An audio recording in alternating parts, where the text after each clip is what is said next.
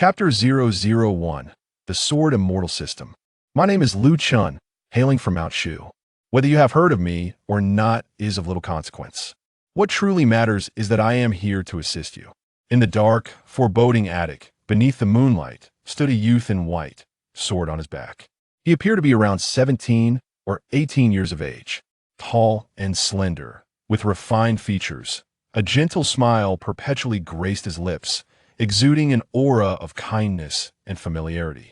Not far in front of him, a corpse of a woman clad in red dangled from the beams, her visage grotesque and decayed, with only a single milky eyeball remaining in its hollow socket, gazing quizzically at the doorway. Roar! Do not scream. You are already deceased, yet corrupted by malevolent energy, transformed into a blood corpse, wreaking havoc upon the living. Thus, I have come specifically to liberate you, Chen said, nodding, his expression still adorned with a warm smile. He showed no sign of fear in the face of the ghastly appearance before him, speaking as if recounting old tales among friends. The blood corpse seemed taken aback by his composure, momentarily stunned, before suddenly grinning to reveal a row of blood-soaked fangs. The shrill scream erupted from the blood corpse, its crimson attire trembling as a chilling wind surged, sweeping up a storm of dust and debris. Bang! Bang! Bang! The doors and windows of the attic instantaneously sealed shut. In the darkness, Chen was assailed by a putrid stench that rushed towards him, prompting an involuntary sigh. What a pity I had hoped to preserve your remains. Chen shook his head.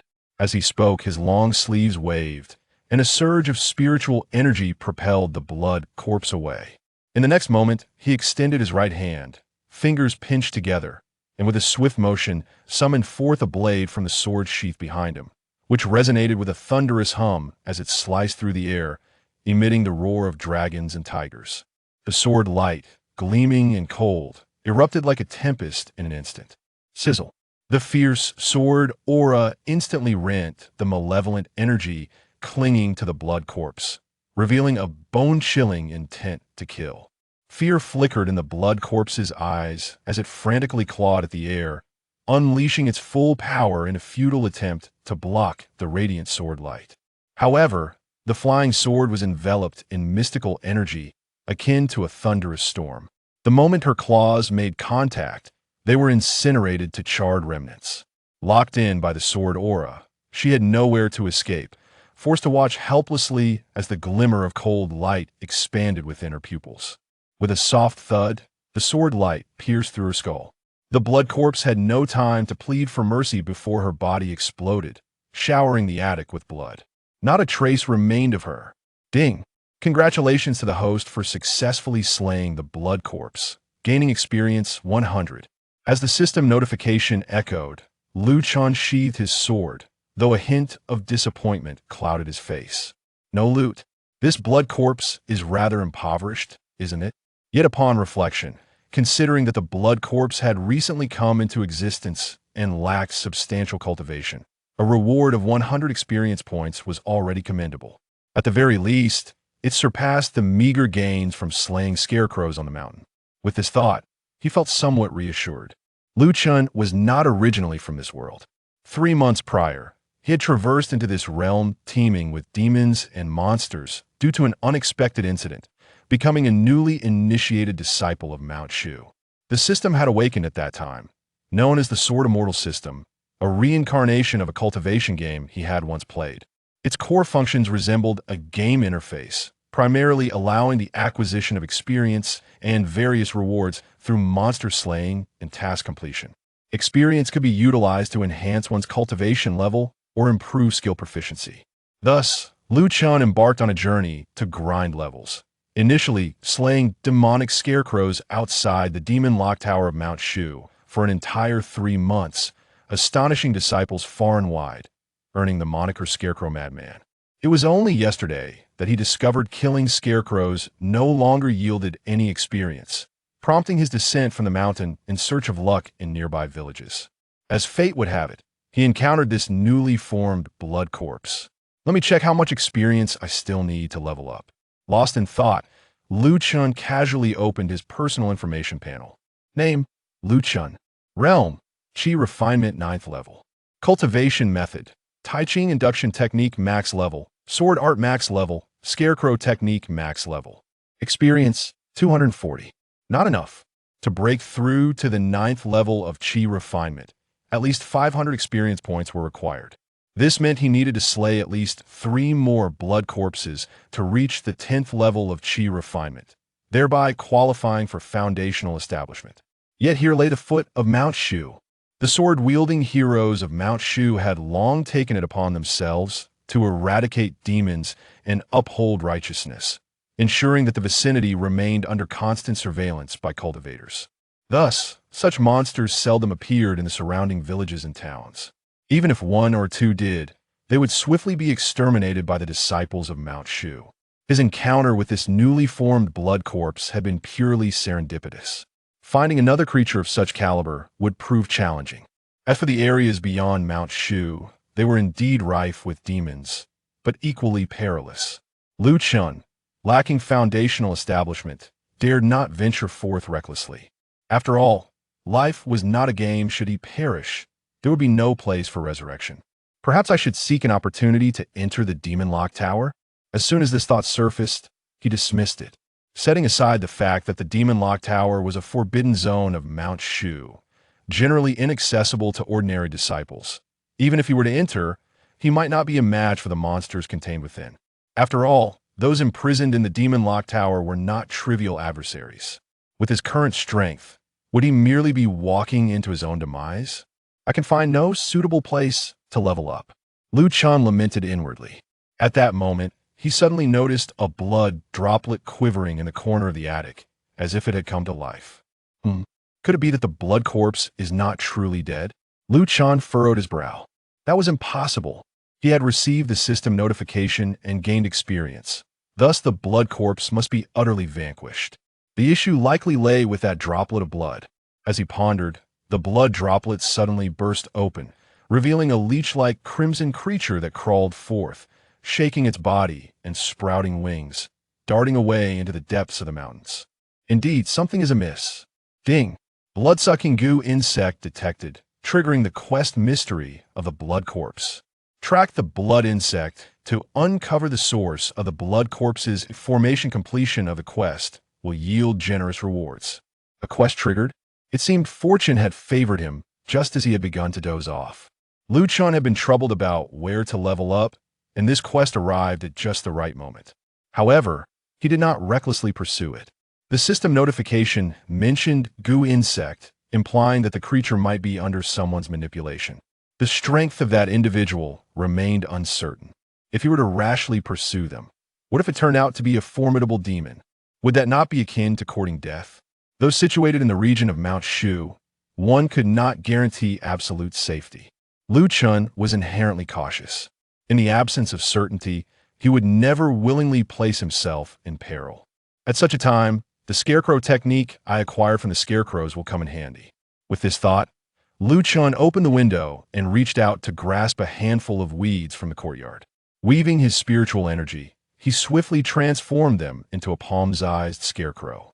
Then, Lu Chen pricked his fingertip, allowing a drop of blood to fall upon the scarecrow's forehead, casting it away. The scarecrow seemed to spring to life, swiftly taking off, racing towards the direction from which the blood insect had fled.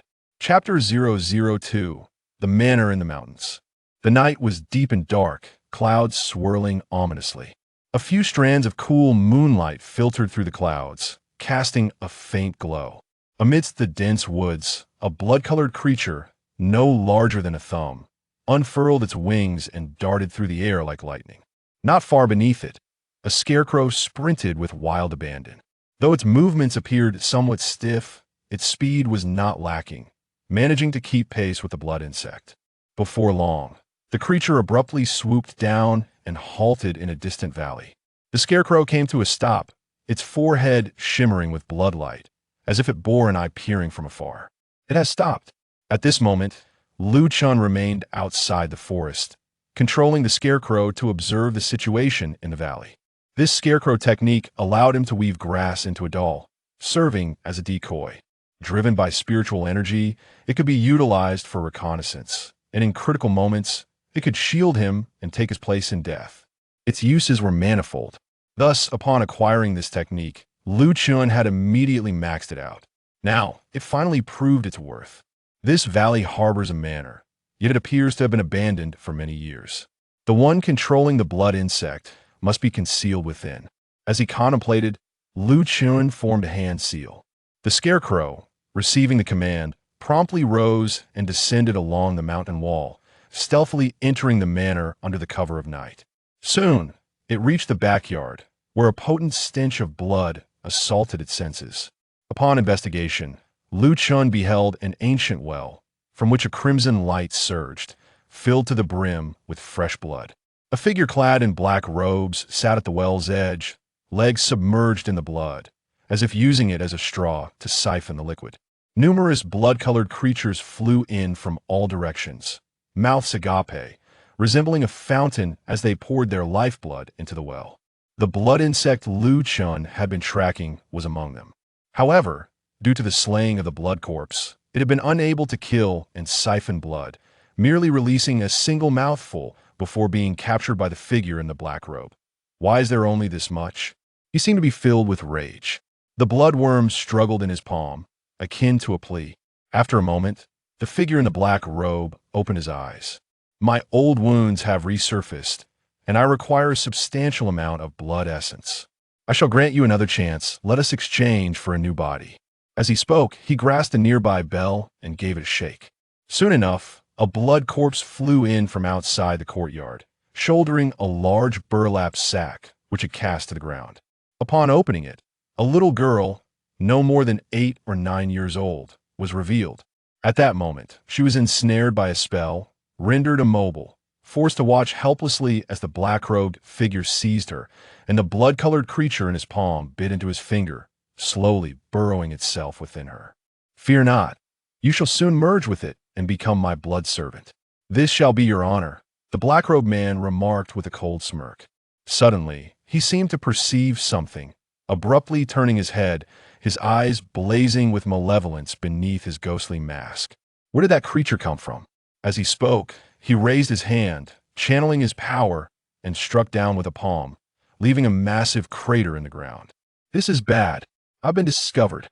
Chen was astonished by the other's vigilance and hastily maneuvered the straw man to leap over the wall and flee.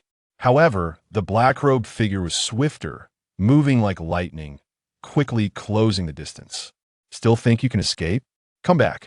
His massive hand reached out, capturing the straw man effortlessly. With a fierce squeeze, the straw man erupted into a cloud of fragments. A straw puppet. Such a trivial spell can only be controlled within a distance of 3 miles you cannot evade. The black-robed man's gaze turned icy after shattering the straw man. His method of controlling blood corpses through insect manipulation was a thoroughly wicked art. Should the disciples of Shushan learn of it, he would undoubtedly meet his demise. No matter what, the information could not be allowed to leak. Chase! Find him! As his words fell, 2 blood shadows soared out from the courtyard, revealing yet another 2 blood corpses, darting towards the forest. That was close. Thankfully, I was cautious and used the straw man as a decoy. Otherwise, had I recklessly pursued, I would be in grave danger now. Chen thought, his expression grave. He had not anticipated that the master of the creature would be an evil cultivator. Injecting the insect into a living body, he crafted blood corpses to roam and kill, feeding on blood to enhance his power. Such vicious methods were unfathomable. This man was hiding right beneath the foot of Shushan. If he hadn't witnessed it with his own eyes, Chen would scarcely believe it. Moreover, the man's strength was formidable, for he had eluded the patrolling disciples of Shushan. Judging by his ability to control blood corpses and the force he exhibited when crushing the straw man, he was at least at the Foundation establishment stage. This task seemed far from simple. However, since he had encountered it, he must attempt it. Although abandoning the mission would incur no punishment, it would also mean forfeiting the chance to grow stronger. I am merely at the 9th level of chi refinement. I could never hope to match a Foundation establishment cultivator in a direct confrontation. But fortunately, this man seems to be injured, so there might still be a glimmer of hope. First, I must eliminate those blood corpses by his side. As he pondered, Chen devised a plan in his mind. He promptly reached out to the nearby thicket, gathering 2 handfuls of weeds to craft a larger straw man. He then infused it with his spiritual energy and dripped a drop of blood onto its forehead. The straw man instantly appeared to come alive. However, due to its considerable size, Chen's current level of power could only sustain it to move as swiftly as the previous smaller figure, with a limited control range. Yet, it should suffice to draw the attention of the blood corpses, for they were merely mindless creatures. Once the black-robed man notices the straw man, he will undoubtedly dispatch the blood corpses to eliminate it. Allowing me to wait and strike, I will first deal with his minions. As he contemplated, Chen deliberately released a wave of spiritual energy, mingling it with the scent of blood. He was confident that as soon as the blood corpses entered the forest, they would be drawn to him. Having made these preparations, Chen soared into the air, climbing up a nearby tree. Before long, the wind in the forest picked up, the trees rustling ominously. 2 blood shadows darted into the woods, their decayed faces twitching as if they were wild dogs tracking prey. "They're coming." Seeing this, Chen flicked his fingers. The straw man in the woods immediately sprang to life, stumbling outward. "Roar! Kill!" The 2 blood corpses shrieked hoarsely, brandishing their claws as they lunged forward, pinning the straw man to the ground and opening their gaping maws to bite down fiercely. However, the anticipated blood did not splatter forth. Within the mouths of the blood corpses was only a tangle of weeds.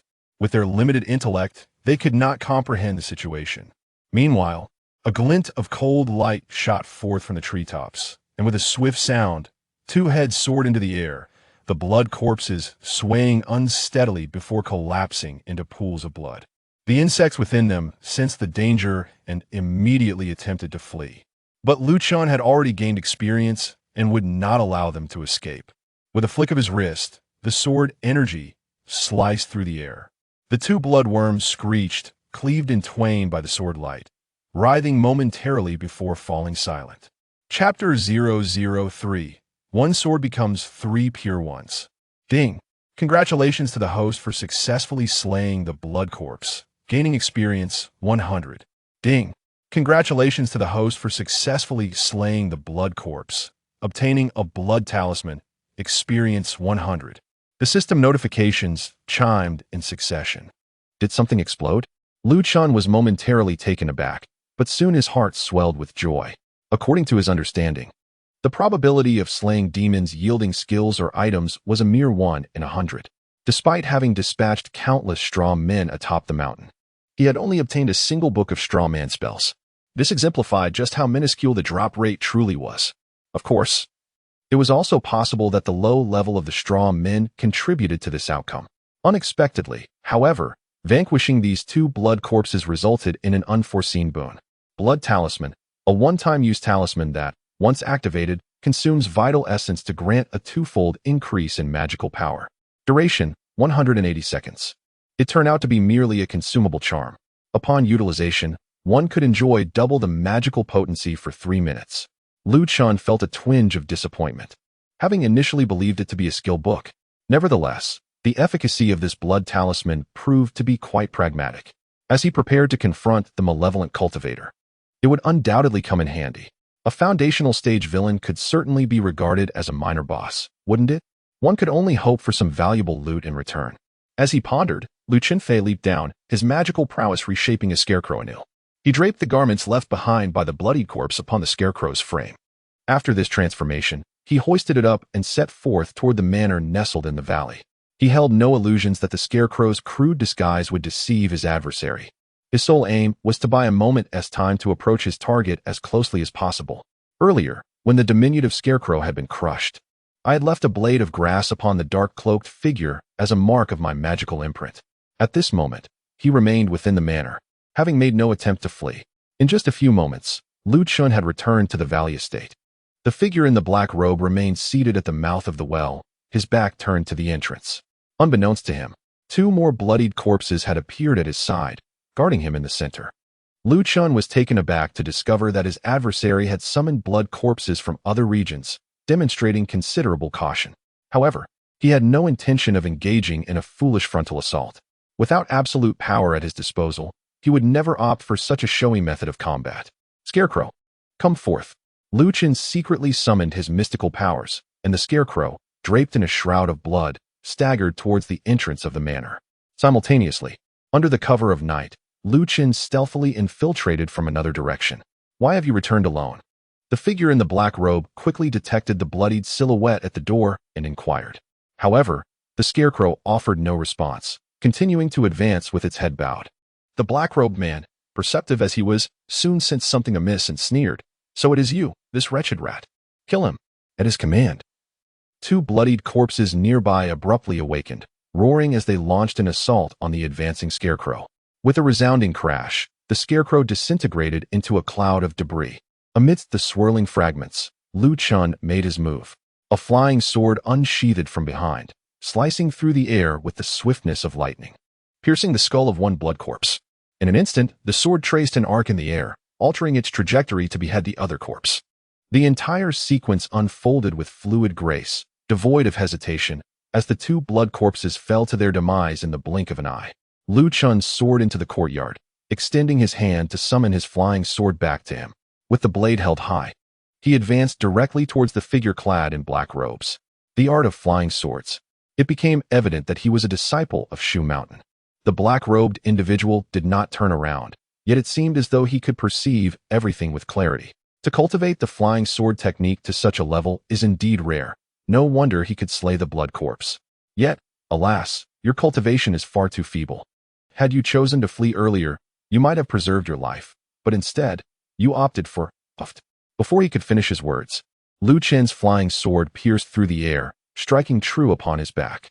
Contrary to expectations, there was no gushing blood. It was as if the sword had plunged into a decaying corpse. Enough of your empty words.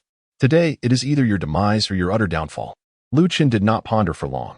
He swiftly extended his hand, channeling his magical power, causing the flying sword embedded in the back of the figure in black robes to writhe violently, extracting a mass of decayed flesh and blood.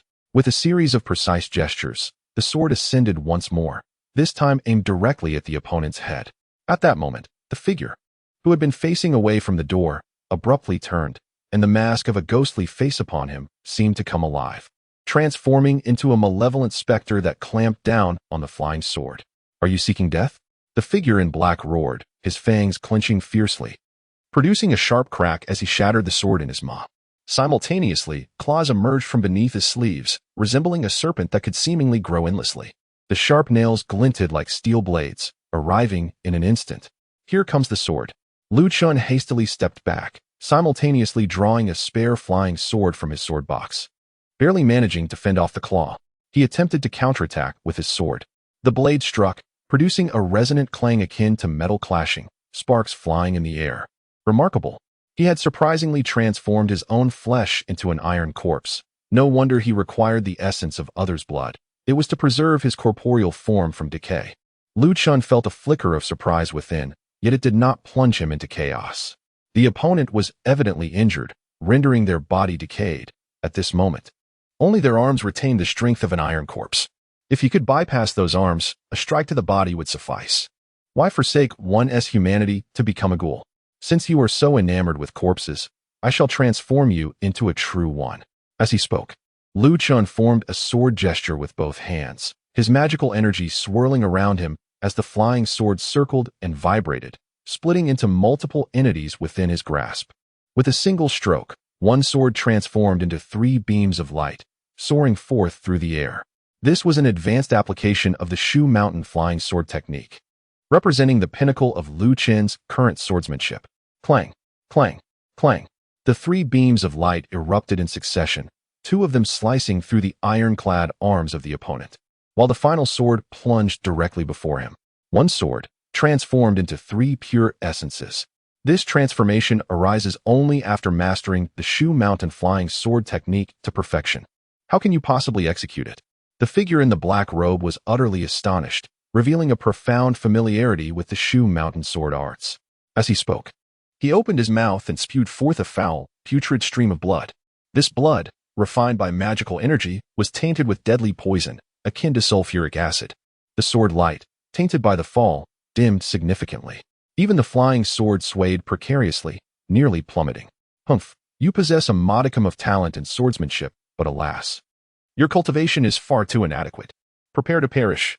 The figure in the black robe retaliated with outstretched arms, their claws menacing, enveloped in a terrifying surge of magical power. Sweeping forth with devastating force, Chen swiftly brandished his sword to fend off the attack. His magical energy surged, forming a protective barrier of light.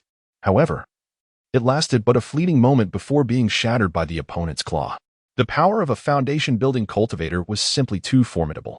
Even though the adversary bore injuries, Chen found himself powerless against him.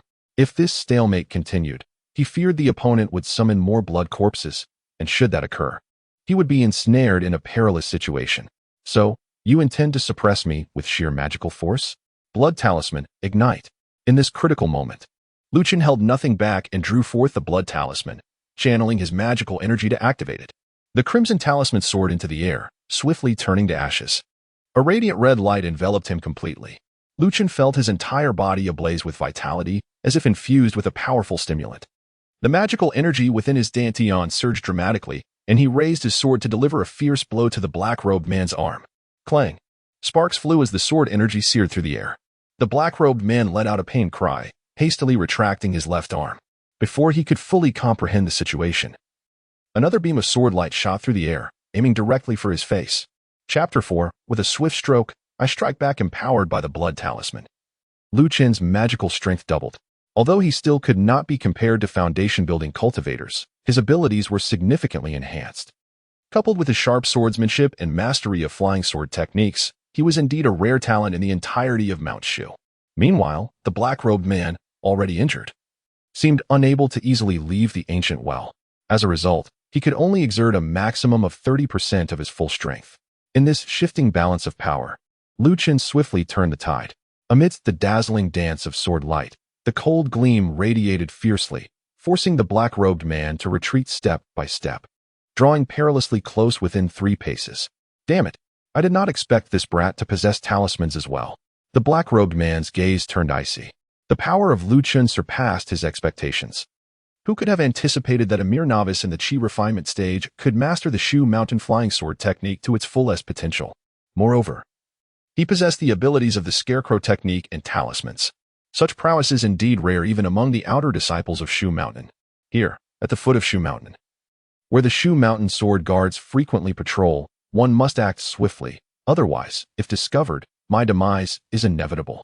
As thoughts raced through his mind, the man in the black robe felt an even greater surge of murderous intent. Blood River technique. The figure in the black robe trembled, and from the ancient well beneath him, bloodlight surged forth like a fountain. A deluge of crimson water enveloped the surroundings. Guided by his magical power, it coalesced rather than dispersed, forming tendrils of blood that resembled those of an octopus, simultaneously sweeping in from all directions. These blood-red appendages possessed immense strength, capable of shattering stones with ease. Enveloped in a sinister glow, they were tainted with a foul aura, specifically designed to corrupt the magical essence of the flying swords. Chen dared not confront directly. He swiftly soared into the air, his flying sword swirling around him, forming a luminous barrier of blades that kept the bloodied claws of the demon at bay. Let us see how long you can endure, sneered the cloaked figure derisively. 8 crimson tendrils lashed out ferociously, while 2 arms transformed into razor-sharp blades, poised to strike. The foundation-building cultivator was indeed formidable. Even with the enhancement of the blood talisman, I found it increasingly difficult to withstand. The talisman's duration was nearing its end. I had but a single opportunity. As I watched the surrounding sword light gradually extinguish, I felt the weight of impending doom. Chen felt a surge of vigilance within, yet he remained composed.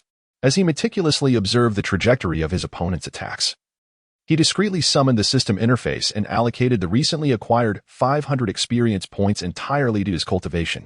Instantly, his internal mana surged once more, propelling him into the 10th layer of chi refinement. Although his mana still fell short of that of the man in the black robe, the disparity was no longer significant. Suddenly, Chen's gaze sharpened as he focused on the fleeting flaw in the black-robed figure's attack. Now is the moment. Without hesitation, he reached out midair and grasped the hilt of his sword. The radiant light from the surrounding blades swiftly converged, coalescing upon the sword's body. resembling a multitude of flying swords merging into one, instantly unleashing a brilliant radiance. Strike! He moved in unison with the sword. Lu Chen's figure suddenly plunged downward, embodying the unity of man and sword, resembling a startled phoenix descending from the sky. A resounding roar echoed. The sword energy erupted violently. 8 crimson tendrils simultaneously shattered, transforming into a torrential rain of blood. The sword of Lu Chen pierced through layers of obstruction, lunging directly towards the figure clad in black robes, its sharp, cold radiance aimed squarely at the center of his brow. Impossible! How could your magical prowess have increased? The black-robed man exclaimed, his face filled with astonishment. He hastily retracted his arms, crossing them to form a defensive barrier.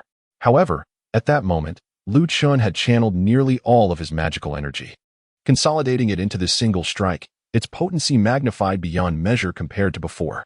As the sword descended, the sound of metal clashing echoed, swiftly followed by a spray of crimson light. The black-robed man's arms were nearly severed. The blade fell decisively, plunging into his neck, penetrating 3 inches deep. Were it an ordinary individual, such an injury would have resulted in instant demise. Yet, due to the black-robed man's formidable physique, he did not perish immediately. Instead, a strange cry escaped his lips, and the black robe he wore disintegrated, transforming into a stream of bloodlight that fled beyond the courtyard. Was there truly a means of escape at his disposal? Lu Chen raised an eyebrow. However, you have suffered numerous blows and are at the end of your strength. Where could you possibly flee? As he spoke, he took a step forward, his figure seemingly floating like a wisp of cotton as he pursued outside. Just then, he suddenly caught sight of the shadow of the man in black disappearing into the woods ahead, followed by the resounding cry of a sword. A brilliant flash of sword light pierced the sky, and a mutilated corpse plummeted to the ground. Has someone intercepted him? Lu Chen was momentarily taken aback. He promptly opened the system only to find that the task had neither been marked as completed nor failed. As he pondered this perplexity, a figure emerged from the forest. It was a young man in his 20s, tall and handsome, clad in a long robe and bearing a flying sword, unmistakably dressed as a patrolling disciple of Mount Shu. However, his complexion appeared somewhat pallid. Who dares to commit such heinous acts at the foot of Mount Shu?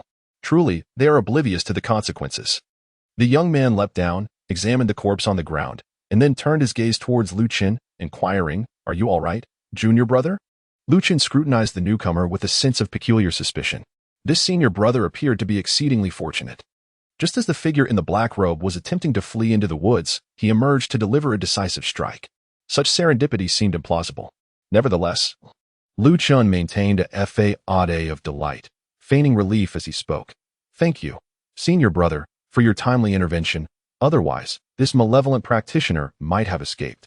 As he spoke, he took measured steps toward the other, discreetly channeling his mystical energy.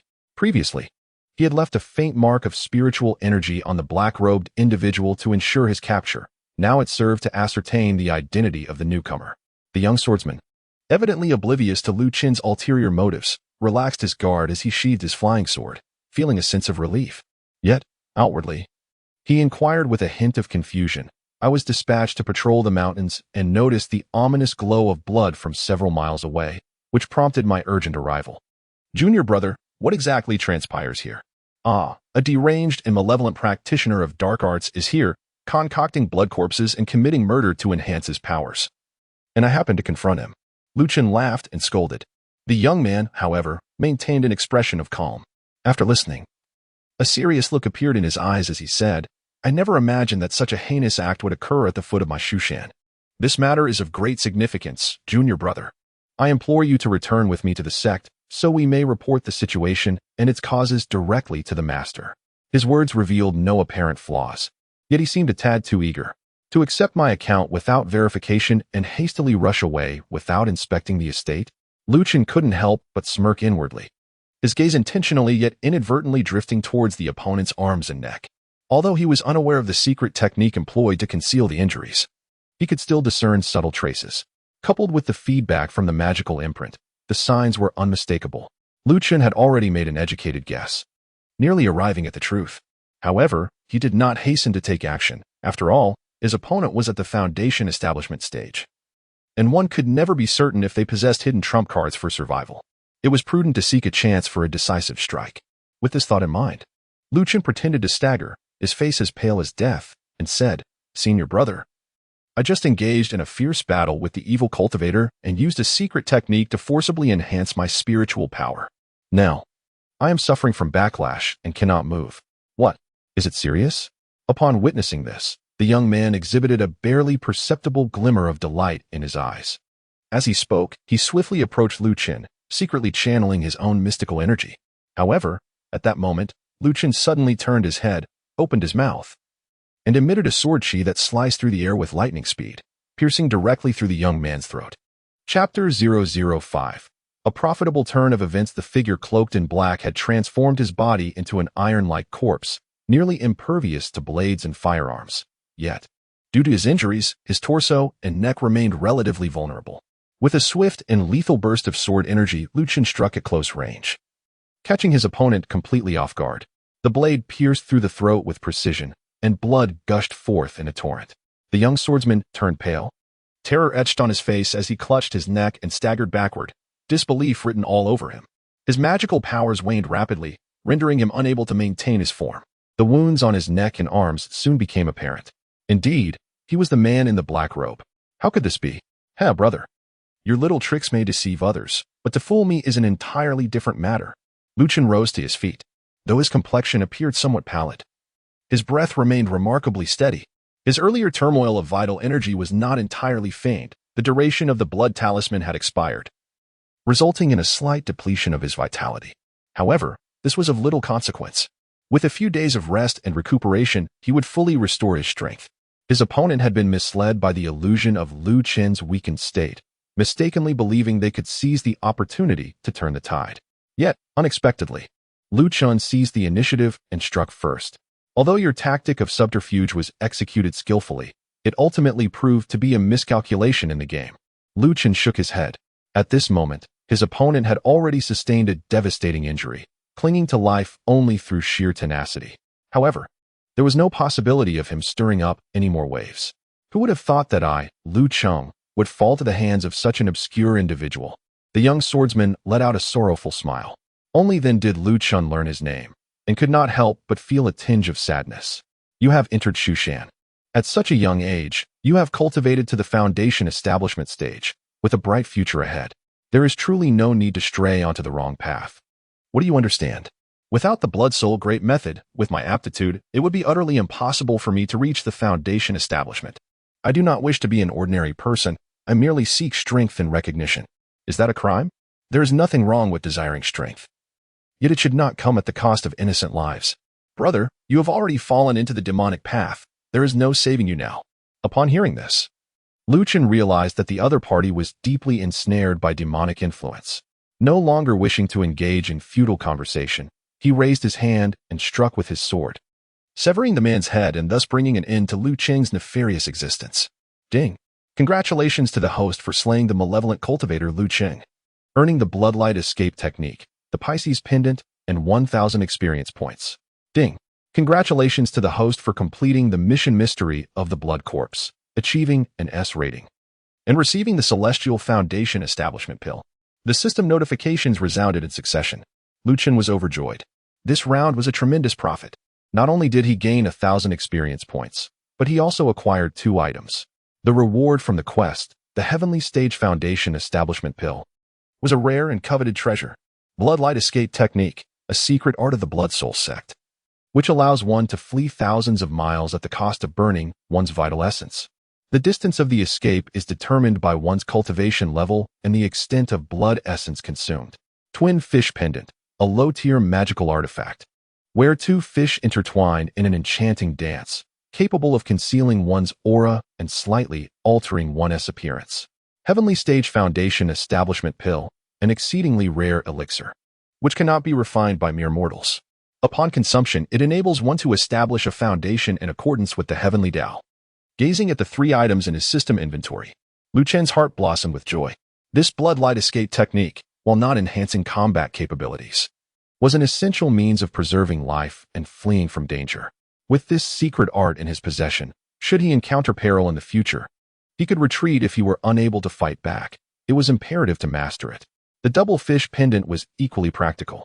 Previously, Chen had likely concealed his own blood energy and malevolent aura through this artifact's unique properties, thus evading detection by the Shushan sect. Subsequently, he had relied on it to change his appearance and elude scrutiny. Wearing this item afforded him an additional means of defense, allowing him to mask his cultivation aura, preventing others from discerning the depths of his abilities. Moreover, it even afforded the occasional opportunity to play the role of a pig to eat a tiger. As for the heavenly grade foundation establishment pill, that was a true treasure. For cultivators, once they reached the 10th level of chi refinement, they must contemplate a breakthrough to forge the foundation of their path. This marks the first threshold on the journey of cultivation and serves as the most crucial foundation. The higher the quality of the foundation established, the more efficient their future cultivation will be, enabling them to advance further along the path. Although Lu Chen possesses a system that allows him to substitute experience points for daily cultivation, the breakthrough to a higher realm still necessitates a methodical approach. According to his understanding, the methods of foundation establishment in this world can be broadly categorized into 3 types. The first, human path foundation establishment, is the simplest and most common. It merely requires the gathering of certain alchemical materials with the assistance of an alchemist to concoct a foundational elixir. Upon consumption, there is a chance of success. The vast majority of cultivators utilize this method, albeit with a relatively modest upper limit. The second method is Earth Path Foundation Establishment, which demands the acquisition of unique celestial treasures that resonate with one's own cultivation techniques and physical constitution. This approach is considerably more challenging, yet also more potent.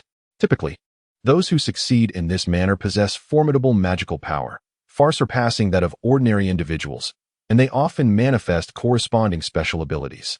For instance, one who establishes a foundation with profound ice may gain an innate mastery over frost, significantly enhancing their proficiency in ice-related techniques. Most of the exceptional cultivators are known to employ this method. The remaining method, Heaven Path Foundation Establishment, exists solely in legends. This approach requires an alignment of favorable timings, geographical advantages, and personal fortitude, with exceedingly stringent conditions. Even the slightest deviation could result in failure and immediate demise. According to Lu Chen's knowledge, the number of individuals who have successfully undertaken Heaven Path Foundation establishment in this realm is exceedingly rare.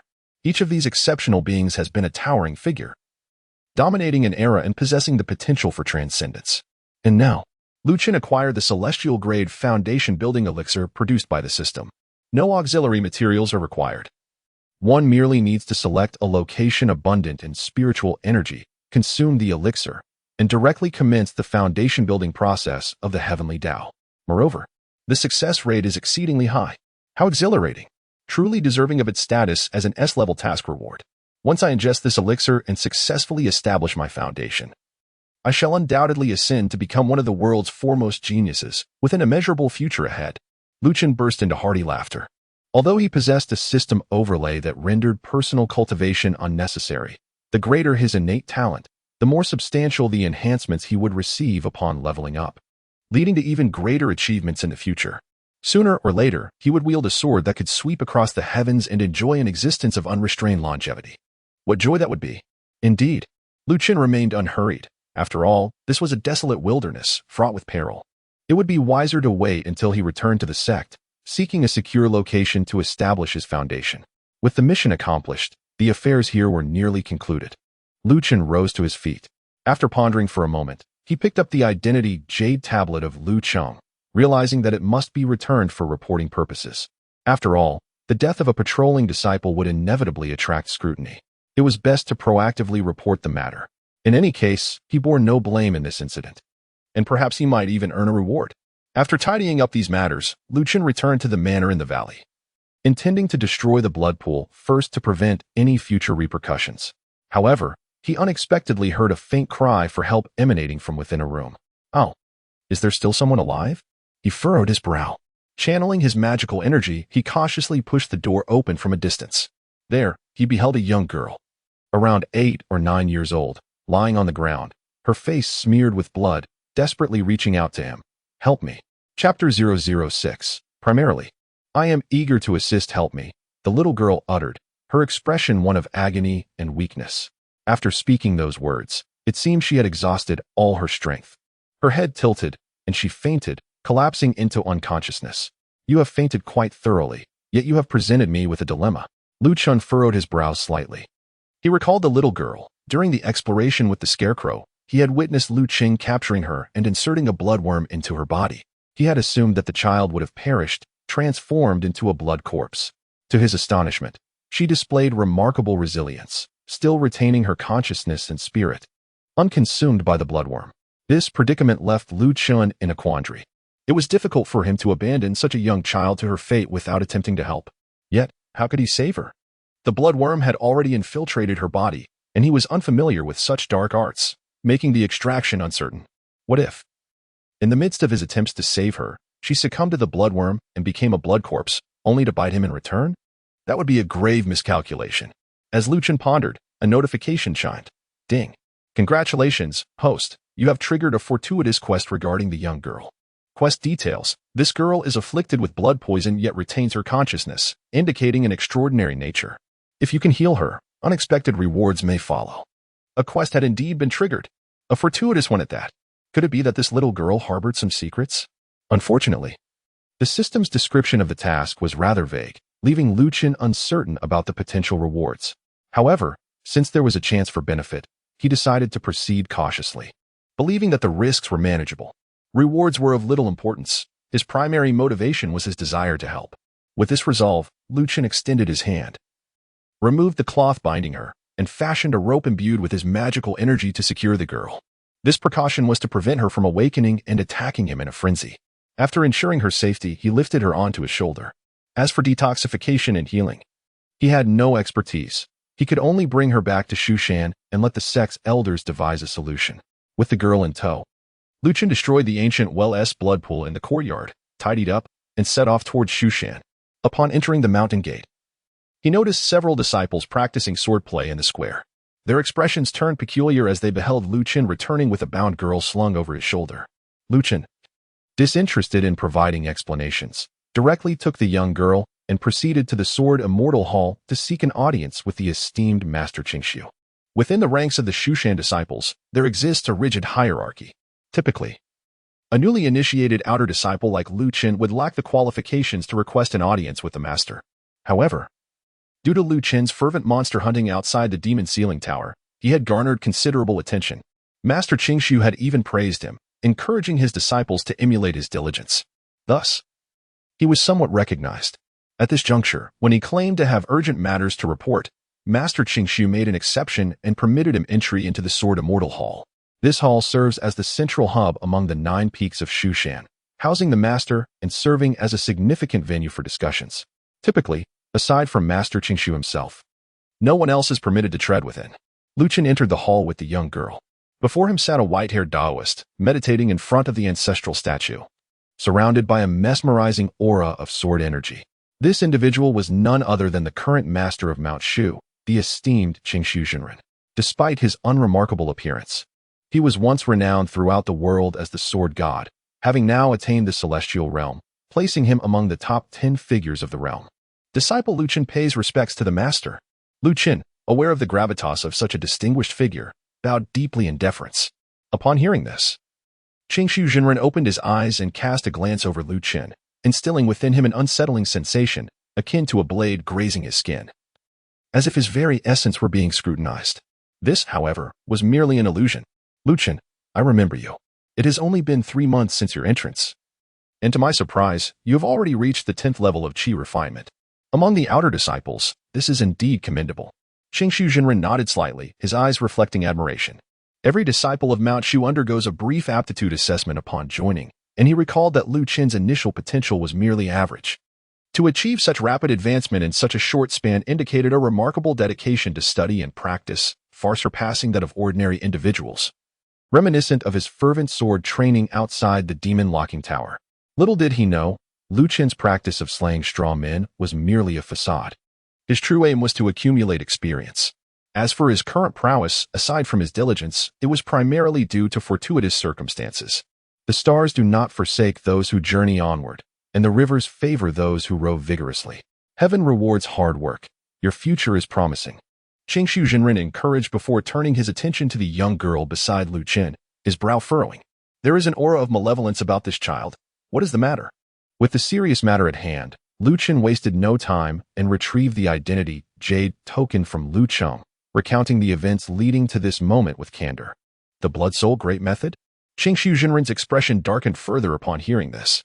This is a sinister technique of the Blood Soul sect, requiring the consumption of living blood to cultivate. It once caused significant turmoil, and I personally eradicated their lair. I never anticipated that remnants of the Blood Soul sect would still exist in this world, infiltrating even among my disciples of Mount Shu. Blood Soul sect? Upon hearing this, Lu Chen slightly raised his eyebrows. It sounded like a sinister sect.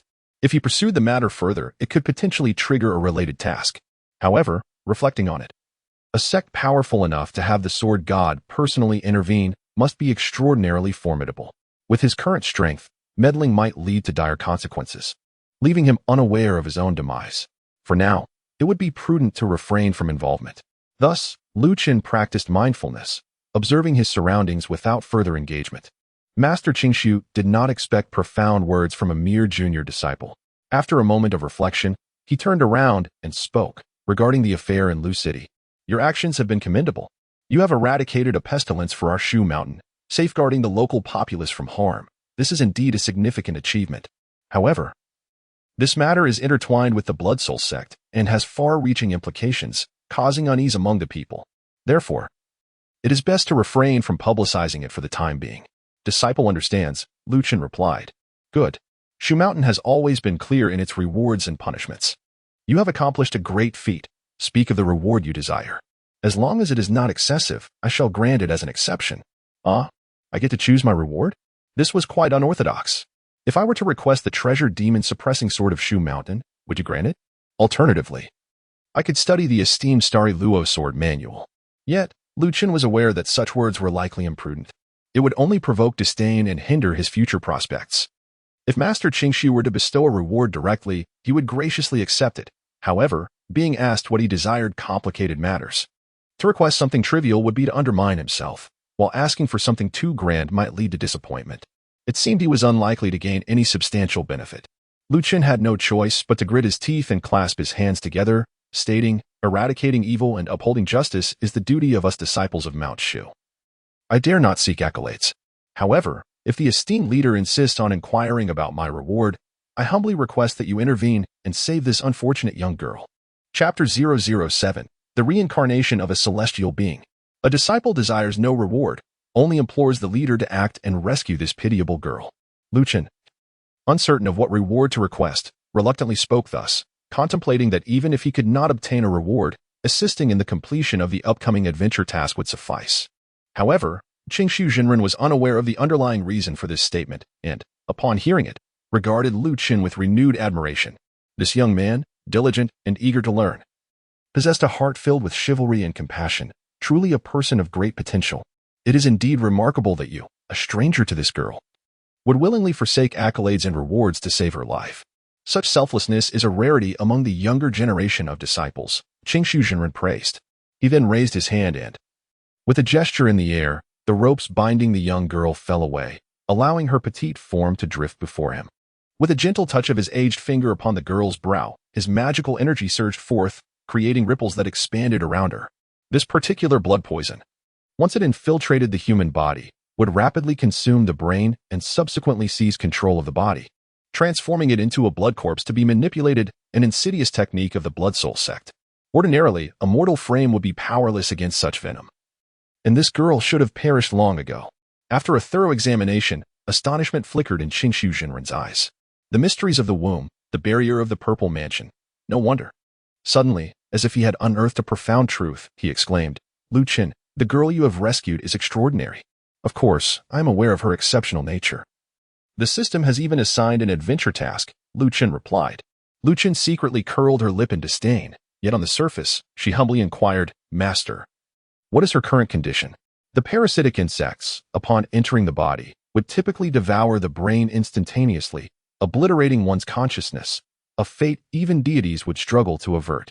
However, this young girl is extraordinarily remarkable. Within her cerebral palace lies a protective barrier, safeguarding her true essence from annihilation and preserving her life. Thus, the blood insects have been unable to claim her life. What? A barrier within the cerebral palace? What is that? Have you ever heard of a fallen immortal? Lu Chen was momentarily taken aback, then nodded and replied, When celestial beings descend to the mortal realm, experiencing the trials of the earthly world, they are known as exiled immortals. Master Shu nodded in agreement and continued, "Indeed, it is said that in the lofty heavens, there exist immortals who possess eternal life, transcending the mundane. However, immortals are not immune to death. They occasionally encounter tribulations, reincarnating into the mortal realm to preserve their true essence. Each reincarnated exiled immortal possesses a barrier of the purple mansion in their mind, ensuring they do not inadvertently perish during the enigmatic period of gestation. Once they attain enlightenment and unlock the treasures of the purple mansion, they awaken the memories of their past lives." Upon hearing this, even Chen, no matter how naive, comprehended the gravity of the situation. He could not help but feel a sense of disbelief. "Are you suggesting that the little girl I casually saved is a reincarnated exiled immortal? Reincarnation and cultivation. Does this not fit the archetype of a protagonist?" Chen gazed at the unconscious young girl, momentarily lost in thought. This unexpected encounter seemed overwhelmingly significant. The celestial master Shu remained relatively composed, stating, "The reincarnation of celestial beings has been a phenomenon since ancient times. It is not an extraordinary occurrence. Although they possess innate wisdom prior to their awakening, they are no different from ordinary mortals, merely endowed with slightly greater talent. This little girl has evidently only recently been reborn and is far from the day of her awakening. Her current misfortune and your act of salvation is merely a matter of fate." As he spoke, the celestial master Shu did not pause his actions. With a flick of his fingers, he unleashed 12 strands of sword energy, each entering one of the girl's 12 vital points. In an instant, she expelled a mouthful of black blood, and the monstrous creature within her was shattered into fragments, mingling with the blood she coughed up. All done, the blood parasite within her has been eradicated. With a few days of rest, she shall recover, the celestial master Shu announced as he withdrew his power and gently pushed the girl back towards Chen. The traces of blood on her face had faded, and she now resembled a porcelain doll in serene slumber, utterly adorable. "Thank you, master." Chen sighed in relief upon seeing the girl was unharmed. He then glanced at the system task interface, perplexed that the quest associated with this encounter had not indicated completion, nor had it offered any rewards. Could it be that the benefits would only manifest after the girl awakened her innate wisdom? After all, encounter quests differ from conventional tasks. They lack specific criteria for success or failure and do not necessarily yield immediate rewards. Does this mean I must act as her guardian, nurturing her until she grows and awakens her wisdom? The reincarnation of celestial beings carries its own karma. Since this little girl was brought back by you, it is only fitting that you take care of her. She likely has no remaining relatives in the mortal realm and can temporarily reside in Mount Shu. The celestial master Shu continued, "I had a feeling this guardianship duty would fall upon me." Chen mused. Chen remained silent, yet did not decline. After all, a transcendent being reincarnated from a banished celestial would undoubtedly become an extraordinary figure in the future. If he could forge a benevolent connection with such an entity, the benefits would be unimaginable. However, he felt a twinge of curiosity. Logically, a reincarnated celestial being should surpass the vast majority of talents in the world. Since Master Shu was aware of the little girl's potential, why did he not directly take her under his wing and incorporate her into the ranks of Mount Shu, thus enhancing its celestial prowess? Instead, he had entrusted her to Chen. Could there be some hidden reasoning behind this? Chen was filled with confusion, yet he dared not inquire directly, merely nodding in agreement. Shu Jinren then cautioned him that her identity must not be disclosed to a third party to avoid unnecessary troubles. Furthermore, prior to her awakening, he must absolutely refrain from revealing matters of reincarnation, lest it disrupt her inherent wisdom and lead to uncontrollable consequences. The disciple understood. He would certainly not engage in the folly of overzealous assistance. After concluding the discussion regarding the girl, Shu Jinren turned his gaze back to Chen, expressing admiration as he remarked, "You were unaware of the girl's origins, yet still chose to exert yourself to save her. Such a disposition is truly commendable. Although you willingly forego any rewards, as the master of Mount Shu, I cannot neglect my own disciple." With that, he waved his sleeve, and a radiant aura of magical energy surrounded him, as a blue lotus floated into his palm. The flower, roughly the size of a hand, shimmered with a translucent azure glow, resembling a piece of jade intricately carved, exuding an essence of pure celestial spirit. Now that you have reached the 10th level of Qi refinement, it is time for you to consider foundation establishment. This blue lotus, A treasure I acquired in my earlier years shall be bestowed upon you today to aid in your foundational cultivation." As he spoke, the blue lotus gracefully descended into Lu Chen's hand. A treasure of heaven and earth? Lu Chen was overwhelmed with joy. He had thought that the reward was out of reach, yet unexpectedly, after the act of saving someone, he received an even greater reward. Rare treasures of heaven and earth, seldom found among mortals, often come with astonishing and miraculous effects. Although Lu Chen possesses the Heavenly Tao Foundation Establishment Pill, the assistance of rare celestial materials would undoubtedly enhance his strength after establishing his foundation. The master is truly benevolent. Fortunately, I did not greedily seek rewards for myself.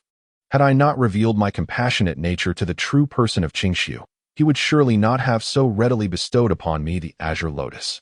What a remarkable gain! Chapter 008 Foundation Establishment Breakthrough the Azure Lotus, a wondrous entity flourishing in the depths of the weak water, a rare treasure of heaven and earth, capable of aiding in the foundation establishment. Gazing at the azure lotus in his hand, Lu Chen beamed with delight. Although the specific effects of the azure lotus post-foundation establishment remain unknown, one can be assured that a product of the weak water will not be lacking in efficacy. My heartfelt gratitude to the master. Lu Chen expressed his gratitude profusely. The esteemed master Qingshu merely waved his hand and presented Lu Chen with a jade talisman, saying, "You are currently residing in the outer courtyard. If you wish to care for this young lady, it may prove rather inconvenient. This talisman grants you access to a secluded residence in a cave on the back mountain, which I once utilized for meditation. It is tranquil and elegant, and you may take up residence there. Moreover, you are soon to establish your foundation and become an inner sect disciple. Thus, residing in this cave is not considered improper." What a generous gesture. Not only has he bestowed upon me rare treasures, but he has also offered a lavish villa. The master is truly magnanimous. Lu Chen, of course, was unceremonious in his gratitude. After expressing his thanks profusely, he departed from the Sword Immortal Hall, carrying the unconscious girl with him. He could hardly contain his eagerness to explore his new abode.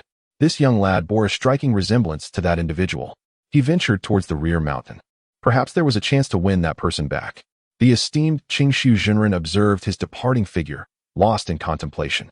His gaze then shifted to the girl upon Lu Chen's back, a hint of worry emerging in his brow. The ways of immortals are inscrutable, and the arrival of yet another fallen celestial could spell either fortune or misfortune for Mount Shu. This realm, it seemed, was on the brink of significant upheaval. While pondering, Qingshu Zhenren turned and with a flick of his hand, released a beam of sword light that soared towards the 7 tallest peaks of Mount Shu. His authoritative voice resonated, reaching the abodes atop those peaks. The Blood Soul sect has resurfaced. It may herald calamity. Fellow disciples, please convene at the Sword Immortal Hall to discuss countermeasures. Mount Shu is, in fact, merely a collective title. Its full name is the 10,000 Great Mountains of Shu. The Shu Mountain Sword sect is established deep within the heart of its 9 towering peaks.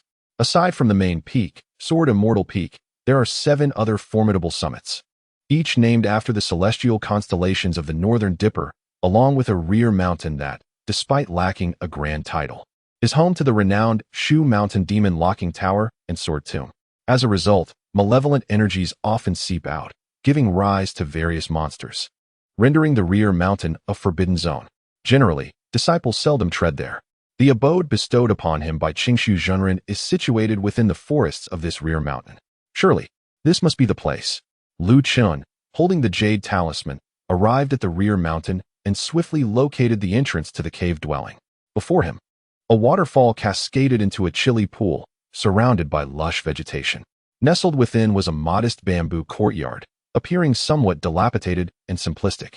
It was a far cry from the opulent villa he had envisioned. However, the geographical setting was exquisite, filled with the sweet songs of birds and the fragrance of flowers, infused with the ethereal essence of the heavens and earth. To the left lay the Sword Tomb, while to the right stood the Demon Lock Tower. Encircling the area was a formidable defensive sword formation, designed to ward off any malevolent creatures that may arise from the mountain. Notably, the courtyard also featured a patch of spiritual land, which automatically drew water from the waterfall for irrigation. With a bit of tidying up, it could serve as a fertile ground for cultivating spiritual herbs. Lu Chen held the jade talisman to unlock the barrier and stepped inside. He surveyed his surroundings with a sense of satisfaction. The primary allure of this place lay in its spaciousness and seclusion, ensuring that they would not be disturbed by others. Moreover, its proximity to the demon-locking tower offered the convenience of venturing out to engage in battles with monsters whenever desired. Henceforth, this would be their home. Lu Chen carried the young girl into the bamboo house. Although it had been many years since anyone had resided there, the magical array maintained its cleanliness and orderliness. The bamboo house had 2 stories. The first floor comprised a kitchen and a living room, along with a small courtyard for practicing swordsmanship, filled with numerous wooden training dummies. Their surfaces marred with the scars of countless strikes. It was evident that the former master had once dedicated himself to arduous sword training here. The second floor featured 3 rooms, 2 bedrooms, and a study, providing ample space for habitation. You, little one, certainly possess a remarkable ability to sleep. Lu Chen glanced at the still unconscious girl, gently settling her into one of the bedrooms. He then rose and made his way to the study, where a considerable number of books remained. Lu Chen flipped through the pages and discovered that most of the content comprised travelogues and reflections on swordsmanship, devoid of the legendary manuals he had anticipated. This revelation left him somewhat disheartened, as he had hoped that the sect leader had left behind some profound esoteric knowledge. However, within this study, there was also a small meditation chamber, adorned with a miniature gathering formation designed to absorb and concentrate the surrounding spiritual essence, thus aiding in cultivation. It proved to be an excellent locale for foundational breakthroughs. He resolved to consume the foundation-building elixir right here and strive for a breakthrough without delay. With this thought in mind, Lu Chen did not hesitate. He utilized a jade talisman to first open the sword formation barrier outside the cave dwelling, just in case. After that, he set off and entered the quiet room, sitting cross-legged. He attempted to invoke the Tai Ching Induction Sutra, and soon, the surrounding spiritual energy began to converge. Within a few breaths, the energy flowed into his body, transforming into a gentle stream of magical power. The concentration of spiritual energy was rather commendable. Cultivating here would be significantly more efficient than outside. However, as a player with extraordinary abilities, the notion of cultivation seemed trivial. It was far more prudent to swiftly break through to the foundation establishment stage. Once his strength was enhanced, he could venture out to slay monsters and level up. Which was the true path? As he pondered this, with a swift motion of his hand, Lu Chen grasped the shimmering golden heavenly stage foundation pill, which he promptly consumed. As the elixir entered his being, it dissolved instantaneously. A pale golden aura of celestial essence coursed through his limbs and bones, surging like thunder and bubbling like magma, converging within his dantian, transforming into a torrent of formidable spiritual energy. A resounding roar akin to the eruption of a volcano echoed from within him. Lu Chen felt the surge of magical energy within him, causing his vital essence to flow in reverse, relentlessly pushing upwards as if striving to shatter the invisible shackles that bound him. Crack! In an instant, as Lu Chen heard a crisp sound, akin to something shattering, a surge of spiritual energy was drawn in and absorbed into his body, transforming into magical power. This energy shattered the original barriers of his dantian, entering a more expansive realm. The energy sea of the dantian was thus broadened. Lu Chen experienced a profound realization. This must be the limit of the human path's foundation for an ordinary individual. Now, if he were to pause, he could instantly acquire the magical power of the human path's foundation. Yet, how could he possibly confine himself to such limitations? The mere human path's foundation is utterly insufficient. He yearned to break free. Lu Chen consumed the celestial foundation pill, and to merely establish a foundation for a single mortal being would be an utter waste of such a divine elixir. Without hesitation, he channeled all of his internal magical energy, propelling himself upward with fervor. His inner power resembled a radiant sword beam, ascending against the heavens as it relentlessly pierced through the darkness. Time elapsed, though its measure remained unknown. Lu Chen seemed to sense an obstruction, akin to a barrier, impeding his path. At that moment, the jade-green lotus on his person appeared to respond, soaring forth and radiating a brilliant glow. The jade light surged like the tide, waves undulating as the lotus blossomed, its petals unfurling like shimmering blades, enveloping Lu Chen's figure within their embrace.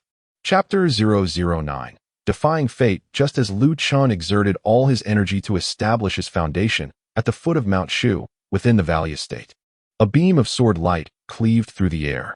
A figure gradually materialized from the luminous blade, cloaked in darkness beneath a black hat. The individual appeared obscured and indistinct. That waste, Lu Cheng, did not even have the chance to act before being eliminated.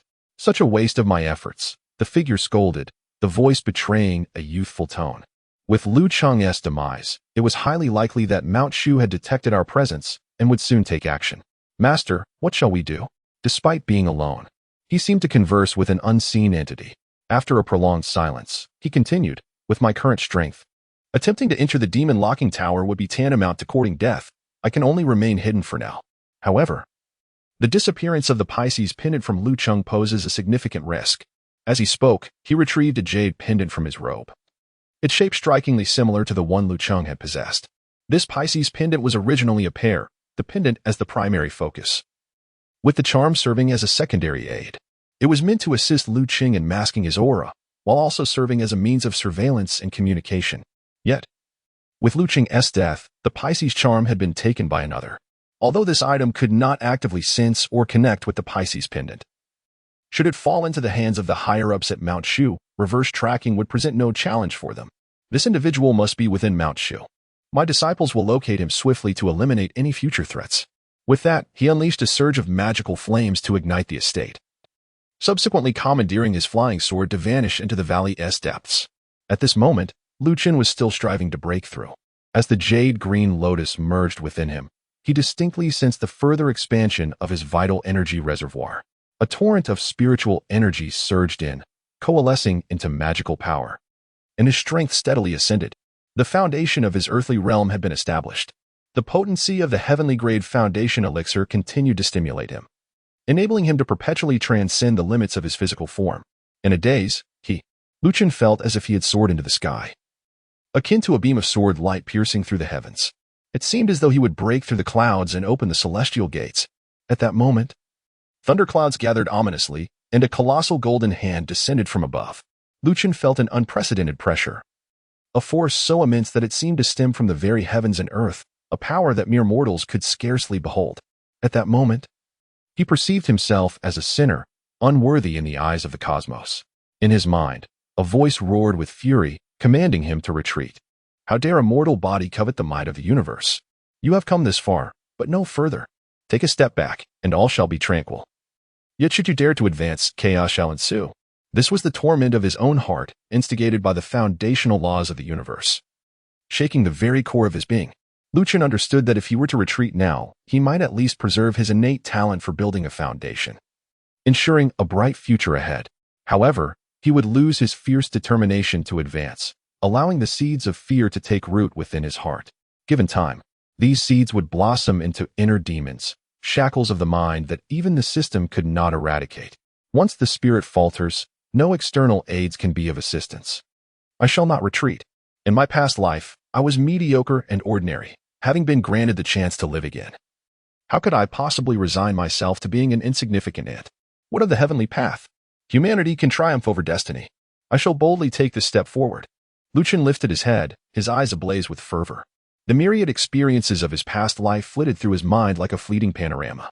A life of mundane schooling, an ordinary career, unnoticed by the world, culminating in a silent demise. This was not the life I desired. My destiny, where I shall tread and to what ends, must be dictated by none other than myself. He bellowed with conviction. The magic within him surged forth like a torrent unleashed, erupting in a wild frenzy at that moment. It manifested as wind, as fire, transforming into thunder and illusionary lightning. An infinite array of phenomena ultimately coalesced into a singular beam of sword light. This sword, born from the heart, was a manifestation of his blood and willpower, with magic serving only as its fuel. Lu Cheng understood that this was his opportunity to leap over the Dragon Gate. Only by crossing it could he truly establish his footing in this world. No longer would he live like an ant, nor would he bow his head in submission. He spread his arms wide, his white robe billowing majestically. As the lotus flowers beneath him blossomed and scattered, their petals swirling together, coalescing into the brilliance of his sword light. This was the essence of foundational cultivation. He had staked everything on this moment. If he were to fail now, there would be no path of retreat. Forward, forward, forward. Lu Cheng lifted his head to gaze at the heavens, stepping forth with a single bound, causing the radiance of his sword to blaze intensely. In an instant, it transformed into a soaring pillar of light, ascending towards the sky. With a mighty draw of his sword towards the heavens, a thunderous roar echoed, reminiscent of clouds rumbling. At the very moment the sword light struck the golden hand, a profound silence engulfed the world, shattering all illusory images into fragments. Chen opened his eyes once more. The mystical energy within him had gradually subsided. A radiant golden light cascaded down from the crown of his head, enveloping his entire being as torrents of magical power converged upon him. The foundation of the heavenly Tao had been established. He had succeeded. Chen was filled with exhilaration. The process of establishing the foundation of the heavenly Tao was indeed perilous. He had to confront illusions of the mind, had it not been for his unwavering resolve. Even a fleeting moment of doubt or fear could have led to his downfall. This aspect was beyond the assistance of the system. At last, he had triumphed.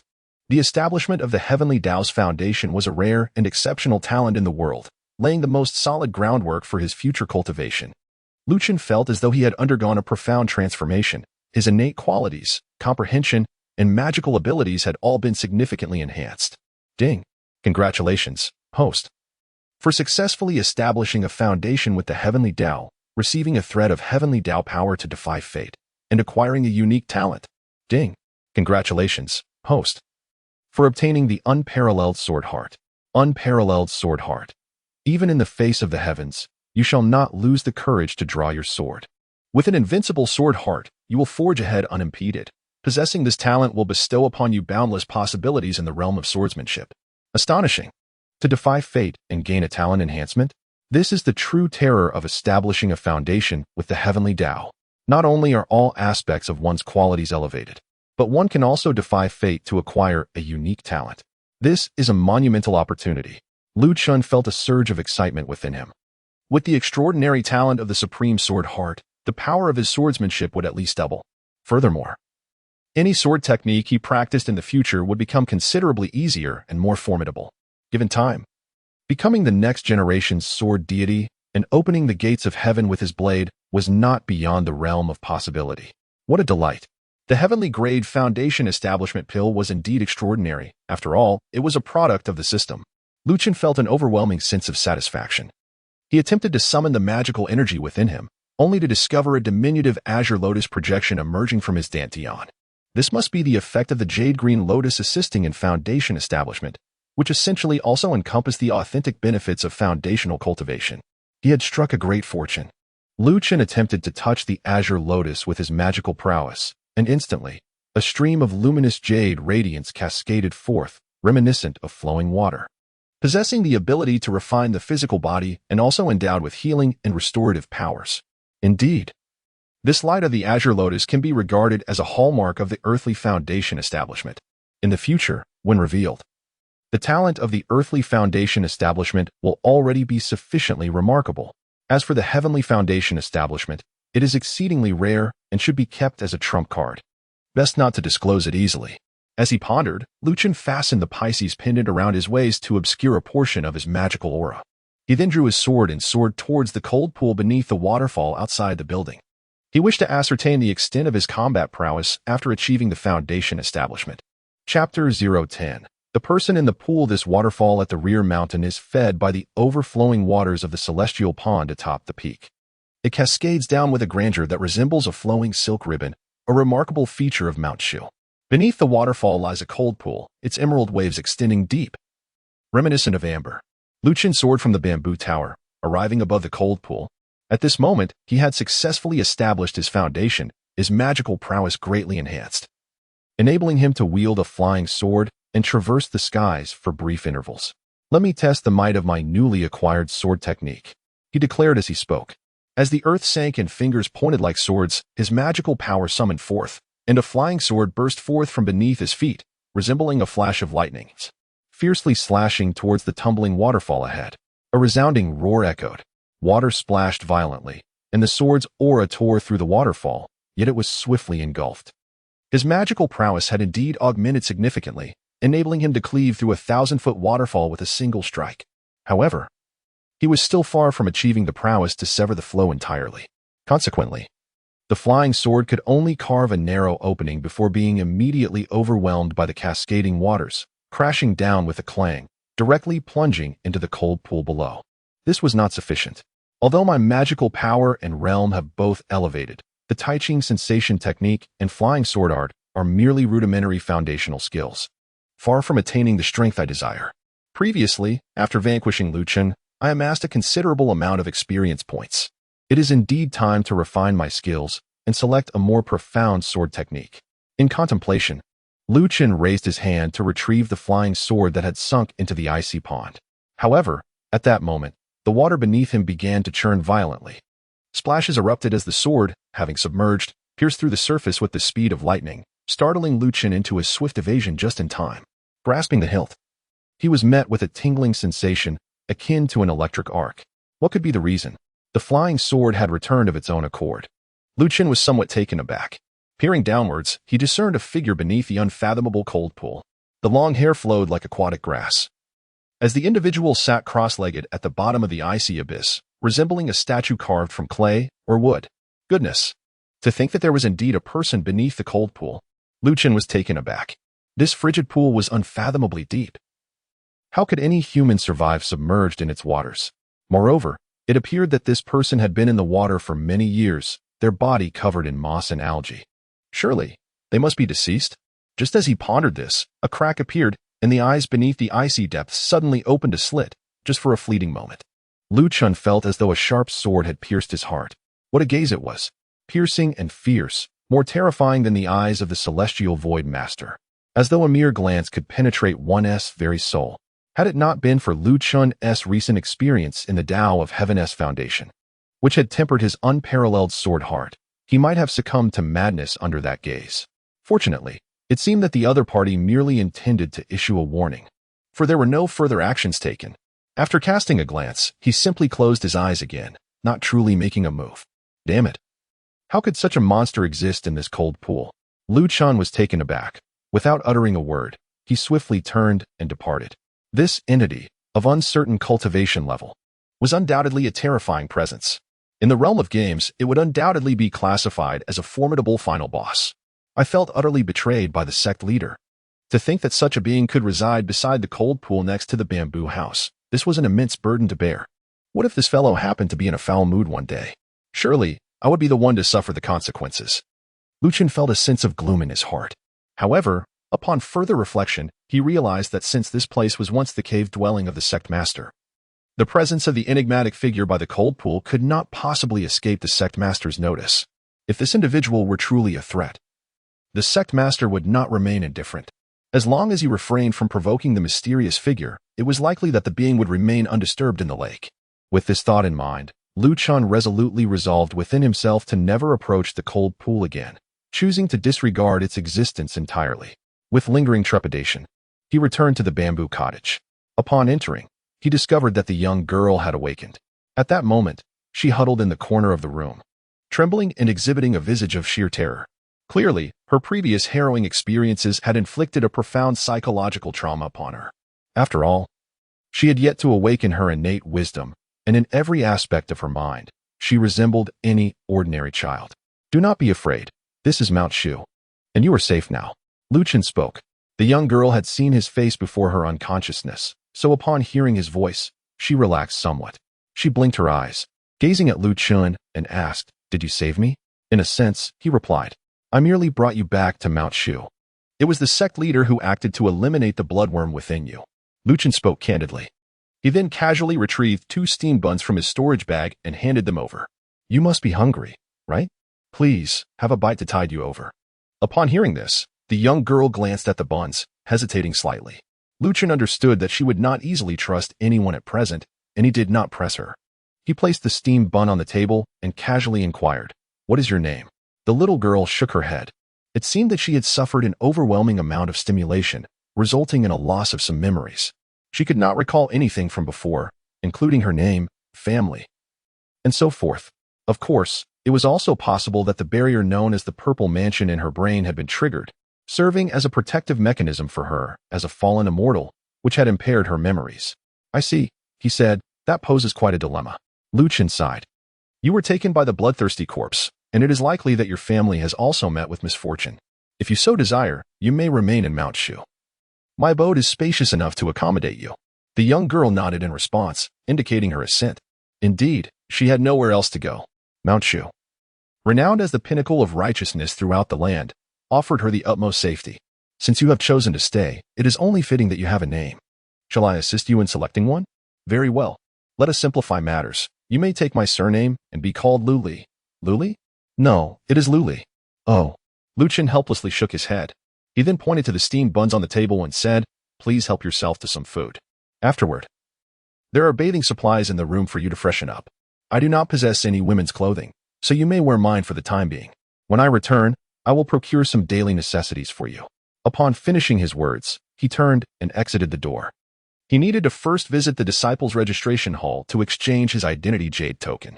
After all, he had successfully reached the foundation establishment stage, and according to the sect rules, he was eligible to advance to an inner disciple, thus enjoying greater sect benefits. Additionally, he would gain permission to enter the library, where he could select a cultivation method or spell suitable for the foundation establishment realm. Chapter 011, The Majestic Sword Chi in a mere 3 months. He successfully established his foundation. His junior brother possesses extraordinary talent. The disciple at the registration hall exclaimed in admiration. To this, Lu Chen merely chuckled softly. If you were to know that not only have I established my foundation, but I have also achieved the unprecedented Heavenly Tao Foundation establishment, you would surely be astounded. Of course, the joys of a player with a cheat are not to be shared with outsiders.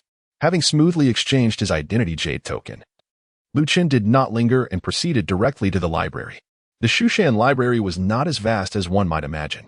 Since Shushan primarily focuses on sword cultivation, the true essence lies within the sword tomb. The library contained only ordinary cultivation methods. The real profound techniques are often passed down through generations, as the true meanings of swordsmanship are difficult to encapsulate in writing. However, this does not imply that the library is devoid of valuable materials. It houses numerous texts collected by the esteemed predecessors of Shushan during their travels across the world, encompassing Taoism, Buddhism, and Confucianism. Yet, the quality varies greatly, and the thresholds for cultivation differ as well. Many texts are merely fragments. Ultimately, the choice rests entirely upon individual inclination.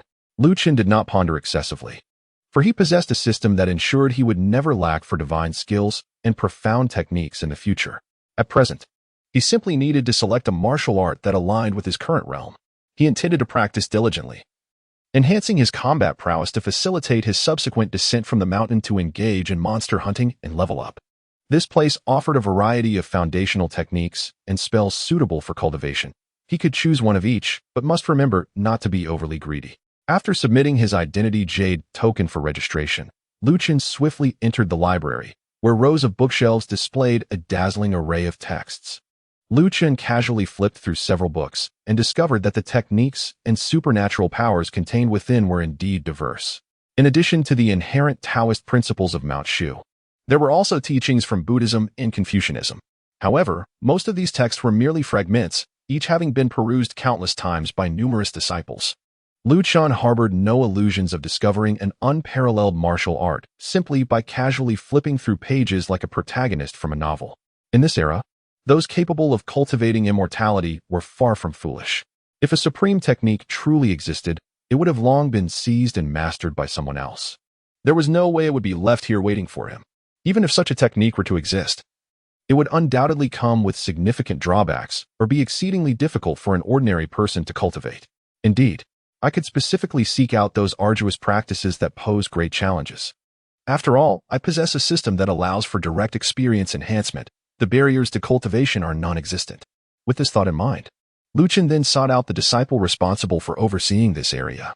After discreetly slipping him a spirit stone, he quietly inquired, "Senior brother, does this library contain any particularly formidable techniques that are beyond the reach of ordinary practitioners?" "You have quite a unique request," the disciple replied, his expression revealing a hint of peculiarity. "Nevertheless," he continued, "indeed, there exists a technique known as the awe-inspiring sword chi, said to have been created by a master of Confucian swordsmanship. This technique harmonizes Confucian righteousness with magical power, making it exceptionally compatible with our Shushan sword techniques. Each year, countless disciples come to seek it out, yet none have ever succeeded in mastering it. Why is that? Isn't it obvious? The essence of righteous chi is so profound that even the most dedicated Confucian scholars struggle to comprehend it, let alone the fact that we at Shushan are not a Confucian academy. Without the ability to cultivate righteous chi, one cannot possibly harness its full potential." "Oh, I see now. Upon hearing this, Chen could not help but chuckle. The imposing sword energy sounded remarkably formidable. The Confucian concept of righteous spirit inherently possesses an extraordinary restraining power over myriad evils, rivaling the radiant light of the Taoist sect and the Buddha's illumination. Should one master it and infuse it into their sword energy, its might would indeed be exponentially amplified. As for the inability of others to cultivate righteous energy, Chen felt no concern whatsoever. A mere infusion of experience points would suffice. Very well, I shall choose this righteous sword energy, he declared. Junior brother, out of consideration for the spirit stones, allow me to offer you one last reminder. Contemplate carefully. Once you select a technique, it cannot be altered. Should you fail to cultivate it, you will be left to seek foundational techniques on your own.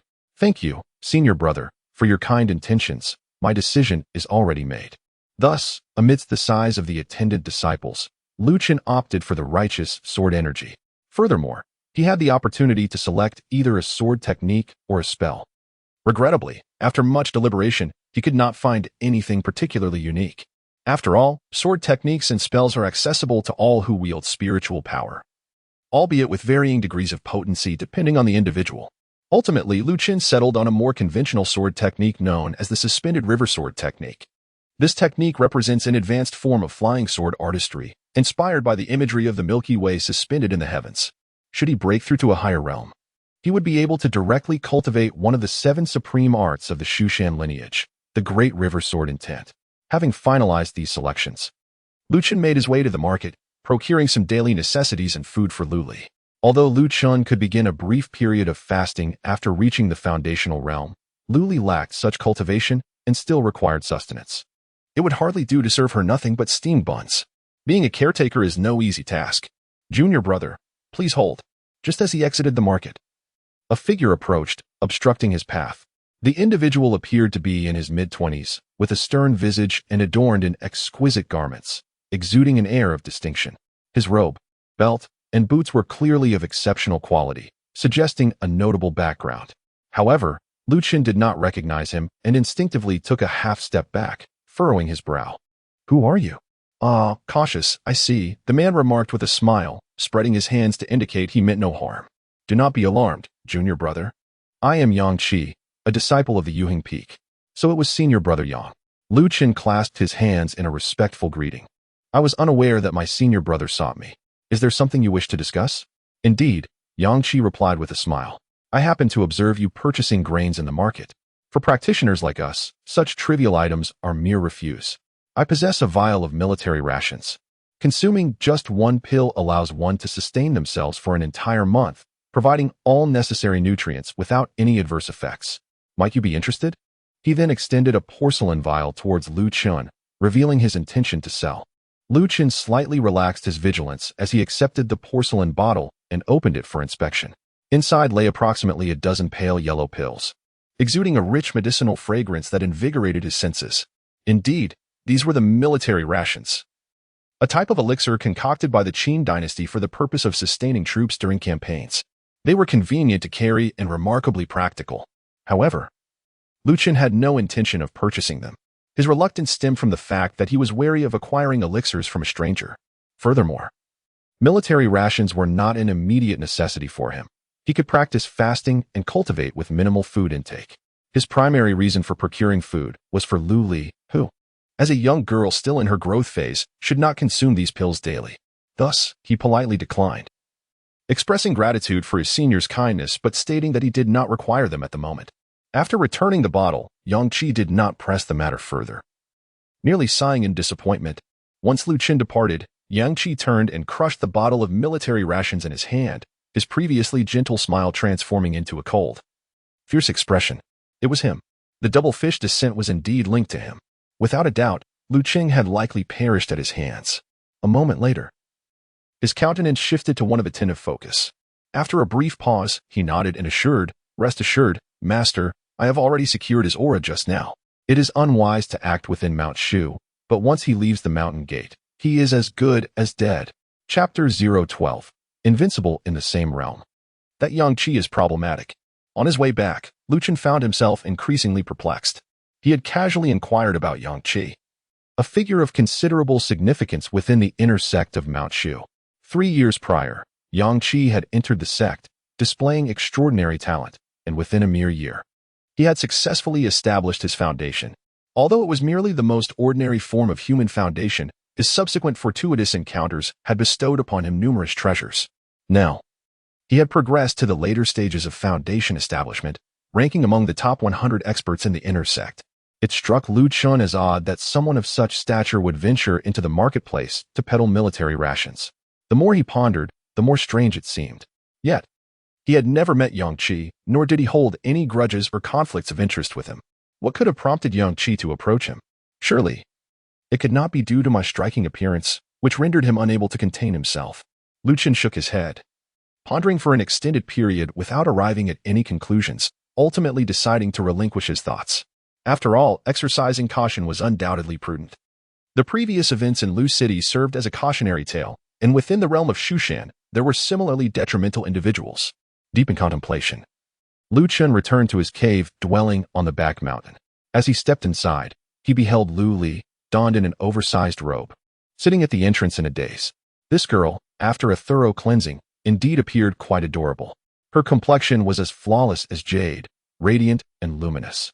Her features were exquisitely crafted, resembling a masterpiece sculpted by divine hands. She could only be described as perfection. Not to mention, this reincarnated celestial being was certainly not lacking in physical allure. One might surmise that her visage had been meticulously shaped. The clothing and daily necessities I procured for you are all here, along with some provisions. By the way, you do know how to cook, don't you? Lu Chen set down a burden and inquired.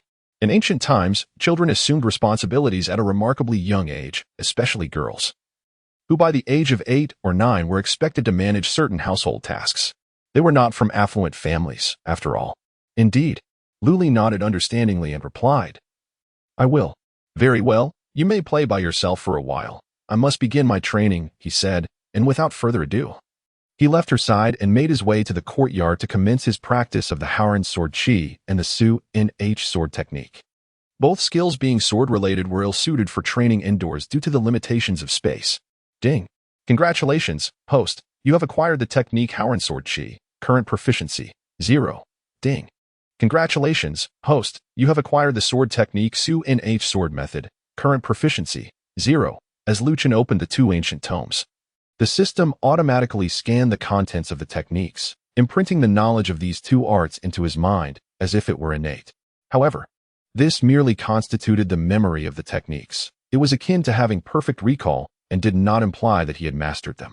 To truly wield these arts, he would need to accumulate experience points to enhance his proficiency level. The Howren sword Qi consisted of remnants, containing only 3 tiers. Yet the first tier alone required 500 experience points for initiation.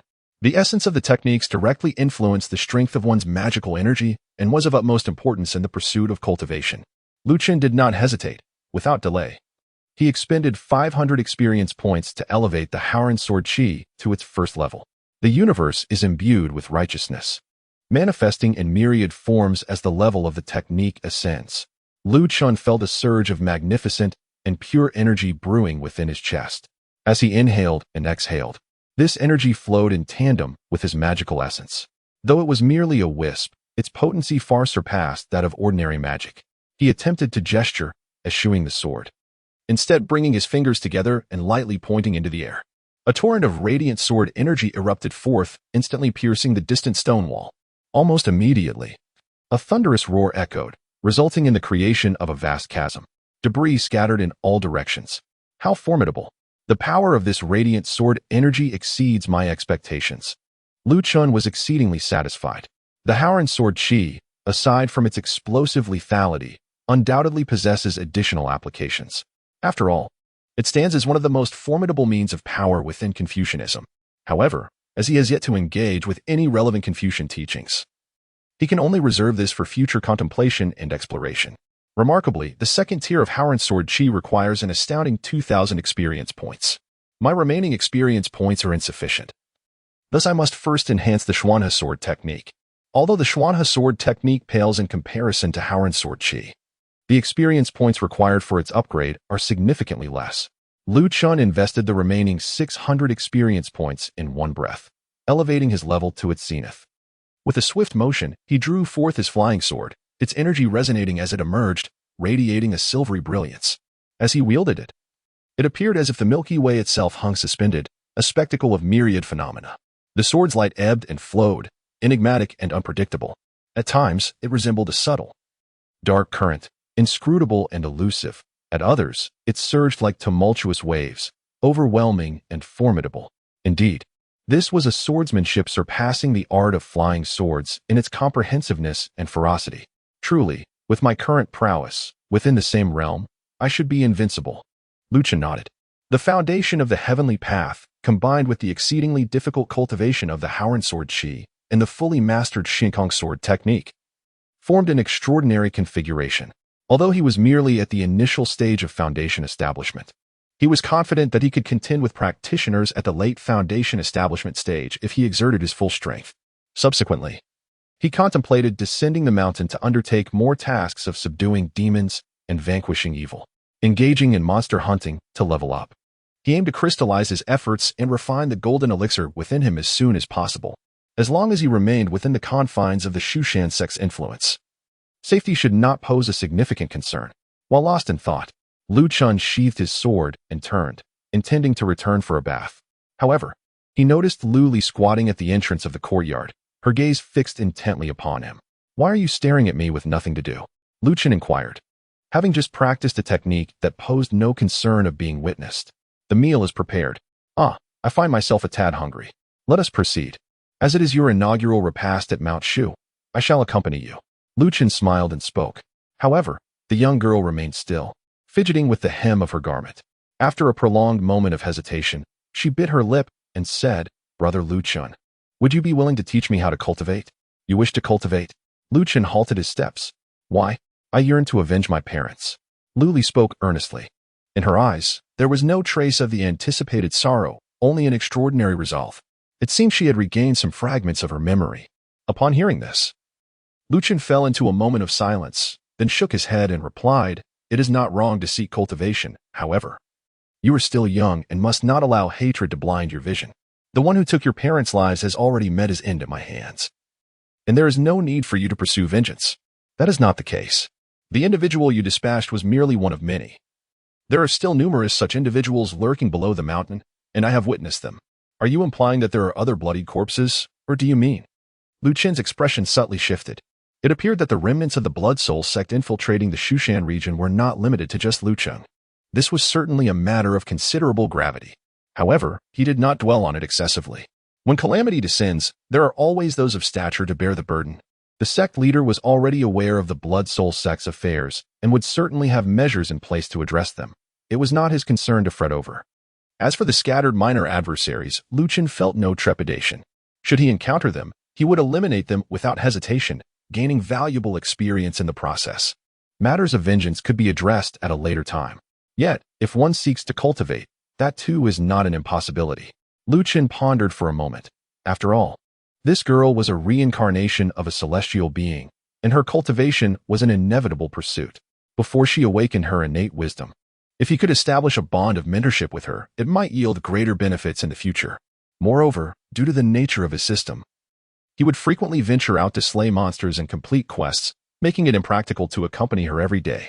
Allowing her to cultivate would prevent her from idling away her time and would also equip her with a degree of self-defense, which was quite advantageous.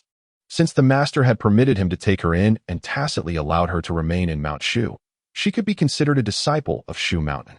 Teaching her the foundational text of the Tai Ching induction would pose no significant issues. With this thought in mind, Lu Chen nodded and said, "Let us dine first. After our meal, I shall impart to you the art of cultivating qi." Chapter 013, An Extraordinary Player. The evening repast consisted of a simple vegetable porridge. The flavor was rather ordinary, yet Lu Chen relished it with great enthusiasm. One cannot expect a 9-year-old child to conjure up culinary masterpieces. After all, she is a reincarnated celestial being, not a deity of gastronomy. As Lu Chen finished every last drop of porridge in his bowl, a smile graced Lu Li's face, filling her with a sense of purpose, and she became less reserved than before. Once the meal was concluded, the young girl swiftly tidied up the dishes. She then followed Lu Chen into the courtyard, her expression brimming with anticipation. "Now, I shall teach you the foundational method of qi cultivation from Mount Shu. This technique is known as the teeming induction chapter. As Lu Chen spoke, he extended his hand, gently touching the center of his brow with his fingertips. A surge of mystical energy coursed through him, and a flicker of light sparkled. The cultivation method of the Tai Ching Sensory Sutra was transmitted into Lu Li's mind. The young girl, with her eyes closed and brows slightly furrowed, seemed to be absorbing the essence of the teachings. The Tai Ching Sensory Sutra serves as an introductory technique for cultivating one's vital energy, derived from the profound truths of Taoism. While it may appear somewhat obscure to one so young, it necessitates thorough study to truly comprehend its depths. Lu Chen reminisced about the words spoken by the elder during his initiation, embodying an air of solemnity. However, before he could finish his thoughts, he observed Lu Li promptly settling into a cross-legged position, her small hands clasped before her chest, 5 points of focus directed towards the heavens. As she engaged in her breathing exercises, an immense surge of spiritual energy began to coalesce around her. A visible white mist emanated from her mouth and nose, showcasing the emergence of an extraordinary aura, signaling the commencement of her qi refinement. Is this truly the innate talent befitting a celestial being reincarnated? Indeed, she is a player blessed with extraordinary abilities. Lu Chen felt somewhat speechless. In the early days of his journey, he had struggled for 3 entire days with the Ta Ching induction chapter, barely managing to sense a trace of qi. Had it not been for the system that facilitated his leveling up through monster hunting, he would likely still be far from mastering qi cultivation. It was evident that individuals vary significantly in their capabilities. However, Lu Chen did not harbor excessive envy. After all, cultivation was not his forte. The thrill of leveling up through quests and challenges was his own brand of romance. Ding! Congratulations to the host for imparting skills to Lu Li, guiding her onto the path of cultivation. Fate of the Celestial Exile 1. The attribute of fate will deepen bonds of destiny and influence future fortunes. Fate. Lu Chen raised his eyebrows slightly. This matter, it is uncertain whether it is good or bad. However, the fact that he rescued Lu Li has already intertwined him with fate. If it is a fortuitous event, the impartation of skills will only serve to enhance the situation. If it is a calamity, it cannot be evaded. Approximately half a stick of incense later, Lu Li opened her eyes, her entire being radiating with a luminous energy, as if she had undergone a profound transformation. She stretched out her hands, and a faint glow of magical energy, akin to the flicker of fireflies, leaped forth. Overcome with excitement, she sprang to her feet and exclaimed, "Brother Lu Chen, look, I have succeeded. I have cultivated my magical power." Lu Chen, brother Lu Chen, what troubles you? Is it because my cultivation is amiss? Not at all. Then why do you wear such an unhappy expression? I do not. Please refrain from making baseless accusations. Is that truly the case? I am merely fatigued. Let us retire for the night. Thus, the night unfolded. Lu Chen slept rather restlessly, perhaps due to the unsettling matters concerning Yang Qi, or perhaps provoked by Lu Li's extraordinary talent. Early the next morning, Lu Chen rose and prepared to depart. I am going down the mountain to hone my skills. For the next few days, take good care of yourself at home and refrain from wandering about. Especially avoid the cold pool behind the bamboo house. Do not approach it under any circumstances. After offering this brief admonition, Lu Chen then rose from the bamboo pavilion and made his way directly to the Hall of Good and Evil. This establishment is the most significant institution of Mount Shu. Unlike those reclusive sects that isolate themselves from the world, Mount Shu is founded on the principles of subduing demons and aiding the populace. It engages actively with the mundane realm, accumulating merit and upholding righteousness. Consequently, Mount Shu does not prohibit its disciples from descending the mountain. Rather, it encourages such endeavors. The Hall of Good and Evil periodically collects distress signals from the towns surrounding Mount Shu, where demonic disturbances are reported, and these are issued as tasks. Disciples may accept tasks commensurate with their abilities. Upon successful completion, they can receive rewards bestowed by the sect based on their level of contribution, leading to potential advancement. However, due to the ferocity of the demons, disciples are only eligible to undertake formal demon-slaying missions after achieving the foundation establishment stage and attaining the status of inner disciples. Recently, a river demon has been wreaking havoc along the banks of the Jiang River, devouring the villagers of a fishing community, and has called upon the sword immortals of Mount Shu to descend and quell the chaos. Task Rating D. Completion Reward: 10 low-grade spirit stones, 100 merit points. Task Acceptance Requirement: Foundation Establishment Stage. Lu Chen glanced around and swiftly selected a demon-slaying mission. Hengjiang was not far from Shushan, with the art of sword flight. he could arrive within half a day. The difficulty of the task was relatively low, and given his current prowess, he felt adequately prepared to tackle it. As for the meager rewards from the sect, they were hardly worth mentioning. Junior brother, although the river demon's cultivation is not formidable, it is cunning and lurks within the waters. You must exercise utmost caution. Kindly advise the disciple responsible for assigning the tasks. Upon hearing the words, Chen nodded in acknowledgement. After expressing his gratitude, he exited the Hall of Good and Evil, ascending into the sky upon his flying sword. Remarkably, this marked his inaugural experience of genuine aerial flight. Riding the winds and soaring high above, he reveled in the sensation of the fierce gales brushing against his face, while the clouds and mist swirled around him, tantalizingly close to his grasp. A profound sense of exhilaration surged within him. It is no wonder that so many aspire to cultivate in the realm of immortality. The elegance of riding the winds and wielding a sword in flight is truly incomparable to any worldly power. As Chen soared through the skies, he soon found himself within the boundaries of Linjiang town. Below him, amidst the towering mountains, a mighty river sliced through the terrain. Surging forth from the great mountains of Shu, resembling a colossal dragon in repose, magnificent beyond compare. The waters of the river rippled in myriad patterns, at times flowing gently, and at others rushing with fierce intensity. Suddenly, from a turbulent stretch of the river below, the piercing cries of an infant echoed through the air. Chen furrowed his brow and gazed ahead, only to witness a sudden surge of white mist enveloping the river's surface, obscuring his line of sight. There is a presence of demonic energy. It seems fortune favors me, for upon arriving at Linjiang, I have encountered a monster. An opportunity for invaluable experience has presented itself. Without hesitation, he summoned his magical powers and soared downward on his sword. As his sleeves waved, a fierce wind swept through, causing the white mist to churn. Through the haze, he could faintly discern a great serpent emerging from the flowing waters below. Chapter 014, Rewarding Virtue and Punishing Vice, the Alignment of Hearts. The serpent, measuring over 10 zhang in length and as thick as a water barrel, was adorned with shimmering white scales that sparkled like jade.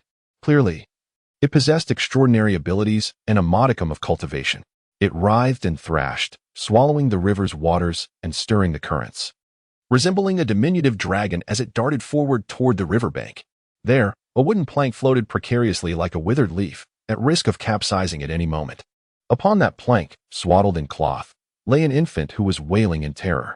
Vile creature, do not act recklessly. Upon witnessing this, Chen's expression changed dramatically. The infant had only just reached full term. If it were to fall into the serpent's maw, there would be no hope for survival. Without a moment's hesitation, he struck down with a palm. His magical powers surged forth, and a fierce wind erupted, immediately dispersing the misty, malevolent aura below. Simultaneously, his flying sword responded to his command, its blade radiating a cold and piercing light as it sliced through the air, forming a brilliant arc aimed directly at the white serpent. Clang! A sharp sound resonated as the sword struck the serpent, sending sparks flying and producing a sound akin to metal on metal. The white serpent, clearly in pain, turned its head to glance upwards and, upon spotting Chen, a flicker of anger ignited in its eyes. Yet, it refrained from retaliating immediately. Instead, with a flick of its tail, it unleashed a tremendous wave, forcefully deflecting the flying sword. Then, it plunged into the river, akin to a released arrow, continuing its relentless pursuit of the infant. Such audacity! To commit further acts of violence before my very eyes, this is a death wish. Chen's gaze was frigid. Without hesitation, he took a deep breath, channeling the vast energy within him, and directed it towards the flying sword, launching a powerful strike from the sky. Roar! The white serpent seemed to sense the extraordinary nature of this sword strike, emitting a chilling cry. Yet, it did not retreat. Instead, it accelerated, lunging towards the wooden board, and bit down. However, it did not consume the infant, but instead clutched the wooden board beneath it in its jaws, lifting it high. Is this beast not intending to devour the child? Seeing its unusual behavior, Chen couldn't help but furrow his brow. Swiftly, he adjusted his hand, retracting 7 parts of his strength, causing the sword's edge to slightly veer, avoiding the snake's vital point, and striking its tail instead. With a sharp sound, scales shattered and blood spattered. Although Chen had been timely in his restraint, the blow was still formidable. The white serpent, despite its considerable size, had evidently only recently attained sentience, its aura of demonic energy still faint, and its cultivation level low, at most equivalent to a human cultivator at the 4th or 5th stage of chi refinement. Its prior ability to withstand Chen's strike was solely due to the robustness of its scales. However, this particular strike unleashed Lu Chen's magnificent sword energy, the power of which was incomparable, instantly tearing through its demonic aura, shattering its scales, and nearly severing its tail at the root. With a pained howl, the white serpent writhed and struggled in the river, blood flowing and staining the surface. Yet, even amidst its agony, it clung tenaciously to the board in its mouth, safeguarding the infant from falling. After a strenuous effort, it managed to edge toward the shore, gently placing the child down. Only then did it release a sigh of relief, its serpentine form collapsing in the water, eyeing Lu Chen with a mixture of fear and vigilance. It became clear to Lu Chen that the white serpent was not intent on devouring the infant, but rather sought to rescue him. At this realization, he understood that he had prematurely judged the serpent and misconstrued its intentions. As a traveler from another world, having witnessed countless tales of deities and monsters, he comprehended that beings, like humans, are not inherently good or evil. It was erroneous to generalize. Even with a system in place, one should not indiscriminately pursue experience points. To do so would betray the fundamental purpose of vanquishing demons and upholding justice. Even if one were to attain immortality, what significance would it hold? Ultimately, one would be doomed to be devoured by their own inner demons. With this thought in mind, the murderous intent within Lu Chen gradually subsided. Lowering his gaze towards the white serpent in the river, he pondered aloud, "So you are here to save someone. As a creature of the abyss, it is indeed rare to possess such compassion. What transpired earlier was merely a misunderstanding. Fear not, for heaven cherishes life. Since you have not committed any wrongdoing or harmed others, I shall not take your life."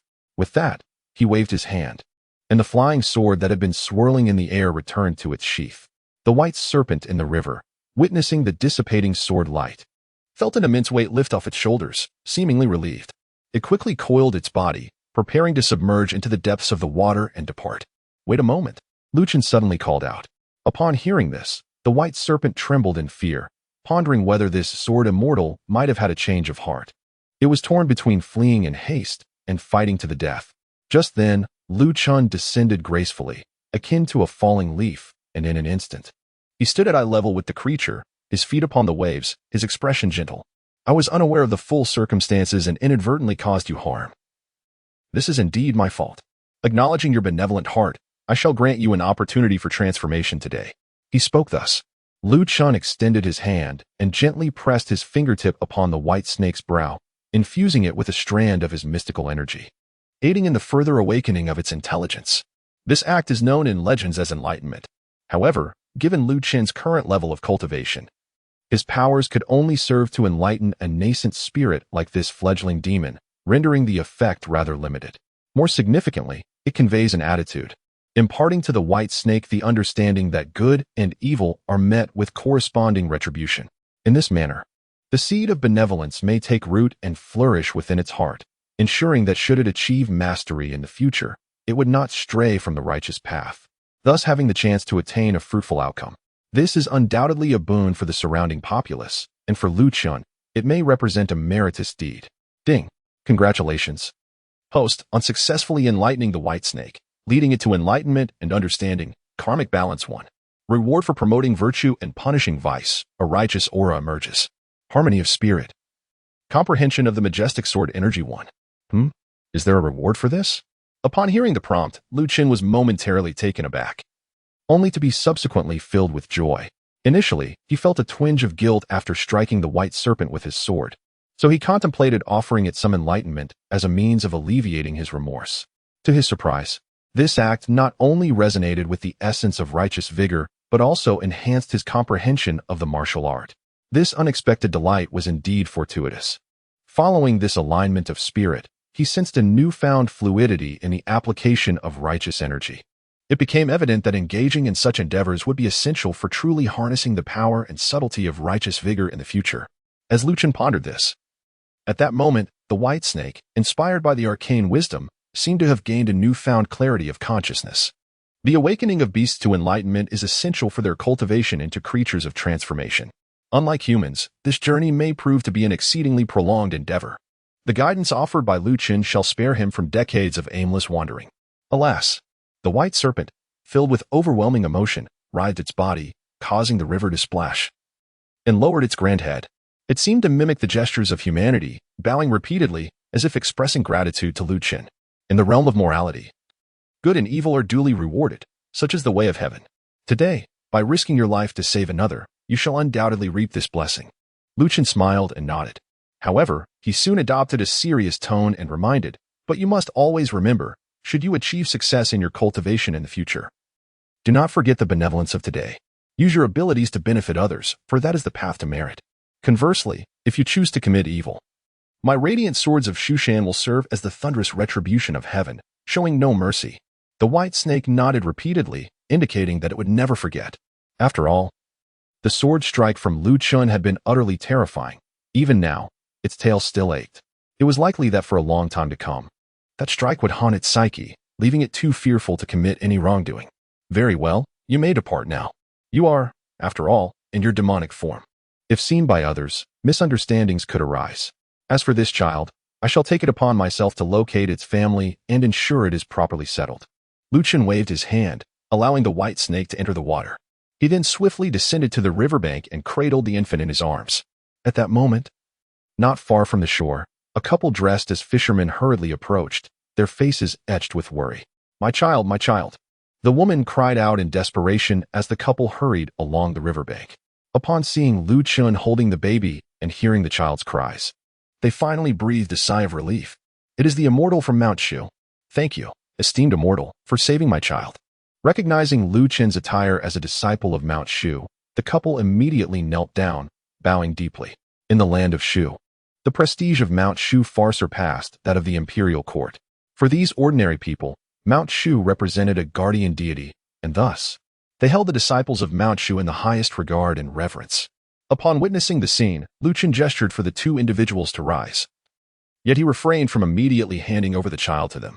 Instead, he inquired, "Are you the parents of this child? As guardians, how could you allow such a young one to fall into the river?" His words carried an implicit reproach. This current vessel of his existence, it seemed, was also an orphan, having been abandoned by his parents in his youth, subsequently reduced to a life of begging until fate intervened, leading him to the esteemed Shushan. Esteemed sage, my spouse and I are fishermen from Linjiang town, earning our livelihood from the waters. Thus, we spend the majority of our time aboard our vessel. Our child requires care and must accompany us. Moments ago, while we were fishing upstream, we were suddenly beset by a tempest, causing our boat to capsize. We barely escaped with our lives, and in the chaos, we were unable to rescue our child, who was swept downstream. If given the choice, I would gladly sacrifice myself rather than abandon my child, the couple replied through tears. Lu Chen observed their disheveled appearances and earnest words, which indeed suggested they had endured a harrowing ordeal. He was already convinced to some extent, but for the sake of caution, he inquired further. You claim to be the child's parents. Do you possess any proof? Yes, they replied. The child bears a lotus mark on their foot. A birthmark? Upon hearing this, Lu Chen gently unwrapped the swaddling cloth to take a glance. Indeed, beneath the infant's feet, a crimson lotus bloomed, vibrant and lifelike. It was more akin to an innate engraving than merely a birthmark. It was quite extraordinary. Strangely enough, the baby, who had been wailing incessantly, suddenly ceased, lying in Lu Chen's embrace, giggling joyfully. This child, born with such remarkable traits and stepping upon a lotus, must possess a remarkable origin. Lu Chen was taken aback. What was happening to him? The children he had encountered recently all seemed extraordinary in some way. Could it be a portent of a significant change in the world? However, he did not dwell on it for long, as the system had not indicated any extraordinary encounters or causal enhancements at that moment. After confirming that the two before him were the child's parents, Lu Chen felt no need to complicate matters. He said, "This child has survived a great calamity and will surely be blessed in the future. You must be vigilant and care for him diligently to prevent such incidents from recurring." With that, he handed the infant to the woman. The couple received their child, joyfully cradling him in their arms. And only after ensuring the child's safety did they breathe a sigh of relief. They were soon overwhelmed with gratitude. Lu Chen, however, waved his hand and said, "The true savior is not I. In this river, there exists a white serpent. It is this creature that has rescued your child." What? A demon can save a life? The couple was momentarily taken aback. Clearly, in their minds, monsters were only known for causing harm and devouring human beings. Lu Chen shook his head. Humans are divided into good and evil, and so are demons and monsters. The white snake possesses wisdom and was recently enlightened by me. Should you encounter it in the future, do not panic. If you face calamity or hardship, you may seek its assistance. So it is. We trust the immortal master. The couple nodded in agreement.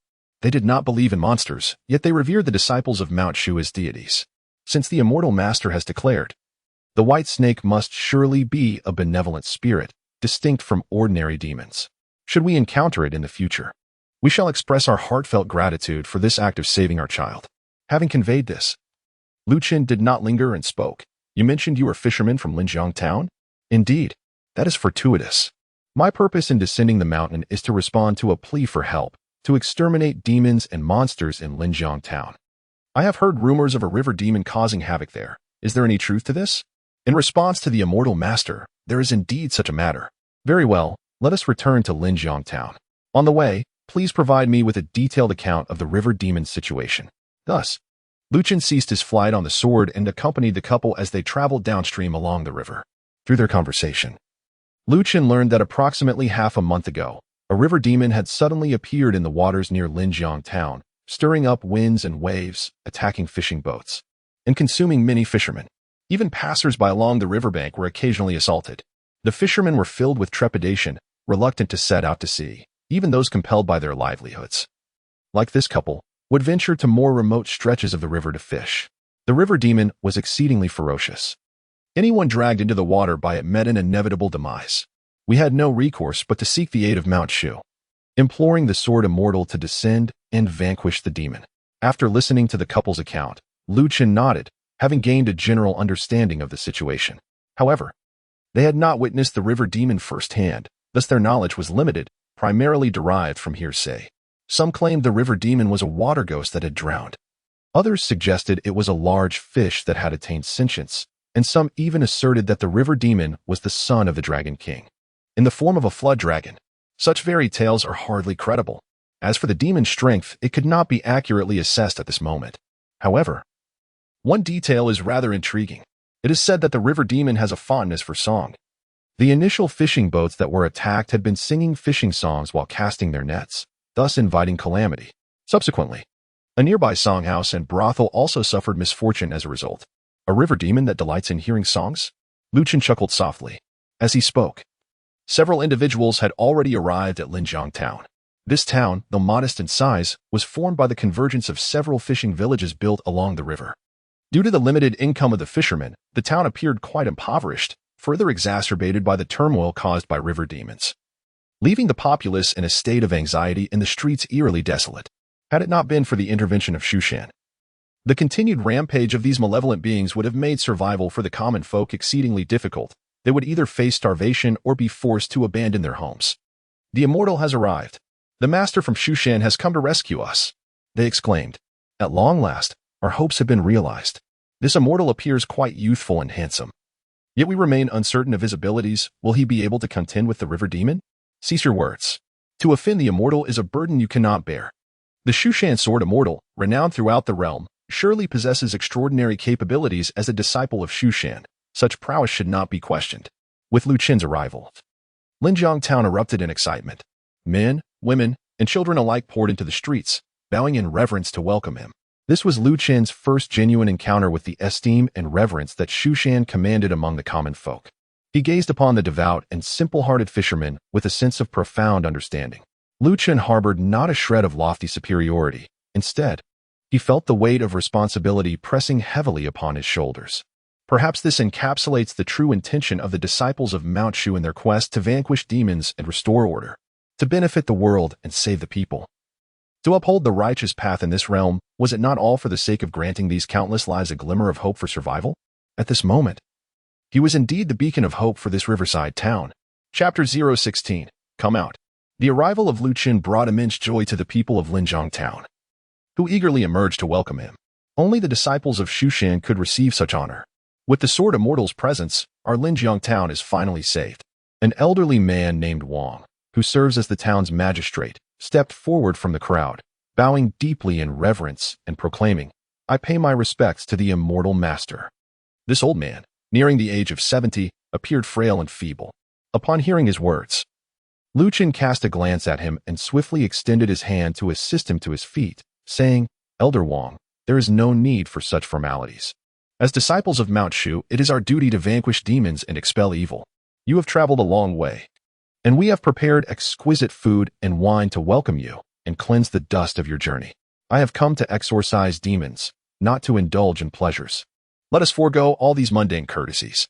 Chen shook his head, fully aware that many disciples from the immortal sects frequently descended from their mountains, ostensibly under the pretense of vanquishing demons and upholding justice, while concurrently enjoying the offerings of the mortal realm.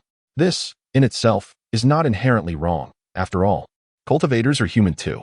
Assisting others in slaying monsters and receiving a suitable reward is hardly objectionable.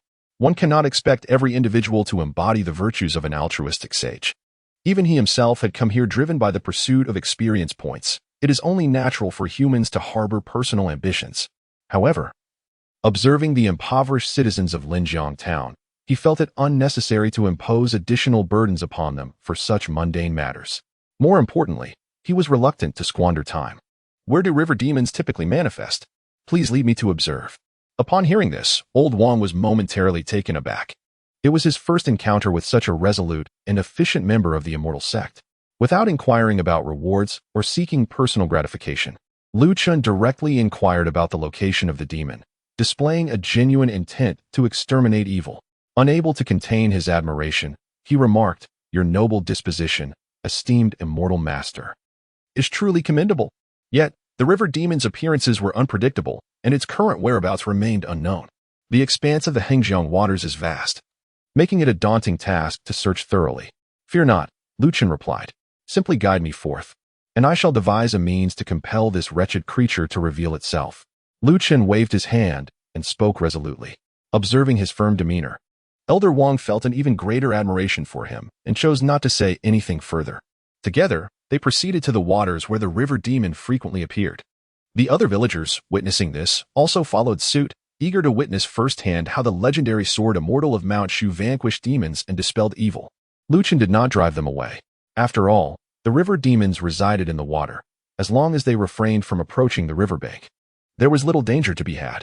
When the common folk witnessed the vanquishing of these malevolent beings, they would find solace.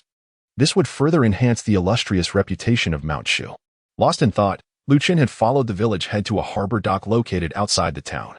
Numerous fishing boats, both large and small, were moored here, serving as the livelihood for the fishermen of Linjiang town. However, due to the presence of river demons, the boats had been tied to the shore for many days without setting sail. The harbor, along with the Hong River, formed a crescent shape, extending outward and connecting to the vast expanse of the river. At this moment, the water's surface was calm, devoid of any demonic aura or disturbances. Thus, locating the river demon would likely require considerable effort. Preparations were needed for a small boat, a measure of glutinous rice, a bundle of straw, and a set of clothes worn by a person. After a moment of contemplation, Chen spoke and issued his instructions. The village chief, being well-versed and experienced, was aware that many Taoists and monks required certain items to perform their rituals for subduing demons. Thus, he refrained from further inquiries and promptly dispatched individuals to prepare as instructed. Chen desired these items not for the sake of performing any ritual, but merely to employ these means to lure out the river demon. The crowd mobilized swiftly, and soon, all the necessary items were meticulously prepared. After confirming that everything was in order, Chen nodded with satisfaction and said, "Please try to keep your distance from the river. Find a melodious maiden to ascend that loft and play the lute while singing to entice the river spirit. It is well known that the river spirit delights in music." Everyone acknowledged this and promptly set about making the necessary arrangements. Once these preparations were complete, Chen did not hesitate. He immediately summoned his magical powers and gracefully descended onto the small boat like a soaring swan. Standing tall with his sword on his back and hands clasped behind him, he required no oars to navigate the vessel. With a gentle push of his feet, the little boat surged forth, cutting through the waves as if it were an arrow released from its bow, swiftly reaching the heart of the river. Chen stood with his hands clasped behind his back, his gaze sweeping across the expanse of the river. However, due to the profound depths of the water, an abyss of darkness lay beneath, and without the cultivation of the heavenly eye technique, he was unable to ascertain whether the river demon had made its appearance. Nevertheless, he had long anticipated this predicament. He promptly reached out, grasping some glutinous rice nearby, infusing it with his magical essence, and then cast it into the water.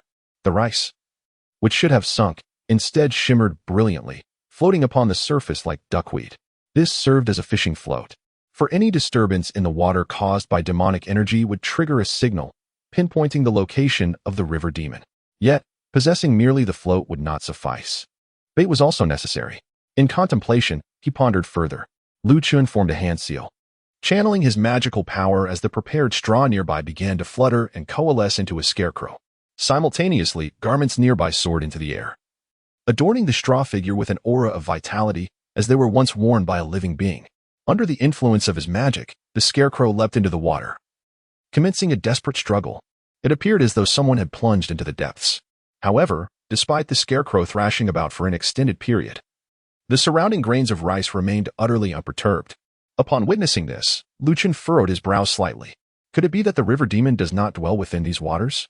No, that cannot be the case. Perhaps the bait is simply insufficient. It seems that the river demon's acts of violence may not stem solely from the instinct to hunt. Rather, the crux of the matter might lie in the allure of the song. With this thought in mind, Lu Chen gazed at the pavilion by the riverside and raised his hand in a casual wave. A young singer clad in green acknowledged him with a nod. Her demeanor tinged with apprehension as she fetched her pipa and began to play. The ethereal and melodious strains of her songs soon filled the air. The river demon was about to emerge. The townsfolk along the shore, upon hearing the enchanting melody, displayed expressions of unease. They were all acutely aware that the river demon would surely come in response to the song. One could only wonder if this young disciple of the Shushan sect possessed the prowess to subdue such a creature. As these thoughts lingered, suddenly, the tranquil surface of the river rippled and stirred. The rice grains floating atop the water began to tremble, emitting sounds akin to tinkling bells, as radiant light erupted forth. In the next instant, an undercurrent surged violently, forming a colossal whirlpool that ensnared a nearby scarecrow, dragging it beneath the surface in one swift motion. The river demon! The river demon has arrived! Everyone, exercise caution and retreat away from the water's edge. The townsfolk, witnessing the spectacle, turned pale with fear and hastily withdrew. The singer in the pavilion dared not continue her performance, clutching her pipa tightly as she hurried down the stairs. Meanwhile, aboard the vessel, Lu Chen's gaze sharpened with resolve. At last, it has come. I shall see what manner of beast stirs up such chaos. Lu Chen raised his hand, the sleeves of his robe billowing, as a sword aura pierced the air, crashing into the river. Come forth. The waves surged and splashed. A low, thunderous roar reverberated from beneath the water, akin to distant thunder. Soon after, blood surged forth, and a palm-sized scale floated to the surface. Fish scale? Lu Chen raised an eyebrow, poised to strike once more, when suddenly the small boat beneath him shook violently. An overwhelming surge of demonic energy surged from below, reminiscent of a volcanic eruption. With a thunderous roar, it shattered the wooden vessel beneath his feet into splinters. Chapter 017. A sword severing the river boom. Water splashed wildly, and waves soared to the heavens. The wooden boat beneath Lu Chen's feet shattered with a resounding crack. Suddenly, a dark figure surged forth from the water, fierce and menacing, with fangs like blades and a gaping maw ready to engulf Lu Chen whole. The onlookers on the shore gasped in shock, witnessing the true form of the river demon for the very first time. Their faces turned pale with terror. The river demon revealed itself to be an enormous black fish, exceeding 30 feet in length, thick and corpulent, its body encased in scales that bulged grotesquely like swollen tumors. Its fins resembled white bones, sharp and unyielding. The head of the fish dominated half of its body, with crimson eyes and a mouth agape, as if the flesh itself had been torn apart, revealing a dense array of jagged teeth. It was hideous, malevolent, and exuded an aura of dread. This was Lu Chen's initial impression upon encountering the river demon. The malevolence emanating from it was unlike that of ordinary creatures. It bore the unmistakable mark of a vengeful spirit transformed through wrongful death. Lu Chen furrowed his brow. In a flash, the black-fish river demon had leaped 3 zhang out of the water, poised to engulf him. Lu Chen remained unperturbed. With a graceful stride, he descended like a mountain, his formidable presence sending ripples through the air, as if a great force had been unleashed. In an instant, the fangs of the black fish were shattered. With a wretched cry, it plummeted into the water like a colossal boulder, creating tumultuous waves. How astonishing! The celestial master was magnificent. The river demon was utterly overwhelmed. Splendid. If we vanquish the river demon, we shall once again fish with peace of mind. Just as in the past, the villagers by the shore were filled with elation. Initially, when the river demon had smashed the wooden boat, they felt a pang of anxiety, fearing that Lu Chen might be consumed in one swift bite. Now, witnessing Lu Chen's decisive action to subdue the river demon, they could hardly contain their joy. However, the river demon was cunning, and the water was its domain. Although Lu Chen inflicted severe damage with a single strike, such an assault was far from sufficient to vanquish it. The black fish plunged into the water, akin to a dragon returning to the sea, instantly submerging into the river and vanishing from sight. Lu Chen's figure descended gracefully. With each step upon the water's surface, his magical prowess transformed into jade-green lotuses, lifting him effortlessly, as if walking on level ground, each step blossoming with lotus flowers. Did he contemplate escape? Lu Chen sneered, his internal magic surging violently as he forcefully stomped on the surface of the river. With a resonant hum, the waters trembled, ripples expanding outward as if a colossal bell in an ancient temple had been struck, its sound reverberating in all directions. Surrounding waters erupted into towering waves. In an instant, the sword in his hand soared into the air, piercing fiercely beneath the flowing water. Moments later, it emerged, glistening with a splash of blood. With a roar, the river demon was wounded once more, its furious howl echoing as malevolent energy surged forth, causing the entire waterway to seem as though it were boiling, bubbles rising furiously. Suddenly, a water arrow shot through the air, followed by a black cable that flew out like a venomous serpent. This cable, once a remnant of a sunken ship, had been transformed into a malevolent entity by the monster's dark energy, wielded like a lethal whip, conjuring fierce winds and waves. Fishermen's boats along the shore were caught in the tumult, shattering into splinters. The sheer power of this cable was evident. If it were to strike a person, it would surely result in shattered bones and severed tendons. Such trivial skills, yet they dare to showcase their prowess before me? Lu Chen scoffed dismissively. As he spoke, he waved his long sleeves, and the flying sword hung in the air like the Milky Way, cascading downwards. The sword light fluttered like falling raindrops, swiftly severing the cables that had launched towards him. The sword energy plunged into the river, creating ripples that spread outward. However, the river demon displayed remarkable agility in the water, darting from side to side. Though it was struck by some of the sword rain, it ultimately sustained no fatal injuries, merely shedding a few scales before attempting to flee into the deeper waters. What a nuisance. This river demon's cultivation level, at most, could be compared to the initial stages of foundation establishment. In terms of magical power and techniques, it was far inferior to me. Yet, in the river, it was as if it were a fish in water, which is why it had taken me so much effort to contend with it. It seems that to vanquish it, I must employ some genuine skills. With this thought in mind, with a resolute heart, Lu Chen's eyes revealed a glint of murderous intent. You favor hiding beneath the water, do you? Then I shall ensure you have nowhere to conceal yourself. As he spoke, a torrent of majestic sword chi surged forth from his chest, infusing into the flying sword, which instantly transformed into a dazzling beam of sword energy, Zhang long. It was resplendent and fierce, grand and boundless. As the setting sun cast its glow upon the long river, it severed the dragon and cleaved through the river itself. The sword descended with unerring precision, its brilliance blinding, as the waves erupted in tumult. It seemed as though the entire river was abruptly bisected. The roaring torrents momentarily stilled. The black fish lurking within the river had no refuge this time, as they were violently thrust into the air by the ferocious sword chi. Their scales and bony fins shattered and torn asunder. Lu Chen swiftly thrust his sword, piercing through the creature's mouth and emerging from its body, blood cascading like a torrential downpour. With a thunderous crash, when the monstrous fish once again fell into the water, it had already transformed into a lifeless carcass, floating motionless on the surface. Dead? Splendid. The river demon has been vanquished, and we can once again set sail for fishing. The sword immortal of Mount Shu truly lives up to his illustrious reputation. Such a terrifying prowess to sever rivers with a single strike. How magnificent!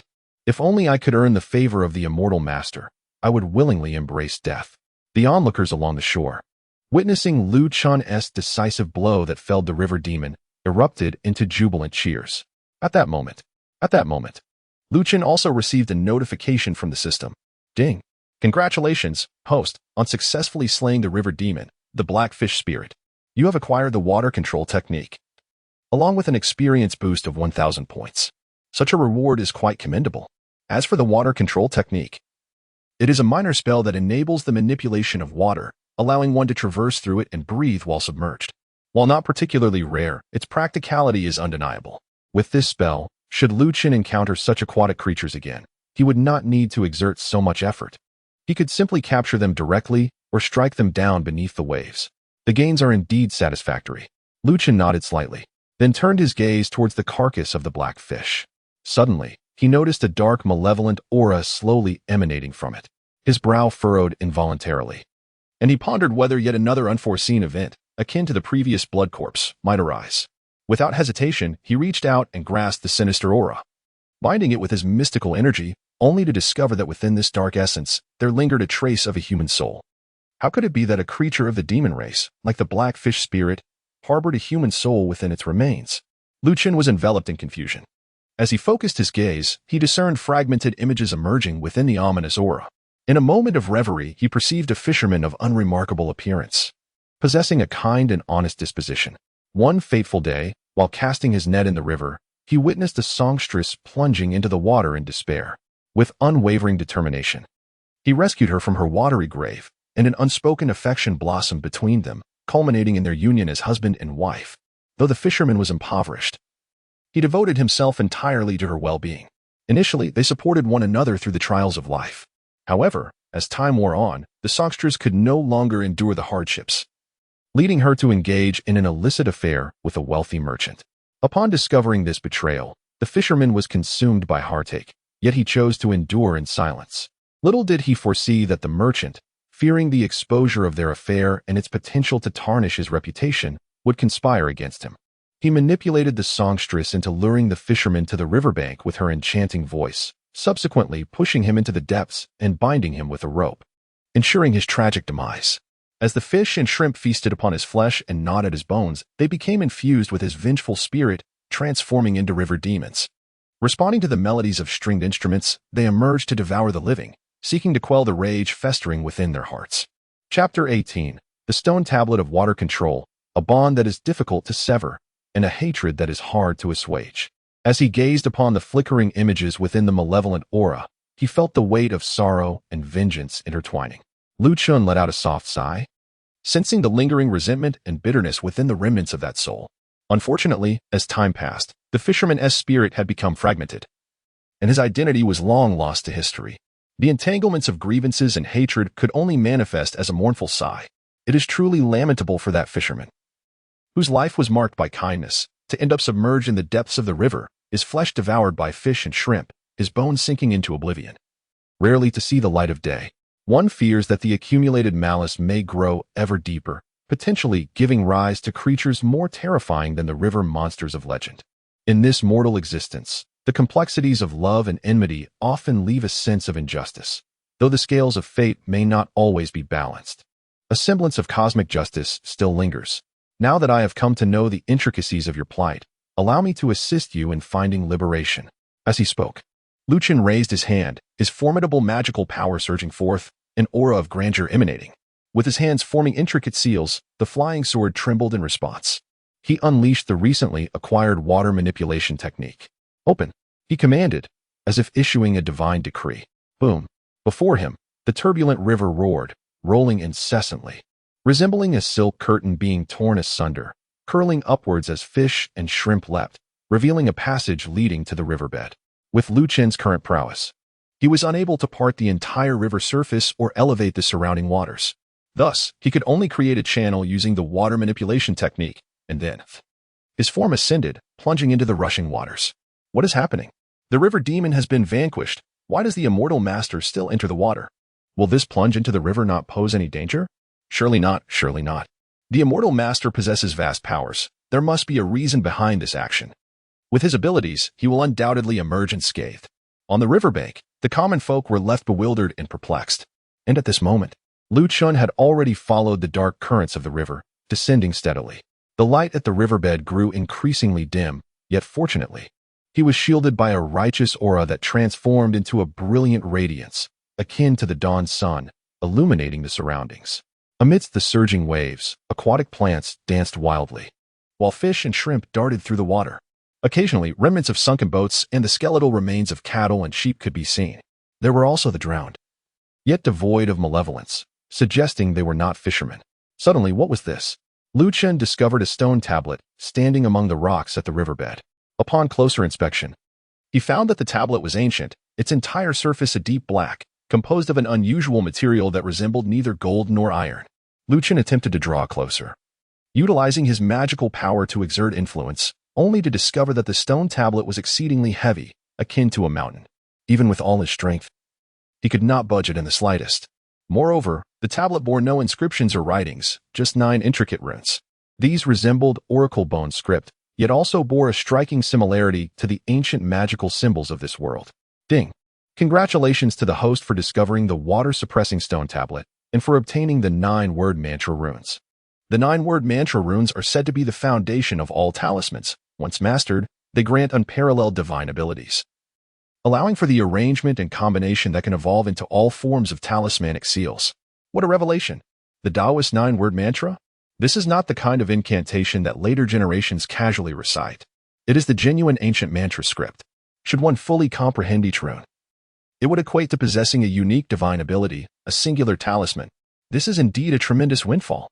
Chen recalled the intriguing notes left in the Master's study, which had once spoken of a great flood that occurred 5 centuries ago, submerging mountains and causing calamity. It was said that an extraordinary being had arrived from the East China Sea to manage the waters and alleviate the suffering of the populace. This being had also left behind a stone tablet inscribed with a decree to pacify the rivers of the region. To his astonishment, this legend proved true. The stone tablet lay beneath the waters of the Hongjiang River.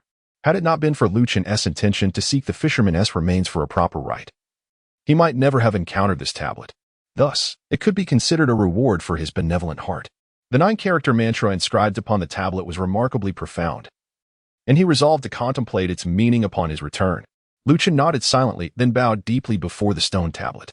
That formidable figure from years past had, with a mere wave of his hand, quelled the raging river and saved countless lives, accruing immeasurable merit. The stone tablet, which had stood for years to pacify the waters, had ensured that the rivers of Hongjiang had not seen a flood for 5 centuries. Such deeds are indeed worthy of reverence. In truth, the tablet bore inscriptions of 9 characters, which could be regarded as a top-tier magical artifact. Alas, with Chen's current level of power, he could not possibly lift it. Even if he could, he would not dare to do so. After all, this tablet suppressed the waterways of Shushan, much like the stabilizing needle of the sea. Any disturbance could unleash calamity. He had no desire to emulate Sun Wukong, who, for his own selfish interests, jeopardized the very foundation, leading to disastrous repercussions and the loss of countless innocent lives. Such karmic retribution is inescapable. Having completed his reverence, Chen did not linger. His magical abilities were limited, and he could not afford to remain submerged for too long. Thus, he rose promptly and resumed his search for the fisherman's remains. Shortly thereafter, amidst a tangle of ropes and wreckage, he discovered the fisherman's skeletal remains. Time had taken its toll, and the bones were now shattered, leaving only a singular skull, dark as ink. Within the eye sockets, a sinister aura had coalesced, almost solidifying into a tangible form. If left unchecked, within a decade, this entity would surely transform into a great demon. At that time, this very body of water would likely face unspeakable tribulations. With hatred in his heart, and the surroundings feeling like hell itself, why endure such despair? Come with me. With a soft sigh, Chen raised his hand and waved, conjuring a surge of magical energy to lift the skull, sending it soaring toward the water's surface. Though your demise in these waters was destined, since I have ventured here, I shall grant you the solace of rest. As he spoke, he extended his hand once more, drawing forth the remains of ordinary drowning victims, compelling them to rise alongside the skull. On the riverbank, the townsfolk gazed intently at the water, awaiting the return of the immortal master. To their horror, a black skull emerged, causing their expressions to shift in terror. Soon after, skeletal remains began to surface, revealing a grim assembly of over a dozen bones. Do not be alarmed, he reassured them. These bones belong to souls who have perished in the river over many years. The skull, however, belonged to a fisherman who met his untimely end, his flesh consumed by fish and shrimp, thus tainted by malevolence and transformed into a river demon. Chen then emerged from the water's surface, offering a brief explanation. He did not conceal the reasons behind the formation of the river demon. So it was. The elderly village head, Wang Lao, upon hearing the tale, displayed a look of compassion and remarked, I am acquainted with this person. He is, in fact, a distant cousin of mine. I have heard whispers of his plight from years past. However, lacking concrete evidence. We impoverished souls have no means to seek justice on his behalf. Oh? Chen was taken aback to discover that Wang Lao was indeed a relative of the fisherman. He could not help but inquire what ultimately became of the wealthy merchant and the songstress. They both perished shortly after his cousin drowned. The merchant lost interest in the songstress and cast her aside. With nowhere to turn, filled with shame and unable to be buried alongside her cousin beneath the Yangtze, she threw herself into a well. Within a few years, the merchant's business collapsed, and it is said that he too met a tragic end outside, without a proper resolution. All of them are dead? This must be considered a form of retribution. Chen nodded slightly and instructed the fisherman to retrieve the remains, gathering them at the dock. He then approached personally, igniting the true fire with his magical powers, reducing the bodies to ashes. Dust returns to dust, earth returns to earth, the past, with all its good and evil, is subject to the judgment of the underworld. You shall transcend to the afterlife. After speaking, he silently recited the incantation for the deceased, offering them salvation. Wisps of blue smoke gracefully spiraled upward.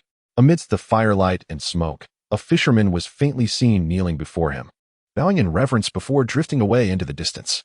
Ding! Congratulations, host, for salvaging the souls of the departed, earning merit 1. Note 1. Libuxing Su. Derived from the tale of the two divine beings fighting in the Zibuyu scroll, tells of a man who, after death, believed he had performed good deeds throughout his life yet received no reward, deeming it unfair, and sought counsel from the gods. The deity in charge of worldly justice and the one overseeing fate subsequently engaged in a contest of wine to determine the outcome, with the Jade Emperor providing 10 cups. The fate deity consumed 7, thusly Libuxing Su. Fate is paramount over justice, yet heaven and earth leave a sliver of justice within the hearts of mankind. Chapter 019. The 9-character true word rune as Chen salvaged the fisherman's remains. A delicate strand of golden merit power emerged from the thin blue smoke, coiling around his fingertips. Merit? This was indeed an unexpected delight. Chen felt a flicker of joy. In the realms of Taoism, Buddhism, and Confucianism, the concept of merit is universally acknowledged. Merit, in essence, comprises virtuous deeds and benevolent intentions. When the heart and actions are harmoniously aligned, one embodies merit. This is a celestial reward bestowed upon virtuous beings, elusive and ineffable. Yet, possessing merit brings forth numerous benefits. It can ward off malevolence and enhance one's fortune. Should one accumulate sufficient merit, it may even serve as a shield against misfortunes and calamities, leading to sanctification and ultimate realization. Thus, the accumulation of merit is undoubtedly advantageous. A modicum of merit can only be deemed slightly better than having none at all. Nevertheless, it also serves as a means to fortify oneself, encouraging one to engage in virtuous acts wholeheartedly in the future. Chen nodded. This journey to Linjiang Town has proven to be immensely rewarding. The experience is secondary. The acquisition of the 9-character true word rune is an invaluable treasure that surpasses countless divine techniques. At this moment, he longs to find a tranquil place to meditate deeply on its significance. The immortal master has toiled diligently, vanquishing demons and providing solace to the wronged souls, earning boundless merit. We have prepared a celebratory feast, and we humbly invite the immortal master to grace us with his presence, allowing us to express our gratitude. At this juncture, the village head, old Wang, spoke once more, and the other townsfolk eagerly approached, filled with fervor. Chen found it rather difficult to keep people at bay. Thus, he nodded and said, "Since the villagers have shown such goodwill, I shall not decline." With that, he accompanied the crowd to the finest tavern in town. With the river demon vanquished, the citizens of Linjiang were filled with joy, and the atmosphere was lively, resounding with songs and dances. After indulging in a few cups of wine, Chen, feigning fatigue from his magical exertions, requested Li to prepare a private room upstairs and withdrew to rest. Meanwhile, in the bustling hall of the tavern, patrons animatedly recounted Chen's heroic feats of vanquishing demons, their admiration palpable and unwavering. However, amidst the throng, a man with a chilling gaze fixated on the upper floor.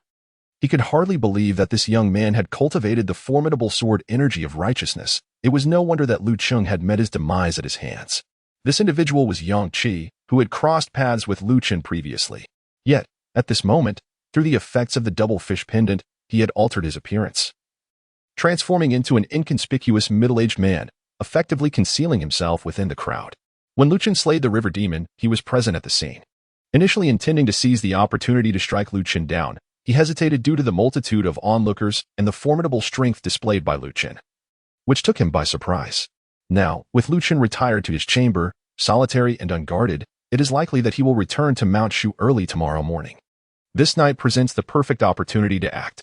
However, the righteous sword energy, resplendent and domineering, restrains all malevolent spirits. Thus, my blood soul technique may prove significantly less effective.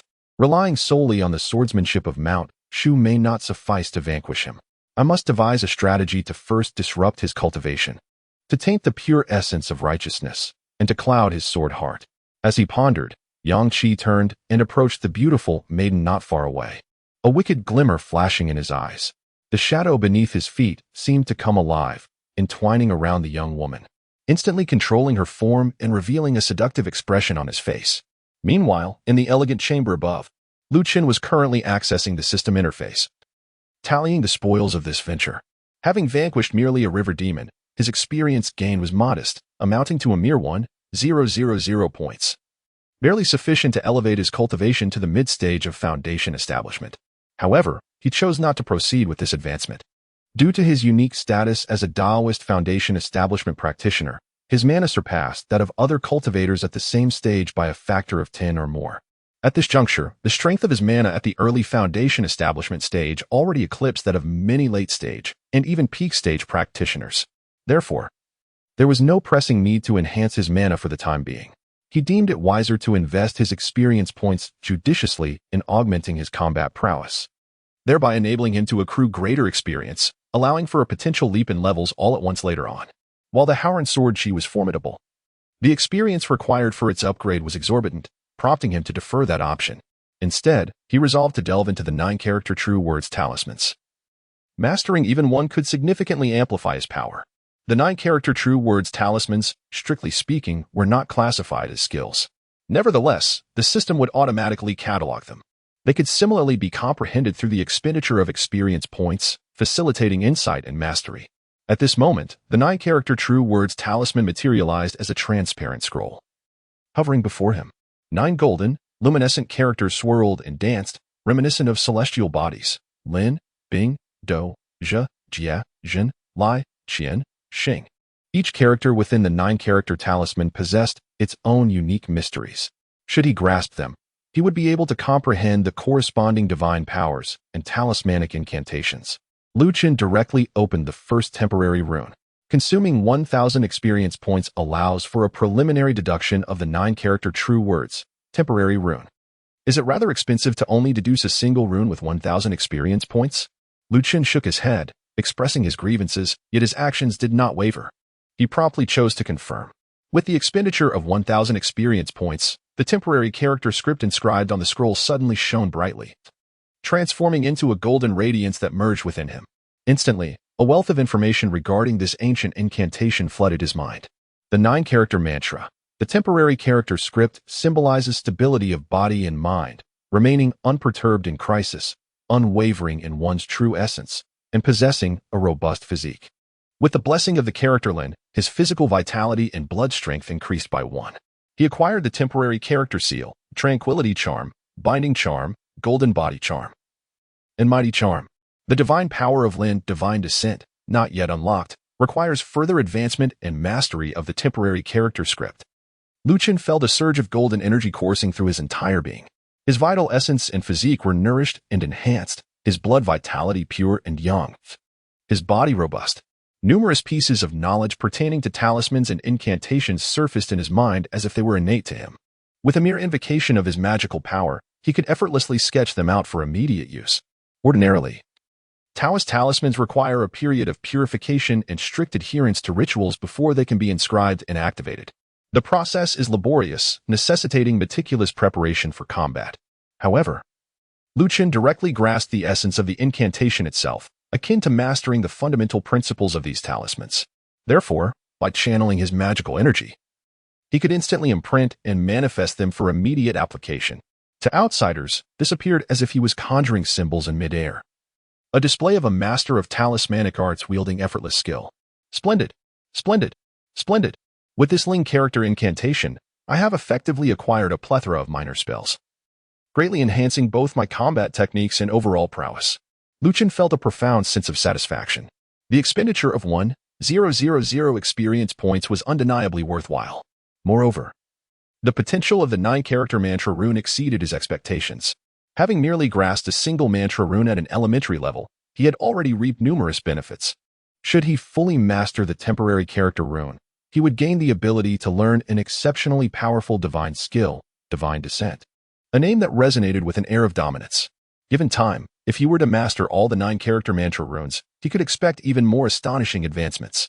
Of course, such prospects lay far in the future. To achieve complete mastery of just the temporary character rune would undoubtedly require an immense amount of experience points.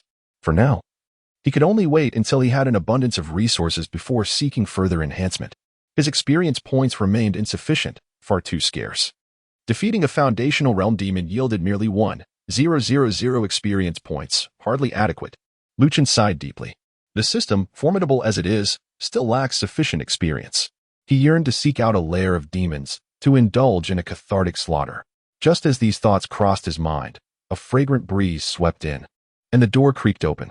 Under the moonlight, a graceful silhouette approached, leaning against the doorframe. The delicate fabric danced lightly, her alabaster arms glistening, and her enchanting figure swayed like a serpent. Her alluring gaze stirred a flurry of emotions within him. "Master, are you still awake?" Chen gazed at the enchanting woman at the entrance, unable to resist nodding in acknowledgement of her exquisite figure. However, this fleeting thought passed almost as quickly as it came. While he indeed had an appreciation for beauty, he was certainly no fool who would be rendered immobile at the sight of a lovely face. He recalled having seen this woman before. She appeared to be the granddaughter of the village head, Wang Lao, named Wang Rong. In her youth, she was dignified and gentle, far removed from the provocative demeanor she exhibited now. The unusual circumstances aroused his suspicion, prompting him to remain vigilant. Nevertheless, he maintained a calm facade and inquired, "It is Miss Wang. What brings you to seek me at this late hour?" The celestial master displayed remarkable abilities today, rescuing the people of Linzhong from peril. "I am deeply impressed and wish to accompany you through the long night, akin to the willow's grace," she declared, gracefully stepping into the room and slowly unfastening her garments, revealing her smooth and delicate skin. "Is that so? Your kind intentions are most appreciated, and I shall not decline," he replied. Chen replied with a smile, unabashedly stepping forward to grasp Wang Rong's hand. This action momentarily stunned the other party. "Master, do not be hasty. A moment of spring night's intimacy is worth 1,000 gold. Thus, we must seize the time." As Chen spoke, he suddenly exerted force, pulling the other person into his embrace. Simultaneously, a surge of righteous energy erupted forth. Wang Rong let out a piercing scream, her wrist feeling as though it were scorched by searing flames. Her delicate body trembled, and the shadow behind her swayed erratically, seemingly detaching from her physical form. "Come forth." Chen's gaze was as sharp as lightning as he pressed forward, simultaneously planting a foot firmly on the ground, pinning the shadow in place. A sound akin to fabric being torn echoed through the air. Wang Rong's form collapsed beside the bed, appearing utterly lost, and she slumped down, unconscious in an instant. The shadow beneath her feet writhed and struggled, resembling a large black spider in the dim light. An abomination, possessing the guise of a beautiful woman. Hoping to ensnare me and disrupt my cultivation? How naive. With a chilling laugh, Chen raised his hand and unleashed a surge of sword energy. Boom. The sword light soared, shattering the floor. The shadow on the ground twisted and fractured as if seared by flames, emitting a chilling screech and visibly oozing blood. It then transformed into a wisp of black smoke, darting swiftly towards the door. Did it think it could escape? With a decisive step, Chen propelled himself forward, swiftly pursuing the path ahead. A beam of sword light cleaved through the air, obliterating the ominous black smoke. Ding! Congratulations to the host for vanquishing the shadow-binding goo insect, earning an experience reward of 100. Experience? This is indeed a fortuitous windfall. Chen felt a flicker of joy in his heart. Just at that moment, an intense and acrid stench suddenly assaulted him. As Chen pushed open the door, he was taken aback by the transformation of the tavern. The once harmonious and festive hall had now morphed into a scene of eerie desolation. The townsfolk, who had gathered to celebrate, appeared with vacant stares, and their movements were stiff and contorted, resembling lifeless puppets. They emitted ghastly cries as they rushed towards the corridor above. Beneath their feet, shadows of grotesque spider-like creatures writhed, dragging their bodies along as if they were marionettes on strings. This was a manifestation of possession and control. a formidable sorcery capable of manipulating so many individuals simultaneously. Upon witnessing this, Lu Chen's countenance grew icy. The perpetrator employed insidious and malevolent tactics. Initially, they lured him with seductive beauty, unsettling his resolve, and subsequently resorted to manipulation, coercing these innocent citizens to launch an assault. These individuals, unlike the lifeless corpses, were merely under temporary control. They were still alive. Should he choose to strike them down, it would amount to indiscriminate slaughter, tarnishing the noble spirit within him and compromising his sword heart. Yet, if he were to show mercy, he would find himself in a precarious situation, as dealing with so many puppets would prove challenging. This was clearly a direct attack against him. Lu Chen experienced a moment of profound realization. Yet, he questioned himself. Having always acted discreetly and never harboring enmities with anyone, who could possibly be behind this attack? The thought of the Gu insect crossed his mind. Could it be the Blood Soul sect? While lost in contemplation, Lu Chen's movements remained swift and decisive. With a gesture and a step forward, a surge of magical energy erupted, akin to a tempest, instantly sending the approaching fisherman tumbling backward. The arcane power at his fingertips shimmered with golden light, reminiscent of a wolf's hair brush, as he deftly inscribed the characters of incantation in midair, the runes of the incantation pulsating with brilliance, transforming into a talisman. Halt! With a swift motion of his fingers, Lu Chen immobilized the fishermen, rendering them statuesque, ensnared by the binding talisman. Meanwhile, the shadowy spiders beneath them writhed in a frenzied struggle, desperately attempting to break free. Yet, Lu Chen showed no mercy. He unleashed a torrent of sword energy, resplendent and fierce as flames, obliterating the threat in an instant. Ding! Congratulations to the host for exterminating the binding shadow worm, earning 100 experience. Ding! Congratulations to the host for exterminating the binding shadow worm, earning 100 experience. The system notifications echoed incessantly, as Lu Chen deftly controlled the populace while wielding his sword to vanquish the venomous insects beneath him. A considerable sum of experience points swiftly accumulated. This was a fortuitous boon that he would not decline. Observing Lu Chen relentlessly slaying the insects, the marionette bodies under his control posed no threat to him whatsoever. In the shadows, Yang Qi could no longer contain himself. Blood coalesced in the palm of his hand, transforming into a blazing inferno. His entire hand resembled a searing branding iron. He glided through the throngs, seizing the chaos to approach Lu Chen. Suddenly, he struck with the blood fiend palm. The crimson light surged violently, akin to a venomous serpent, lunging forth. This strike, charged with the lethal poison of the blood fiend, promised dire consequences for anyone struck, inflicting severe injury, if not death. Have you finally succumbed to impatience? I've been waiting for you for quite some time, he thought as he unleashed his palm. Yet Lu Chen seemed to anticipate this move. A radiant golden light erupted from his form as the golden body talisman activated, enveloping him in a shroud of magical energy, akin to donning a suit of golden armor. The blood fiend palm collided with him, resonating with an ancient chime, yet failing to budge him in the slightest. In contrast, the figure clad in black was jolted by the force of the golden body talisman, leaving his arm numb and his body swaying unsteadily. Simultaneously, Lu Chen swiftly turned, emitting a sound akin to thunder, resonating deeply within the soul. Rays of sword light surged forth from his robe's sleeves, piercing the eyes, as the flying swords charged forward. Clang, clang, clang. A cacophony of metal clashing echoed through the air. Under the baptism of sword light, the figure was forcefully repelled, the magical disguise enveloping him torn asunder, revealing his true identity. Yang Qi.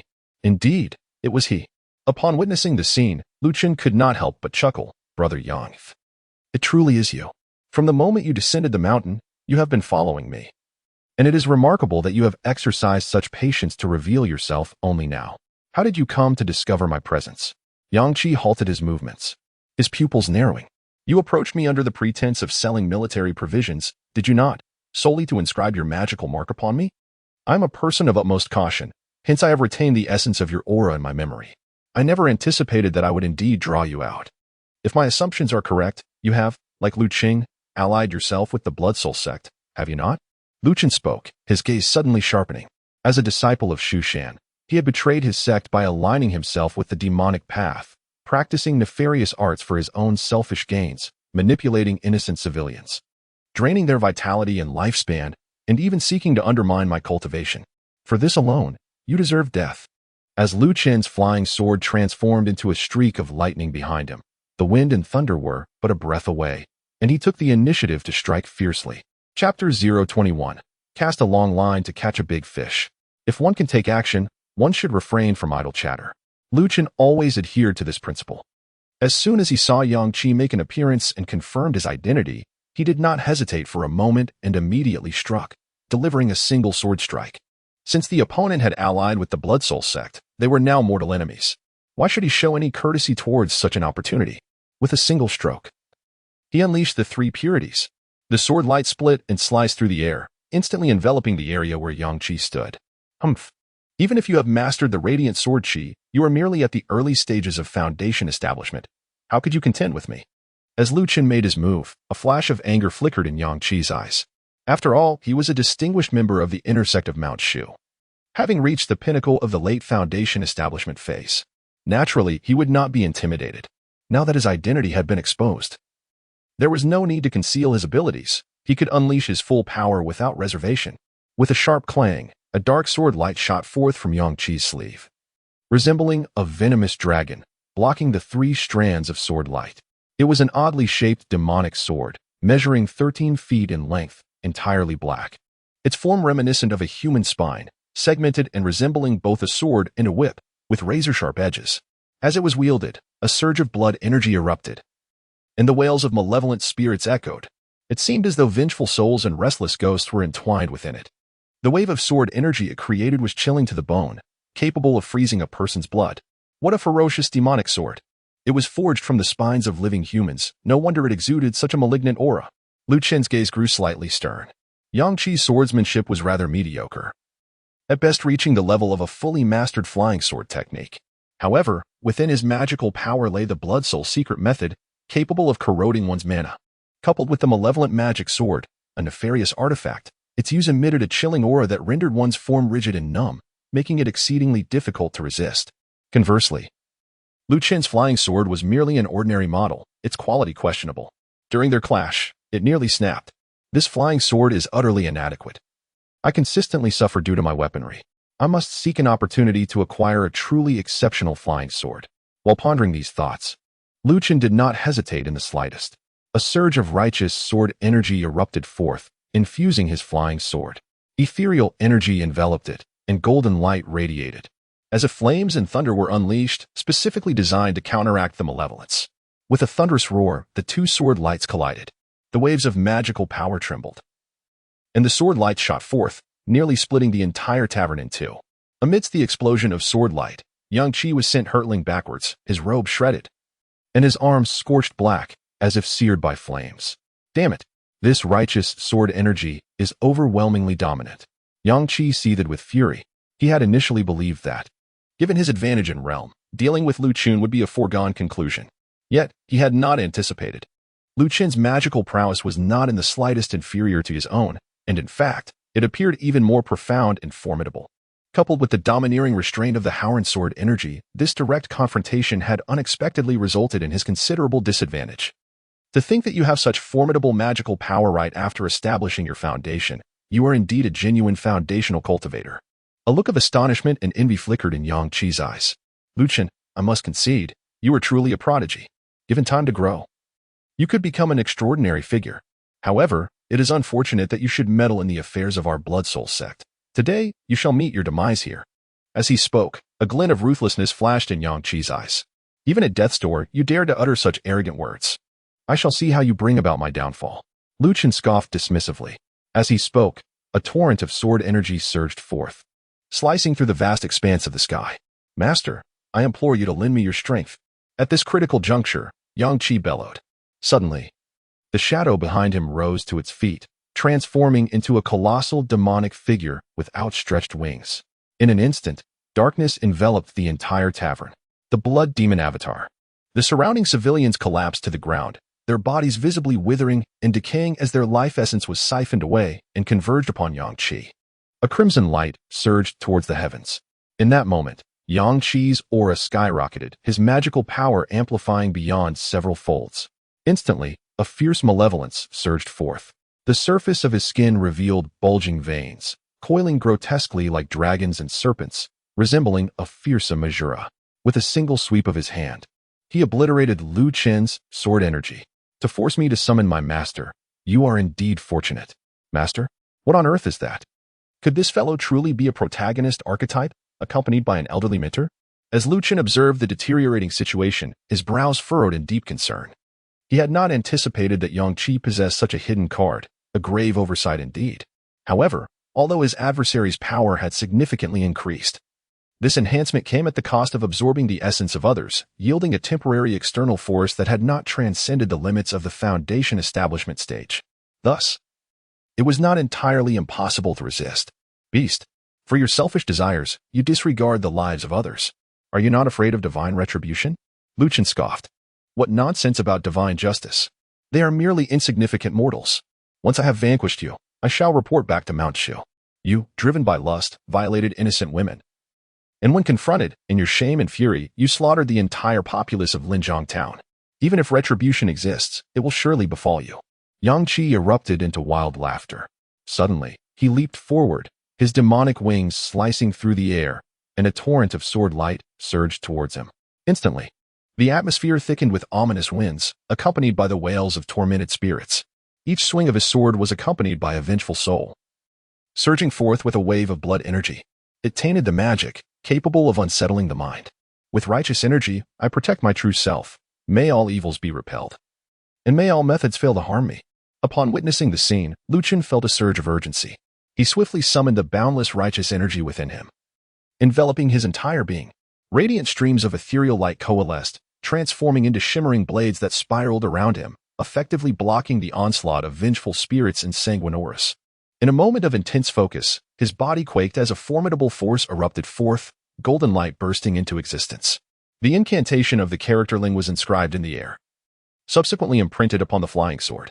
Instantly, the golden radiance exploded, merging with the righteous sword aura to form a terrifying beam of sword light, spanning several yards in length. Crack! The black-bone demon sword in Yang Qi's grasp shattered in response. The demonic wings at his back were similarly torn asunder by the might of this strike, causing the dark silhouette to disintegrate. Yang Qi coughed up blood, his body deflating like a punctured balloon, as he was sent tumbling through the air. Impossible! How could you possibly shatter my blood magic body? He screamed in terror, utterly bewildered by the sheer ferocity of Chen's righteous sword energy. Entirely oblivious to the true power of the Ling incantation, Chen would certainly not kindly offer him any explanations. Seizing the opportunity while he was vulnerable, he struck with lethal intent. With a single stroke, he shattered his opponent's malevolent magical form, and in the blink of an eye, his figure shot forth like lightnings. Grasping the hilt of his flying sword mid-air, suspended as if the Milky Way were cascading from the heavens. Boom! A resounding explosion reverberated through the sky. Beneath the obliterating brilliance of the sword light, the very area where Yang Qi had once stood was reduced to mere dust and fragments. Yet, however, Chen did not receive the kill notification from the system. At the very moment the sword struck, Yang Qi's body unexpectedly erupted into a burst of blood mist, which then transformed into dozens of bloodbats that soared out of the tavern. Damn it! These Blood Soul sect fellows may lack prowess in combat, yet their ability to flee is remarkably proficient, each one more adept than the last. Chen shook his head. But do you truly believe you can escape? As he spoke, he formed a seal with his hands, and a faint golden talisman materialized in his palm, marked by a red dot that was steadily moving in a southwestern direction. During their previous encounter, Chen had preemptively inscribed a tracking rune on his opponent, ensuring that as long as he activated the spell's sensing ability, he would be aware of Yang Qi's whereabouts. No matter how far he concealed himself, he intended to cast a long line to catch a big fish. Chapter 022. Remnants of the Demon Sect Ding.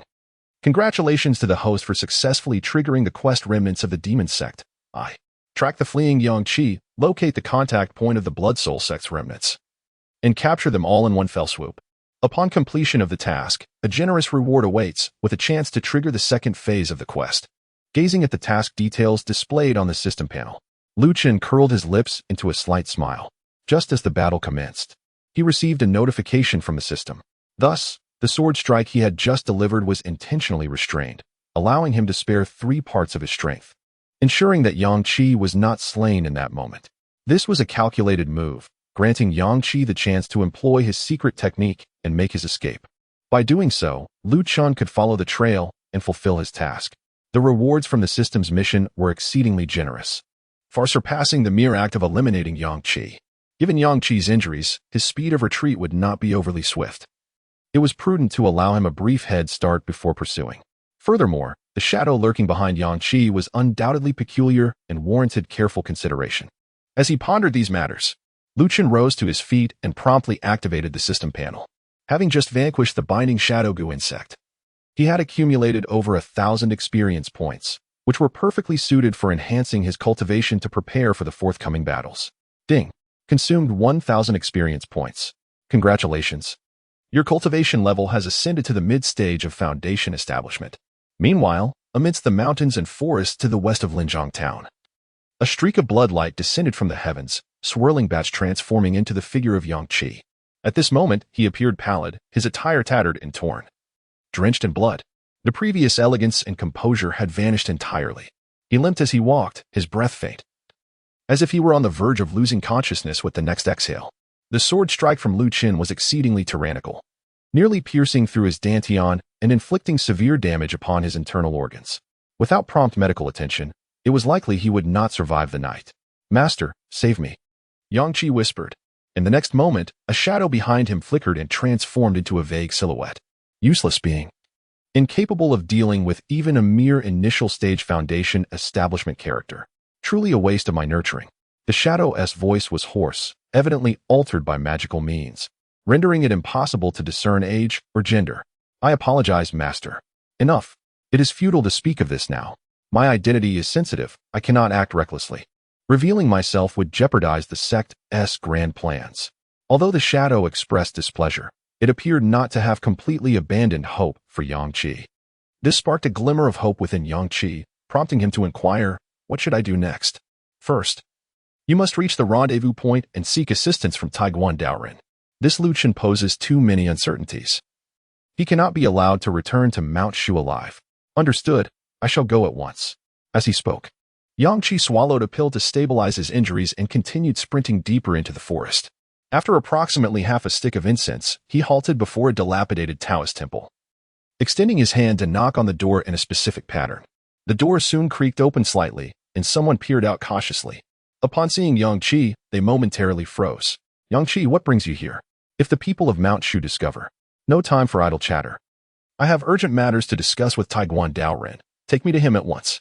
After Lu Chen broke through his limitations, an overwhelming surge of magical energy coursed through him, more than doubling in strength.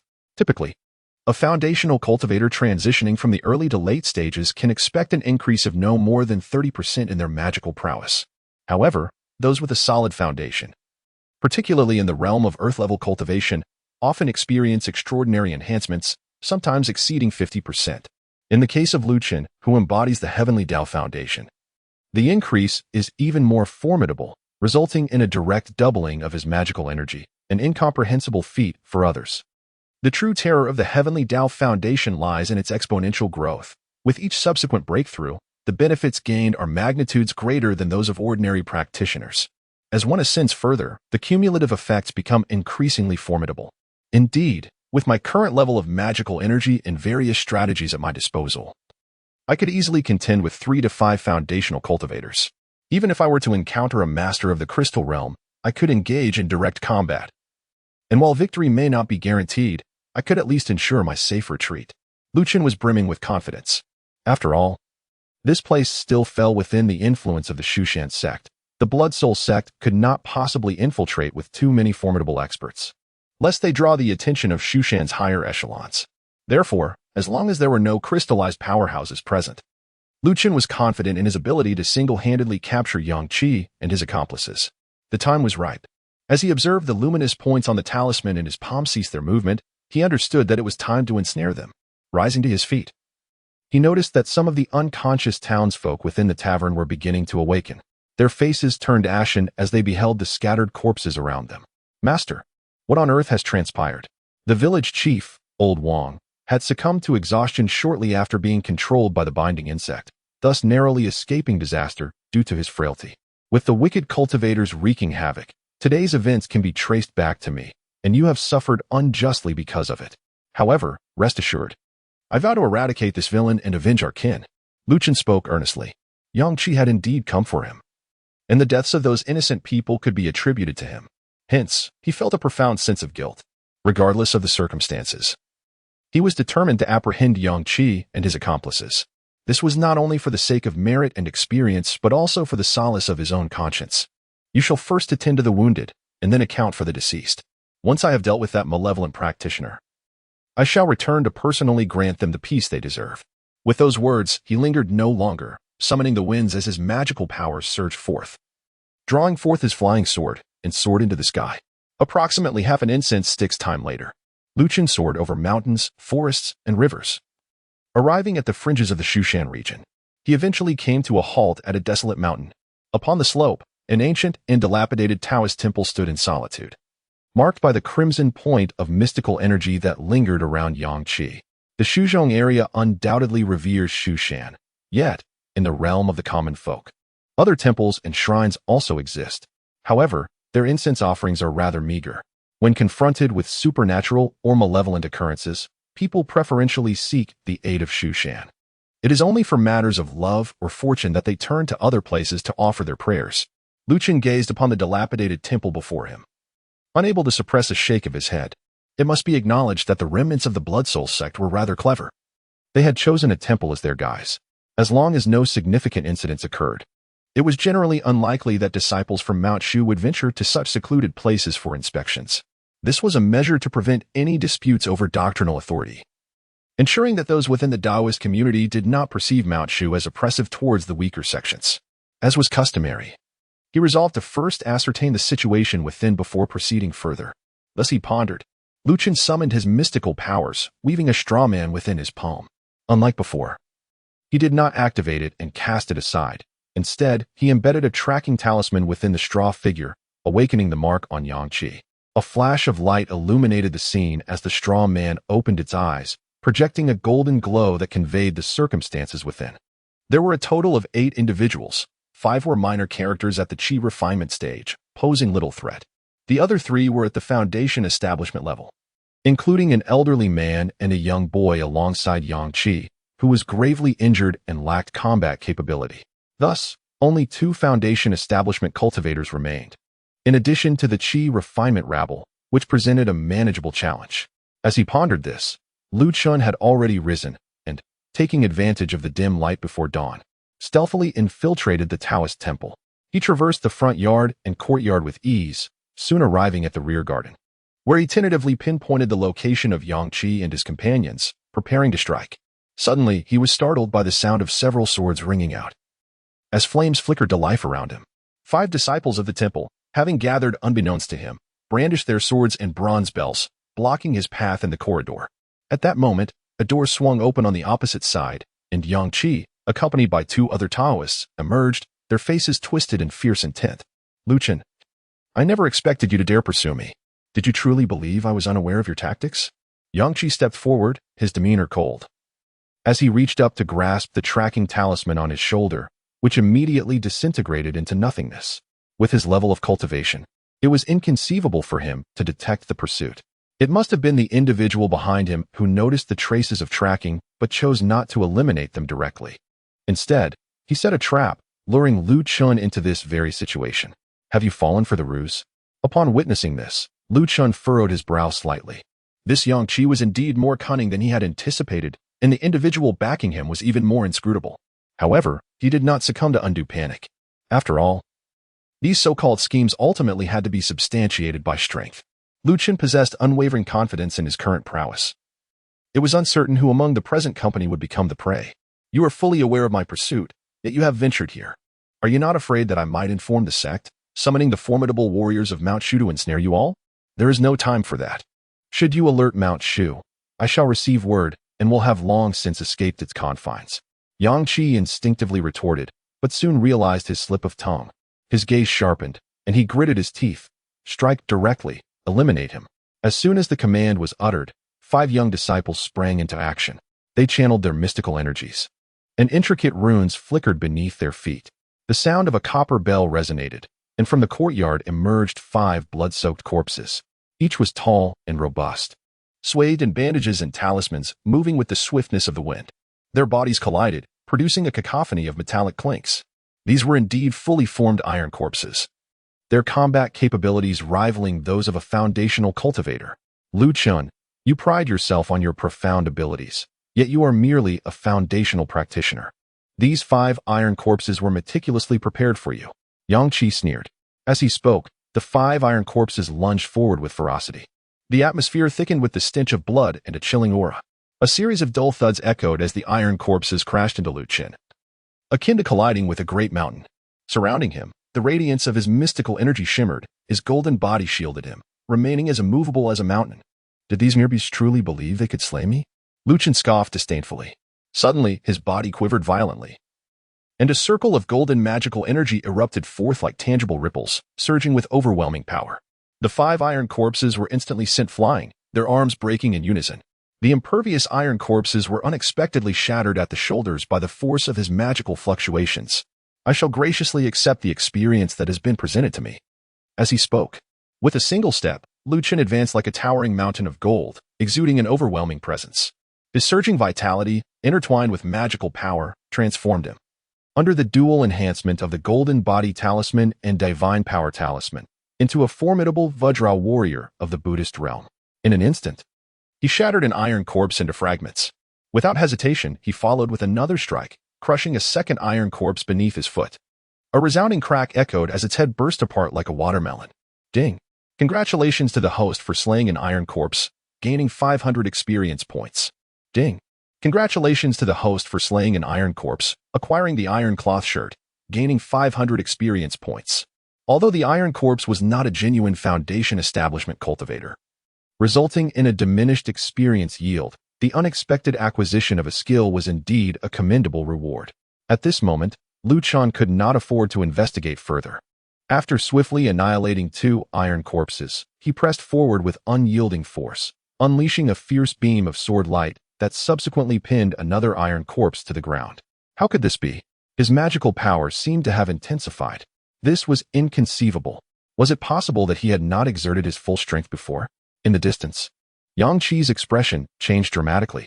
He hastily shouted, "What are you all waiting for? Let us strike together. We cannot allow him to escape alive. Kill." The 5 individuals in the corridor, witnessing Lu Chen's ferocity, also changed their expressions. They simultaneously brandished their magic swords, their feet standing upon a flickering array of light, seemingly performing a coordinated attack. Their swords soared forth, transforming into the 5 elemental sword energies of gold, wood, water, fire, and earth, converging to assail him. It was, in fact, the 5-element sword technique. Upon witnessing the scene, Lu Chen displayed no fear. The 5-element sword technique, though somewhat renowned, merely harnesses the power of the 5 elements infused into swordsmanship, subtly aligning with the principles of their mutual generation and restraint, thus possessing formidable might. However, it was evident that these 5 individuals had only grasped the slightest fragment of this art. Each could wield but a single sword, subsequently coordinating to form a collective formation, which inevitably diminished their overall potency. Had all 5 possessed foundational cultivation, Lu Chen might have considered retreating. Yet, with their mere qi refining stage prowess, the disparity in their magical capabilities was too vast for him to regard them with any seriousness. Seeking destruction, the sword energy surged forth like a waterfall, an overwhelming torrent of magical force cascading like waves. A resounding crash echoed as 5 beams of sword light were instantaneously extinguished. Blood erupted forth, and the 5 Taoists simultaneously let out agonized cries, collapsing as their throats were severed by a single strike. Another 500 experience points acquired. The sword in Lu Chen's grasp whirled gracefully, blood cascading like a divine reaper among mortals. With a mere flick of his hand, 2 more beams of sword light erupted, severing the heads of the last 2 iron corpses. Is this truly the extent of your blood soul sect's capabilities? To attempt a trap against me is a gross underestimation of your own strength. Lu Chen let out a hearty laugh. As he spoke, his figure moved like lightning, and a beam of sword light gracefully pierced through the air, directly aimed at Yang Qi's position. Young ones, do not be so arrogant. The Zawujian, draw forth. At that moment, the elderly and the young Taoists could no longer restrain themselves and took action. They each waved their sleeves, summoning their flying swords, one large and one small, seemingly forged from the same mold. The large sword was broad and ancient, exuding an overwhelming weight and stirring up scorching waves of heat. The small sword was sharp and piercing, chilling to the bone, emanating a sinister coldness. The 2 beams of sword light erupted almost simultaneously, resonating in mid-air. and with their combined magical prowess, they descended with a thunderous force. The yin and yang mother-son swords. With a resounding boom. The old Taoist wearing an iron crown struck first, wielding a pure yang giant sword that bore down with the force of a mountain. Instantly, it created a deep pit in the area where Chen stood, unleashing a torrent of flames that transformed the surroundings into a sea of fire. Chen was compelled to quickly gather his vital energy to shield his form, while the magical force beneath his feet surged upwards, attempting to escape the engulfing inferno. Yet, at that very moment, the chilling child sword shot through the air, piercing in from an oddly cunning angle, swift as lightning, aimed directly at his brow. This child's sword carried with it a frigid malevolence, designed to break through protective barriers. In an instant, the true essence of Chen's protective force was torn apart, and he felt a sudden, icy pain at his brow. Should this sword find its mark, his brain would be instantly pierced and frozen, leaving no chance of survival. The duo worked in perfect harmony, proving to be quite formidable. If it were any other cultivator at the Foundation establishment level, they would stand no chance of defense. However, to take my life, they are still insufficient. In the face of life and death, Chen remained composed and unflustered. As the jade green lotus from his Dantian soared into the air, it resembled a precious seal, swirling above his head and radiating a cool, luminous glow that instantly extinguished the surrounding flames. Concurrently, a stream of light emanated, enveloping the cold yin sword, akin to sulfuric acid, which corroded and melted it away completely. Chapter 024. The Great River Sword intent with 3,000 strands of weak water. Not even a goose feather can float, as duckweed sinks beneath the surface. Everything in the world that falls into weak water will be refined to the point of oblivion. Thus, weak water is also known as the Yellow Springs.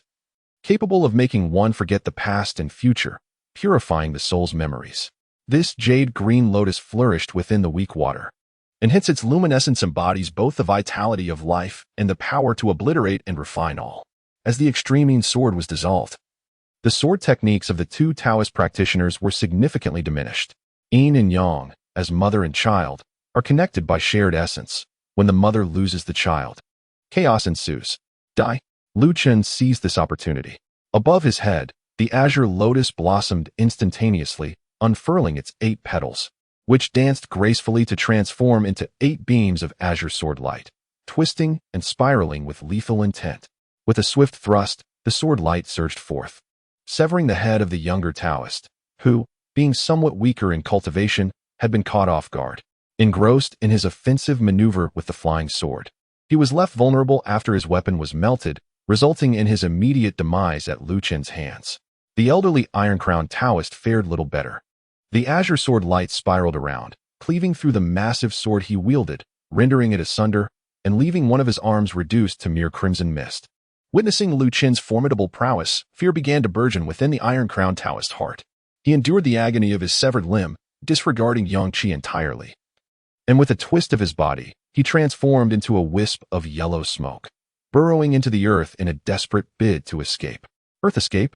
The hard-won experience shall not allow you to flee. With a sudden stamp of his foot, Chen's sword energy pierced the earth.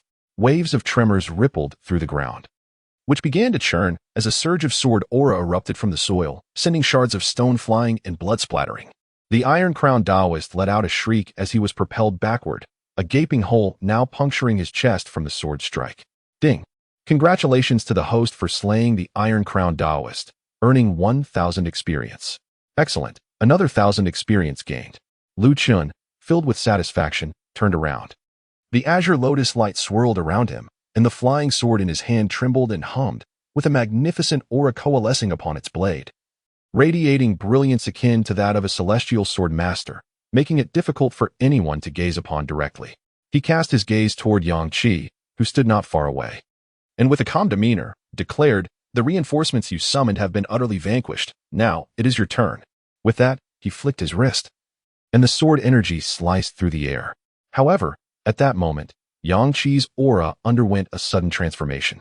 He lifted his head, his eyes as dark as ink, and his robes billowed with a fierce rustle as he raised a hand to strike, forcefully intercepting Chen's sword with ease. "Young man, I must admit, I underestimated you before. I never anticipated that at such a tender age, you possess such extraordinary prowess, compelling me to engage personally. You are indeed fortunate." Yang Qi spoke, yet his voice had taken on an eerie quality, reminiscent of a malevolent spirit emerging from the depths of the abyss, instilling an unsettling chill in those who heard it. "You are not Yang-Chi." Lu Chen sensed the aura and couldn't help but narrow his pupils. Indeed, this fellow Yang-Chi had concealed his trump card. The shadow behind him finally made its move, seemingly employing a secret technique akin to possession, temporarily seizing control of Yang-Chi's body. It turned out that Yang-Chi was merely a pawn in someone else's game. With such formidable abilities, one can only surmise that you hold a significant position within the Blood Soul sect, do you not? Facing death, you remain so composed. Attempting to pry into my thoughts? Young man, you are still somewhat inexperienced. Yang-Chi coldly scoffed and shook his head. He was indeed a seasoned individual, offering Lu Chen no opportunity for idle chatter, and with a swift gesture, he struck forth. As his sleeves billowed, dark magical energy surged forth like a torrent of black water, rolling in waves, crashing and swelling with tremendous force. Lu Chen felt as though the air around him was twisted and compressed. The opponent's strike was devoid of any superfluous embellishments, relying solely on overwhelming magical prowess. It surged and roiled like a raging torrent, as if he were ensnared within a tumultuous river, causing the sword light surrounding him to sway precariously. Such formidable magical energy. The individual's cultivation was unfathomable. With merely a fragment of their soul commanding another's body, they could unleash such terrifying power. This magical energy was nearing the threshold of materialization, approaching the realm where the false becomes real. Lu Chen was taken aback. The practice had transformed into reality, and the mastery of magical power was evident. This was a hallmark of the crystallization realm. As the mysterious figure took control of Yang-Chi's body, it instantly allowed his magical energy to materialize, mere half a step away from crystallization. Thus, with a single strike, Lu Chen found himself subdued by the opponent's formidable magical power and overwhelming presence. A formidable adversary indeed. Lu Chen felt a surge of vigilance within. He promptly channeled his full energy, unleashing a formidable sword aura that intertwined with the radiant light of the azure lotus sword, enveloping his form in protection. Yet, he witnessed Yang-Chi perform another aerial grasp, condensing dark waters into a terrifying demonic hand that ensnared both Lu Chen and his protective barrier. The sound of cracking reverberated incessantly around him. As the golden light and the protective force shattered one after another, even the azure lotus sword's brilliance was gradually extinguished. Desperate struggles ensued. Yang-Chi chuckled coldly. As he spoke, he expelled a blood-red sword from his mouth, swift as lightning and sharp as a drill, which immediately pierced through layers of defenses, striking directly before Lu Chen. Remaining unperturbed, with a steadfast mind and flesh as unyielding as adamantine, he stood resolute like a mountain. Lu Chen's expression shifted slightly. He quickly waved his hand to cast the true word symbol of emergency. Simultaneously, 12 golden light talismans soared forth, layering upon one another to shield him. These talismans had been meticulously prepared during his time at the tavern in Linjiang town, intended for unforeseen circumstances. He had not anticipated their necessity would arise so soon. Yang-Chi's prowess was formidable, employing various techniques with ease. Had he been an ordinary Foundation establishment cultivator, he would have likely been obliterated by now. Nevertheless, Lu Chen remained composed. Although he found himself at a disadvantage, he had not sustained any tangible injuries. He awaited the opportune moment for a counterattack. After all, the opponent was merely a possession. Despite Yang-Chi's overwhelming strength, the endurance of his original body was limited and could not last indefinitely. Indeed, under the relentless barrage of attacks, he had yet to truly harm Lu Chen, and Yang-Chi was beginning to show signs of anxiety. Already injured, his physical form struggled to withstand the soul's control, with traces of blood seeping from his mouth and nose. Ultimately, even if he managed to kill Lu Chen, he would likely perish as well. The shadow within him, realizing time was running short, escalated the frequency of its assaults as dark waves surged relentlessly, striking and invading, while demonic hands exerted force and blood-red swords pierced forth, aiming to annihilate Lu Chen completely. Anxious, are we? I have been anticipating your descent into chaos. Upon witnessing the relentless onslaught from his opponent, Lu Chen discerned a total abandonment of self-defense. All his magical prowess was devoted to suppressing his own essence. Suddenly, a spark of realization illuminated his mind. This was the moment. He took a deep breath, allowing the runes to return to his body, silencing all distractions within. With his spirit at peace, the innate talent of his unparalleled sword heart awakened, transporting him into an extraordinarily profound realm. The spiraling sword fell into his grasp, as if it had fused with his very being. The celestial river hung above, cascading from the heavens, the waters descending from the skies. Lu Chen raised his hand, and the flying sword shot forth with a swift motion. With a sharp crack, the dazzling sword light shattered the demonic hand that ensnared him, as the blade soared like a startled swan, tearing through the black tide. The glimmering sword energy spanned the vast sky, resembling a celestial river suspended in the firmament. A profound sword intent blossomed within his heart, surging forth with an overwhelming force. As the sword descended, it resembled the celestial river plummeting from the heavens, majestic and unstoppable, crashing down with great might. The great river sword intent. This is impossible. How could you, a mere foundation-building cultivator, comprehend such power? From afar, Yang Qi beheld this magnificent sword light, his entire being trembling uncontrollably, his eyes filled with disbelief. Chapter 025, The Yellow Springs Diagram. The Great River Sword Intent. This is inconceivable. This is not a force that a lowly foundation-building cultivator could wield. Yang Qi stared at the celestial river cascading down, his face a mask of shock and terror. He stood frozen in place, as if the brilliance of that sword had stolen his very soul. In truth, facing such a strike, even if he exerted himself to the utmost, he would be unable to withstand it. The Great River Sword Intent is one of the 7 supreme techniques of Mount Shu, possessing extraordinary power. Though it is derived from the Celestial River Sword technique, its profound mysteries can only be grasped by those with exceptional swordsmanship talent, who might catch a glimpse of its essence. Otherwise, one could only attain the ability to cultivate the Great River Sword Intent after a breakthrough to the nascent soul stage, relying on secret methods to reshape the sword's spiritual embryo. Lu Chen's cultivation level is merely at the mid-stage of foundation establishment. How on earth did he come to grasp the essence of the Great River Sword Intent? Yang Qi pondered in vain, unable to comprehend. Could it be that this individual is truly a rare prodigy of swordsmanship? Little did he know. After establishing the foundation of the heavenly Tao, Lu Chen defied fate and attained the supreme sword heart. This extraordinary gift far surpassed any talent known to the world, endowing him with the utmost comprehension and aptitude in the sword path. Upon fully mastering the suspended river sword technique, he felt an inkling of its boundless potential, though he lacked direction. Later, in Linjiang Town, he vanquished a river demon and learned the art of water manipulation, allowing him to sense the vast power of the rivers. Under the pressure exerted by Yang Qi, he uncovered the secret of liquidizing his magical energy. This very pressure culminated in his enlightenment, enabling him to grasp the true essence of the suspended river sword technique, transforming it into the Grand River Sword Intent. When this sword was unleashed, it manifested as a celestial river hanging in the sky. The sword intent enveloped all, demolishing all obstacles in its path with an unstoppable force that struck at the very core of the mind. It was certainly beyond the reach of ordinary spells and mystical powers. Even the individual behind Yang Qi, despite their profound cultivation, was constrained by their mortal form, and could only exert a limited amount of strength through a mere fragment of their soul. How could they withstand such a fierce onslaught of sword intent? Boom! The celestial river descended, the sword energy surged forth. The entire Taoist temple trembled beneath the overwhelming sword intent. Yang Qi's figure seemed like a mere piece of paper, instantly disintegrating within the radiant sword energy, vaporizing into nothingness. Ding!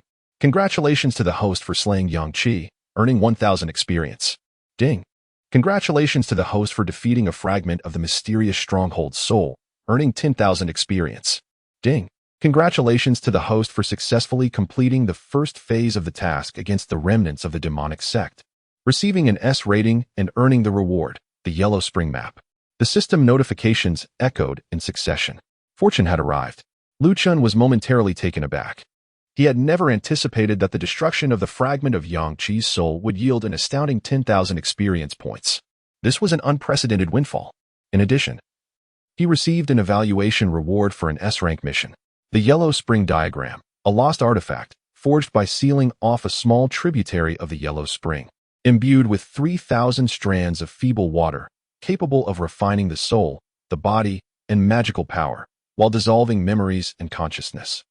It was astonishing to discover that it was indeed an artifact, sealed from the tributary of the Yellow Spring. It could harness the power of the feeble waters of the Yellow Spring. How extraordinarily formidable!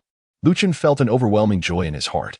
With a mere thought, the diagram of the Yellow Spring soared forth, a magnificent tapestry woven entirely from flowing waters, where one could faintly hear the thundering sounds of the boiling rushing waters of the yellow springs.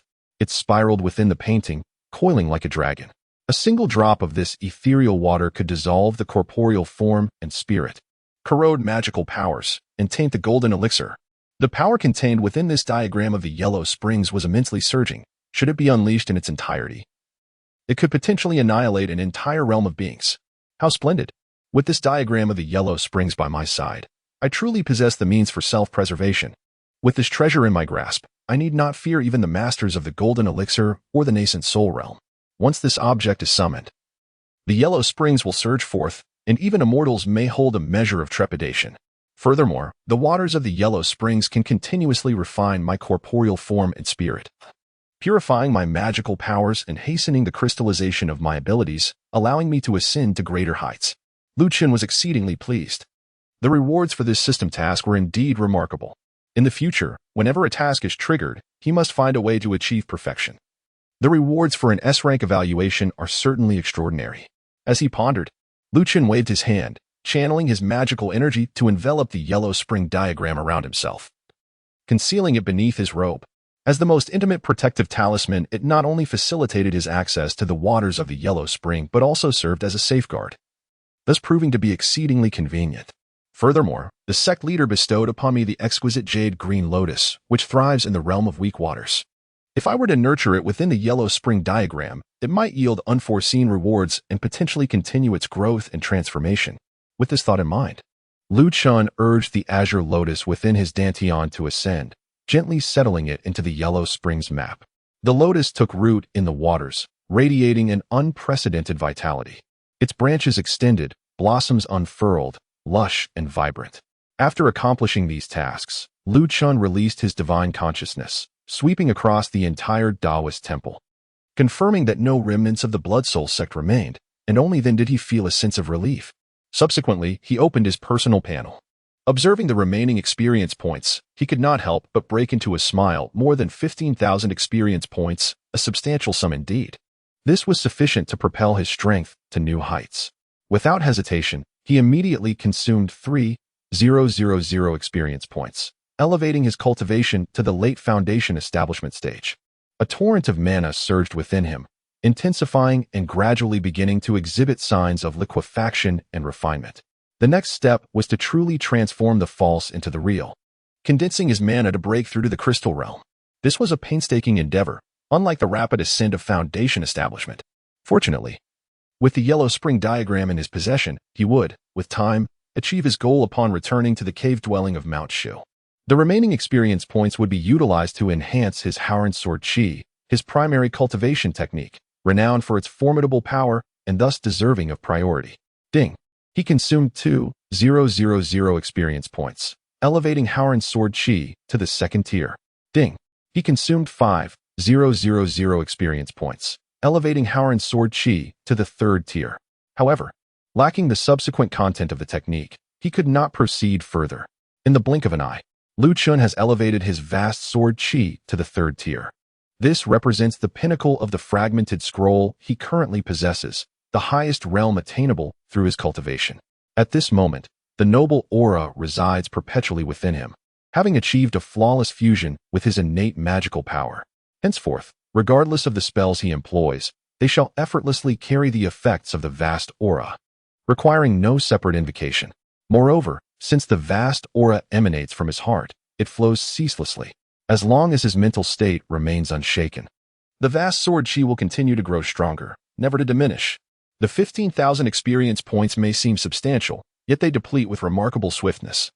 In the blink of an eye, a significant portion has already been consumed.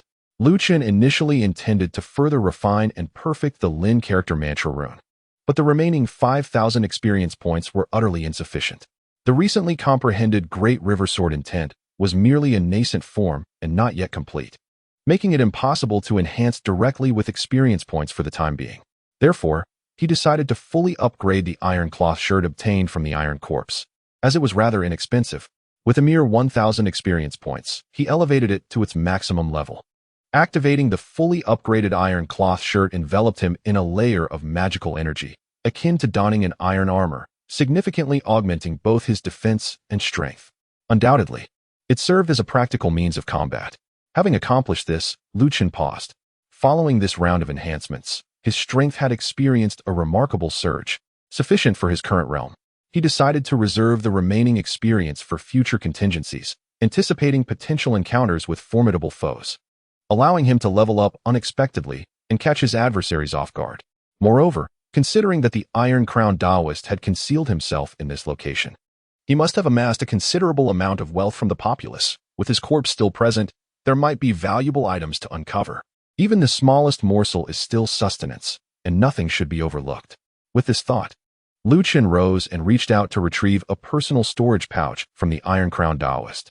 Using his magical energy to erase the opponent's mark, he opened it to find numerous spirit stones, a set of formation diagrams, and a peculiar small black booklet inside. Chapter 026, The Dual Fish Pendant Small 5 Elements Sword Formation. Utilizing the power of the 5 elements to form a sword formation that evolves into 5-element sword energy. Boasting tremendous power, the formation diagrams found within the storage pouch were named the Small 5 Elements Sword Formation, precisely the technique previously employed by the 5 young Taoists in unison. However, due to their low cultivation levels and their individual control over each sword, the technique appeared rather feeble. In reality, this set of formations was quite formidable. If arranged in advance, it could serve as a decisive strike. Chen did not ponder much and casually tucked it away, intending to return and place it within his dwelling for future use. This small booklet was rather peculiar. The remaining black booklet contained neither martial arts techniques nor any insights into cultivation. Instead, it was filled with countless densely written names, all of which belonged to women, with some names marked by a red cross. Chen initially believed that this might be some sort of roster belonging to the remnants of the Blood Soul sect, but later realized that it was not the case. Beyond merely names, it also documented the individual's birth dates and times. The names were diverse and peculiar, yet they shared a singular commonality. Their birth dates and times were strikingly aligned, all born in the dark year, dark month, and dark hour. It appeared that the Blood Soul sect was in search of someone. What did the dark year, dark month, and dark hour signify? Chen furrowed his brow. The Blood Soul sect had remained dormant for many years, yet now it willingly took the risk of infiltrating the Shushan region, undoubtedly harboring ulterior motives. Their objective is likely connected to the individuals listed in this register. If we can uncover a clue among them, perhaps it will trigger the next phase of the remnants of the demon sect's mission. I cannot deduce the reasoning behind this here. It would be prudent to return to Shushan and report to the sect leader before making further plans. As I pondered this, Chen rose to his feet and cast another glance at the spot where Yang Qi had perished. The overwhelming might of the great river sword intent had reduced Yang Qi to mere ashes, leaving behind no trace of his remains. Yet amidst the ashes, a faint glimmer of light shimmered. Chen approached to examine the object, discovering it to be a jade pendant, remarkably similar in design to the twin fish pendant previously encountered in Lucheng. This artifact appeared to be a magical treasure, its sturdy composition allowing it to withstand the onslaught of the great river sword intent. The twin fish pendant, born alongside the twin fish charm, possesses the ability to absorb spiritual energy and sense the orientation of the twin fish charm. When the two are combined, they can transform into a complete twin fish pendant. It becomes evident that the twin fish charm and the twin fish pendant are indeed a pair. No wonder Yang Qi was able to ascertain that he had killed Lu Cheng. This object exhibits a potency superior to that of the twin fish charm, with its inherent capability to autonomously absorb spiritual energy. Once united, their strength should be significantly amplified. Without hesitation, Chen immediately chose to merge. The surge of magical energy culminated in a radiant flash of white light. 2 jade stones drew closer, transforming into the shapes of intertwined red and green koi fish, ultimately merging into one. The twin fish pendant, an extraordinary artifact that, when worn, automatically absorbs surrounding spiritual energy, enhancing one's magical power while possessing the ability to conceal one's magical aura. Additionally, it grants the skill of Veil of Obscurity, a technique that shrouds the physical eyes in magical energy, altering one's appearance to a certain extent. What a remarkable treasure! Wearing it allows for the automatic absorption of spiritual energy, thereby amplifying magical power. Although the increase may be modest, its enduring nature ensures a continuous flow with it. Even slumber equates to cultivation. A 24-hour automatic enhancement? Splendid indeed. Furthermore, the accompanying Veil of Obscurity is a highly practical little spell. A bountiful harvest indeed. Chen did not linger any longer. With a graceful sweep of his sleeve, he conjured a flame with his magical prowess, setting the Taoist temple ablaze. Subsequently, he soared through the winds on his sword, making a brief return to Linjiang town to offer solace to the souls of the departed. Once his task was complete, he set forth once more, heading back to Mount Shu, making his way directly to the Sword Immortal Hall. Goodness, young man, in just a few short days of absence, you have advanced to the late stage of foundation establishment. As Chen entered, Master Qingshu lifted his eyelids slightly. Upon sensing the subtly liquefied aura of magic emanating from Chen, he could not help but display a look of astonishment. Upon hearing this, Chen displayed no surprise. The Pisces pendant may obscure one's magical aura, yet it cannot entirely conceal one's realm of existence. Master Qingshu is among the most formidable beings in the world. Having attained a state of unity between heaven and man, such a trinket would undoubtedly fail to deceive his keen perception. Moreover, Chen harbored no intention of concealment. Had he wished to remain hidden, he could have employed the Yellow Spring Map, which would mask all traces of his essence, rendering him undetectable. However, as he had not cultivated any nefarious techniques and possessed a pure magical force imbued with righteous energy, there was nothing shameful to hide. To cloak oneself would only raise suspicion. Instead, it was far better to be forthright. A rapid rate of cultivation merely attests to one's innate talent and potential, which could further garner the attention and recognition of the sect leader. This was largely due to the sect leader's nurturing. The gift of the jade green lotus bestowed upon him had been immensely beneficial. After establishing his foundation, he ventured into the cultivation of the righteous sword qi, only to discover an unexpected harmony, thus facilitating his swift progress. Chen bowed respectfully and replied. His words were a blend of truth and pretense. Upon a closer examination, Master Qingshu observed the radiant righteousness enveloping him, prompting a nod of acknowledgement. This profound righteousness is a realization attainable only by the esteemed sages of Confucianism, deriving from the celestial essence of the universe. Even he himself could not fully grasp it. The incomplete volume of the Howren Sword Qi in the library was a prize won by him from a wager with a venerable sage of Confucianism and Taoism in his youth. Regrettably, throughout the years, no disciple of Shushan had truly mastered it. To his astonishment, Chen exhibited a remarkable aptitude in this regard. He not only cultivated the Howren Sword Qi, but seemed to have refined it to an exceedingly high level. With the foundational cultivation of the Jade Green Lotus and the subsequent mastery of the Howren Sword Qi, it indeed made sense. Initially, Master Qingshu had harbored concerns about Chen's rapid advancement, fearing he might succumb to the temptations of demonic arts and resort to nefarious shortcuts. However, it appeared that he had overly worried. Chen possessed a pure essence of magical power. Had he cultivated the cunning techniques of the demonic sect, it would have been utterly impossible for him to embody such righteous energy. This young man's innate talent appears to surpass my expectations, revealing immense potential. Contemplating this, Master Qingshu nodded and spoke. The radiant sword energy you wield is extraordinary. Your ability to master it speaks volumes of your exceptional gifts. Yet, remember this. The source of righteous energy lies within the heart. As long as the heart remains untainted, righteousness will endure. However, should the mind become clouded, one's cultivation can be lost in an instant, leading to a descent into darkness. His words served as a caution to Chen, ensuring that he would not become complacent in his rapid progress and stray from the righteous path in the future. Chen understood the underlying reasoning. However, possessing a system afforded him a sense of security, for as long as he refrained from committing heinous acts and maintained a clear mindset, he need not worry about such matters. Naturally, appreciating the good intentions of his mentor, he chose not to elaborate further and simply nodded in acknowledgement. He then proceeded to convey his purpose, recounting the events concerning Yang Qi in their entirety. The ability to manipulate others from a distance with a fragment of one's soul, along with the knowledge of Shushan's movements, indicated that the individual behind Yang Qi was likely of considerable significance. Upon hearing this, Master Qingshu's gaze sharpened. He was no fool following the incident in Lu City. He had suspected the Blood Soul sect might be reigniting, possibly infiltrating Shushan. Consequently, he discreetly dispatched individuals to conduct thorough investigations. Yet, with no concrete leads, their efforts yielded little result. It was only when Chen followed the trail to uncover the enigmatic powerhouse behind Yang Qi that Master Qingshu began to realize the situation might be far more intricate than he had anticipated. Within Shushan, perhaps even among its upper echelons, there were those who had already allied themselves with the Blood Soul sect. This individual, daring enough to take such risks, had embedded themselves within Shushan, plotting with significant ambitions. It was imperative to unearth this traitor. Master Qingshu contemplated in silence. Lu Chen remained silent, recognizing that the mysterious, powerful figure possessed a cultivation level far beyond his current capabilities. It was prudent to leave this matter to the sect leader. He preferred not to involve himself in the commotion. However, the black roster could potentially serve as a clue, and it would be wise to present it to the sect leader. It might yield fruitful discoveries and trigger subsequent tasks. Chapter 027, The Confucian Sword Saint, a girl born in the year of Een, in the month of Een, at the hour of Een, with a fate of utmost Een. Could they be suggesting?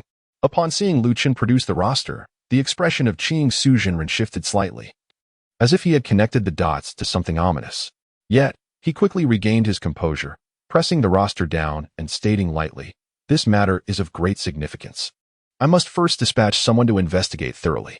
Only after verification can we arrive at a conclusion." After saying this, he cast a glance at Lu Chen and remarked, "You have once again achieved a remarkable feat. What reward do you desire?" This time, Lu Chen did not hold back, smiling as he replied, "Your wisdom is unparalleled. Esteemed leader, in my recent encounters with the bandits, I have often suffered due to inadequate weaponry. Therefore, might I be granted a superior flying sword? Shu Mountain is a sect founded upon the sword. Beyond the cultivation techniques, the flying sword is indeed the core of utmost importance. It is said that within the Shu Mountain sword tomb lies a myriad of flying swords, each a rare and formidable weapon, among which are some extraordinary swords. Even the heirlooms of sword immortals. You are now on the verge of breaking through to the crystallization stage, and your prowess is exceptional within the inner sect. It is indeed time for you to possess a dedicated flying sword." Qing Suzhenren nodded in agreement. He then added, "Coincidentally, in a few days, it will be the annual sword presentation ceremony at Shu Mountain. At that time, the sword tomb will be open to all inner sect disciples, and you may enter. If fortune favors you, you will surely find a sword that suits you." The sword presentation ceremony? I have indeed heard of the submerged land. It is said that the flying swords within the sword tomb possess a certain sentience. Only by subduing them and earning their acknowledgement can one master and inherit their power. The more formidable the flying sword, the more challenging it is to control. With my unparalleled sword heart talent, I believe I would reap rewards if I were to enter the sword tomb. Lu Chen silently nodded in agreement. However, on the surface, he feigned a look of discontent and remarked, "Master, the sword tomb is accessible to all, where one relies solely on their own abilities to obtain a sword. Surely, you cannot use this as a mere reward to placate me? Ah, you little rascal, were you not previously willing to forsake rewards to save others? Have you now revealed your true colors? That is different. Saving a life is worth more than constructing a pagoda of 7 levels. Naturally, I would be willing. Yet this time, I too faced mortal peril to escape. Enough." The esteemed Qing Suzhenren shook his head, swiftly interrupting Lu Chen's lamentations. He then extended his hand, grasping the air, as a radiant orb of magical energy coalesced in his palm, which subsequently transformed into a time-worn ancient tome. He presented the ancient book, saying, "Your heart is righteous, filled with a loathing for evil and a compassion for the masses. Thus, you have cultivated the Howren Sword Chi. However, the Howren Sword Chi within the library is but a fragment, allowing you to cultivate only to the 3rd level before reaching an impasse. This book is a compilation of notes from the renowned Confucian sword saint, detailing the creation of the Howren Sword Chi along with his insights. Take it back and study it diligently. By harmonizing your heart and actions, you may uncover the subsequent methods of cultivation for the Howren Sword Chi, and perhaps even forge a path of your own." The Confucian sword saint's cultivation notes and insights into the creation of the Howren Sword Chi. This is indeed a treasure of great worth, surpassing even the complete Howren Sword Chi manual. After all, teaching someone to fish is far more valuable than merely giving them a fish. Lu Chen was troubled, unsure of how to further elevate his Howren Sword Chi. However, with this cultivation manual, he could discern the subsequent path of his training. As he delved deeper, he might even glean profound insights from it, paving the way for his own unique swordsmanship. "Thank you, master," he exclaimed, promptly accepting the ancient tome and perusing its pages. The characters inscribed upon the pages were exquisitely sharp, reminiscent of boundless sword energy. A mere glance caused a piercing pain in his eyes. The sword chi contained within was beyond the comprehension of ordinary individuals. Even for you, it would be prudent to wait until after crystallization before attempting to read it. Otherwise, one might suffer injury from the embedded sword energy, mildly damaging one's vision or, in severe cases, leading to a shattering of the sword heart. The celestial void master offered this warning. He then gestured for Lu Chen to take his leave. as he needed to devise a method to uncover the rat concealed within Mount Shu and investigate the matter concerning the Black Roster. Thank you for the reminder, Master. I take my leave, Lu Chen replied. Lu Chen no longer delayed, rising to leave the Sword Immortal Hall and making his way back to the cave dwelling in the rear mountain. Having been away for several days, he wondered how Lu Li, that young girl, had fared in her cultivation. I have returned. Lu Chen pushed open the courtyard door and beheld that the previously desolate patch of sacred land had been transformed into a flourishing garden, abundant with an array of peculiar flowers and plants. It was likely cultivated by Lu Li. One could only wonder where she sourced such an eclectic assortment. Over half of them were unfamiliar to Lu Chen, yet they appeared quite enchanting. This girl certainly possesses a knack for creating a vibrant life. The house was also tidied up remarkably well, indicating that she had begun to acclimate to her new surroundings, a most encouraging development. Lu Chen silently nodded. However, as he glanced around, he found no trace of Lu Li. Unable to suppress a slight change in his expression, he swiftly summoned his magical power, dispersing his consciousness. In no time, he successfully pinpointed Lu Li's aura. Fortunately, nothing seemed amiss. Yet, how did this girl end up near the cold pool? Lu Chen furrowed his brows. For within that frigid pool resided a creature of unfathomable depth. Lu Li hurried over to the other side, acutely aware that being recognized by the opposition could spell danger. Without a moment's hesitation, she sprang into action and arrived at the edge of the cold pool. There she found Lu Chen perched on a large rock, tossing a gourd into the water. Bubbles erupted on the tranquil surface as a powerful force surged through the currents, swiftly drawing the gourd to the depths of the pool. Brother Lu Chen, you have returned? Perhaps sensing the footsteps behind her, Lu Li turned to see Lu Chen and promptly rose to greet him. Yes, I have just returned. Lu Chen nodded, yet his expression was far from pleasant. Did I not advise you against coming here? This place is perilous. He chose his words carefully. After all, the ancient monster lurking in the cold pool possessed an unfathomable level of cultivation. It was entirely possible that he could overhear their conversation. Lu Chen certainly does not wish to attract his attention. Danger? Not at all. Lu Li gazed around, her expression one of pure innocence and exuberance. Lu Chen, disinclined to elaborate further, inquired, what were you engaged in just now? Oh, a few days ago, I made the acquaintance of a friend who resides in the cold pool. It has been rather chilly lately, so I prepared a pot of warm wine for him to help stave off the cold. A friend living in the cold pool? So, not only are you aware that there are people at the bottom of the lake, but you've also befriended one? Inviting someone for a drink, turns out my concerns were unfounded. Were they? Lu Chen fell into a moment of silence. He turned to glance at the tranquil, undisturbed cold pool and pondered that since Lu Li was unharmed, it indicated that the peculiar beings within the pool were not the unreasonable malevolent sorts. If they could coexist peacefully, there was no need for him to intervene excessively. Perhaps this was a fortuitous opportunity for Lu Li, and he might also reap some benefits in the future. With this thought, he felt a sense of relief. He then turned and said, the wine has been consumed. Let us return early. Chapter 028, Transforming Illusions into Reality. The crystallization of magical power. Have you grown accustomed to your stay during this period? As night fell, Lu Chen inquired while picking at the greens in his bowl. Upon hearing this, Lu Li contemplated for a moment before nodding and saying, it's quite pleasant here. The tranquility is refreshing, and I am free from interruptions. I can engage in whatever pursuits I desire, and I have my elder brother Lu Chen by my side, which makes these days truly delightful. However, as she spoke, her voice softened slightly. But, what is it? She continued, it's just that my mother only taught me how to stir-fry vegetables, and having that every day has become somewhat monotonous. Could you possibly teach me how to prepare other dishes, Brother Lu Chen? Ah, so this is her concern. Indeed, it is rather unwise for a growing girl to subsist solely on vegetables day in and day out. Yet, cooking is not exactly my forte. Observing the eager expression on her face, Lu Chen could only acquiesce. I do know a few simple recipes for home-cooked meals. I shall prepare a recipe for you, and you can take your time learning it. You should manage just fine. Excellent. Lu Li joyfully tidied up the dishes and utensils. Lu Chen ventured into the courtyard, skillfully severing 5 branches, which he then meticulously fashioned into the shape of wooden swords before returning to his study within the tranquility of the meditation chamber. Lu Chen waved his hand, unleashing his magical power as the 5-element sword array manual soared into the air, transforming into a radiant screen. The 5 wooden swords then ascended, emitting a kaleidoscope of colors: gold, wood, water, fire, and earth.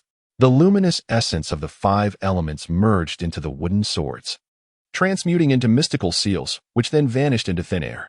Away. Lu Chen struck with a palm, sending 5 wooden swords soaring in all directions, where they came to rest suspended against the walls of the tranquil chamber. Thus, this modest 5-element sword array was established. Should anyone intrude, it would automatically activate, unleashing deadly attacks. After accomplishing this, Lu Chen finally arrived at the center of the gathering spirit formation. The twin fish pendant at his waist seemed to sense the surge of spiritual energy, immediately emitting a faint glow as it greedily absorbed the essence, gradually transforming it into its own magical power. It was akin to an automatic cultivation process. Lu Chen paid it no mind. With a graceful motion of his hand, the yellow spring diagram upon him resonated with a deep hum, and a slender ribbon of pale yellow water emerged, akin to a spirit serpent, dancing and coiling around his form. With his eyes closed, Lu Chen guided the waters of the yellow springs into his being, aiding in the refinement of both his physical form and magical essence. As the waters entered his body, it felt akin to the mighty waves sifting through sand. Strands of magical energy, under the purifying influence of the yellow springs, shed their impurities, becoming ever more exquisite and transparent, gradually transforming into a substantial liquid state.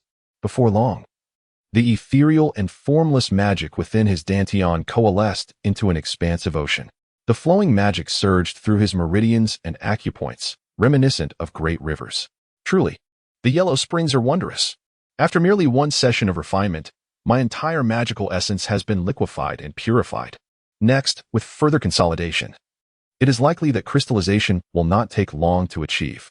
Lu Chen nodded in satisfaction. The sword presentation ceremony was imminent. It was said that the sword tomb within was fraught with peril, teeming with the malevolent energy of sword spirits, and disciples would also engage in fierce competition. For every powerful flying sword was coveted by all. If he wished to acquire the finest flying sword, he needed not only extraordinary talent, but also formidable skills to surpass his peers. Otherwise, he would never gain the sword's acknowledgement. Consequently, in the days that followed, aside from occasionally sharing meals and conversations with Lu Chen spent the majority of his time in the study, immersed in seclusion to refine his spiritual energy. This was a painstaking endeavor, devoid of any shortcuts.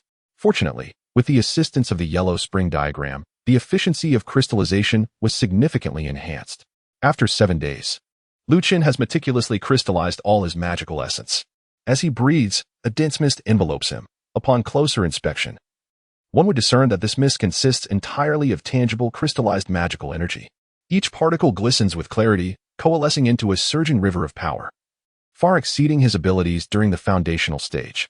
With a mere thought, his magic transforms, sometimes into the form of a sword, at other times into thunderous flames, morphing in a myriad of ways, all directly shaped by his magical prowess.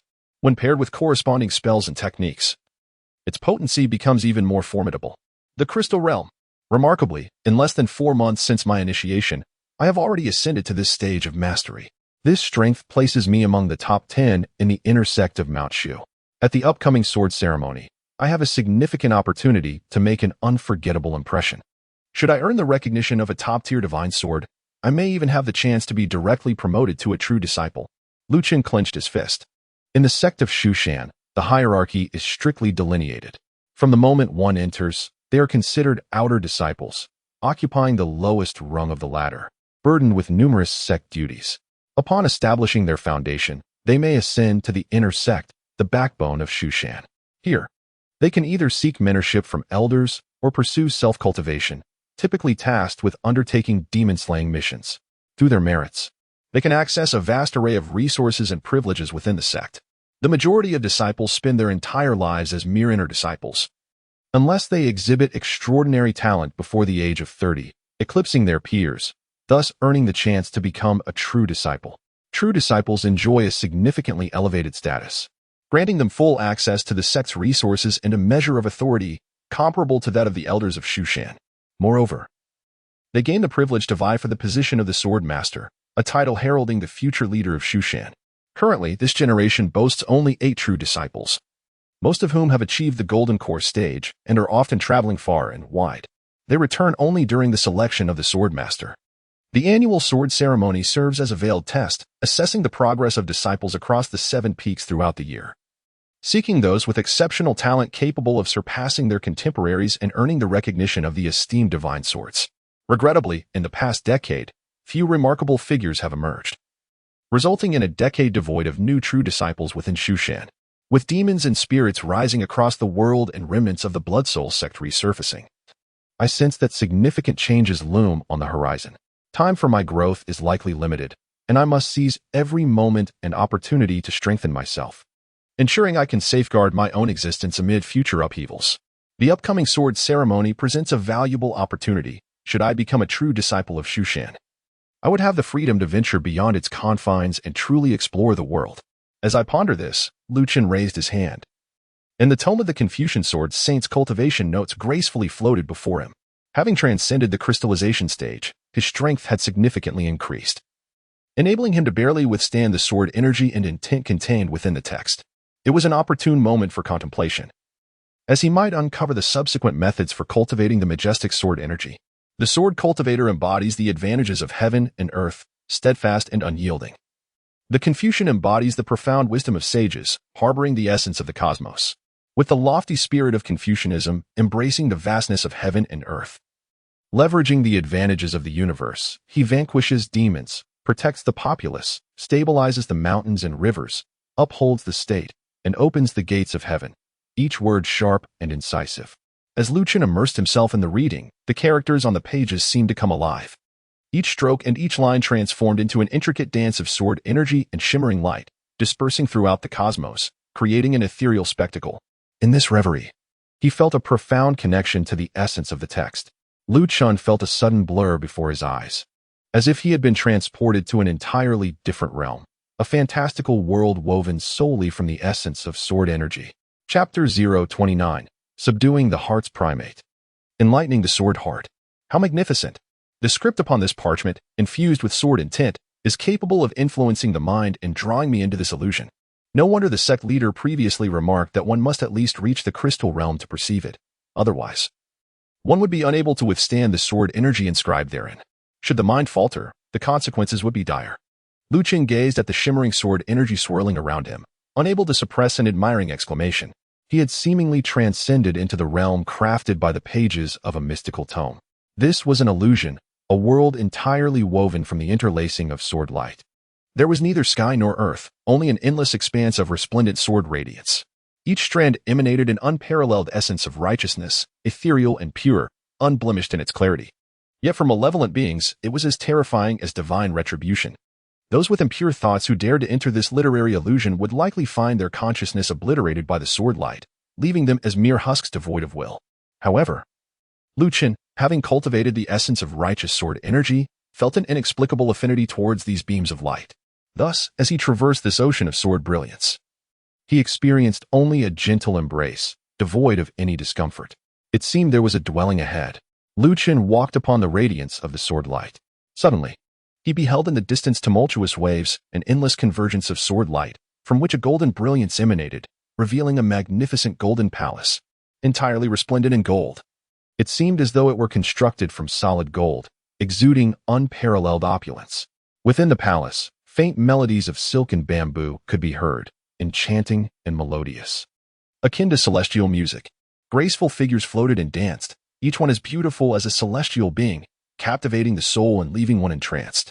The ancients proclaimed that within books lie golden abodes, and within books lie beauties of unparalleled grace. This serves as both motivation and the aspiration of scholars throughout the world. Should a Confucian scholar witness this spectacle, their heart and mind might very well be unsettled. However, for me, wealth and beauty are merely transient matters. While I may appreciate them, they do not sway the steadfastness of my spirit. Upon witnessing this, Chen shook his head and waved his hand. A surge of righteous energy surged forth, shattering the golden abode and reducing the celestial maidens to mere ashes. All illusions dissipated. In the midst of the ocean of sword light, a middle-aged scholar sat cross-legged. Clad in a flowing white robe, with hair cascading like a waterfall, his countenance was radiant, and he held a scripture in his hands, resembling a saint descending from the temple into the mortal realm. He was capable of perceiving the obsessions within his heart and recognizing my true form. His disposition was indeed commendable. The scholar raised his head and remarked, "You are not a disciple of Confucius, yet you have remarkably mastered the righteous sword energy. Such a feat is truly rare." Chen was mildly astonished upon seeing the scholar. Could it be that there were still beings existing within this illusory realm of the book? However, this individual appeared translucent. as if entirely composed of sword light, akin to a spirit, suggesting he was not a corporeal entity. Indeed, the scholar, noticing Lu Chan's scrutiny, smiled and said, "There is no need for alarm. This is merely a projection formed from the sword energy I left behind. In my discussions on swordsmanship with Chen Su, I lost to him by half a move, which is why I gifted him this manuscript. Since you were able to enter this place, you must be a disciple of Shushan, correct?" So, he was indeed the Confucian sword saint, originating from Confucianism yet capable of engaging in sword discussions with the Shushan sect leader, only conceding half a move? This individual must be a person of extraordinary caliber. One can only wonder if he still walks among the living today. I am Lu Chen, a disciple of Shushan, and I humbly pay my respects to the sword saint. Lu Chen clasped his hands in a gesture of respect befitting a junior, his demeanor calm and composed, neither servile nor arrogant. What is a sword saint, if not a mere elevation by the masses? In terms of swordsmanship, your sect's leader surpasses me. My surname is Chen. You may address me as Mr. Chen. The man chuckled softly and replied, "Throughout my life, I have hurried through this world. To the Confucian scholars, the path of the sword is but a misguided venture. Thus, the lofty sword she lacks a true heir. Since Chen Su has bestowed upon you a letter, it is evident that he wishes to cultivate your potential. I observed your disposition earlier. You indeed possess great promise. Allow me to assist you." With that, Mr. Chen raised his hand, and as his sleeve swept through the air, a sound reminiscent of a dragon's roar echoed, and thunder rumbled ominously. In an instant, the world transformed. The boundless sword light surrounding them shimmered like stars and celestial bodies, all captured within his grasp. He then thrust his hand forward. Boom! The tempest of swords surged forth. Swirling violently, countless blades erupting from his palm, coalescing into a resplendent and magnificent handprint. It obscured the sky and blotted out the sun, hurtling towards Lu Chen with tremendous force. Lu Chen was taken aback. He had not anticipated that the opponent would strike so suddenly and with such overwhelming force. This was a sword saint, a being not inferior to the master of Mount Shu. With his current strength, he was utterly incapable of withstanding such an assault. The sheer pressure of the sword intent alone was sufficient to drive an ordinary person to despair. However, fortunately, Lu Chen felt no intention to kill. Although the strike was terrifying, it was merely an embodiment of intent. The opponent was not present in body or even spirit, but rather a projection formed from a wisp of sword intent. Upon grasping this realization, Lu Chen then composed himself, refraining from hastily activating the Huangquan diagram, instead enveloping himself in an aura of majestic sword energy. Suddenly, a muffled thud echoed through the air. The colossal hand of sword light descended upon him. Yet it bore no semblance of the anticipated lethal intent. Rather, it transformed into a formidable force, propelling him directly into the ocean of sword light below. Lu Chen felt an overwhelming heaviness in his body as the surrounding sea water suffocated him. This water, composed of condensed sword light and sword energy, was not tangible. Thus, the water manipulation technique proved utterly ineffective here. Suffocation and submersion ensued. In the depths of darkness, it seemed as though countless malevolent creatures opened their eyes, converging from all directions. The majestic sword energy, capable of vanquishing all evil in the world, could not eradicate the malice within the human heart. It was akin to this ocean of swords, appearing tranquil on the surface while turbulent currents surge beneath. If one wishes to comprehend the path of cultivation that follows the majestic sword energy, one must first confront the inherent wickedness within. Only by subduing the restless heart can one hope to traverse the righteous path. Mr. Chen's voice resonated as if it emanated from the heavens above. As he spoke, Lu Chen beheld his figure gradually becoming ethereal, ultimately releasing a hearty laugh before dissipating completely. This lingering projection of sword intent merely offered him an opportunity. Whether he could grasp it depended entirely on himself. Subduing the restless heart, Lu Chen steadied himself amidst the water, surrounded by a surging aura of righteous sword energy. At that moment, the sinister creatures lurking in the darkness finally revealed themselves. They were grotesque and fearsome in appearance. Some loomed large like mountains of flesh, embodying greed. Others were drenched in crimson, symbolizing slaughter, and some were enchanting as sirens, representing lust. The myriad desires of the human heart were projected before him, materializing as these malevolent beings, embodying the tribulations of the mortal realm. One must not be beguiled by these illusions. Otherwise, the clarity of the sword's essence would be tarnished. And not only would I fail to comprehend the righteous sword energy, but my entire cultivation would also be irrevocably lost. Lu Chen felt a sense of vigilance within him. He was, after all, merely a human being, an ordinary one at that. Greed, anger, ignorance, and hatred, he possessed them all and did not wish to entirely sever these ties. If one truly achieved a state devoid of the most fundamental emotions and desires, then what meaning would life hold? Even if one were to attain the status of a Buddha or a deity, they would merely become a lifeless shell. The Confucian sage, who bears the world in his heart and renounces all personal desires, is a concept Lu Chen pondered, uncertain whether it was good or ill. Yet, he had no desire to emulate such a path. While the 7 emotions and 6 desires indeed bring about suffering, as long as I possess a sincere heart, I shall not forget my original intentions. I cherish all living beings, abhor evil, and seek the path to eternal life. Yet I will not stray from my true self due to these desires. In an instant, Lu Chen's heart was clear and serene, and his supreme sword intent seemed to have become even more translucent and pure. After comprehending this layer, he cast his gaze outward once more. The demons representing the 7 emotions and 6 desires vanished, transforming into a beam of sword light that converged upon him, becoming an integral part of his surrounding sword energy. Ding! Congratulations to the host for achieving enlightenment. The compatibility of the supreme sword heart has increased by 1. Ding! Congratulations to the host for successfully grasping the subsequent cultivation method of the Howren sword chi, which can be elevated to the highest 6th level through experience points. Chapter 30, The Sword Bestowing Ceremony. Ding! Congratulations to the host for successfully grasping the subsequent cultivation method of the Howren sword chi, which can be elevated to the highest 6th level. Success. Upon hearing the system notification, Lu Chen's eyes brightened. The Howren sword chi he had been cultivating was merely an incomplete fragment, capable of reaching at most the 3rd level. Now, having comprehended the complete subsequent cultivation method, he could continue his ascension. However, the highest level was only the 6th. Could it be that Mr. Chen had merely cultivated the Howren sword chi to the 6th level and thus attained a prowess comparable to that of the esteemed Chi Tian real person? That seemed improbable. After all, Chi Tian real person's practice of the Shushan swordsmanship was unparalleled in the world, and the Xinglua sword cannon could open the celestial gate, gathering the power of the stars. Truly extraordinary. No matter how formidable the Howren sword chi was, it could not possibly rival the celestial power merely at the 6th level. Perhaps the cultivation beyond the 6th level required personal insight and innovation, rendering it difficult to pass down. But what of it? For the time being, I lack sufficient experience points. I shall devise a way to break through after reaching the 6th level. As he pondered this, Lu Chen glanced at the system panel. Upgrading the Howren sword chi to the 4th level requires a substantial 10,000 experience points. As one progresses further, it is likely that the consumption will become even more significant. One can only proceed gradually. The enhancement of the sword heart's compatibility, however, is an unexpected boon. During the sword offering ceremony, it is sure to shine brilliantly. Lu Chen nodded in satisfaction. When he opened his eyes once more, his mind had already departed from the realm of the book. The characters inscribed in the notebook had vanished into thin air, leaving only the yellowed, blank pages. A Confucian swordsman with the surname Chen? Perhaps when he has the leisure to descend the mountain and travel, he may inquire further. Lu Chen rose to his feet, stretching his limbs before stepping out. There, beneath the great tree in the courtyard, sat Lu Li, her head tilted as if she were in slumber.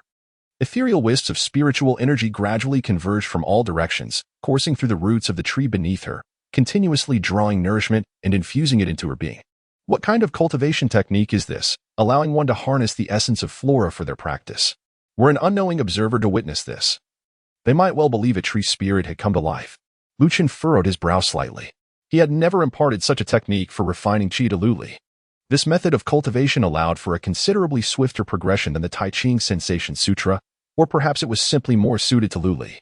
In the rhythm of her breathing, the spiritual energy converged, surpassing what an ordinary person could achieve through a day's arduous practice.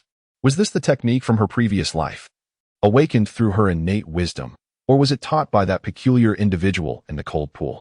Lu Chen shook his head. After all, this matter pertained to the other party's privacy, and he felt it inappropriate to inquire too deeply. The paths of cultivation are myriad. As long as they do not involve any malevolent or immoral practices, he was disinclined to interfere. At this rate, it would not be long before this young lady reached the pinnacle of qi refinement, and at that time, he would need to find a way to procure some foundational materials for her. Just as he was lost in thought, a melodious chime suddenly resonated from the direction of the front mountain square.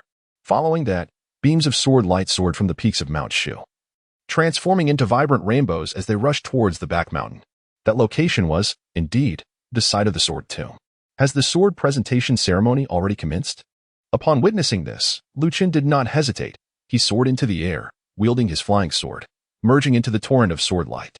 Shortly thereafter, he beheld the peak of a mountain cliff ahead, adorned with myriad auspicious clouds and layers upon layers of sword radiance. Thousands of disciples from Mount Shu had converged at this locale. The sword presentation ceremony, an annual grand event of Mount Shu, attracted nearly all members of the sect. Except for those few who were traveling abroad, only a select number of inner disciples possessed the qualifications to enter the sword tomb, while the majority were there merely to witness the spectacle. At long last, the sword presentation ceremony had arrived. This year, I am determined to find a way to acquire a flying sword that meets my approval. My senior brother has subdued numerous demons this past year.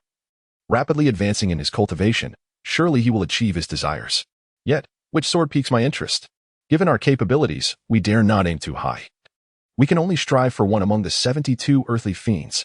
That Xianshui sword seems particularly suited for me. Does my senior brother also covet the Xianshui sword? How unfortunate. This time, we must compete for it. In front of the sword tomb, a multitude of disciples engaged in spirited discussions. Chen listened attentively, possessing a certain understanding of the circumstances within the sword tomb. The tomb houses renowned swords forged by the ancestors of Mount Shu. In addition to the swords themselves, most are imbued with a measure of mystical heritage, making the flying swords within the tomb highly coveted. Naturally, there are also exceptionally gifted individuals who endeavor to forge their own life-bound flying swords, nurturing them with their very essence, which allows for a greater potential for growth. However, the resources required are staggering, and the process is exceedingly time-consuming. Often, one may dedicate an entire lifetime without achieving the creation of a truly top-tier flying sword. Chen had indeed contemplated forging his own life-bound flying sword. However, at present, he found himself devoid of suitable opportunities and superior materials. Thus he decided to bide his time. It would be most prudent to first acquire a top-tier flying sword from the sword tomb as a transitional measure. Once his abilities had sufficiently matured, he could then forge a flying sword that would be perfectly aligned with his essence. Within the sword tomb, the flying swords could be categorized into 6 distinct tiers based on the original owner's prowess and the inherent strength of the sword itself. These tiers are 1 immortal, 3 gods, 7 absolute swords, 36 heavenly gangs, 72 earthly fiends, and 10,800 demon-slaying swords. The lowest tier, which also boasts the highest quantity, comprises the demon-slaying swords. There are a total of 18,000, all belonging to fallen disciples of the Shushan sect. Their strength only marginally superior to the ordinary flying swords currently distributed by the sect, with only rare exceptional pieces among them. It is typically the weaker inner disciples who are compelled to resort to these options. The 72 earthly fiends, however, are significantly more formidable, often left behind by the fallen prodigies of previous generations, and they frequently harbor immense potential. Ascending further, the 36 heavenly gangs are even more powerful, belonging to the swords wielded by elders, commonly accompanied by a portion of inherited magical techniques, making them highly coveted among the inner disciples. To this day, fewer than half remain unclaimed. For the average disciple, the heavenly gang-level flying swords represent the zenith of their aspirations. Beyond this, the 7 absolute swords possess an even more fearsome origin, being the true inheritors' swords lost to unforeseen calamities throughout history. It is noteworthy that the selection process for true inheritors at Shushan is stringent, and those who attain this status are invariably exceptional talents. Such individuals rarely meet untimely ends and often achieve extraordinary feats. Even if they do not ascend to the position of swordmaster, they are likely to become esteemed elders of the 7 peaks with a future full of promise. Consequently, the swords they leave behind typically harbor unimaginable potential. Acquiring one could bestow upon its wielder the true transmission of a peak's ultimate techniques, propelling them to greatness. Thus, these 7 absolute swords have nearly become the benchmark for ascension to true inheritance. Alas, all the 7 absolute swords have already found their bearers, each claimed by one of the 7 true inheritors. The only swords surpassing the 7 absolute swords are the 3 gods and the most formidable immortal sword. The Shushan immortal sword, revered as the demon-subduing sword, is said to be a celestial artifact bestowed by the heavenly realm, possessing astonishing powers that can only be wielded by the sect leader and the current sword master.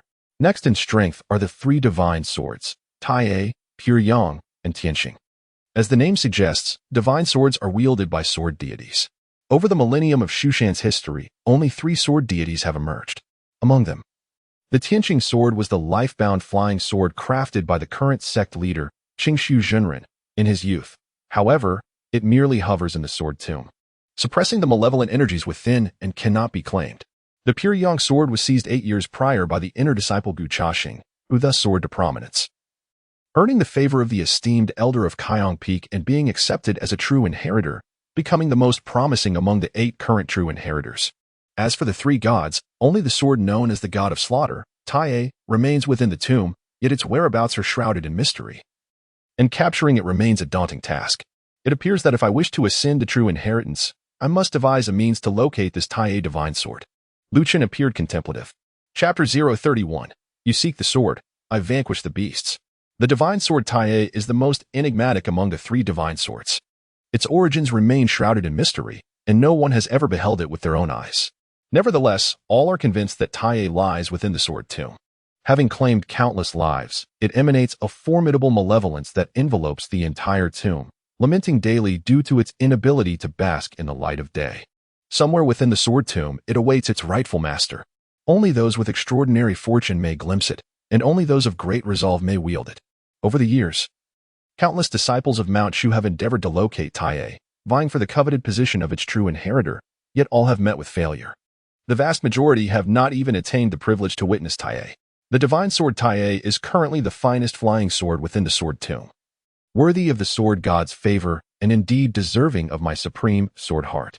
To become the true inheritor, I must devise a means to subdue this sword. Chen pondered deeply.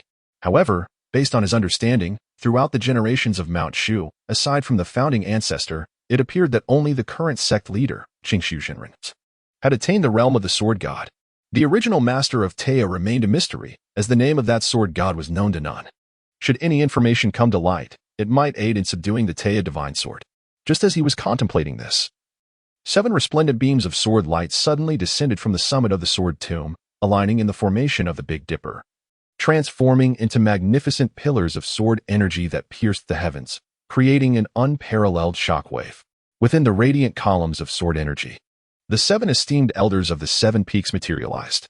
Among them were 6 men and 1 woman, all formidable cultivators of the nascent soul realm. The strongest 7 aside from the sect leader. Their esteemed status far surpassed that of ordinary elders. We pay our respects to the 7 peak elders, the disciples exclaimed. Bowing in reverence, Chen was discreetly observing the 7 individuals. To be honest, he did not recognize any of the 7 peaks leaders, nor had he any prior interactions with them. However, he distinctly recalled the enigmatic powerhouse behind Yang Qi, who could manipulate others with a mere strand of divine soul, unleashing strength nearly equivalent to the crystal realm. This feat could only be accomplished by a formidable practitioner at the nascent soul stage. Could that mysterious individual be one of the 7 peaks leaders? If so, it would pose significant trouble. He would need to exercise utmost caution when he entered the sword tomb later. The sword bestowal ceremony is a grand event of Shushan. The sword tomb opens its gates to all inner disciples at the foundation establishment stage and above, allowing them to seek a flying sword that suits them. However, one must remember that the malevolent aura accumulating within the sword tomb will create illusions and monsters, posing certain dangers, if one cannot withstand them. Activating the Identity Jade token will facilitate a swift exit. Each participant may select only 1 flying sword as their own. Greed will lead to dire consequences. The swords are unclaimed and reliant on individual prowess. Within the sword tomb today, combat among fellow disciples is permitted. The sword belongs solely to the strong. Now, the sword bestowal ceremony officially commences. The leaders of the 7 peaks briefly outlined the rules. Subsequently, they each unleashed a beam of sword light, and together they broke the seal of the sword tomb. As the dense white mist before the cliff dissipated, it was as if a curtain had been drawn back, revealing a colossal mountain that had suddenly emerged from the previously empty abyss. This peak stood tall and straight, resembling a sword blade piercing the sky. The mountain was steep and riddled with peculiar stones, shrouded in a haze of malevolent energy, within which countless flying swords were embedded in the rocky surface. The sword tomb is now open. Seize the swords. Stand aside. The Xian Shui sword is mine. Let each rely on their own abilities. With the appearance of the sword mountain, the disciples of Shushan rushed forward, transforming into streaks of light, soaring through the air like meteors, all hurrying towards the mountain. Chen did not hesitate. With a single step, he moved gracefully with the wind, leisurely following the crowd towards the sword tomb. before departing. His attention remained fixated on the leader of the Seven Peaks, yet he discerned no suspicious signs, which allowed him to relax slightly. Those who could attain the position of the Seven Peaks leader were mostly senior disciples of the same generation as the sect master. And their character and background should pose no issues. Perhaps he was overthinking. The matter of the traitor would be handled by the sect master. It was better for him to focus on his own affairs. As he pondered, Chen had already soared into the sword tomb. Surrounding him, a malevolent aura coiled like mist, ever undulating. Rays of sword light plunged into the depths, each seeking a flying sword that suited its essence. Chen remained unhurried. His objective was the divine sword Tai, yet the precise location of this treasure eluded him. Acting impulsively would yield no benefit. The nature of opportunity is elusive and cannot be articulated. One must simply await the right moment. However, one thing could be ascertained. The malevolent aura within the sword tomb intensified as one ascended, indicating that the quality of the flying swords in the direction of the mountain peak was likely superior. Thus, he resolved to head towards the summit. As he contemplated this, Chen rose, preparing to soar upwards, when suddenly, a swirling mist ahead revealed a vine that slithered forth like a great serpent, coiling around his ankle. Chen's gaze turned slightly cold as he stepped forward. Sword energy surged forth, and the tangible sword light sliced through the air, severing the vine. Simultaneously, with a flick of his sleeve, his magical power surged like a tempest, dispelling the mist ahead.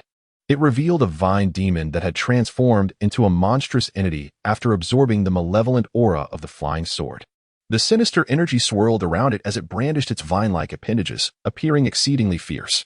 Seeking death, Chen raised his hand, his fingertips piercing the air with a single point, unleashing a torrent of sword energy that surged forth, instantly perforating the body of the vine demon. Boom! The majestic sword energy erupted, shattering the creature into fragments, its malevolent aura dissipating into oblivion. Ding! Congratulations to the host for slaying the vine demon, earning 200 experience points. 200 experience points for a single monster? That seems rather commendable. Chen's eyes sparkled with excitement. Within this sword tomb, aside from the flying swords, the most abundant presence was the malevolent energy solidified into demonic creatures. It was truly an exceptional sanctuary for monster hunting. Even if he were to fail in locating the Taya divine sword, this journey would still prove worthwhile. Chen initially contemplated soaring directly to the summit in pursuit of the divine sword Tai, yet he has since altered his intentions. The other disciples are preoccupied with the search for flying swords, dismissing the monstrous creatures along the way, only engaging them when impeded. Thus, I might as well embark on a leisurely ascent, vanquishing a few of these fiends along the journey to amass experience. This way, my efforts would not be in vain. With this thought in mind, Chen relinquished the sword control, grasping the flying sword directly in his hand as he charged into the mountain forest shrouded in malevolent energy. Meanwhile, outside the sword tomb, the head of the Seven Peaks sat suspended above it, peering through an ice mirror to observe everything below. This year's disciples exhibited stronger abilities than in previous years, perhaps yielding several promising talents. Of the 36 heavenly gang flying swords, 11 remain. It remains to be seen who will claim them. Sister Yaoguang, I have heard that your newly accepted disciple has also entered the sword tomb. Which of the heavenly gang swords is she aiming for? As the heads of the peaks conversed, their gaze turned toward the only woman among the seven. Upon hearing this, Yaoguang could only manage a wry smile and shake her head. That girl possesses some talent, but she is rather arrogant. She will likely return empty-handed this time. Your disciple, personally guided by you, should far surpass the average inner disciples. How could she possibly return empty-handed? Is it that she indeed? That girl is striving for the divine sword Tai, Yaoguang interjected. Chapter 32. The sorrowful cry of the divine sword congealing frost is actually aiming for the divine sword Tai? At this proclamation, the heads of the Seven Peaks fell into a momentary silence. Others may be unaware, but they were all too familiar with the sword's origins. In the past, a certain individual wielded Tai with ease, unmatched in the world, even standing firm against the heavens. However, thereafter, Tai was abandoned in the sword tomb, lamenting day by day. This is a genuine divine sword, its might surpassing even that of pure Yang and Tianqing. Its malevolent and prideful aura is unparalleled, likely. No one aside from that individual could compel it to bow. Xiaoning Frost hailed from an extraordinary lineage, her talents exceptional. She is arguably one of the most outstanding disciples of the inner sect in recent years. With her capabilities, acquiring one of the 36 heavenly gang swords should be effortless. Even the 7 absolute sword would be within her reach. However, attaining Taiye is a formidable challenge. Youthful ambition is not without merit. What if she, like Guchanshing of Yur, creates a miracle? If so, our Shushan would gain another top-tier genius. Though pure yang is the sword of the ancestral master, it is not as fierce as Taiye. Yet, there is no harm in trying. Even in failure, one can learn valuable lessons and return next year. As the heads exchanged laughter, within the sword tomb, the brilliance of swords illuminated the scene. Countless disciples exhibited their prowess, vying for the flying swords. In the mirror's reflection, a woman clad in white, her long hair cascading, skin as delicate as frost, and an aura transcendent, ascended the steps, dismissing all surrounding swords with disdain. Even the renowned 36 heavenly gang flying swords failed to halt her progress. Her destination was the mountain peak, the most likely location for Taiye's emergence. Thus, the young maiden surged ahead, ascending the mountain. Oh, there is a little fellow here who is quite intriguing. Just as everyone focused on the talented young woman, the head of Yuhing Peak suddenly noticed an interesting scene. In the forest surrounding the sword tomb, a young man wielded sword energy like a torch, traversing through the malevolent aura. His sword energy was remarkably pure, radiating a majestic light. The sword light flowed like water, a mighty river. With each strike, a monstrous foe fell, leaving behind a path where the mist dissipated and the malevolence retreated. In a short span, he had cleared the area below the mountainside entirely. Commendable cultivation and solid foundation. Given his youth, it is unexpected that he has already achieved crystallization. This places him among the elite of the inner sect, does it not? Observing his unfamiliar face, the heads of the inner disciples recalled those with potential. Unless he is a newcomer achieving crystallization in such a short time? His cultivation is secondary. Look at his aura, pure and majestic. It's reminiscent of Confucianism. I recall a volume in the library on the majestic sword chi, which has never been mastered. This lad possesses some skill. Lu Chen, it is he. I have heard my senior brother mention him. He played a significant role in dealing with the remnants of the Blood Soul sect, and the sect master bestowed the Jade Green Lotus upon him. With the Jade Green Lotus, he must have established a solid foundation. No wonder he possesses such potential. The heads nodded in agreement. At this moment, Lu Chen's displayed prowess has truly captivated their attention. However, a sense of confusion lingers among them.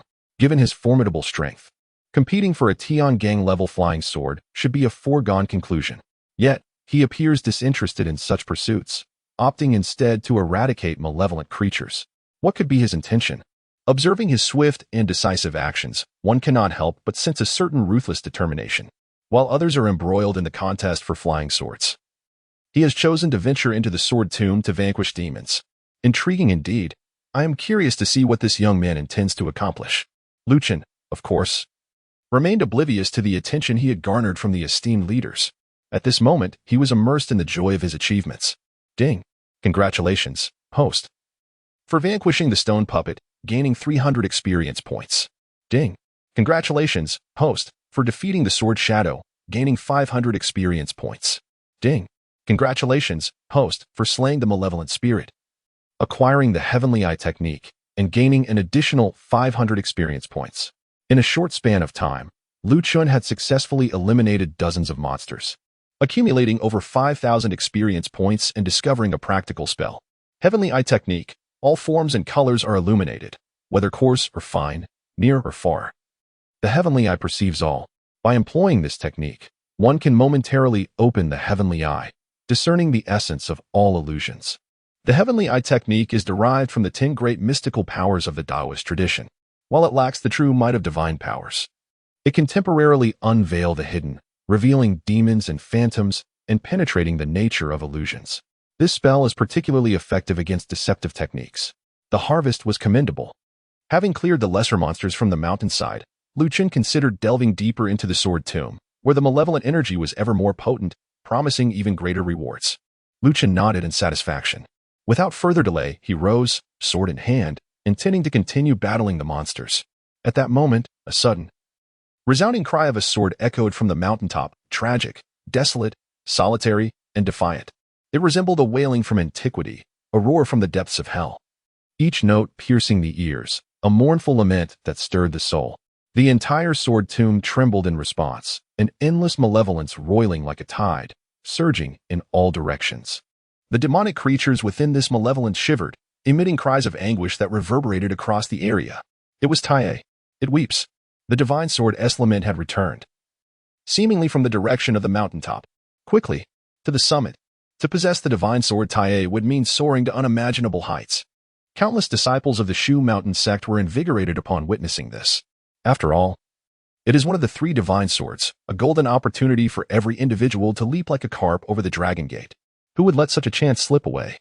Even those of lesser strength yearned to attempt it, hoping to gain the sword's favor through sheer luck. Driven by this avarice, numerous sword lights shot skyward, racing toward the peak. However, at that very moment, a terrifying wave of malevolence erupted, akin to a demonic sword slashing down with ferocity.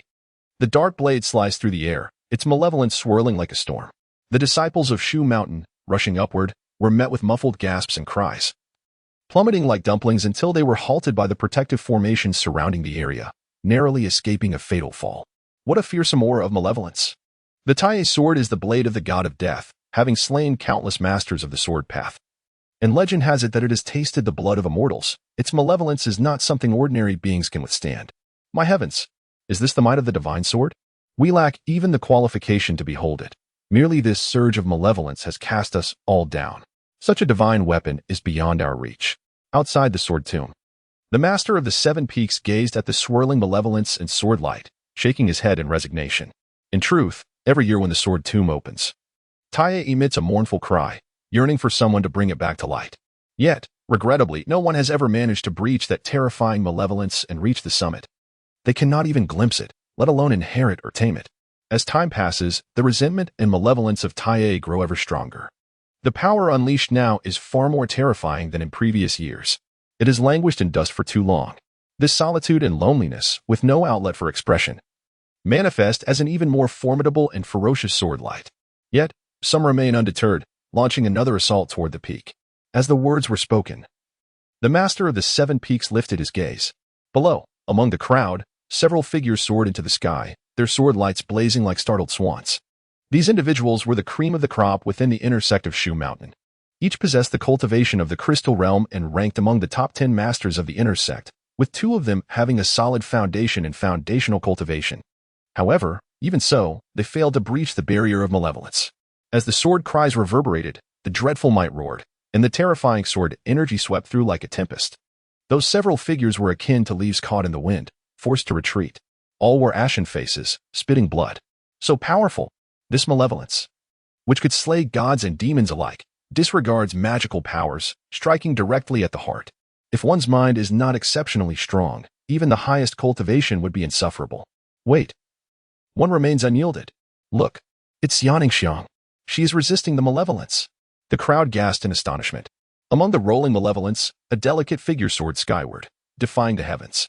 Her white skirt billowed in the wind like butterfly wings, emanating a chilling aura that transformed into blossoms of ice, coalescing around her, forming an icy armor that fiercely resisted the onslaught of sword light. It is senior sister Xiang. Remarkably, she has managed to withstand the assault of the malevolence. The divine sword Tai can only be claimed by an extraordinary genius. Xiang is undoubtedly the strongest among our inner sect, the one with the greatest chance of earning Tai's recognition. Within the sword tomb, many disciples were engaged in fervent discussions. At this moment, Chen was also drawn by the commotion from the mountain. He looked up and caught sight of a graceful silhouette, involuntarily nodding slightly. This Xiang indeed possesses remarkable abilities. It is said that she is a disciple of the esteemed Yao Guang, endowed with extraordinary talent.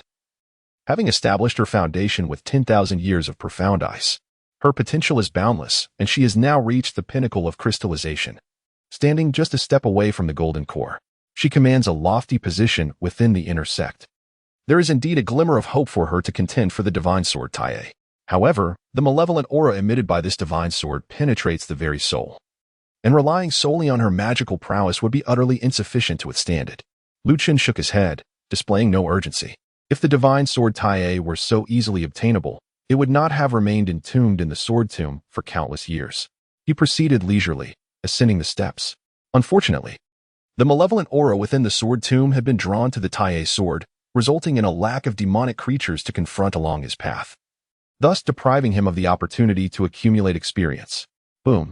Moments later, a resounding crash echoed from the mountaintop. Amidst the tempest of malevolence, the figure of Xiang was hurled backward.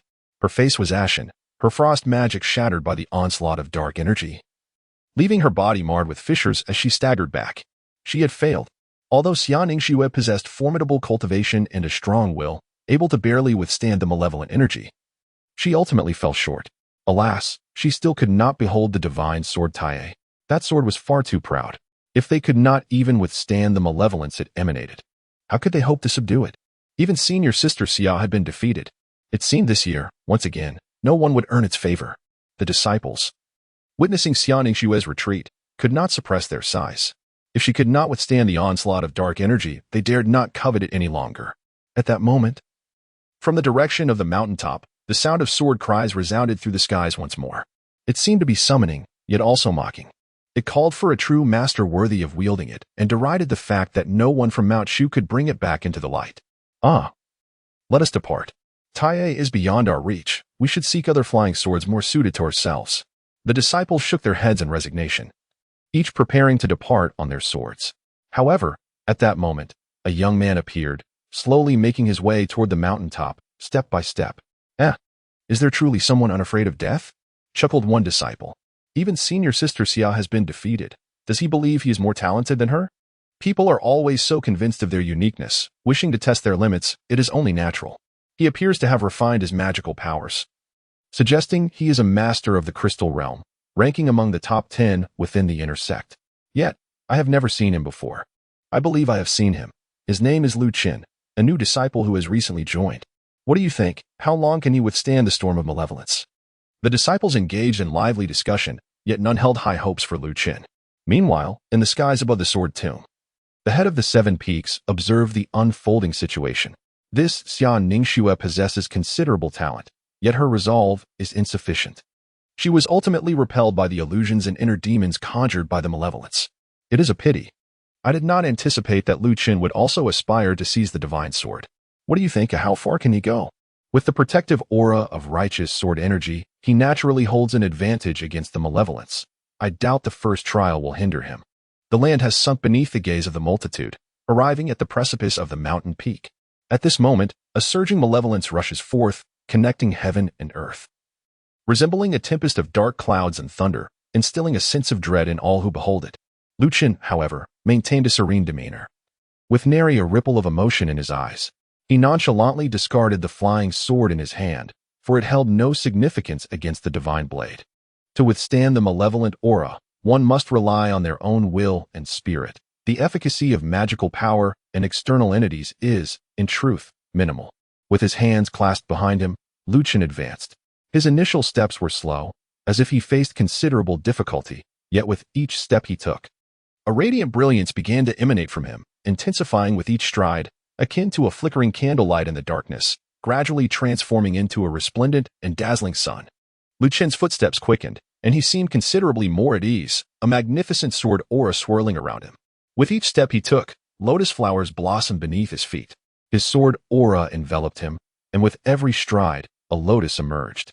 In that moment, Chen resembled a sage traversing through darkness, impervious to all malevolence.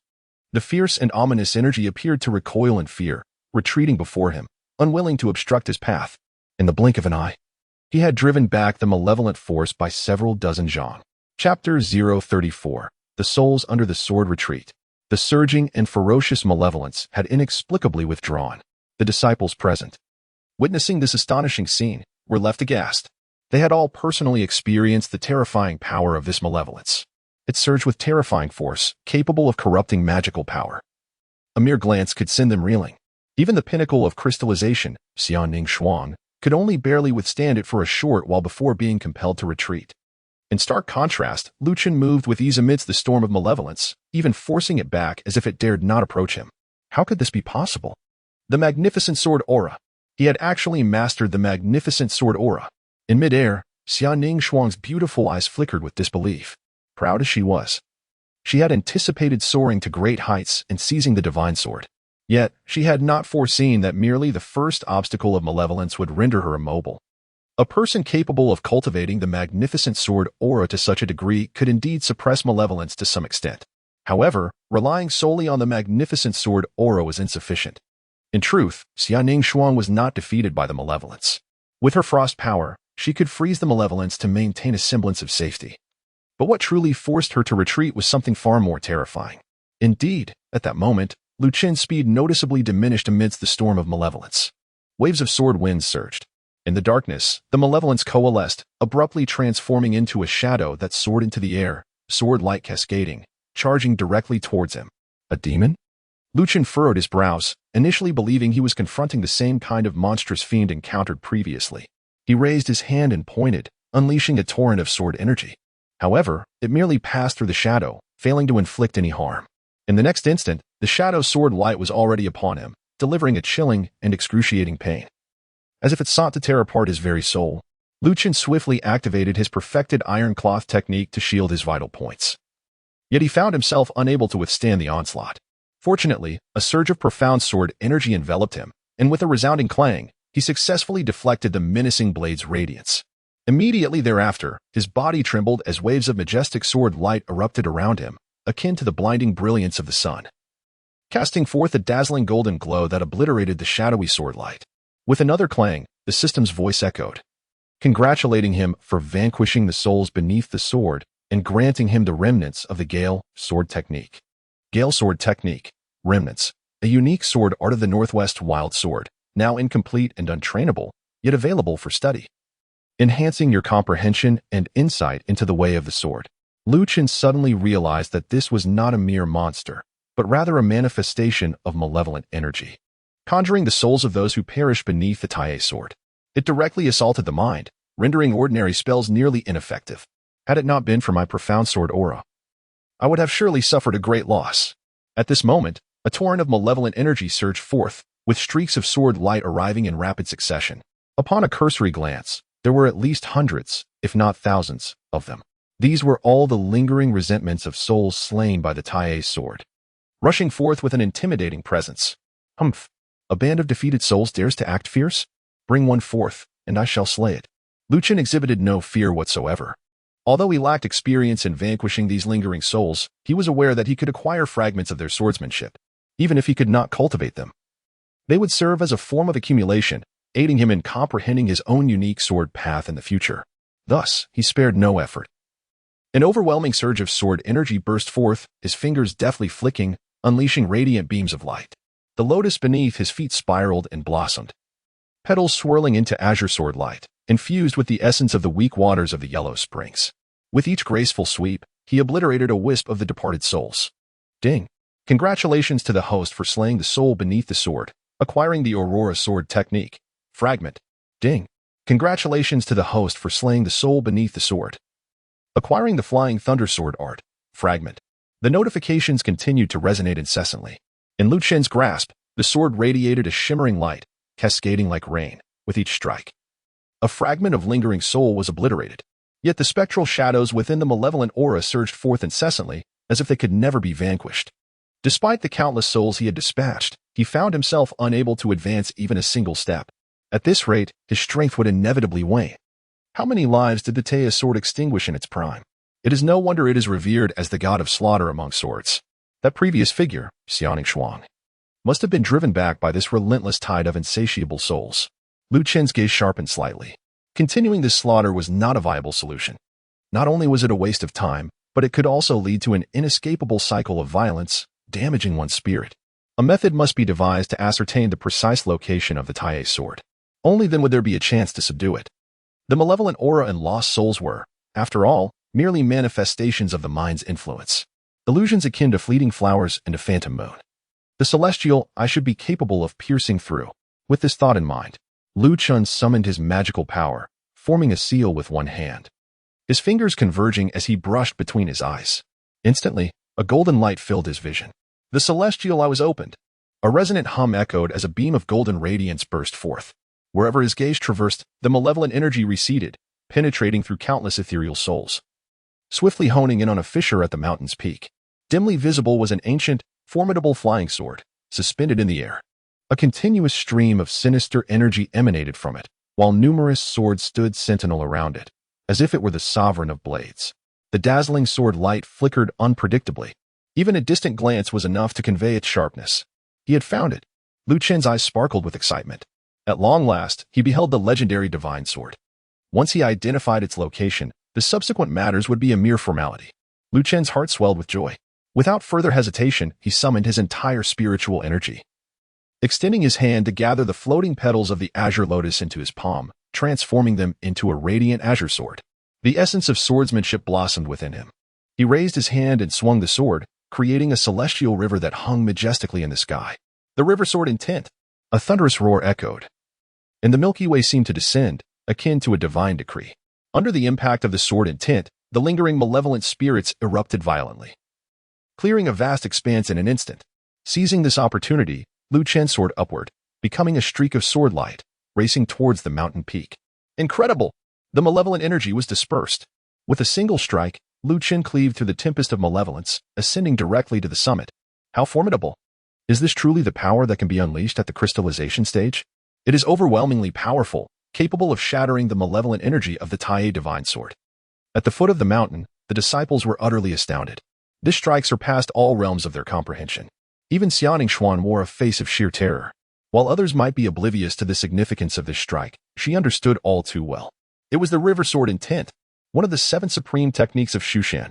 Wasn't it a skill that could only be cultivated by those above the nascent soul stage? How could Lu Chen possess such extraordinary abilities? It is not only her.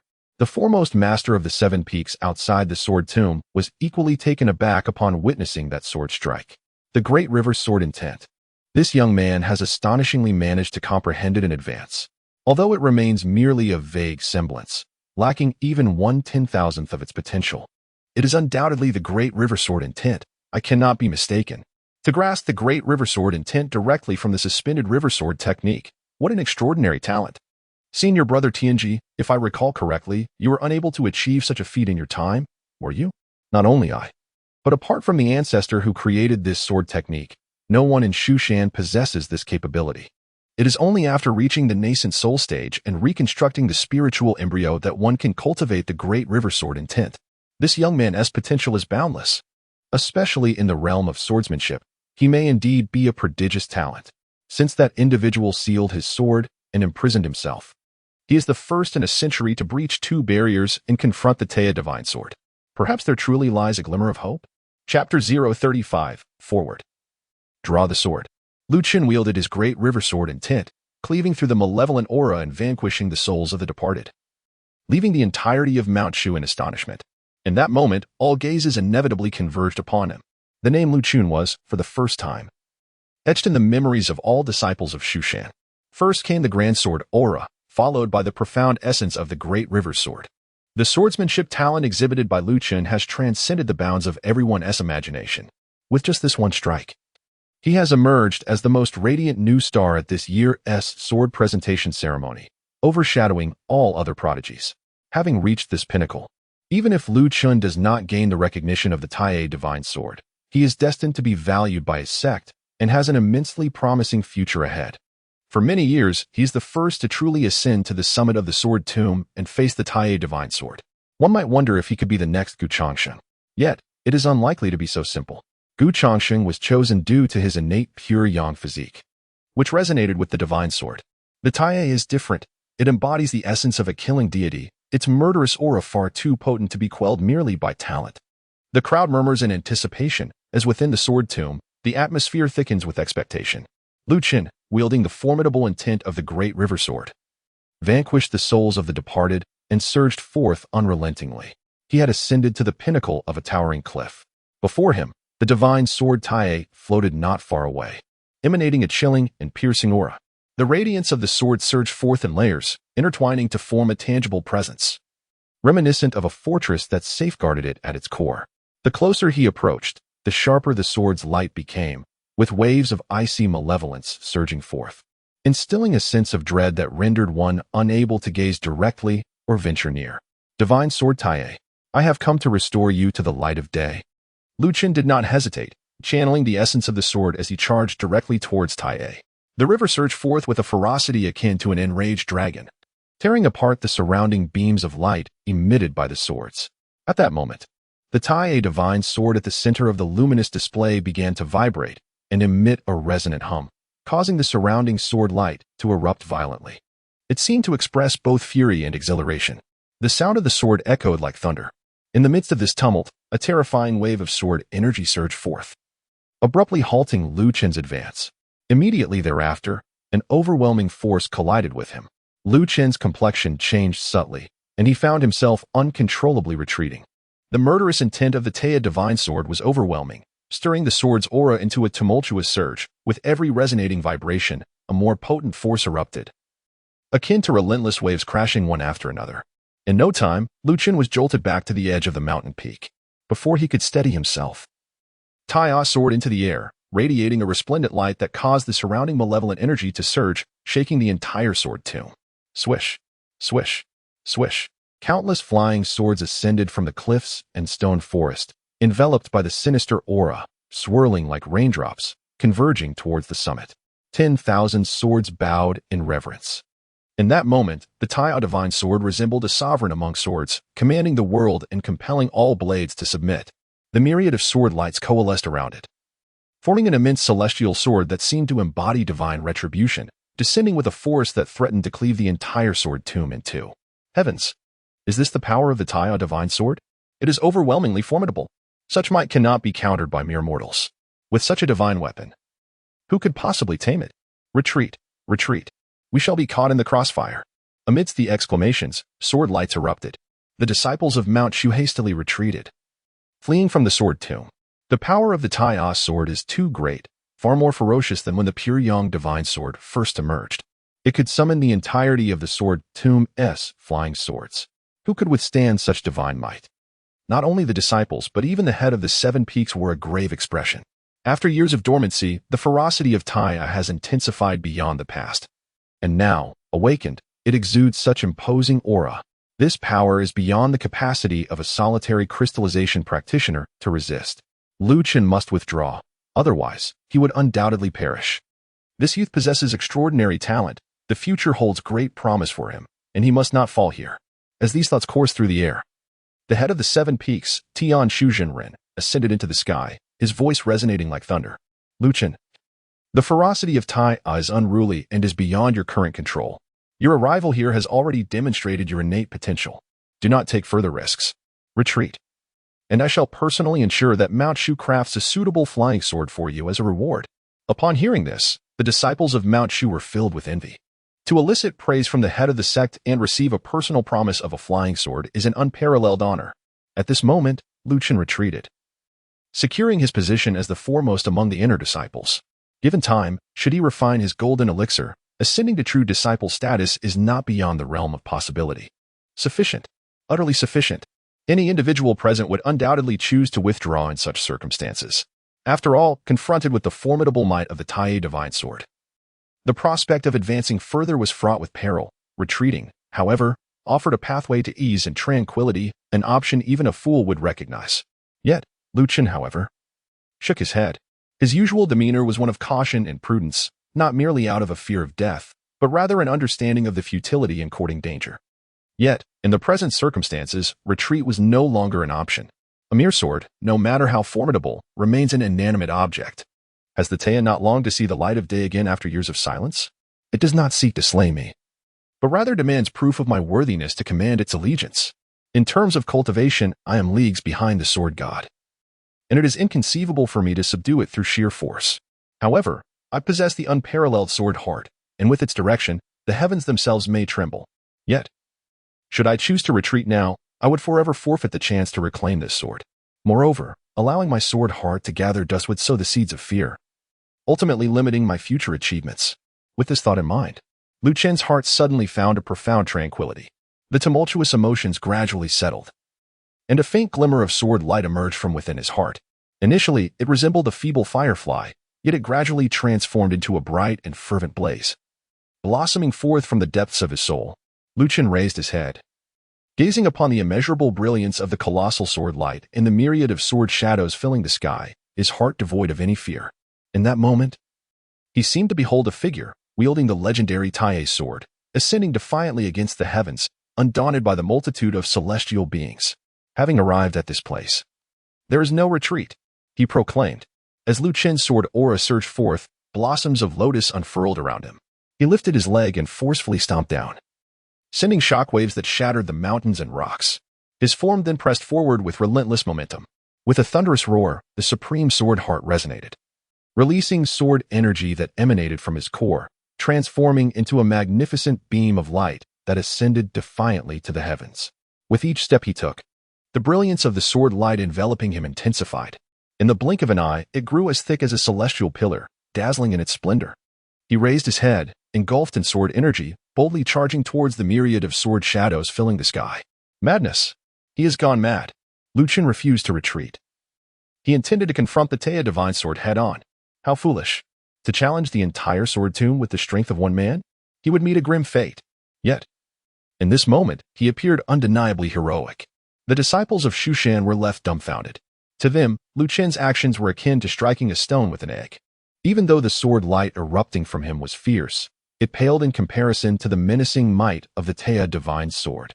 Like an ant attempting to shake a tree. Meanwhile, Xia Ningxiang stood frozen in place, her gaze fixed upon the defiant figure ascending against the odds, lost in thought. In terms of talent and cultivation, she believed herself to be on par with Chen. Yet, when faced with the formidable presence of the Teia divine sword, she felt trepidation and faltered. His sword heart was purer and more resolute than her own. Perhaps only someone who dares to draw their sword against any adversary, regardless of the odds, is truly worthy of wielding the Teia. Chen Chapter 036. Borrowing the sword, the Teia divine sword summoned the flying swords of the sword tomb. 1,000 blades soaring with unparalleled ferocity, transforming into a heavenly sword that descended to impose its might. Chen, instead of retreating, advanced resolutely. The essence of his sword manifested, transforming into resplendent pillars of light that soared defiantly towards the heavens, standing firm against the multitude of flying swords. With each step, he blossomed like a lotus, treading upon the air, and the radiance of his sword grew ever more intense, continuously clashing with the luminous blades above. A resonating hum filled the atmosphere as the divine sword hovered, sending tremors through the surroundings, seemingly mocking his audacity. Suddenly, the myriad beams of light in the sky sharpened, coalescing into a formidable mountain of swords that descended with overwhelming force. Boom! The radiance of the swords surrounding Chen flickered as his footsteps momentarily faltered.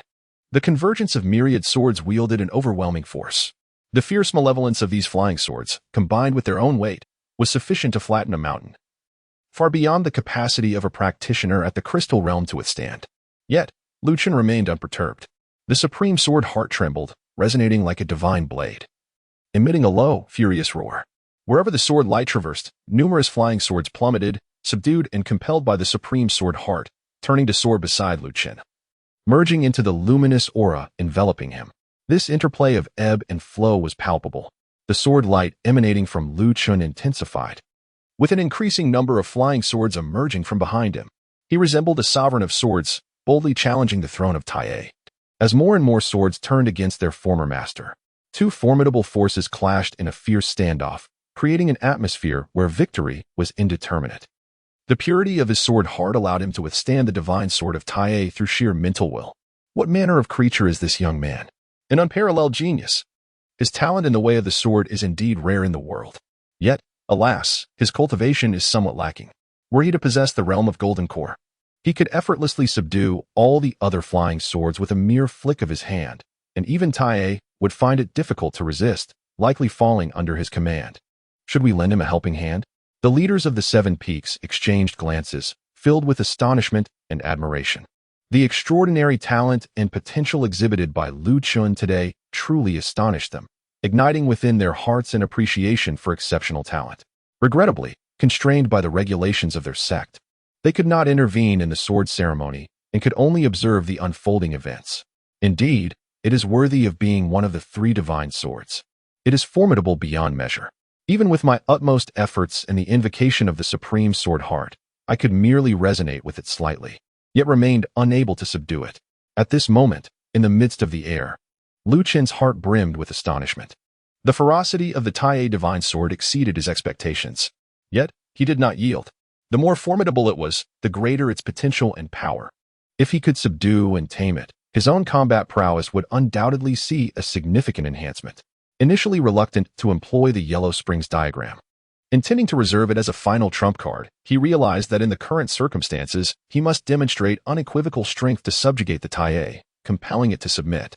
As he pondered, Chen had secretly begun to channel his magical powers, preparing to summon the waters of the yellow springs from the diagram of the underworld.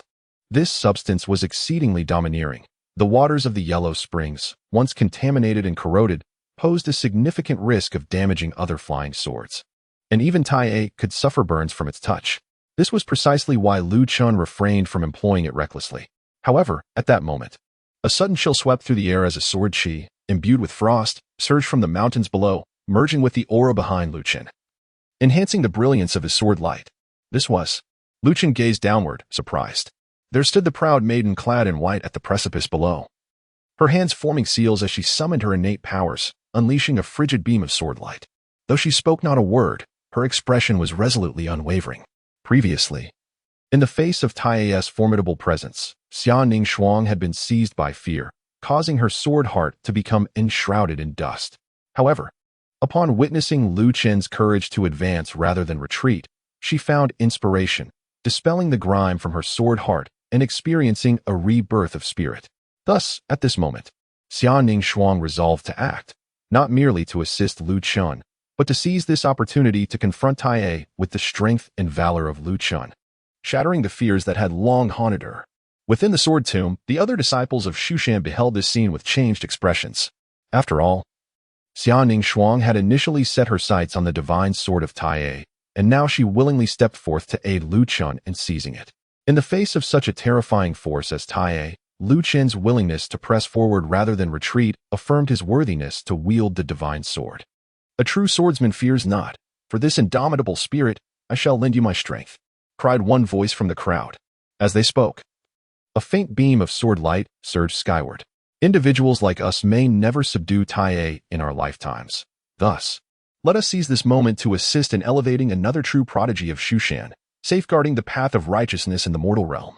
Voices rose in unison, echoing the sentiment. To advance without retreat, to remain true to the sword's essence. This is the ideal of every disciple of Shushan. Today, we are fortunate to partake in the struggle against the divine sword, and it is an honor. The divine sword has languished in dust for far too long. It is time for it to see the light once more. Count me in. Brother Lu, we shall aid you in subduing the divine sword and advancing to true discipleship. The voices continued, weaving a tapestry of determination. Though each beam of light was faint, reminiscent of fireflies, they coalesced like droplets uniting to form a vast river. The radiant sword light behind Chen grew increasingly brilliant, illuminating the surroundings with an overwhelming brilliance. Countless beams of sword light surged and flowed, transforming into a celestial river that spanned the heavens. Speak the truth. Chen was somewhat astonished. He had not anticipated that the disciples of Mount Shu would take action at this moment to lend him a helping hand. In truth, had Chen summoned the diagram of the yellow springs, he would have had a significant chance of subduing Tai without the need for external assistance. Yet, his defiance against the divine sword resonated deeply with everyone present. Each individual harbored a sword within their hearts. It is the sword of the heart that serves as the most formidable weapon. It was Chen who cleared the dust from their inner selves. Their intervention now served not only as aid but also as a means of transcending their own limitations. Thank you all. He gazed at the streams of sword energy converging towards him. A warm sensation enveloped Chen's heart. All along, he had never truly felt a sense of belonging to Mount Shu. It had merely served as a foothold, devoid of profound emotional ties. Until this very moment, the disciples of Mount Shu, extending their hands in assistance, allowed him to genuinely experience the camaraderie among fellow sect members. Although the disciples often engaged in conflicts, harbored selfish motives, and included traitors and scoundrels, the overwhelming majority were individuals of integrity, illuminated by their inner light. Such a Mount Shu is indeed quite admirable. I, Lu, shall not fail the trust placed in me. He felt the radiant river of sword light surging behind him. Chen felt an overwhelming surge of ambition within his chest. What is a divine sword? At this moment, I have gathered the collective will of countless sword cultivators, wielding the essence of their sword intent. I could vanquish immortals, eradicate demons, slay deities, and forge the heavens. What significance does a mere sword hold? Embracing this conviction, Chen raised his head and took another step forward. With a resounding hum, his foot struck the air, unleashing a brilliance of sword light that rippled in waves. Instantly, the surrounding malevolent energy dissipated, and the flying swords quivered and danced. 1 step, 2 steps, 3 steps. In the blink of an eye, Lu Chen had reached the very center of the mountaintop.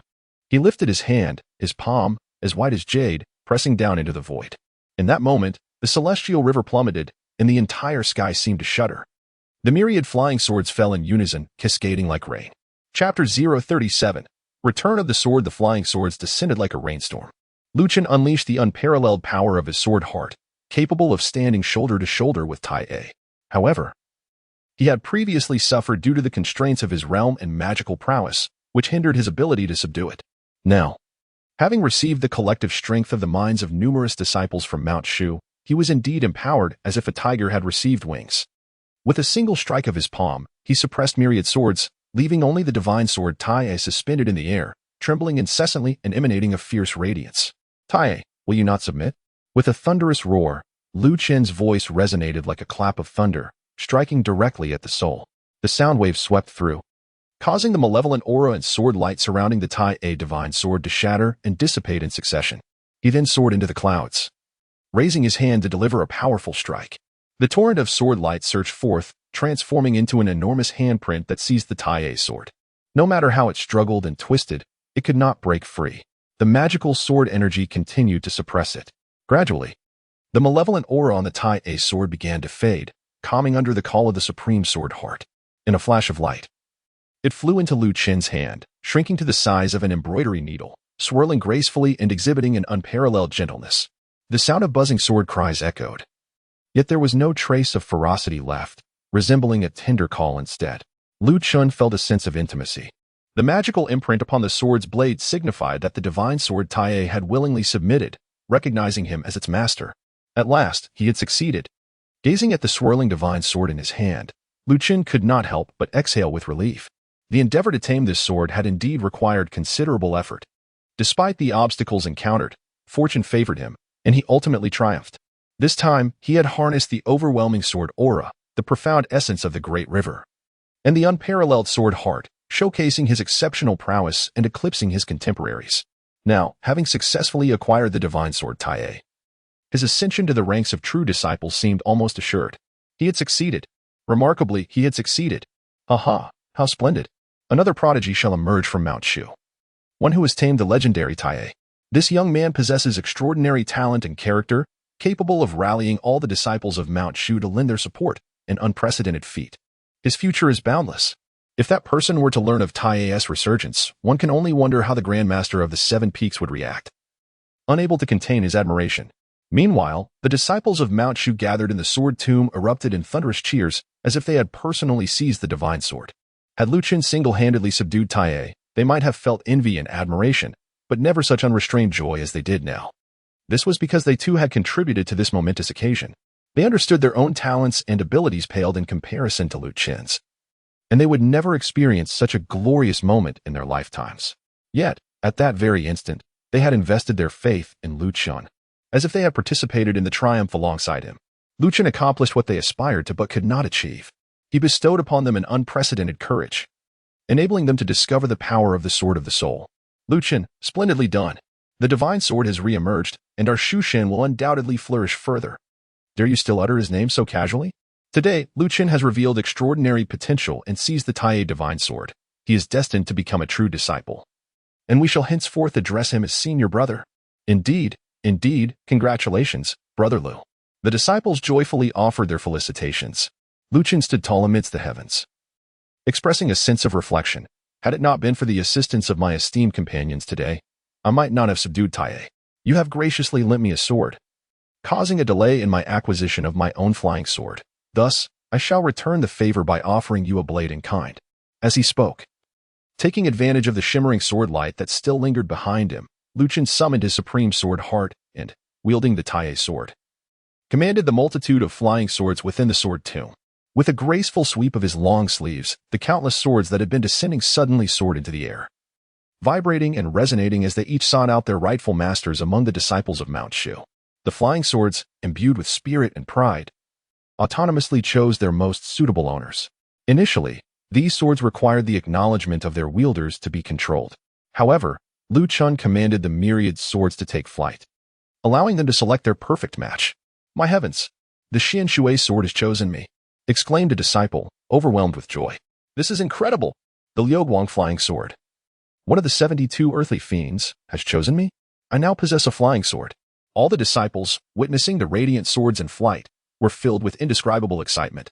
They had almost resigned themselves to the idea of not obtaining a flying sword.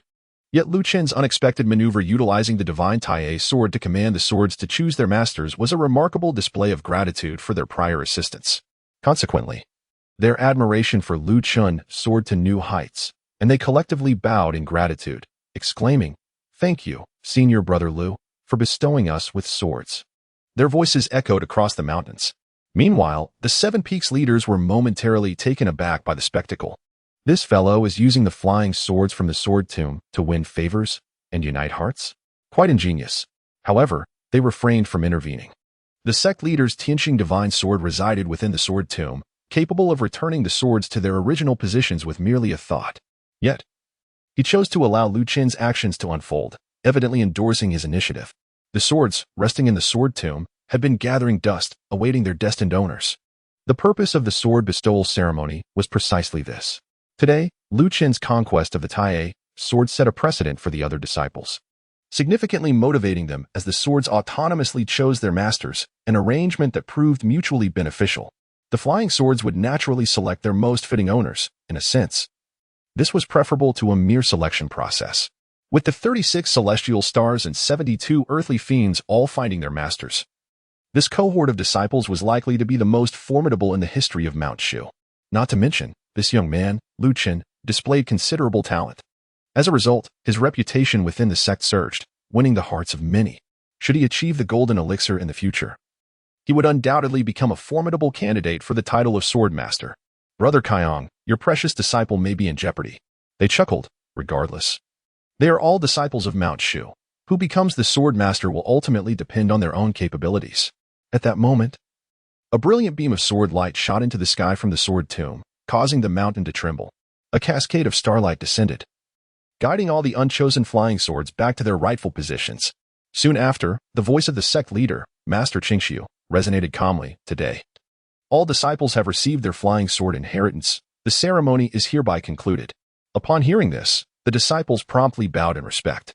Originally, the sword bestowal ceremony was overseen by the leaders of the Seven Peaks, and typically, the sect leader would not involve himself directly. However, the magnitude of Lu Chen's achievement in subduing the Tai sword had drawn even Master Qingxiu's attention, prompting him to personally announce Lu Chen's elevation to the status of true inheritor of Mount Shu. This recognition was unparalleled, save for the legendary Gu Chongqing. The disciples then erupted into a chorus of congratulations and well wishes. At this moment, Lu Chen heard the transmission from the celestial master Qingxiu, instructing him to follow the Grand Elder of the Seven Peaks and proceed immediately to the Sword Immortal Hall. Chapter 038. The Master of the Tai Sword within the Sword Immortal Hall, an ancient sword, elegantly crafted, hovered silently in the air. Its deep crimson hue emanated a fierce and sharp aura, radiating a menacing energy, making it a true instrument of slaughter. 100 years had passed, yet the Tai remained as formidable as ever. It was astonishing to witness its return to the light of day in one's lifetime. Alas, the individual associated with it had long since departed. The Grand Elder of the Seven Peaks gazed contemplatively at the Tai divine sword before Lu Chen, a sense of nostalgia washing over him. It seemed that this divine sword bore many tales within its storied existence. Lu Chen felt a sense of curiosity, yet hesitated to inquire directly. Since the sect leader had summoned him, it was evident that there was something of significance to discuss. Perhaps even the origins of the Tai sword. Lu Chen, I never anticipated your remarkable talent in swordsmanship. Not only have you cultivated the Haoran sword Qi, but you have also comprehended the great river sword intent. Moreover, you have subdued Tai, which is truly extraordinary. The esteemed Qing Suzhenren began, seated at the center. After expressing his encouragement and admiration, he proceeded to address the main topic. The true transmission of Shushan holds a prestigious status, reserved solely for the most exceptional prodigies. Your aptitude and character sufficiently qualify you, but your cultivation still lags behind. You must undergo rigorous training and avoid any arrogance, striving to attain the golden core as soon as possible. Lu Chen was well aware of this. Other disciples of true transmission were at least at the golden core stage. His own recently crystallized strength was indeed lacking. Were it not for his conquest of Tai, he might not have been deemed worthy at all. Rest assured, Master, I shall exert myself diligently, he replied. Indeed, Your innate talent is remarkable, and your progress in cultivation has been swift. I find no cause for concern there. Qing Su Jinren nodded, then cast his gaze towards the Tai sword nearby, his expression tinged with complexity. This sword is fierce and formidable. Reputed to be the foremost weapon of Shushan in terms of lethality, rivaling even the demon-subduing sword. While you have managed to subdue it today, the future may not guarantee your control over it. Upon hearing this, Lu Chen was momentarily taken aback. The Tai sword had already been imbued with my magical seal. Yet it seemed I still could not wield it effectively. What could possibly explain this? Observing his bewilderment, Master Qing Su merely shook his head and chose not to elaborate further. Instead, he turned to the Master of the Seven Peaks and said, "Dear fellow disciples, please guard the grand formation within this sword immortal hall while I step away for a moment." The Master of the Seven Peaks appeared to grasp the situation. Among them, Master Yao Guang furrowed her brow and remarked, "Senior brother, are you intending to take Lu Chun to meet Taiya? Since it has re-emerged, he will inevitably come to learn of these matters." Master Qing Su waved his hand, signaling her to refrain from further persuasion. He then turned to Lu Chen and instructed, "Take hold of Tai and follow me." Lu Chen responded affirmatively, sheathing the Tai sword, and followed suit. Unable to quell his curiosity, he inquired, "Master, whom do you intend to introduce me to? The original master of the Tai sword?" "What? The original master of the Tai sword still exists in this realm? Does that not imply the presence of another sword deity? Yet, if this individual were indeed alive, why would their sword be found within the sword tomb?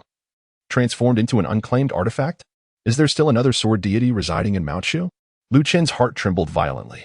Yet, on the surface, he revealed not a hint of his turmoil, merely following the sect leader obediently as they departed from the Sword Immortal Hall, making their way directly towards the back mountain. Soon, the familiar cave manor came into view. The celestial master Qingshu soared down alongside the waterfall. Lu Chen followed behind, gazing at the tranquil surface of the cold pool below, unable to suppress a slight twitch at the corners of his mouth. Could the person mentioned by the master be the peculiar individual beneath the cold pool? Goodness, I had a feeling this person must be a formidable boss. This fellow is none other than the original master of the Taya sword, a true sword deity. Lu Chen's heart was filled with uncertainty. At that moment, the Taya sword in his hand seemed to sense something, beginning to tremble slightly and emit a restless hum. The two of them landed gracefully by the cold pond. Nearby, Luli was dozing under the shade of a tree. Upon noticing the arrival of Master Qingshu, she quickly stood up, wiped the drool from the corner of her mouth, and respectfully said, "I pay my respects to the esteemed master." The old man, however, bore no airs. With a warm smile, he nodded and inquired, "Have you been comfortable during your time in Mount Shu? This young lad, Lu Chen, has he been unkind to you, has he?" "Not at all. I am quite well. Brother Lu Chun has treated me very kindly," the young girl replied, shaking her head earnestly. "That is splendid. You may go and explore elsewhere. I have some matters to discuss with your friend." Master Qingshu gestured towards the cold pond. Luli was quite understanding as she nodded and glanced at Lu Chen, saying nothing before turning to leave. "Follow me," Master Qingshu said, his figure drifting gracefully as he stepped into the cold pond. The ripple spread out, and the tranquil surface of the water resembled a mirror. He advanced steadily, as if walking on solid ground, his cloth shoes remaining untouched by a single drop of water. Lu Chen certainly did not possess the cultivation of the sword god. However, he had mastered the art of water manipulation, allowing him to traverse the waves effortlessly for a brief period. Thus, he hastily followed suit. "Senior brother, I have come to see you," proclaimed the celestial master Qingshu as he halted in the center of the cold pond. To address that individual as senior brother was quite surprising. Could it be that the enigmatic figure beneath the icy waters was a contemporary disciple of the sect leader? How could a legendary sword god find himself confined in such a manner beneath the cold pond? This was indeed intriguing. Lu Chen refrained from interjecting casually, his gaze fixed upon the tranquil surface of the cold pool below, which remained undisturbed, devoid of sound or movement. He pondered whether that individual might have succumbed to slumber. However, Master Qingshu was already accustomed to such silence and harbored no expectations of a response. He continued directly, "Surely, you have heard the news. The Tai sword has resurfaced, choosing a new master. This individual, whom you might have encountered, possesses commendable qualities and character, making them worthy of trust." As the mention of the Tai sword lingered in the air, a few bubbles emerged from the surface of the cold pool. Soon after, an aged voice resonated from beneath the waters. "I have forsaken the sword for a century. These matters are of no concern to me. Yet, without your consent for the inheritance, the Tai will forever remain tethered to you and shall never truly acknowledge its master. As Master Qingshu spoke, he cast a glance at Lu Chen, signaling him to release the Tai sword. Lu Chen, perplexed, hesitated but ultimately released his grip, trusting that the master would not harm himself. Suddenly, a piercing hum erupted from the Tai sword as it soared into the air, its blade radiating brilliant light before striking fiercely. The lake erupted violently, waves surging to the heavens. A terrifying column of sword energy plunged into the cold abyss below, stirring up colossal torrents, leaving Lu Chen utterly astonished. Was that not the original master of the Tai sword? Why did it unleash unprecedented murderous intent and ferocity upon their first encounter, as if confronting a mortal enemy? As Lu Chen grappled with his confusion, the dazzling sword light abruptly vanished. The tumultuous surface of the water regained its tranquility. Gazing down through the rippling waves, he beheld the strange figure opening his eyes. Facing Tai from afar, the once piercing gaze now softened, imbued with a hint of remorse. After a long pause, the figure's voice resonated gently. It is not that I have forsaken you, but rather that my sword heart has extinguished, rendering me akin to a mere shell. You should not share my fate. Buried in this abyss. The ripples of the cold pool surged as the Tai sword vibrated and hummed, locked in a distant gaze with the submerged figure. I, devoid of a sword heart, am but a waste, lingering here in mere existence. I am unworthy of you. Tai, you deserve a more resplendent future. As he spoke, the figure suddenly opened his mouth and expelled a stream of sword energy. The dark current surged, transforming into a pillar of water that ascended skyward, crashing violently against the Tai sword and sending it hurtling back. Lu Chen, seizing the opportunity, grasped the hilt of the Tai sword. The blade quivered briefly, yet soon settled into tranquility. Young one, your ability to earn the recognition of Tai speaks to your exceptional qualities. Today, I shall formally bestow this legacy upon you, with the hope that you remain true to your original intentions and do not allow it to gather dust. The voice of the one from the water echoed forth. Upon hearing this, Lu Chen nodded. Although he was still unaware of this person's precise identity, he understood that since the sect leader had brought him here, there must be a deeper reason behind it. He replied, I understand. With his official inheritance, Tai truly belongs to you. At this moment, Master Qingshu nodded. However, he did not depart but instead turned to add, Yet, brother, you wielded this sword in times past to instill fear in heroes across the land. Lu Chen, with his current level of cultivation, will encounter considerable troubles with this sword. I trust you do not wish for Tai to return to the sword tomb, do you? Humph. I knew your visit would not bode well. Shouldn't such matters be the concern of you, the sect leader of Mount Shu? One matter should not trouble two masters. Since Lu Chen has inherited Tai, he is at least half your disciple. Shouldn't you show some acknowledgement? Do you really wish to extort even a mere hollow shell of a sword heart? Waterman coldly remarked, despite his frigid tone. It was evident that he and Qingshu shared a profound bond. As they spoke, he cast his gaze toward Lu Chen and said, Young one, the edge of Tai is formidable, yet with your current cultivation, you cannot unleash its full potential. I have left a trace of sword chi within the sword. Though it pales in comparison to its former power, it can still safeguard your life. In times of peril, this sword chi may assist you 3 times. After that, our fates will be severed. Upon hearing this, Lu Chen's eyes brightened. So, the sect leader brought me here for this profound purpose? The sword chi left by the former sword god is indeed a true trump card. Its power likely exceeds that of the Yellow Springs diagram. Though it can only be used 3 times, that is more than sufficient. He immediately bowed deeply and said, Thank you, senior. Enough. My last ties to this world end here.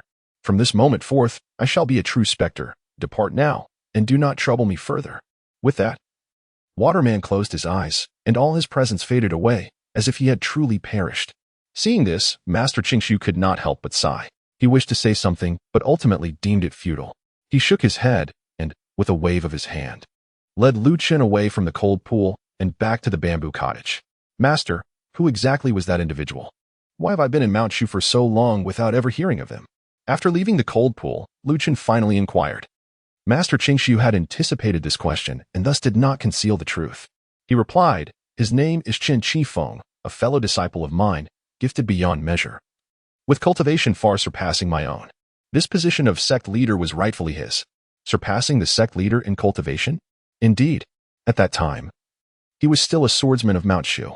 In his 40s, he had already transcended to the realm of celestial beings, wielding Tai to suppress the swordsmanship of the world. Invincible in his prowess. During that era, our sect produced dual sword gods, thus completely subduing Longhu Mountain, Wudong Mountain, and the Buddhist sects, establishing ourselves as the pinnacle of the righteous path.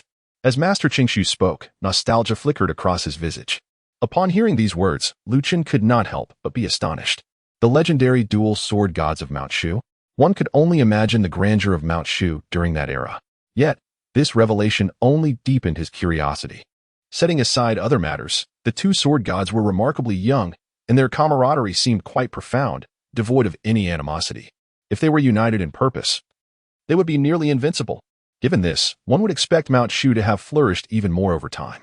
However, the current state of Mount Shu, while still regarded as a prominent righteous sect, has seen its influence wane, confined primarily to the region of Shu. In comparison to the Taoist and Buddhist sects, it is far from prosperous. What could have led to Chen Qingfeng's disillusionment, extinguishing his sword heart and compelling him to retreat into seclusion? The matter remained shrouded in secrecy within Mount Shu. The once revered sword god is seldom mentioned, and the events of a century ago remain an enigma. What truly transpired? Lu Chen, filled with curiosity, pressed further. However, the esteemed Qing Suzhenren merely shook his head, indicating a desire to refrain from delving into the matter any longer. With a hint of indifference, he remarked, "Old tales are best left unspoken. When your strength has reached a certain level, the truth shall reveal itself to you. Your primary focus now should be to enhance your abilities as swiftly as possible." As he spoke, he raised his hand and summoned a jade slip, roughly the size of a palm, which floated into view. Unlike the other swords in the sword tomb, the Tai sword bore a unique distinction. Its original master was still alive, thus no legacy was left behind. Since you have already grasped the essence of the great river sword intent, I bestow this exceptional skill upon you as a token of compensation for your advancement to true discipleship. Lu Chen, during the sword presentation ceremony, unveiled the nascent form of the grand river sword intent. His talent is extraordinary. Master Qingshu, recognizing this potential, intentionally nurtured him, bestowing upon him this unparalleled skill in advance. Thank you, esteemed leader. Lu Chen was filled with immense joy as he received the jade slip. With this complete cultivation method, he would be able to refine the initial form of the great river sword intent, thereby directly enhancing his experience points. This was a divine technique attainable only by those in the nascent soul realm. Should he master it thoroughly, his combat strength would surpass the limitations of his current realm. Although the Tai sword was formidable, surpassing most divine weapons in the world, it remained an external object. Excessive reliance on it would be unwise. True cultivation was the essence. Lu Chen, your talent is commendable, and you are qualified to contend for the position of future sword disciple of Mount Shu. Do not become complacent. Cautioned and encouraged Master Qingshu. Before departing, he added, I have made some progress in investigating the list you brought back last time. In the coming days, we may receive definitive news. Be prepared, as you might need to descend the mountain. Lu Chen was not surprised by this. The true disciples of Mount Shu often ventured down the mountain to undergo trials and refine their swordsmanship. His day would inevitably come. The list from the Blood Soul sect likely pertained to the remnants of the demon sect and their subsequent missions. This opportunity was not to be missed. Rest assured, Master. I understand, he replied. That is good, the Master affirmed. With that, Qingshu did not linger any longer. He soared into the air and returned to the Sword Immortal Hall. The grand formation within that hall was fundamental to Mount Shu, and he needed to oversee it constantly, unable to be away for too long. The Tai sword took considerable effort to subdue you, but fortunately, the rewards have been substantial. After Qingshu's departure, Lu Chen gazed contemplatively at the flying sword swirling in his hand. After a moment, he opened the door and called for Lu Li, handing her a large bag of spirit stones, instructing, go to the market and procure some fine wine. Upon hearing this, Lu Li paused for a moment and curiously inquired, since when has brother Lu Chen taken a liking to drinking? Just go if I ask you to. Stop asking so many questions. Oh. Can I buy a skewer of candied hawthorn with the remaining money? The young girl blinked her eyes, her face brimming with anticipation. Lu Chen was rendered speechless. Ever since Lu Li began her cultivation, she had become increasingly peculiar, spending her days either preoccupied with food or dozing off beneath the tree roots. It was unclear what kind of technique she was practicing.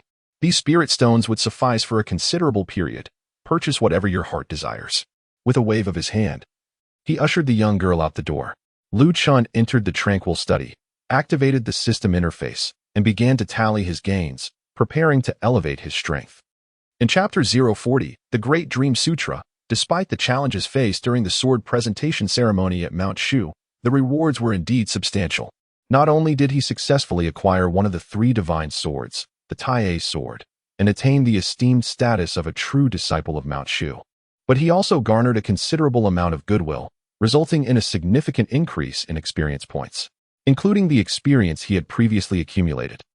Chen now possessed over 11,000 experience points. If utilized for upgrading, he could directly transcend to the mid-stage of crystallization. However, given his current accumulation, the difference in magical prowess between the early and mid-stages of crystallization was negligible, rendering such an upgrade unnecessary. At present, his magical intensity surpassed that of an average peak crystallization practitioner. He contemplated the journey ahead, recognizing that venturing down the mountain for training would expose him to greater dangers compared to the vicinity of Mount Shu. Thus, it was imperative to enhance his combat capabilities as much as possible. With this thought in mind, Chen spread his palm, and the jade slip inscribed with the essence of the great river sword intent floated into the air. As his magical energy flowed into it, a beam of light darted forth, transforming into a golden figure wielding a sword, demonstrating the profound intricacies of the great river sword technique. The Milky Way hung high in the heavens, and the waters of the great river descended from the sky, with sword energy surging for 30,000 miles. As the sword light flickered, one could feel the overwhelming sword intent within its powerful flow. Chen seemed to have an epiphany. He had already grasped the rudimentary form of the great river sword intent and touched upon its threshold. Now, having received the true transmission of the sword intent and acquired the detailed techniques, everything fell into place effortlessly. Ding! Congratulations, host. You have successfully comprehended the great river sword intent. The divine ability has been recorded, and you may now utilize experience points to elevate the level of your sword intent. As the system's notification echoed, Chen focused his gaze and indeed, on the personal profile, the column for supernatural abilities displayed the emblem of the great river sword intent. And it was now possible to allocate points for upgrades. Goodness, the first level of the great river sword intent requires a staggering 10,000 experience points. Chen secretly gasped in astonishment. This is exceedingly expensive. The fourth level of the Howren sword chi requires merely 10,000 experience. However, upon further reflection, this is, after all, one of the 7 supreme techniques of Mount Shu, a true pinnacle of divine power, with extraordinary might. Moreover, the comprehension of sword intent is not something that can be grasped or cultivated by just anyone. Out of 100,000 sword cultivators, there might not be a single individual capable of understanding it, not to mention the countless efforts and energy required to nurture and master it. Considering this, 10,000 experience does not seem excessive after all. Never mind, let us upgrade first and address the rest later. Chen gritted his teeth and, without hesitation, expended 10,000 experience points to elevate the river sword intent to its first level. A resounding roar echoed within him as his internal mana surged and flowed like the mighty Yangtze River, accompanied by the tumultuous sounds reminiscent of mountains calling and tsunamis crashing. Chen opened his eyes. A surge of energy enveloped him, and the essence of the sword surged forth. His entire demeanor seemed to undergo a transformation. Every gesture became extraordinarily sharp, his gaze piercing, and even the strands of his hair danced as if sliced by the edge of a blade.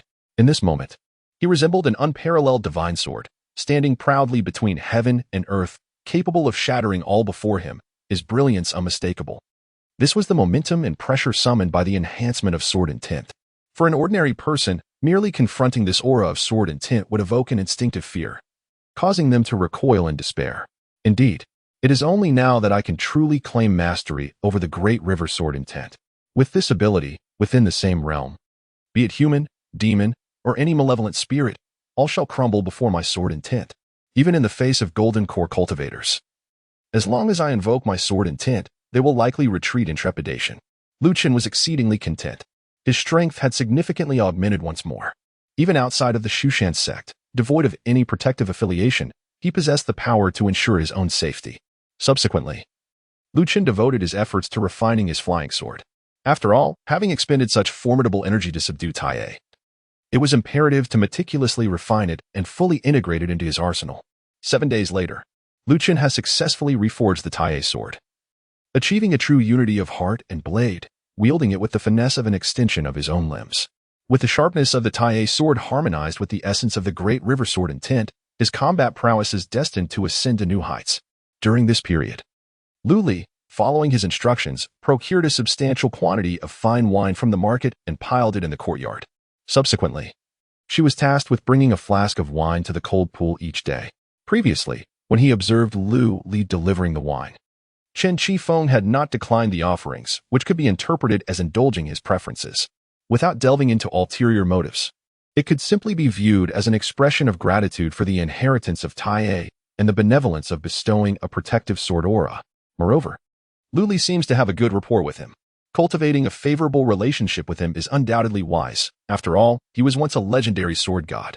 Even though his sword heart is shattered, there may come a day when he achieves enlightenment and emerges from this frigid abyss, potentially advancing even further. Lu Li, I've noticed that you haven't been practicing much lately. You spend your days either eating or sleeping, yet your cultivation seems to progress swiftly. Have you been training in some other technique? During a mealtime interlude, Lu Chen inquired, concerned for the young girl, wary that she might engage in reckless practices that could lead to adverse effects.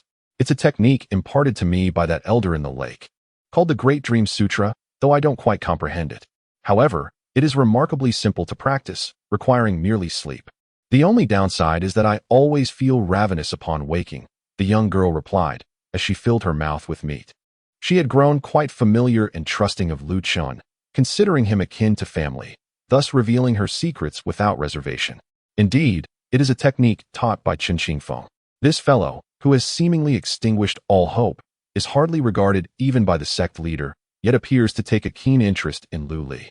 Could it be that he has discerned her identity as a fallen celestial in reincarnation? Lu Chen furrowed his brow slightly. However, it appeared that the other party harbored no ill intentions. As for the reasons behind it, he felt it was beyond his capacity to investigate. Overall, it did not seem to be a negative development. He nodded and said, "That esteemed senior is an ancestor from my Shushan lineage. Since it is the technique he imparted, it should indeed be suitable for you. Practice it for now. However, if you feel any discomfort, inform me at once. If I am unavailable, seek out the headmaster. Do you understand?" "I understand." Lu Li nodded earnestly. However, she soon inquired, "Does your statement imply that Brother Lu Chen intends to descend the mountain once more?" "Indeed. I have ascended to the position of an esteemed disciple, and it is a long-standing tradition within the Shu mountain sect for true disciples to embark on journeys beyond the mountain. Furthermore, I have recently received a message from the sect leader regarding matters pertaining to the Blood Soul sect, which necessitates my investigation." Upon hearing the name of the Blood Soul sect, the young girl's countenance visibly shifted. Her family, particularly her parents, had perished at the hands of the Blood Soul sect, and thus her feelings towards them were steeped in profound hatred. Lu Chen understood this well. He then spoke, "Do not overthink. Your current task is to diligently cultivate. I promise you that once you establish your foundation, should any remnants of the Blood Soul sect still linger, I shall provide you with the opportunity to seek revenge personally. Indeed, I will strive with all my might. My descent from the mountain may take some time. When I return, I will have everything prepared for your foundational establishment. You need only focus on your cultivation."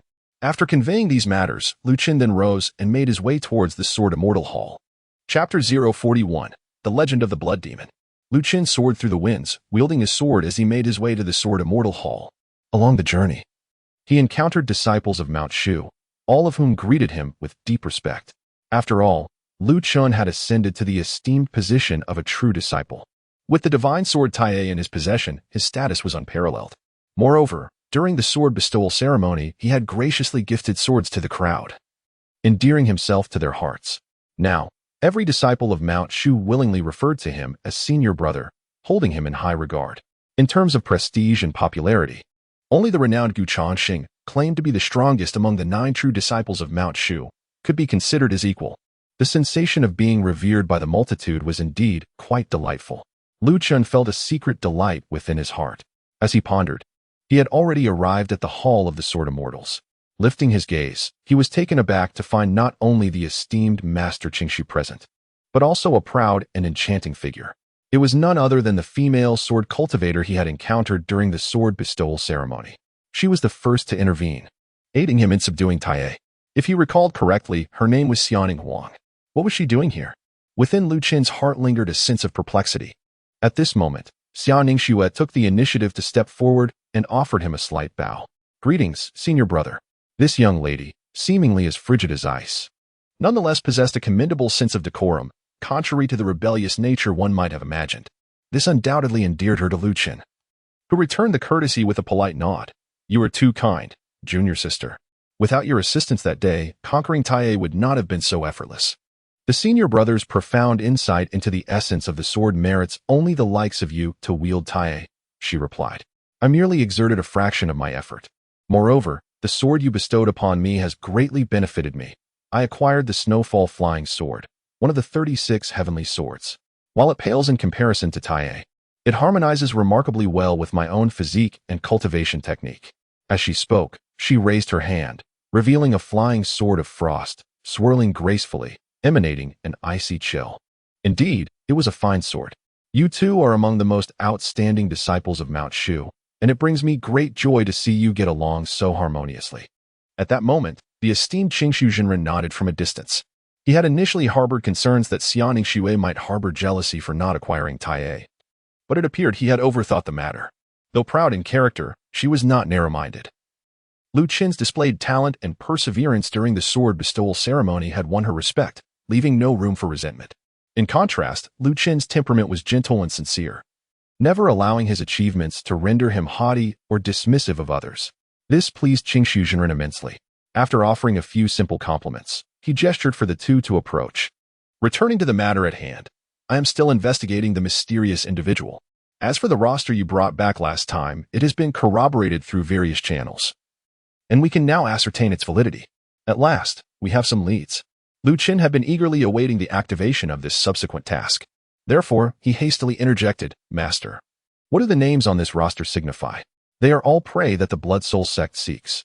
The expression of the esteemed Qingshu Jinren bore a hint of solemnity as he continued, You may not be aware, but the Blood Soul sect is fundamentally an evil cult that worships and sacrifices to the blood demon to acquire sinister powers.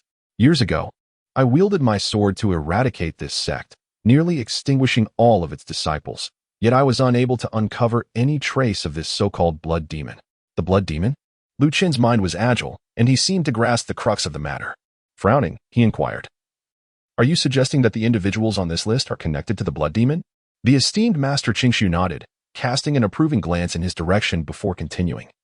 There exists an ancient legend within the Blood Soul sect. It is said that if one gathers the purest yin and yang blood and performs a ritual during the celestial event of the dog eating the sun, they may summon the blood demon from the depths of the infernal sea, allowing it to re-emerge in our realm. Do the followers of the Blood Soul sect truly believe in this legend? Lu Chen pondered. To my knowledge, the remnants of the Blood Soul sect have reunited due to the emergence of a holy sun possessing pure yang blood. Their current search for women born during the Yin year, Yin month, and Yin hour is likely an endeavor to locate this so-called holy maiden. As Master Qingshu spoke, he shook his head. Regardless of the veracity of this legend, the ancient texts of Shushan indeed contain records of the blood demon. It is said to be one of the countless offspring of the primordial evil deity, endowed with unfathomable powers. Should it truly return to our world, it would undoubtedly unleash a cataclysm. Upon hearing this, Lu Chen felt a sense of foreboding. Lu Chen seemed to comprehend the situation. He nodded and said, So, the reason you summoned me today is concerning the saintess of the Blood Soul sect? Indeed, you have now attained a considerable level of cultivation. It is time for you to descend the mountain and undergo further trials. This matter is of great significance and must remain confidential for the time being. It is imperative that you investigate it personally.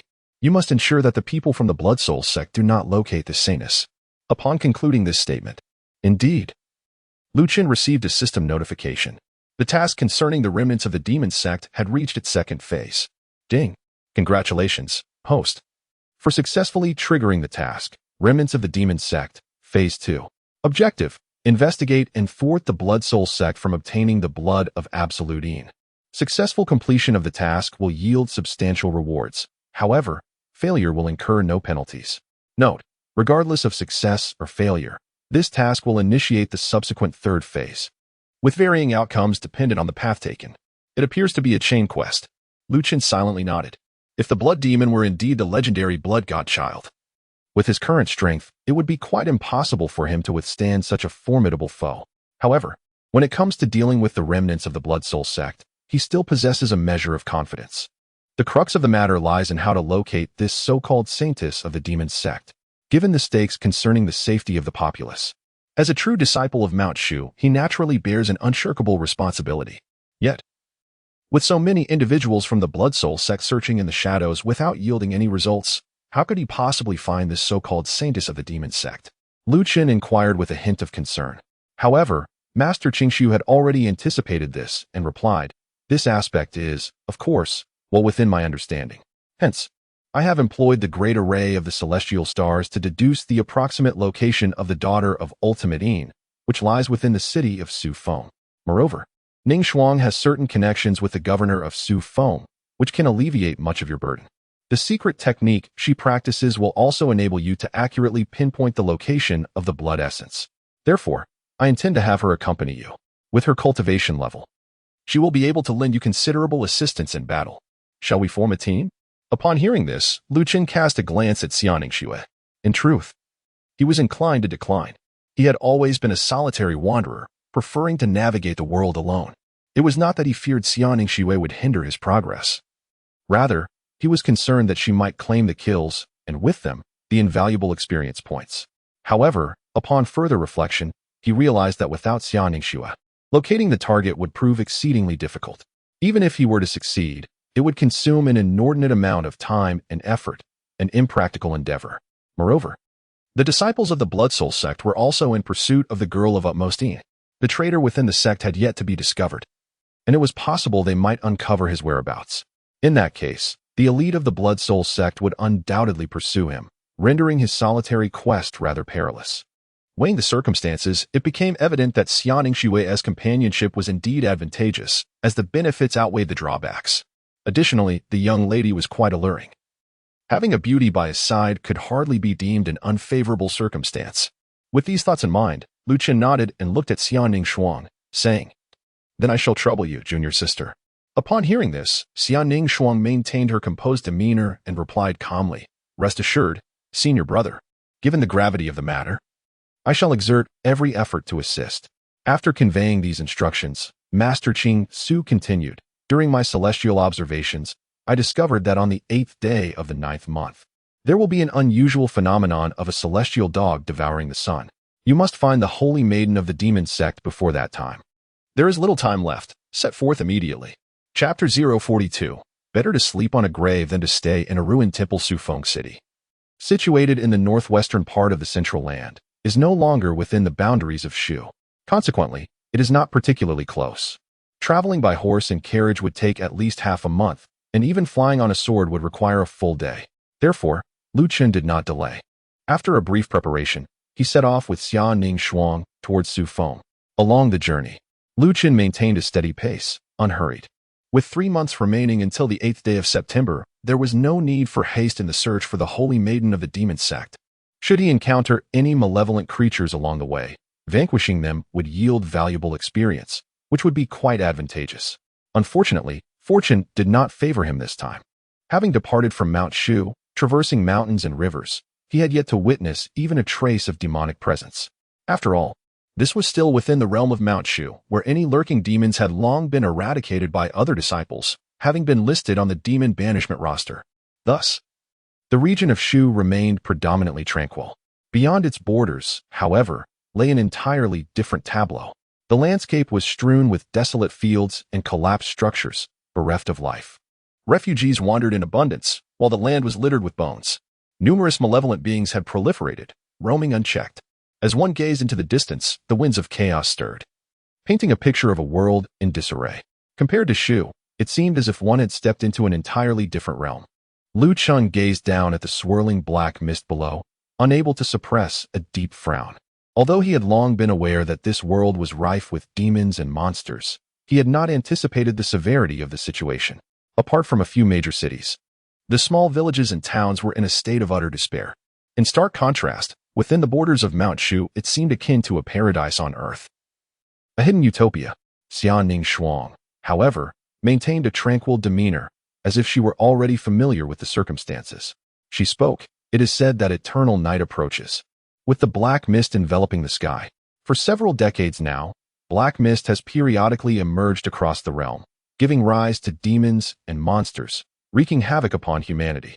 The Taoist sects, Buddhist orders, and the imperial court have attempted numerous suppressions, yet to no avail. They can now only protect a handful of significant cities, while other areas remain beyond their reach. What is this black mist? Lu Chen inquired, perplexed. I am not entirely certain, Xiaoning Shuang replied, shaking her head. It appears to be a malevolent force, the origin of which is unknown, and it seems to proliferate with each passing year. There are merely 300 more miles to our destination, the location of Sufeng City. We must hasten our pace. We should arrive before nightfall. In these perilous times, camping outdoors can be exceedingly dangerous, she added, clearly reluctant to court danger. Upon hearing this, Lu Chen shook his head and said, We have been traveling relentlessly for an entire day, and our magical energy has been significantly depleted. It is imperative that we rest promptly. Should we continue to force our journey, any unforeseen circumstances could render us perilously vulnerable. His words were, in fact, a consideration for Xiaoning Shuang. Despite Lu Chen's foundational cultivation in the Tao of Heaven, which, although currently at the nascent stage of crystallization, endowed him with profound magical energy, he could effortlessly soar through the skies on his sword for an entire day. In contrast, Xiaoning Shuang had been gritting her teeth to keep pace, determined not to hinder their progress. However, she was now beginning to feel the strain on her magical reserves. The journey ahead would undoubtedly prove to be more arduous. Thus, it would be wiser to seek a nearby place to rest for the night. Naturally, Lu Chen harbored his own ambitions. On this journey, in addition to fulfilling his mission, he sought to slay a number of demons to gain experience and strive for an early entry into the Golden Core realm. Below, amidst the forest, there appeared to be an abandoned city god temple. It would be prudent to rest here for the night, Lu Chen suggested. Xiaoning Shuang understood that he was being considerate of her and felt grateful in her heart. However, she did not reveal much on her face. She merely glanced in the direction pointed out by Lu Chen, her delicate brows slightly furrowing. As the ancient said, it is better to sleep upon a grave than to stay in a desolate temple. Brother Lu, this place is desolate, and I can sense a sinister aura lingering about. If we linger here, it may invite peril. I am well aware of that, he replied. Upon hearing this, Lu Chen smiled and said, The disciples of Mount Shu regard the eradication of demons and the safeguarding of the righteous path as their sacred duty. Knowing that there are anomalies in this place, how can we stand idly by? Our abilities may be limited, preventing us from saving the world, but since we have encountered this situation, slaying a few more demons can indeed save a few more lives, and at the very least, we shall not bear the weight of regret upon our conscience. In truth, he merely sought an opportunity to gain some experience, yet he could not express it so plainly, and thus sought a more honorable pretext. Xiaoning Shuang, however, did not ponder deeply. Upon hearing Lu Chen's words, she felt his stature elevate in her eyes, creating an illusion of a lofty mountain that one could only admire from below. It dawned on her that the gap between them was not merely one of courage and perseverance. Such a grand vision and noble spirit were not traits commonly possessed by ordinary individuals. Reflecting on this, Xiaoning Shuang took a deep breath, lightly brushed her sleeve, and bowed respectfully to Lu Chen, earnestly stating, Thank you, senior brother, for your guidance. I now understand. What is it that you comprehend? Lu Chen was momentarily speechless. I merely spoke in jest, yet you took it to heart? However, he was too indifferent to dwell on such matters. With a casual wave of his hand, he remarked, There is no need for such formality. Let us descend and take a look. If indeed any malevolent spirits lurk about, we shall address them in due course. As he spoke, the two of them soared down, landing before the city god temple. This temple had evidently fallen into disrepair over many years. Weeds flourished around it, and branches and foliage had accumulated into mounds. The temple's roof had sustained considerable damage, and the once majestic statue of the city god lay in ruins, reduced to but a fragment of its former self. Once a revered deity safeguarding the region, it was once a site of fervent worship. Now, it lay in such a state of decline that it stirred a sense of melancholy. Lu Chen sighed softly. With a wave of his hand, he stirred the air, dispersing the surrounding dust and blades of grass. He then slightly raised his wrist to restore the shattered and collapsed statue of the city god. Although this act bore little significance, it served as a gesture of respect. At this moment, Xiaoning Shuang had also entered the temple, her eyes scanning the surroundings with vigilance, yet she found no traces of demons.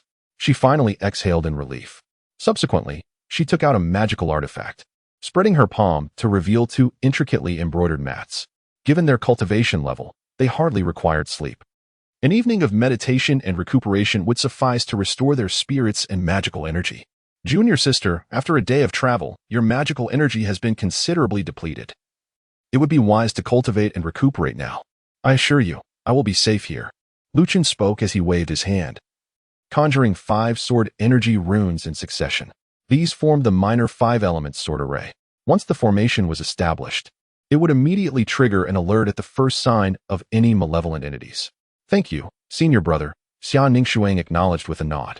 Initially, she had considered setting up a formation of her own, but upon reflecting on Lu Chen's character and temperament, she felt it unnecessary to be overly cautious, as that would only create a sense of distance between them. Thus, she chose to sit on the nearby mat, leaving only a protective barrier around herself. Closing her eyes, she began to cultivate and regulate her breathing. This girl is indeed quite prudent, she mused. Upon witnessing this, Lu Chen nodded slightly and subsequently averted his gaze. He turned and seated himself on the mat, his eyes gently closed, yet he refrained from engaging in the cultivation of his skills. The practice of cultivation was exceedingly tedious, yielding results at a painfully slow pace. How could it compare to the comfort of an extraordinary experience? He had not come here merely to rest and recuperate. As dusk approached, he pondered whether any malevolent creatures might emerge to bestow upon him some experience. Chapter 043. The specter enters dreams as the sun sank in the west. Nightfall enveloped the land.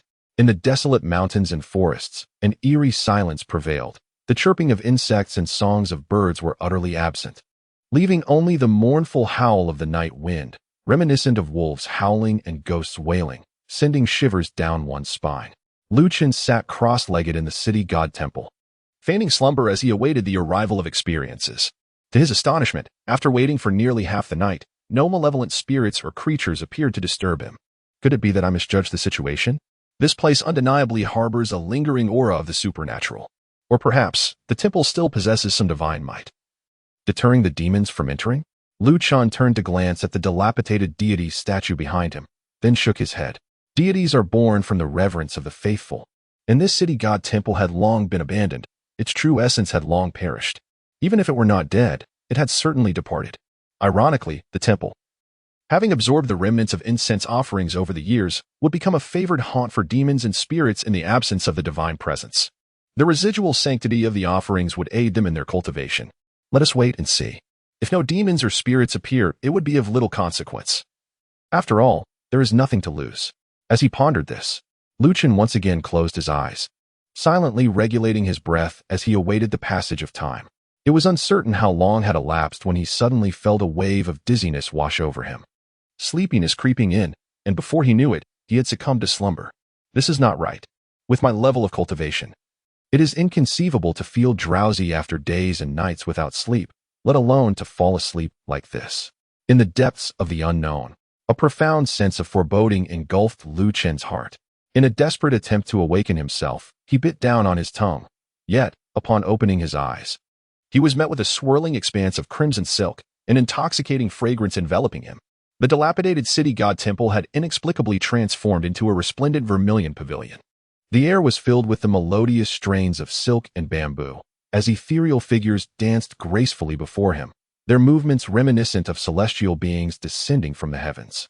Under the cool moonlight, clouds of mist rolled and swirled, while several enchanting women twirled and swayed, their beauty mesmerizing. The air was thick with the scent of musk, and the alluring melodies penetrated his ears, captivating his very soul. Young master, come, dance with me. Life is fleeting, and a moment of spring night is worth a fortune. The seductive strains were irresistible, a temptation too potent to resist.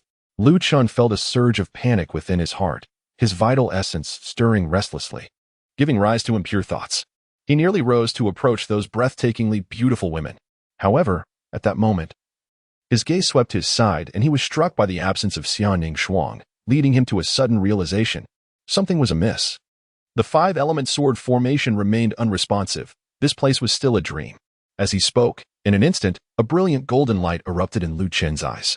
The heavenly eye was unveiled. Before him lay a swirling void, revealing that the so-called enchanting fairies were merely withered bones, born solely from the delusions of his heart. The beautiful masks, the rosy skulls, were but ephemeral illusions, seeking to beguile me? Lu Chen suddenly let out a thunderous roar, his voice resonating like rolling thunder. Waves surging as if stirred by a tempest. The very heart of his sword quivered. In an instant, he shattered those enchanting fairies into mere fragments, while the opulent vermilion towers crumbled to dust. A surge of sword intent erupted forth. Lu Chen's figure floated upward, radiating an overwhelming brilliance.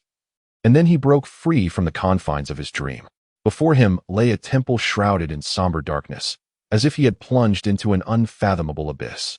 The five-element sword array shimmered with vibrant light, protecting the surroundings, yet it could not thwart the encroaching horrors from the dream realm. Beside him, Xiaoning Xiang's face was ashen, her chest rising and falling erratically, as though she were enduring some profound anguish. The illusions of the dream, with all their attendant fears, were born of the heart. "Junior sister, awaken," he implored, his voice resonating like the thunder of spring, with a thunderous roar akin to the resounding bell. Lu Chen pointed a finger at his brow. Summer Ning Shuang trembled slightly, suddenly awakening, her body drenched in fragrant sweat. "Senior brother Lu, I know," he interjected. "This wretched creature can lure one into a dream and inflict harm within it, rendering even the minor five-element sword formation powerless to defend against it." Lu Chen gestured for her to remain calm and steady her mind. Out of the corner of his eye, he surveyed the surroundings. However, its cultivation level should not be high, otherwise it would not have been so easily shaken off by him. At this moment, it was likely still nearby. He would first draw it out. As he spoke, Lu Chen formed a single-handed seal. The true word rune of the character Ling materialized in his palm. As his fingernail deftly pierced the tip of his finger, releasing a droplet of his essence. Boom! The magical power ignited. That solitary droplet of blood, akin to a sun ignited in flames, instantly radiated a dazzling brilliance, illuminating the entire dilapidated temple.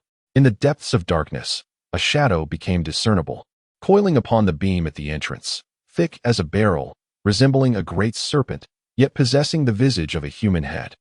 In the moment it was bathed in golden light, it emitted a hissing, eerie cry, seemingly filled with terror, before transforming into a streak of black light and darting away. "Found you." Lu Chen's gaze was fierce and resolute. With a swift step, he transformed into a streak of lightning, soaring through the air in pursuit. As he waved his sleeve, a magnificent sword aura surged forth, resembling a celestial thunderbolt. A resounding boom echoed through the air, accompanied by the splintering of stones. The location where the black serpent had appeared was now marked by a deep crater created by the sword's might. However, that cunning beast exhibited no inclination for direct combat. Upon being discovered, it immediately fled, rendering Lu Chen's strike futile. Nowhere to escape, Lu Chen let out a cold laugh. How could he possibly let go of such an opportunity that had presented itself? With a swift step, he activated the sword light and pursued once more. With his current magical prowess, he soared through the air at an astonishing speed, even though the dark serpent creature twisted and turned. It could not evade the lock of his sword aura and was soon caught up to. "Die," he exclaimed as the formidable sword light descended. In an instant, it cleaved the dark serpent into two segments. A wretched scream echoed through the air as the robust serpent fell, enveloped in a swirling black mist, which rapidly transformed into a strand of severed hair, turning white before it was reduced to ashes. Ding! Congratulations to the host for slaying the Dream Soul, earning 1,000 experience. So this creature was known as the Dream Soul? It was crafted from the 3 souls and 7 spirits of the deceased, woven into hair to form a type of specter.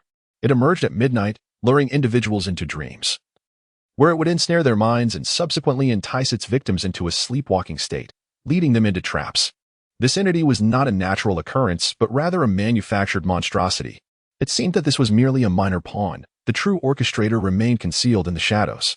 Lu Chen let out a cold laugh. To manipulate dream souls and deceive living beings, this creature might possess some cunning. If he could capture it, a substantial profit might await. Without hesitation, he summoned a straw figure and pursued in the direction the dream soul had fled. Before long, Lu Chen beheld a desolate graveyard, a place of forgotten souls. As he approached, he felt a chilling wind and saw ghostly flames flickering, suggesting that numerous spirits lingered in this forsaken locale. Before he could draw nearer, a sudden gust swept past him, and his expression shifted dramatically. He swiftly turned, only to catch sight of a white shadow darting by. "You dare to toy with the supernatural? You seek your own demise," he exclaimed, raising his hand and striking with force. His magical prowess erupted into a cascade of sword-like light, instantly sealing off the area. The spectral figure had nowhere to escape and was struck down by his powerful blow, its ethereal form trembling violently as it fell to the ground, nearly losing its essence. "A mere wandering spirit dares to act so brazenly before me?" Lu Chen's eyes gleamed with a murderous intent. Just as he was about to strike down, he beheld the ghostly apparition transform into the form of a young maiden. who promptly knelt upon the ground. With urgency, she implored for mercy, saying, "Immortal Master, spare my life, I beseech you. I merely wish to alert you to the dangers ahead, with no ill intentions whatsoever." Chapter 044, The White Lotus Deity. The young woman, kneeling in supplication, spoke with a voice filled with sorrow. "I harbor no malice and have never harmed anyone. I earnestly request that the Immortal Master discern my true intentions." Upon hearing her words, Chen momentarily ceased his offensive but did not place his trust solely in her account. He then summoned his mystical powers to open his celestial eye and scrutinized her closely. The female specter before him was strikingly beautiful, her soul appearing fragile, suggesting she had recently departed from the mortal realm. Moreover, she bore little trace of malevolent energy, which indeed did not align her with the nature of a malicious spirit. Typically, vengeful ghosts are tainted by a palpable aura of malevolence, a fact that is inescapable. It became evident that she was merely an innocent soul wrongfully deceased.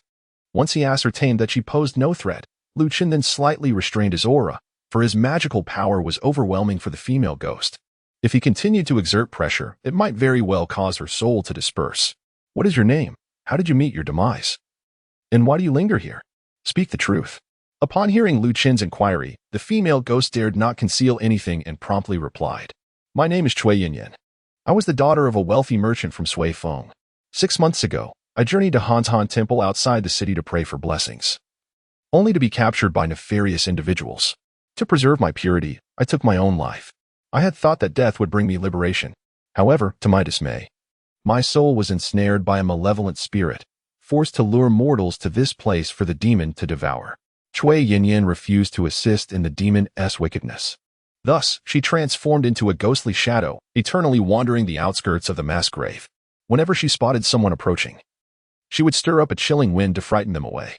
For this defiance, she had endured numerous punishments and beatings from the demon.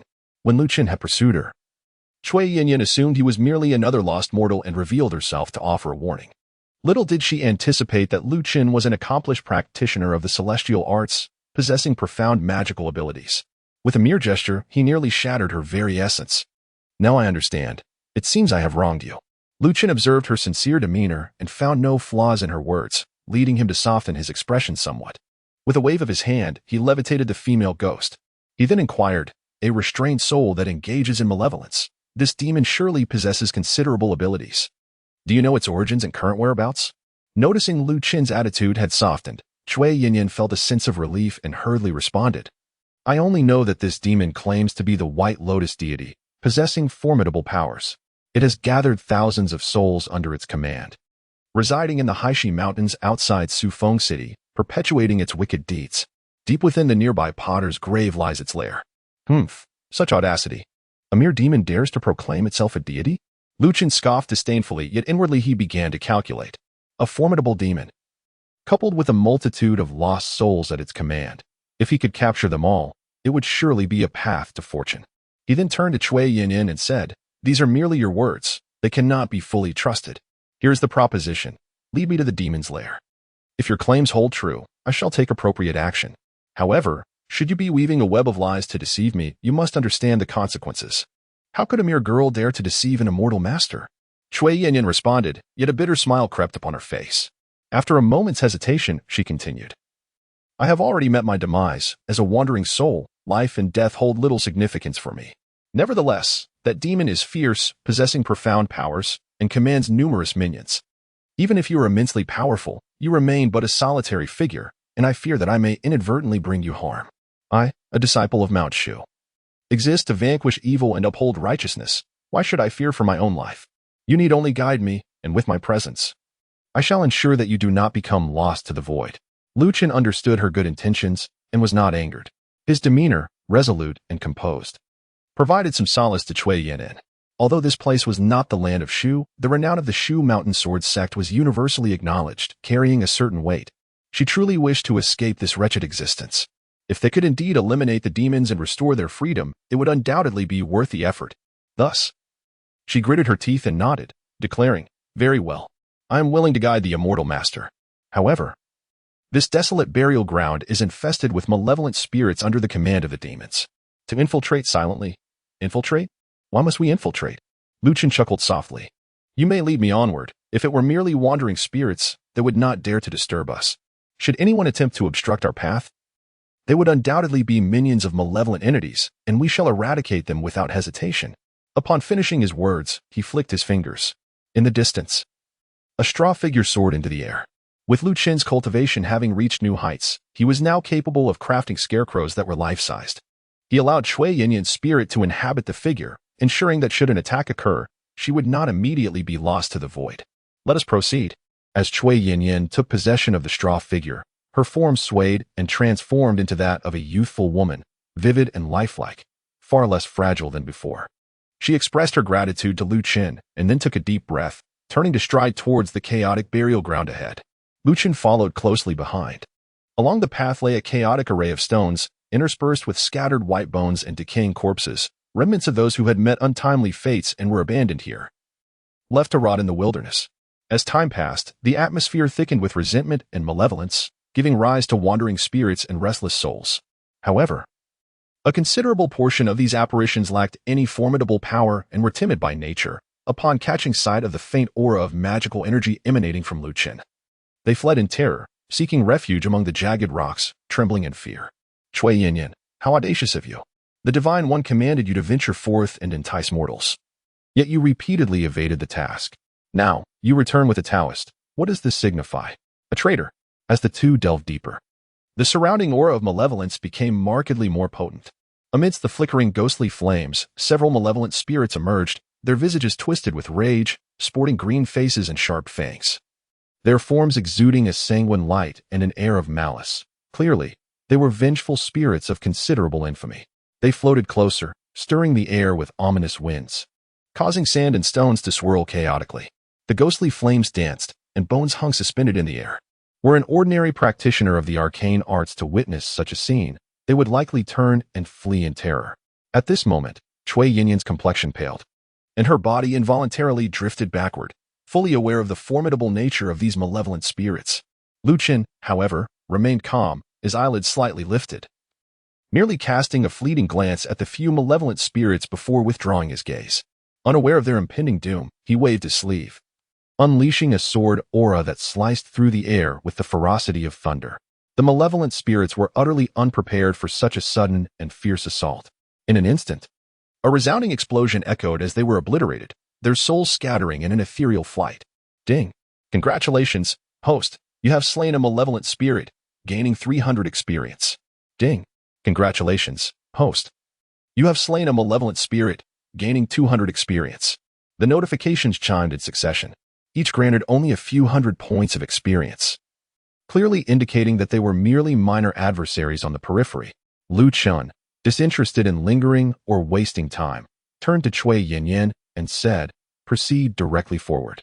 Regardless of whom we encounter, do not halt your steps." As he spoke, a magnificent surge of sword energy erupted from behind him, illuminating the darkness like a blazing torch, advancing with unstoppable momentum toward the depths of the mass grave. Chapter 045. A direct ascension to the heavens. The Tao of heaven is vast and elusive. The sword energy is boundless, and the brilliance of righteousness conceals the divine and the demonic. The fierce sword light illuminated the night sky, akin to a torch under the scorching sun, an unstoppable force. Lu Chen followed Cui Yinyan, forging ahead as a torrent of majestic sword energy surged behind him. It annihilated and crushed all the malevolent spirits and fierce ghosts that sought to impede their progress. The sound of system notifications echoed continuously. Lu Chen felt no inclination to investigate further. In due course, the two arrived at the depths of the graveyard. Before them loomed a colossal sinkhole, within which lay a multitude of bones, mingling with congealed blood that exuded a putrid stench. Some corpses had long succumbed to decay, reduced to scattered white bones, while others remained disturbingly fresh. Among the remnants of flesh and blood, tendrils of vines slithered through, pulsating like living entities, voraciously absorbing the nutrients of the deceased. The flesh served as soil, the blood as water, giving rise to a soul-devouring existence. Atop this grotesque tableau thrived a magnificent white lotus, swaying gracefully, its emerald leaves vibrant and lush, while its petals, pure and sacred, unfolded in 9 layers, each adorned with a grotesque, contorted visage. At the heart of the bloom sat a lithe figure clad in white, legs crossed in meditation, hands forming a sacred seal, exuding an aura of divine majesty, reminiscent of the fabled Guanyin. Yet beneath that sanctified visage lurked a maw brimming with jagged fangs, a sinister extending from the corners of its mouth to the base of its ears, rendering it a fearsome sight. Long tresses cascaded down behind her head, resembling roots of creeping vines, akin to serpentine tendrils writhing and dancing in the darkness, transforming into ethereal phantoms. "You audacious girl," hissed the demon upon the lotus.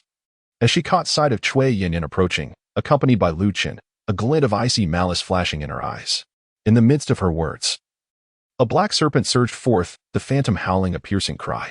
The shockwave it unleashed bore little impact on the living, yet for spirits, it constituted a dreadfully lethal assault, directly assaulting their very souls. Cui Yanyan, evidently having suffered from such an onslaught before, turned pale with fright. However, fortunately, Lu Chen bestowed upon her the form of a straw man, allowing her soul to temporarily reside within it, thus providing her with a protective aura of magical power. Consequently, the sound waves did not inflict any genuine harm upon her. Return. Lu Chen reached out and grasped, causing Cui Yanyan's figure to be propelled backward. A beam of sword light appeared before them. Lu Chen leaped forward, scrutinizing the lotus demon, and could not help but exclaim, "You are undeniably a vile and cruel fiend. Yet you present yourself in such a guise of compassion and sanctity. Do you truly believe that by merely proclaiming yourself a deity, you can attain enlightenment? Who is this little Taoist you speak of?" A cold glint flickered in the eyes of the white lotus demon. Its mouth then split open, revealing a tongue lined with sharp spikes that licked its lips hungrily. "You appear so delicate and tender with your cultivation. You must be far more delectable than those mere mortals. Why not allow me to indulge in you? One day, when I ascend to divinity, you shall share in my glory." Upon hearing this, Lu Chen could not suppress a laugh. "This creature is truly amusing. You wish to consume me and achieve immortality? If you are so eager for ascension, I might as well send you to the heavens right now." With that, his words echoed. Lu Chen's expression suddenly turned icy, a fierce killing intent erupting forth. The majestic sword aura surged, transforming with a mere gesture into a tempest of sword energy, resembling raindrops that converged into a river, sweeping through the air. When he chose to strike, it was with a formidable lethal move. A thunderous boom resounded. The luminous river of swords surged and crashed, directly obliterating the pit, scattering flesh and bones in all directions. The figure of the white lotus swayed and trembled, the lotus leaves shattered, forcing the white lotus demon to harness the lotus and descend into the sky. "Baal Taoist, you have gone too far," she shrieked, evidently aware of Lu Chen's extraordinary powers, unwilling to take any chances. Her entire being radiated a tumultuous demonic aura, and an ominous wind swept through the arena, conjuring countless spectral phantoms of the deceased, their long hair thrashing wildly like serpents and circling to attack from all sides. Yet, Lu Chen paid them no mind. With a breath, he unleashed a frosty sword aura that swept through, severing the serpentine hair entirely. As he moved with grace, a palm strike descended, resplendent with magical brilliance. The true words of the character Ling shimmering with power. It scorched the demon's body, producing a sizzling sound, as petals of the lotus ignited like yellow paper, turning to ash. "Ah, despicable Taoist, you have destroyed the very foundation of my path. I will ensure you meet a terrible fate." The white lotus screeched piercingly. Her arms then elongated and plunged into the ground, followed by a tremendous rumble as the earth erupted. Amidst the upheaval, a colossal bone spike shot skyward. Soon after, a second and third arose. These immense bone spikes resembled mountain peaks, relentlessly piercing through the earth, ascending into the heavens. Then, a foul miasma surged forth. The white lotus deity opened her gaping maw, her spiked tongue swelling in the wind, resembling an iron whip, striking down with ferocity. "Beast, even at death's door, you still flaunt your ferocity." Lu Chen's expression turned icy. This white lotus demon indeed possessed formidable capabilities, rivaling that of a crystallized cultivator. Its various methods were wicked and malevolent. However, it posed no real threat to him. Instantly, his entire being resonated with magical energy. His body felt as solid as iron, enveloped in a radiant golden light, akin to a towering mountain pressing down. With a resounding crash, he forcefully crushed the massive bone spikes. Simultaneously, his long sleeve swirled, conjuring a tempest of magical force that dispersed the noxious fog. His palm, aglow with golden light, resembled an iron claw, expertly seizing the elongated tongue and yanking it with fierce determination. The white lotus demon let out a pitiful wail, its body being violently drawn forth. The lotus roots beneath it were torn from the corpses, splattering thick blood everywhere. "Die." With a piercing gaze, Lu Chen unleashed the Taya sword. which had long been poised for action, shooting forth from his sleeve like a streak of brilliant light, vanishing in an instant. The blade pierced through the mouth of the White Lotus demon, emerging from the back of its head, leaving a cascade of blood and shattered bone in its wake. This strike directly penetrated its brain, obliterating both its cultivation and primordial spirit. A torrential downpour of blood followed. The body of the White Lotus swiftly disintegrated, transforming into a grotesque mixture of flesh and blood, cascading downward. The ominous aura that enveloped the area subsequently collapsed and dissipated. Ding! Congratulations to the host for successfully slaying the corpse demon White Lotus, earning a White Lotus seed and 5,000 experience points. Remarkable! It granted a substantial 5,000 experience. Truly, it was deserving of its reputation as a malevolent entity, an elite leader among demons. This was a worthwhile endeavor. White Lotus seed, an unformed treasure of heaven and earth. Nurtured in the burial ground of the corpse demon, it must be claimed and infused with its spiritual energy to take shape. It can be planted and cultivated. Once matured, it yields the sacred White Lotus, a treasure of heaven and earth. A treasure of heaven and earth? What a splendid find. Alas, it remains merely a seed, yet to mature. Chen pondered for a moment before casually tossing it into the Yellow Springs diagram. This object, akin to the jade green lotus, might perhaps flourish more rapidly within the depths of the Yellow Springs. After securing the seed, Chen turned his head and beheld a desolate burial ground, littered with countless corpses, while numerous spirits drifted aimlessly. These apparitions were all bound and controlled by the deity of the White Lotus. Now that the demons had perished, they regained their freedom, yet they also forfeited the chance for reincarnation, remaining in this world. They faced the grim fate of either becoming forlorn wandering souls, gradually fading away, or resorting to malevolence and mischief. Their lingering presence would inevitably lead to calamity. To ensure that good deeds are completed, I shall perform a ritual for you, aiding in your passage to the afterlife, which would also be considered a meritorious act. As I spoke, Chen face soared into the air, gracefully settling into a meditative posture, and then beckoned to Cui Yanyan, inviting her to draw nearer. Subsequently, he began to channel his mystical energies, reciting the Taoist scriptures of rebirth. Chapter 046, Borrowing the Corpse to Return the Soul, Child of Destiny. The supreme decree commands, transcending your solitary spirit, encompassing all phantoms and entities, bestowing grace upon the four forms of life under the serene moonlight. Chen sat cross-legged beneath the night sky, silently reciting the scriptures of rebirth. Waves of mystical radiance cascaded down, akin to divine nectar, bestowing blessings upon all living beings. The ethereal light sparkled like stars, descending gently. From the bodies of the wandering souls, a hazy golden glow soon emerged, as if a portal to the afterlife had opened, guiding them towards the depths of the netherworld for reincarnation. With compassion, the immortal master liberated me, enabling transcendence and rebirth. Thank you. The boundless merits of the immortal master deserve my deepest reverence. I express my gratitude for your rescue. May blessings and longevity be everlasting. From the chaotic graveyard, countless souls ascended, overwhelmed with joy, bowing and paying their respects to Chen. They were all victims of untimely deaths in turbulent times. Had it not been for Chen's intervention, they would have been doomed to eternal servitude under demons, with no hope of rebirth, facing either devouring by malevolent forces or obliteration. It was Chen who vanquished the demons, granting them freedom, and selflessly expended his mystical energy to guide them to liberation. This is an immeasurable grace. No act of gratitude could be deemed excessive. Life and death are governed by fate. Although you have endured suffering, you have steadfastly held on to your true nature, refusing to follow the wicked path of demons. Upon reaching the realm of the underworld, the king of hell shall judge your deeds, and in your next life, you shall surely reap the rewards. Now go forth. As Chen spoke, he waved his sleeves, sending the wandering souls onto their path to the afterlife. Ding! Congratulations, host. By liberating the souls, you have gained 5 merit. Indeed, the act of guiding souls brings merit. However, this reward seems rather meager. In this forsaken burial ground, there are surely hundreds, if not thousands, of souls that have been guided. Yet only a mere 5 points of merit have been granted. The acquisition of merit is undeniably arduous. Nevertheless, considering its profound benefits, constantly enhancing one's fortune and providing protection against calamities and critical moments, its rarity is justifiable. If a method could be devised to amass a significant amount of merit, one might find themselves blessed with treasures at every turn, leading to unparalleled delight. Chen secretly yearned within his heart. At this moment, the light of rebirth had gradually begun to fade.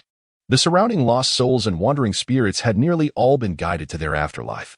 Yet, as Chen descended, he discovered that Cui Yinyan, who was attached to the straw figure, remained. He could not help but furrow his brow. I have just guided the souls and opened the path to rebirth. Why have you not entered the cycle? Upon hearing this, Cui Yinyan's expression instantly grew sorrowful, and she shook her head, saying, I do not know either.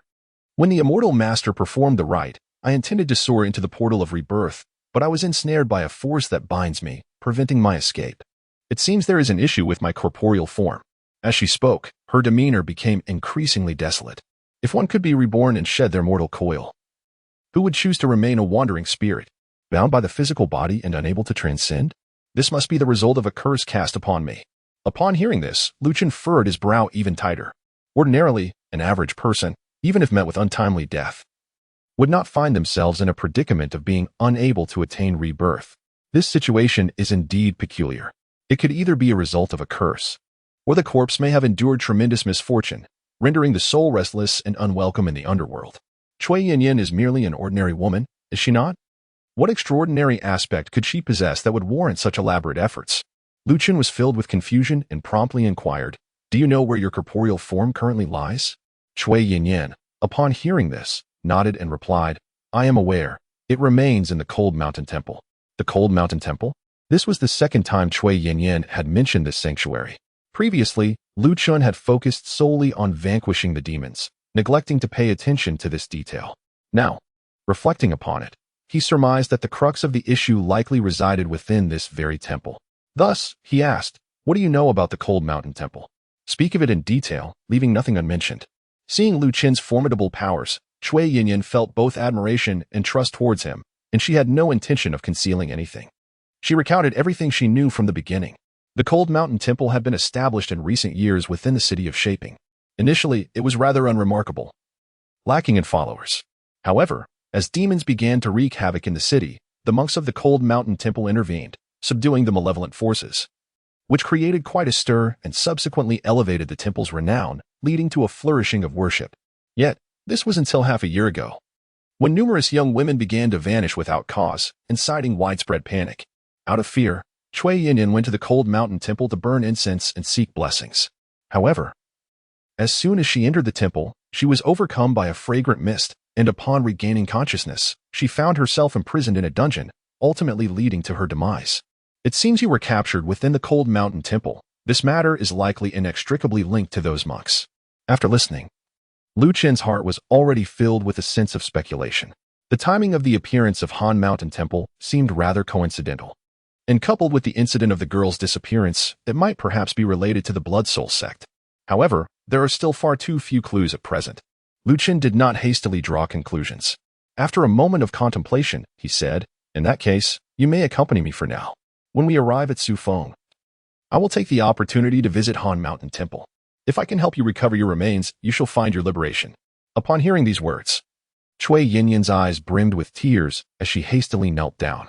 As a mere mortal, to receive such profound grace from the immortal master fills me with overwhelming gratitude. If there is a next life, I would willingly toil like a beast. There is no need for such sentiments. As a disciple of Mount Shu, my duty is to vanquish evil, uphold righteousness, and aid all beings. This is my obligation and also part of my cultivation. Chen smiled gently and gestured for her to rise. He then cast a glance at the exposed remains, and though the souls had long departed, it was indeed disheartening to witness these corpses laid bare upon the wilderness. As he contemplated whether to tidy up the scene, a subtle sound emerged from the heap of bodies below. Suddenly, a hand, caked in mud and grime, reached out. Ah, a ghost! Cui Yinyan exclaimed in fright, promptly retreating. Chen could not help but roll his eyes. Dear sister, you are a ghost yourself, are you not? Your courage is rather lacking. Moreover, having just performed a rite of passage in this place, any lingering souls or malevolent spirits should have long since departed. This corpse is rather peculiar. Which fiend dares to masquerade before me? Step forth. As he spoke, Chen raised his hand and unleashed a surge of sword energy. A thunderous roar resounded as the earth shattered, followed by a voice exclaiming, Ouch! Please, do not strike, my friend, show some mercy. As the words were spoken, a filthy man emerged from beneath the rubble. He appeared youthful, with an unremarkable visage, clad in a scholar's robe, reminiscent of a learned individual. However, this was merely the guise that the corpse had once possessed. The depths of the earth opened their celestial eye, revealing that within this body resided an entirely different soul, currently in the throes of amalgamation. Consequently, his movements appeared exceedingly rigid. Upon rising, he staggered, nearly losing his balance. Was this an act of possession? A resurrection through another's flesh? Lu Chen's expression shifted subtly. His gaze, sharp as a sword's edge, fixated on the individual before him, with a latent surge of sword energy ready to unleash a formidable strike at any moment. This technique of utilizing a borrowed corpse to return to life could undoubtedly be deemed a dark sorcery. Who among the righteous would resort to such measures? Could it be that this individual is a remnant of the Blood Soul sect? Perhaps sensing the murderous intent and hostility emanating from Lu Chen, the person hastily waved his hand, attempting to clarify. My friend, please pause and heed my words. I am neither a ghost nor a malevolent cultivator. How dare he defend himself while performing such a forbidden act before me? Lu Chen let out a cold laugh. In the midst of his words, he unleashed a sword strike, choosing to act first regardless of the opponent's origins, seizing the opportunity while the adversary had yet to fully master their physical form. He aimed to subdue them. The sword energy sliced through the air. The individual in question, witnessing this, underwent a subtle change in expression, hastily forming a hand seal. A faint golden light enveloped their entire being. Although this defense proved insufficient to thwart Lu Chen's sword, it at least spared them from injury, causing them to fall back and tumble for several dozen feet before finally regaining their footing. This was the Taoist golden light, a legitimate technique of the mystical school. Upon witnessing the golden radiance, Lu Chen expressed a hint of astonishment, yet refrained from taking further action. The golden light incantation is a secret transmission of Taoism, attainable solely by disciples of esteemed sects such as Longhu Mountain, Wudong Mountain, and Maoshan. It is beyond the grasp of ordinary cultivators. Even the Shushan sect, which shares a lineage with Taoism, lacks corresponding cultivation methods, rendering it unattainable for common malevolent practitioners. The fact that you can wield the Taoist golden light signifies your legitimate affiliation with the Taoist lineage. Why then resort to the forbidden technique of reviving the dead to usurp another's corporeal form? Lu Chen inquired. The man, astonished by Lu Chen's formidable abilities, took a moment to regain his composure after the impact of the previous sword strike. However, he bore no resentment towards his adversary's actions. Instead, he hastily explained, I understand your disdain for evil, friend, and your perception of my soul's return through a borrowed body as a mark of malevolence. Yet, I assure you, I am burdened by circumstances that are difficult to articulate. He took a breath before continuing. My name is El Yang, a humble scholar from Salt City, who has long admired the Taoist arts. Under the guidance of Master Yu from Wudong Mountain, I received teachings in my dreams, traversing the boundless void. However, on my journey home, I was ensnared by malevolent forces, causing me to miss my appointed time. My family, believing me to be deceased, cremated my body and laid it to rest, leaving my soul adrift and without refuge, compelling me to seek survival in this forsaken burial ground. To my dismay, I found this place overrun by demons. Bereft of a physical form and limited in my powers, I had nearly succumbed to despair. Fortuitously, your intervention vanquished the demons and, through the righteous methods of the Tao, you transcended the lost souls and purified the malevolent energies here, granting me the chance to borrow a body and reclaim my existence. Goodness, teachings in dreams and wandering through the void, is this not akin to the treatment bestowed upon El Zuavir? Upon hearing this, Lu Chen was inwardly astonished, contemplating the veracity of the words spoken by the individual. Just then, a notification from the system resonated. Ding! Congratulations, host. You have triggered a fortuitous quest, borrowing the corpse to return to life. LV Yang possesses great fortune. By slaying him, there exists a certain probability of seizing his luck, albeit it may also invoke unforeseen consequences. Forming a bond with him may allow you to partake in his fortune and karma, potentially leading to future blessings. Great fortune? So this young man is indeed a child of destiny, a protagonist-like figure? What then am I? Lu Chen was taken aback. Chapter 047. The Taoist sects of the world are one. Gazing at the filthy young scholar before him, Lu Chen found himself at a loss for words. The child of destiny? A person endowed with great fortune, destined to be favored by the heavens in the future.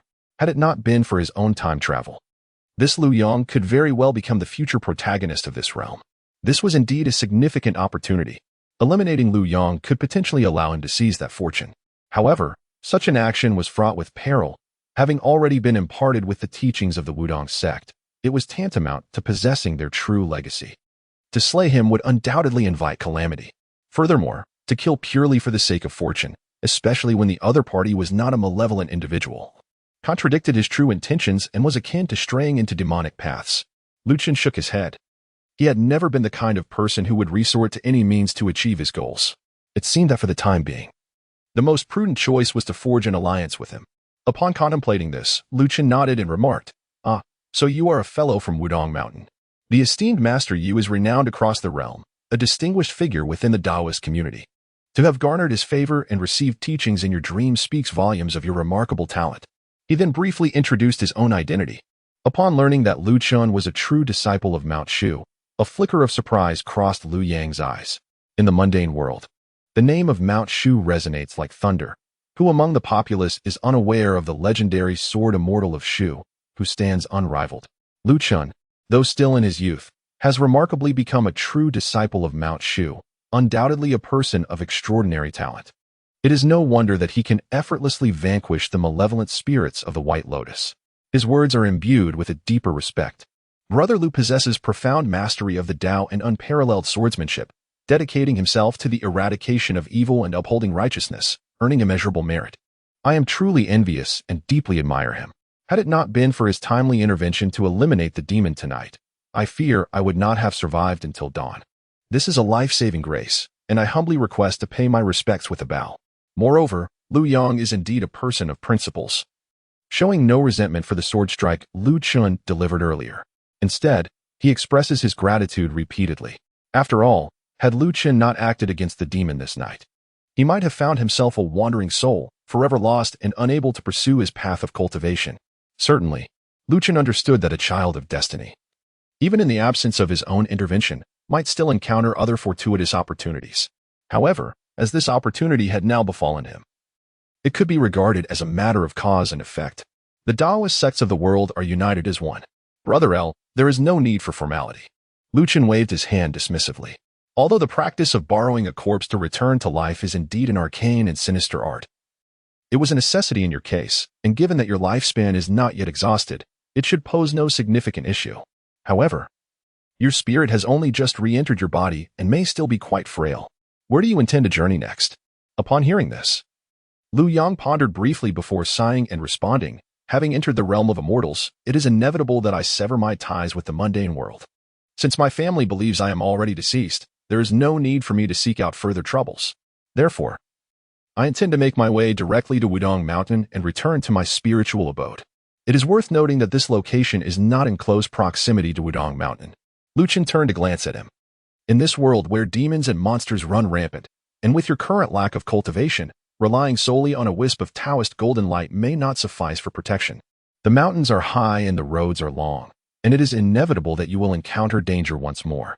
As he spoke, Lu Chen waved his hand, and as his magical energy surged, he summoned a blade of grass, weaving it into a straw figure that transformed into a delicate kite. With a chant, he infused it with spirit and life. "Arise," he exclaimed, releasing a breath that stirred the air with his formidable power. The kite appeared to come alive, soaring upwards, its wings flapping vigorously as it morphed into a resplendent white crane, vivid and lifelike. This crane, empowered by my magic, should suffice to carry you swiftly back to Wudong, Lu Yong observed, his eyes lighting up at the sight of the soaring celestial bird. This wondrous creation, albeit a one-time use, would expedite his return to Wudong and spare him the dangers of encountering demons along the way. Gratefully, he expressed, "Thank you, senior brother, for your assistance. I shall forever remember today's kindness, and should the opportunity arise in the future, I will repay your generosity."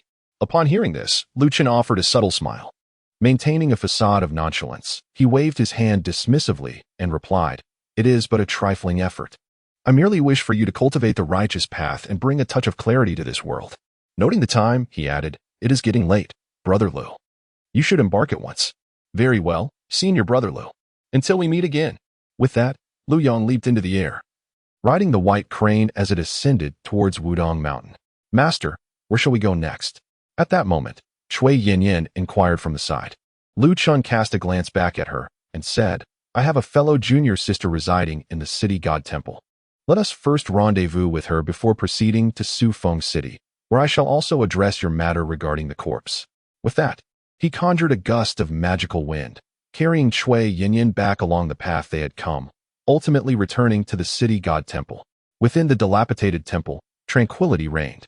The five-element sword array continued to emit a soft glow, indicating that no other demons had come to disturb the peace. Lu Chun waved his hand to retract the sword formation, ensuring that Chui Yinyin would not be harmed, and then soared inside. Brother, you have finally returned. Were you able to pursue that monstrous creature? Asked Xianing Shuang, rising to her feet. She had previously been shaken by the dream soul, nearly succumbing to madness, and thus had been recuperating here, unable to assist Lu Qin. Upon seeing him return safely, she couldn't help but breathe a sigh of relief. However, her gaze fell upon Chui Yinyin beside her, and her brow furrowed slightly. A ghost? Brother, could it be that she is the one causing the disturbance? It has nothing to do with her. Lu Qin shook his head, then succinctly recounted the sequence of events. To his astonishment, there indeed lurked such a ferocious demon in this place. Had it not been for his senior brother's insistence on settling here, this malevolent beast might have caused untold harm to countless souls. Your merits this time are immeasurable, remarked Xianing Shuang, her admiration for Lu Qin growing deeper. However, the inability to transcend and attain rebirth remained a pressing concern. Upon hearing the name Hantan Temple, Xianing Shuang's expression grew noticeably grave, and she lowered her voice, saying, What you may not know, senior brother, is that after your departure, I took the opportunity to meditate and utilized a secret method to attempt to ascertain the precise location of the blood of Ultimate Ein. The results indicate that it lies in the vicinity of Hantan Temple. Are you suggesting that this Hantan Temple could very well be a stronghold of the Blood Soul sect? And they have already located the Maiden of Ultimate Ein? Upon hearing these words, Lu Qin's expression subtly shifted. The saintess of the demon sect was intricately linked to the rebirth of the blood demon, and the implications were vast. If the Blood Soul sect were to gain the upper hand, it would spell trouble. With dawn fast approaching, there was no time to lose. We must first journey to Shufeng City. Very well, the governor of Shufeng was once an old acquaintance of my father. As we are strangers in this land, we shall seek him out to gather information. Once we ascertain the situation, we can then venture to Hantan Temple to investigate further. Thus, it shall be decided. As they spoke, the two had already made their preparations and were ready to set off. Just before their departure, Lu Chun cast a glance at Chui Yinyin and shook his head, saying, The city is bustling with life. You are, after all, a spirit of shadows. Although you possess a straw figure as a conduit, it merely serves as a veil.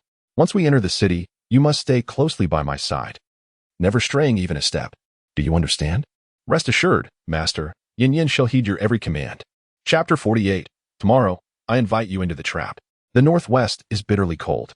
It cannot be compared to the picturesque mountains and clear waters of Shu, yet Su Feng, as the largest city in the northwest, is rich in mineral resources and boasts a thriving prosperity. Lu Qin, accompanied by Xianing Xue and Chui Yan'an, rode the winds with their swords and arrived in the city by noon on the following day. Upon receiving the news, the prefect of Su Feng, Zhang Lin, personally came to the city gate to welcome them, which took Lu Chun by surprise. After all, this was not the land of Shu. While the disciples of Mount Shu held a certain prestige, it was uncommon for a regional governor to extend such a personal greeting. It was likely due to Xian Ningxue's standing. The young lady must possess quite a remarkable background. As he pondered this, the prefect Zhang Lin approached briskly. He appeared to be in his 40s, with an ordinary visage and a somewhat portly figure, dressed in resplendent attire that made him resemble a genial wealthy gentleman. Were it not for his official garb, one might hardly associate him with a regional governor. Student Zhang Lin pays his respects to the young lady. Zhang Lin stepped forward and took the initiative to bow deeply. Seeing this, Xianing Xue quickly raised her hand to gesture for him to rise, smiling as she said, Uncle Zhang, you are too courteous. Though you are a student of my father, it has been many years since you graduated, and now you hold the esteemed position of a regional governor. As a mere young woman, I hardly merit such grand courtesy. Once a teacher, always a father. Without the nurturing of my mentor, there would be no Zhang Lin today. Moreover, since the young lady has now joined Mount Shu, she is a person of divine stature. And I, a mere mortal, must certainly show my respect, Zhang Lin replied with a hearty smile. He appeared to be exceedingly warm and welcoming. However, Lu Qin, harbored a lingering suspicion that this individual was excessively sycophantic. rendering his true depth indiscernible. Moreover, there was something peculiar about his aura, which did not resemble that of a martial practitioner. He was certainly no ordinary mortal.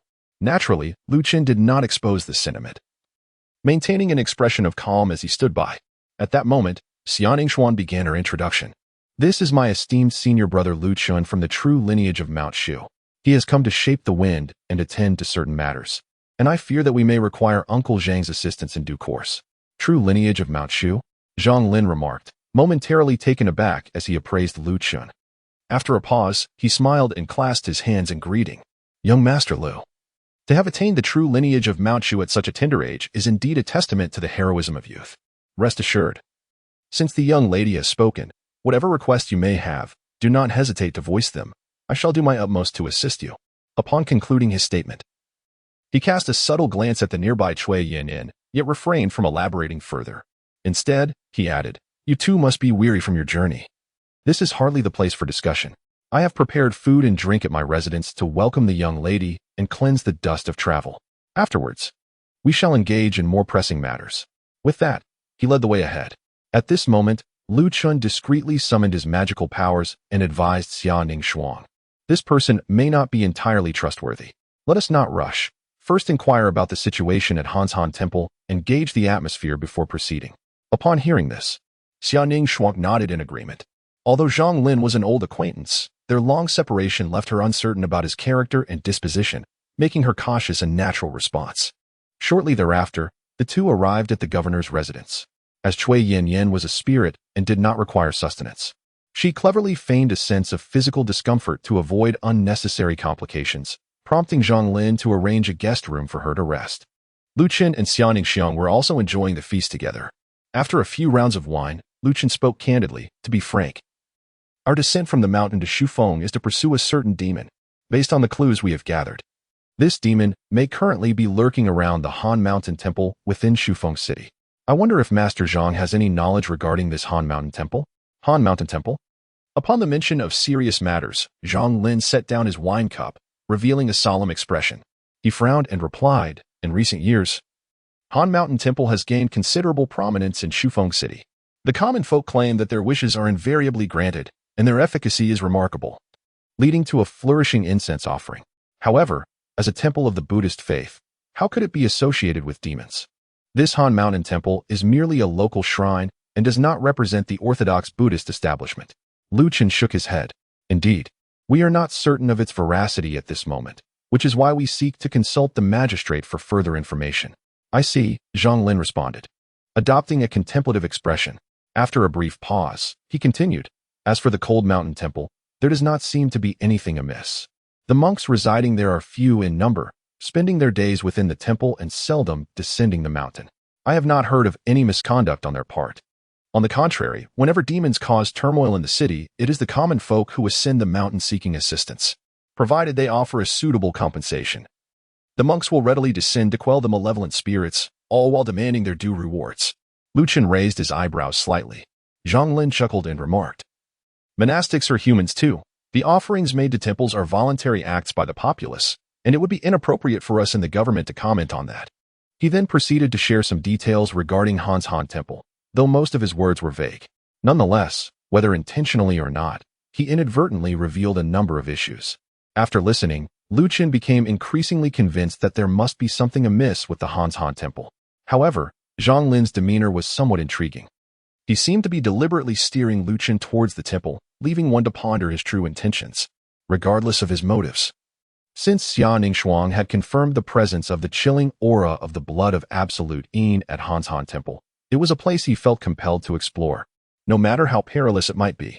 As for Zhang Lin, there was currently no indication of any underlying issues. For now, it was prudent to remain vigilant and cautious. With this thought in mind, Chen inquired, we wish to visit the Cold Mountain Temple. Might Governor Zhang arrange this for us? Zhang Lin, with a smile, responded, recently, numerous young ladies have mysteriously vanished in Shufeng City, causing great unrest among the populace. Consequently, the Cold Mountain Temple has resolved to hold a grand water and land ritual to soothe the people's anxieties. Your timing is indeed fortuitous, as tomorrow marks an auspicious day. The temple will open its gates wide, and many citizens will gather to witness the ceremony. It presents a splendid opportunity. Upon hearing the words, Lu Chen nodded slightly and cast a glance at Xiaoningsiang. Then let us visit Hanhan Temple tomorrow. Having concluded the matter at hand, Lu Chen wasted no further time. Citing fatigue as an excuse and bid farewell to Xiaoningsiang, returning to their respective chambers for rest. Zhang Lin smiled as he graciously saw them off. Once the two departed, he turned around, and the amiable expression on his face vanished completely. Is it confirmed? He inquired. In the dim light, a painting on the wall shimmered. The majestic eagle depicted within suddenly appeared to take flight. Speaking with human words, it declared, I have visited the guest room for verification. Indeed, it is the soul of the saintess, pure and pristine. I cannot be mistaken. However, she is possessed within a straw effigy, shielded by magical protection. Thus I dare not approach. That is reassuring. Zhang Lin exhaled with relief, a smile gracing his countenance. We exerted tremendous effort to locate the saintess of supreme aim. A significant achievement. Yet, unexpectedly, that woman was so fierce that she dashed to her demise, causing her soul to scatter and nearly thwarting our grand design. These two disciples of Shushan have indeed rendered me a great service. Fortunately, the master foresaw this and sealed the saintess's remains in advance, preventing her from transcending. Now, as long as we retrieve her soul, we can devise a means to make amends, ensuring the grand scheme for the saint's son remains unimpeded. The eagle chuckled, offering praises, and then inquired, since the individual is already present, shall we not act tonight to avoid prolonged uncertainties? That is unwise. My identity must remain concealed. And these two are cautious and cunning, not to be underestimated. The one named Lu Chen, in particular, is a true disciple of Shushan and possesses extraordinary abilities. Should we act now and fail, it would only serve to alert them. Zhang Lin shook his head. He then instructed, You shall go to Hanhan Temple and inform them to prepare. Tomorrow, we shall ensnare them entirely and reclaim the soul of the saintess. Chapter 49. Hatred for Evil, Brother Lu. This Zhang Lin is indeed no virtuous individual. In the guest room of the secluded courtyard, Lu Chen clasped his hands in a series of intricate gestures, and amidst the luminous aura of his mystical power, a doll, no larger than a palm, came to life, articulating human speech. It recounted the conversation between Zhang Lin and the hawk in its entirety. Lu Chen had long harbored suspicions towards Zhang Lin. Thus he had taken precautions in advance. In a concealed corner of the living room, he had left a puppet crafted for eavesdropping. With his current level of cultivation and magical prowess, employing such a minor spell would go unnoticed, provided the opponent's abilities did not far exceed his own. Zhang Lin, confident in his cunning, remained oblivious to the fact that every move he made was observed and comprehended by Lu Chen. It was evident to him that Zhang Lin was likely affiliated with the Blood Soul sect, having learned of their intentions through an insider. However, what took him by surprise was that Cui Yanyan was, in fact, the holy maiden sought by the demonic sect. Xiaoningsiang's secret technique could only detect the aura of the most profound blood and was incapable of sensing souls, which had led to this oversight, nearly causing a missed opportunity. Initially, Lu Chen had rescued Cui Yanyan merely out of convenience, never anticipating that it would yield such fortuitous results. The movements of the Blood Soul sect were swifter than he had anticipated, were it not for Cui Yanyan's resolute spirit, who chose to enter life to preserve her innocence. They might have fallen victim to the demonic sect, resulting in the failure of his mission. Fortunately, the rituals of the Blood Soul sect seemed to require a complete offering. With Cui Yanyan now in his possession, safeguarding her ensured his position remained unassailable. Yet, to fulfill his mission, he would still need to devise a means to retrieve her remains, thus achieving completeness. With this thought in mind, Lu Chen had already devised a plan in his heart. Did Zhang Lin still intend to lay traps in advance, waiting for tomorrow to lure me into a self-imposed snare? How naive of him. As he pondered, Lu Chen summoned his magical power, forming a seal to convey a message to Xiaoningsiang and Cui Yanyan, inviting them to converge in his chamber. Before long, the two ladies arrived silently. It is quite late. Has senior brother Lu summoned me for some discovery? Xiaoningsiang inquired with a hint of confusion. The words previously uttered by Zhang Lin were merely a ruse to distract and delay us. He is indeed a member of the Blood Soul sect. Lu Chen briefly conveyed the intelligence he had previously gathered. Upon hearing this, both women's expressions changed dramatically. Xiaoningsiang was taken aback to discover that Zhang Lin had actually allied himself with the demonic sect. Meanwhile, Cui Yanyan wore a bewildered expression. She had never heard of the holy maiden of the demonic sect and considered herself merely an ordinary person. How could she possibly become a target for the demonic sect? The Yin bloodline is a rare phenomenon, manifesting only in women born during the Yin year, Yin month, and Yin hour, one in a myriad. The Blood Soul sect requires such individuals as offerings to appease the malevolent deity. You might consider yourself fortunate. Your act of self-termination allowed your soul to escape, sparing you from calamity. Otherwise, had they captured you, the blood sacrifice to the malevolent deity would have resulted in your body and soul being devoured, leaving you utterly annihilated. Lu Chun was at a loss for how to comfort her, so he merely recounted the events that had transpired, ensuring she was aware of her current predicament. Observing the pallor of Cui Yinyan's face, he felt a pang of compassion and reassured her, saying, "Do not be overly fearful. We have come for this very purpose, and with my presence, the demonic sect shall not succeed." Upon hearing his words, Cui Yinyan felt a wave of relief wash over her. She had witnessed Lu Chen's formidable powers firsthand. Without his intervention, she would still be under the control of the White Lotus deity. She nodded vigorously, expressing her gratitude. "Thank you, esteemed master, for your protection." Now that it was clear Cui Yinyan was the sacrificial offering sought by the Blood Soul sect, and her spirit had been severed, rendering the sacrifice incomplete, what should be our next course of action? Should we not take Miss Cui back to Mount Shu? Asked Xiaoning Xiang. Upon hearing this, Lu Chen shook his head. Retrieving Cui Yinyan's soul to return to Mount Shu appeared to be the most prudent course of action, for once her soul departs, her physical form would swiftly wither, the essence of her blood solidifying in its most somber state, thereby failing to meet the ritualistic requirements, thus thwarting the Blood Soul sect's sinister designs. However, since they were already aware of Cui Yinyan's true identity, one could surmise that they would be on high alert. Not only would they likely pursue and obstruct him along the way, but the hidden traitor might also conspire to create further complications. Furthermore, Lu Chen harbored his own ulterior motives. Simply retrieving Cui Yinyan's soul left him uncertain as to whether the task was deemed complete. After all, the system had yet to provide any indication or response. Therefore, to ensure a prudent course of action, it would be best to recover her corporeal remains as well, thereby guaranteeing the fulfillment of the task and securing a higher evaluation and reward.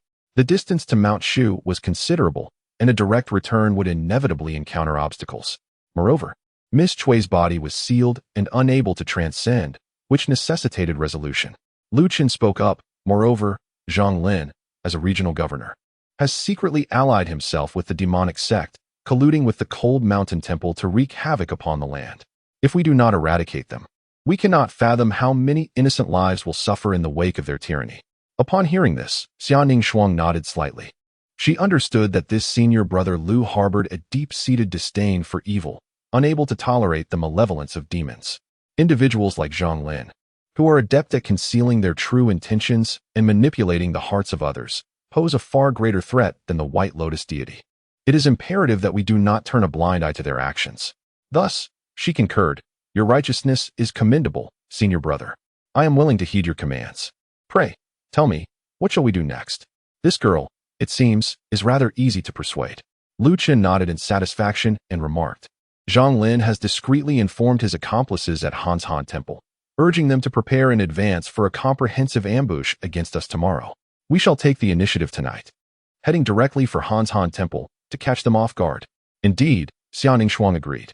The gathering at the Water and Land Dharma Assembly tomorrow will draw an overwhelming number of citizens. If a conflict arises, then collateral damage is inevitable. Tonight truly presents the most opportune moment to act. However, she continued, we are currently within Zhang Lin's estate, and it is certain that he will have spies monitoring our movements. We must employ some clever tactics to ensure our plans remain concealed. Lu Chen spoke, summoning 3 carefully prepared scarecrows, and promptly set about capturing the essence of the 2 women, infusing it into the effigies. Subsequently, he employed a method of misdirection to shroud them. In an instant, the 2 scarecrows transformed, taking on the likeness of the women, and each returned to their chambers. Seated gracefully by the window, this illusionary technique, while not particularly sophisticated, could easily be discerned by a masterful observer. However, Zhang Lin, intent on avoiding any alarm, would certainly refrain from investigating personally. Thus, this ruse was sufficient to deceive his subordinates. With the substitutes in place, Lu Chen waved his hand, allowing the soul of Cui Yinyan to merge with the sword box. He then gently caressed the twin fish pendant at his waist. and a radiant light enveloped both him and Xiang. This item possesses the ability to conceal one's presence. Off we go. With these preparations complete, the two swiftly twisted their bodies, transforming into beams of sword light, and, under the cover of night, silently flew out of the governor's residence. They pursued the previously departed Song Ying, heading straight for Han Temple. Chapter 050. A bloody rampage. The night breeze was cool, and the bright moon hung high in the sky. Beneath the cold moonlight, in the northern part of Sufeng City, an imposing temple stood majestically. Its golden and glazed tiles and crimson high walls created a solemn and magnificent entrance. The three characters Han Temple shone in resplendent gold, strikingly prominent against the backdrop of the surrounding dilapidated and lowly houses, forming a stark contrast. This Han Temple was anything but shabby. It sprawled over a vast area, with grand and splendid architecture. In terms of opulence, it could rival the renowned Buddhist temples such as Jingshan Temple, Shinin Temple, and Lankao Temple, perhaps not falling short by much. This indicates the astonishing wealth of Han Temple, which has undoubtedly amassed untold riches over the years. As for the monks of Han Temple and their abilities to subdue demons and eliminate evil, I cannot speak to their prowess. But their means of accumulating wealth far surpass ours in Shushan by several magnitudes. Lu Chun let out a cold laugh, mocking lightly. As he spoke, the two humans and one ghost had already arrived at the entrance of Han Temple. Immortal Master, from the base of this cliff, one can ascend directly into Han Temple. There is a dungeon above where I was once imprisoned, along with many other innocent women. If it is convenient, I implore you to rescue them as well. Cui Yanyan said, her form gliding forward as she pointed at the steep cliff ahead. The precipice was extraordinarily sheer, flanked by towering cliffs, with a bottom that seemed unfathomably deep, an impossible passage for most. However, for Lu Chun and his companions, such terrain posed little challenge. He nodded in agreement, saying, "Then let us ascend from here and first ascertain the truth of the matter." With that, he summoned his magical powers, transforming into a beam of sword-like light that plunged into the crevice of the valley. The fissure was narrow and shrouded in darkness. Upon entering, a sharp, nauseating stench assailed his senses. Lu Chun furrowed his brow slightly. He then opened his palm, and a cluster of magical flames ignited, dispelling the darkness. Before him lay a mountain of bones, all remnants of humanity. Most were severely damaged, with unmistakable bite marks etched into the skeletal remains, as if some creature had gnawed away the flesh, a sight too gruesome to behold. How could there be such an abundance of skeletal remains outside the cold mountain temple? Upon witnessing this scene, Xiang could not help but turn pale. Lu Chen's countenance was frigid as he sensed the lingering malevolence emanating from the skeletal remains, reminiscent of the blood corpses he had previously vanquished. It appeared that the cold mountain temple was indeed inextricably linked to the Blood Soul sect. It was highly probable that this temple served as yet another stronghold for the Blood Soul sect within Shufeng City. On the surface, the cold mountain temple presented itself as a sanctuary of Buddhism, embodying compassion and benevolence, yet covertly it nurtured blood corpses and inflicted suffering upon sentient beings. Occasionally, it would unleash a few of these abominations to perpetrate evil, only for the monks of the cold mountain temple to step forth and subdue them, thereby ensnaring the populace in a web of deception and amassing considerable wealth. Despicable, these wretched monks, feigning piety with their incessant recitations of Ba, were, in truth, shockingly malevolent. Xia Ningxuang ground her teeth in fury, seemingly harboring profound animosity towards the Buddhist order. She was fully aware that these were mere impostors from the Blood Soul sect. Yet she could not help but cast aspersions upon all practitioners of Buddhism in her wrath. Lu Chun paid little heed to these details. He merely cautioned, "This cold mountain temple is likely not to be trifled with. We may face danger at any moment, so exercise caution." Having said that, he soared upwards towards the cliff's edge. At that moment, flames illuminated the dark cliff face. There hung numerous immense blood cocoons, densely clustered, with no fewer than 100 visible at a glance. Within each blood cocoon lay a blood corpse, its visage grotesque and significantly smaller than any Lu Chun had previously encountered, yet it bore a pair of skeletal wings resembling those of a bat. Good heavens! To harbor so many blood corpses, if unleashed, who knows how many lives would be lost? Lu Chun was filled with astonishment. He contemplated vanquishing these blood corpses to reap a bounty of experience. However, considering the pressing matters at hand, he refrained from acting, fearing that such a move would alert the unsuspecting. Instead, he raised his hand and unleashed 5 strands of sword chi. employing the minor 5-element sword formation to seal off the valley, thereby preventing the blood corpses from awakening and escaping.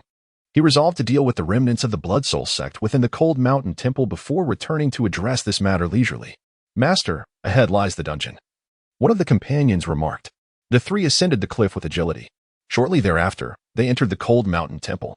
At first glance, the temple appeared no different from an ordinary Buddhist sanctuary. However, it wasn't long before Lu Chen and his companions stumbled upon a secluded courtyard. In stark contrast to the rest of the temple, this area was thick with malevolence, exuding an eerie atmosphere. Scattered about were a dozen martial monks patrolling vigilantly.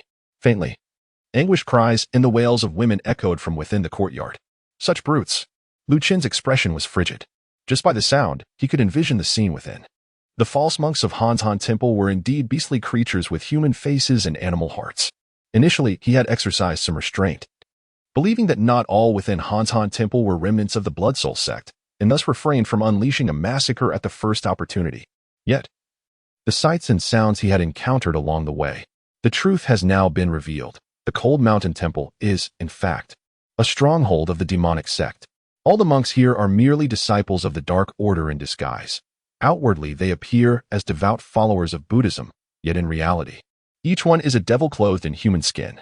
Given this revelation, I shall show no mercy. Let them all perish. As these thoughts coursed through my mind, Lu Chen's gaze sharpened, his internal energy surging powerfully. He raised his hand, and with a flick of his sleeve, a fierce gale erupted. Instantly, a whirlwind of grass and leaves spiraled into the air, transforming into radiant beams of sword light that shot forth with great velocity. Blood splattered as the guards, most of whom were merely at the chi refinement stage, despite having trained their bodies through rigorous methods, were unable to withstand Lu Chen's overwhelming sword aura. Their flesh and blood were pierced as effortlessly as paper, and in an instant, they fell one after another. Within the blink of an eye, a dozen or so monks lay sprawled in pools of blood on the ground. Lu Chen acted with ruthless precision. Most of the monks barely had time to emit a cry of despair before falling lifeless to the ground. Until their last breath, they likely remained oblivious to the identity of their assailant. Ding! Congratulations, host, for slaying the evil monk of Hanzhan Temple. Experience gained. 100. Ding! Congratulations, host, for slaying the evil monk of Hanzhan Temple. Experience gained. 100. The incessant notifications echoed in his ears. Such meager experience could only be deemed a trifling gain, and Lu Chen paid it little heed. After dispatching the outer guards, he turned to Xia Ningxue and remarked, "Now that we have engaged, the people of Hanzhan Temple will undoubtedly sound the alarm. I implore you, junior sister, to rescue the woman imprisoned in the dungeon. I shall first seek out Cui Yanyan and locate her remains." "Very well, leave this to me. Once I have liberated these innocent souls, I shall come to your aid. Brother, please exercise utmost caution. I am aware." With that, Lu Chen ceased to conceal his powers, soaring into the air with Cui Yanyan, heading towards the direction of the Mahavira Hall. Cui Yanyan's body was currently sealed behind the Great Hall. Chapter 051. Having encountered the Bodhisattva, why not pay homage? Having commenced his assault, Lu Chen no longer concealed his presence. He summoned the brilliance of his sword and charged towards the Mahavira Hall. His intention was to divert the guards' attention, thereby alleviating the burden on Xia Ningxue as she executed her rescue, while also affording himself the opportunity to eliminate more adversaries and accumulate additional experience. In the shadows, numerous patrolling monks hastened towards the source of the commotion. Lu Chen did not show any courtesy. With each step he took, a surge of sword energy erupted from his being, while torrents of magical power surged around him. The air was filled with anguished cries, and blood blossomed under the moonlight. His advance was unstoppable. Soon, he arrived at the front of the great hall of the temple. There, 8 muscular monks stood guard, their expressions fierce, wielding, emanating an overwhelming aura of menace. Who dares to intrude upon our Han Mountain Temple? Such audacity is tantamount to seeking death. Seize him.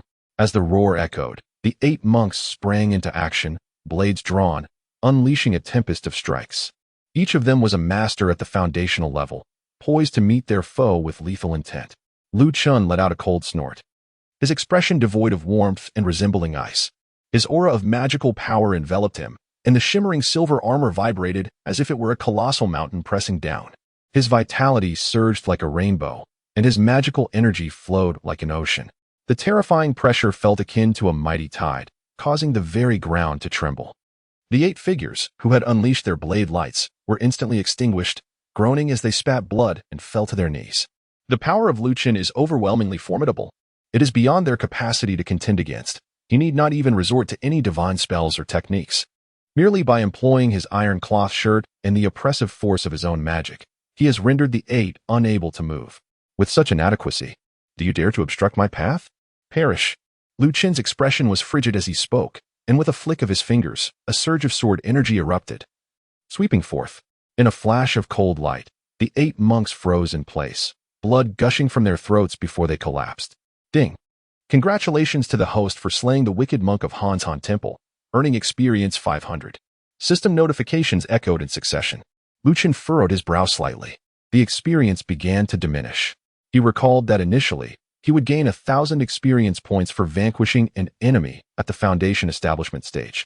However, as his own cultivation advanced and he broke through to the crystallization stage, the experience garnered from defeating Foundation establishment targets significantly decreased. It was akin to his early days of battling scarecrows, where he would earn dozens, even hundreds of experience points at first, yet as his level increased, he found it nearly impossible to acquire any experience thereafter. For 1,000 experience points still seemed fairly commendable, did it not? Chen did not pay much attention to it. After all, this was merely an appetizer. To garner more experience points, one must confront the boss. Be cautious, Master Sten, Cui Yinyan warned. I can sense a formidable magical suppression near the corpse. There is likely a master stationed within the Grand Hall. Upon hearing this, Chen nodded and remarked, "It is of no concern. I have already employed the Heavenly Eye technique to survey this place, and I assure you, there are no formidable beings above the Golden Core realm present. As for those beneath the Golden Core, I hold them in little regard." This was not mere bravado. Although Chen remained in the early stages of crystallization, his profound mastery of magical arts and exceptional skills, combined with the numerous treasures he possessed, such as the Yellow Springs map and the Tai sword, rendered him unparalleled within the same realm, even against Golden Core practitioners. He now harbored the confidence to engage in battle. As long as he did not encounter any ancient monsters at the nascent soul level, he would not face any peril to his life, allowing him to act without excessive caution. Suddenly, the grand doors of the Buddhist hall were forcefully pushed open by a surge of magical energy. Chen unleashed a beam of sword light, piercing into the darkness to ascertain the truth within. As the sword light vanished into the shadows, a piercing shriek echoed, and amidst the flickering brilliance, a majestic eagle soared into the sky. "So it is you, wretched beast." Chen recognized that this majestic eagle was indeed the creature depicted in Zhang Lin's painting. Lacking the capability to thrive on its own, it was likely employed for reconnaissance purposes. Previously, he had refrained from slaying it, intending to use it as bait to guide him into the cold mountain temple, while simultaneously assessing its true nature. Now, however, there was no longer any need to spare it. With a swift motion, he drew his sword and struck it down from the sky. Chen did not linger. He advanced steadily into the Grand Hall, where his gaze was immediately drawn to a resplendent golden statue of the Buddha, adorned with 1,000 hands and 1,000 eyes. Seated gracefully upon a lotus, with a serene smile and closed eyes, radiating benevolence and majesty. Judging by its form, it appeared to be the revered Bodhisattva Avalokiteshvara. Before the statue, amidst the candelabras, lay a striking crimson coffin. Its surface was adorned with an array of scriptures, shimmering with golden light, resembling seals that confined it to this place. Suddenly, from within the sword box, Cui Yinyan emitted anguished cries, and as she approached the coffin before the statue, she felt as though her entire being was engulfed in flames, the oppressive force emanating from the confinement within causing her unbearable torment. "It seems that what is sealed within this coffin is indeed your bloodline and physical form." Chen nodded and, in a seamless motion, infused a strand of his magical energy into the sword box.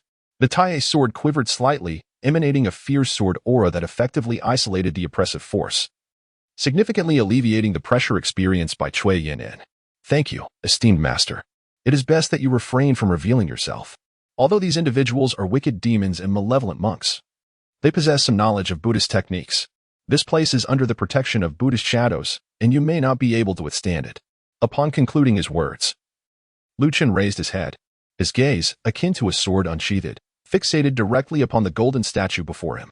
With a sardonic smile, he remarked, "Though you bear the visage of a Buddha, you cannot disguise the malevolent aura that cloaks you. Why not reveal yourself?" As he spoke, a beam of sword light sliced through the air, aimed at the statue's face.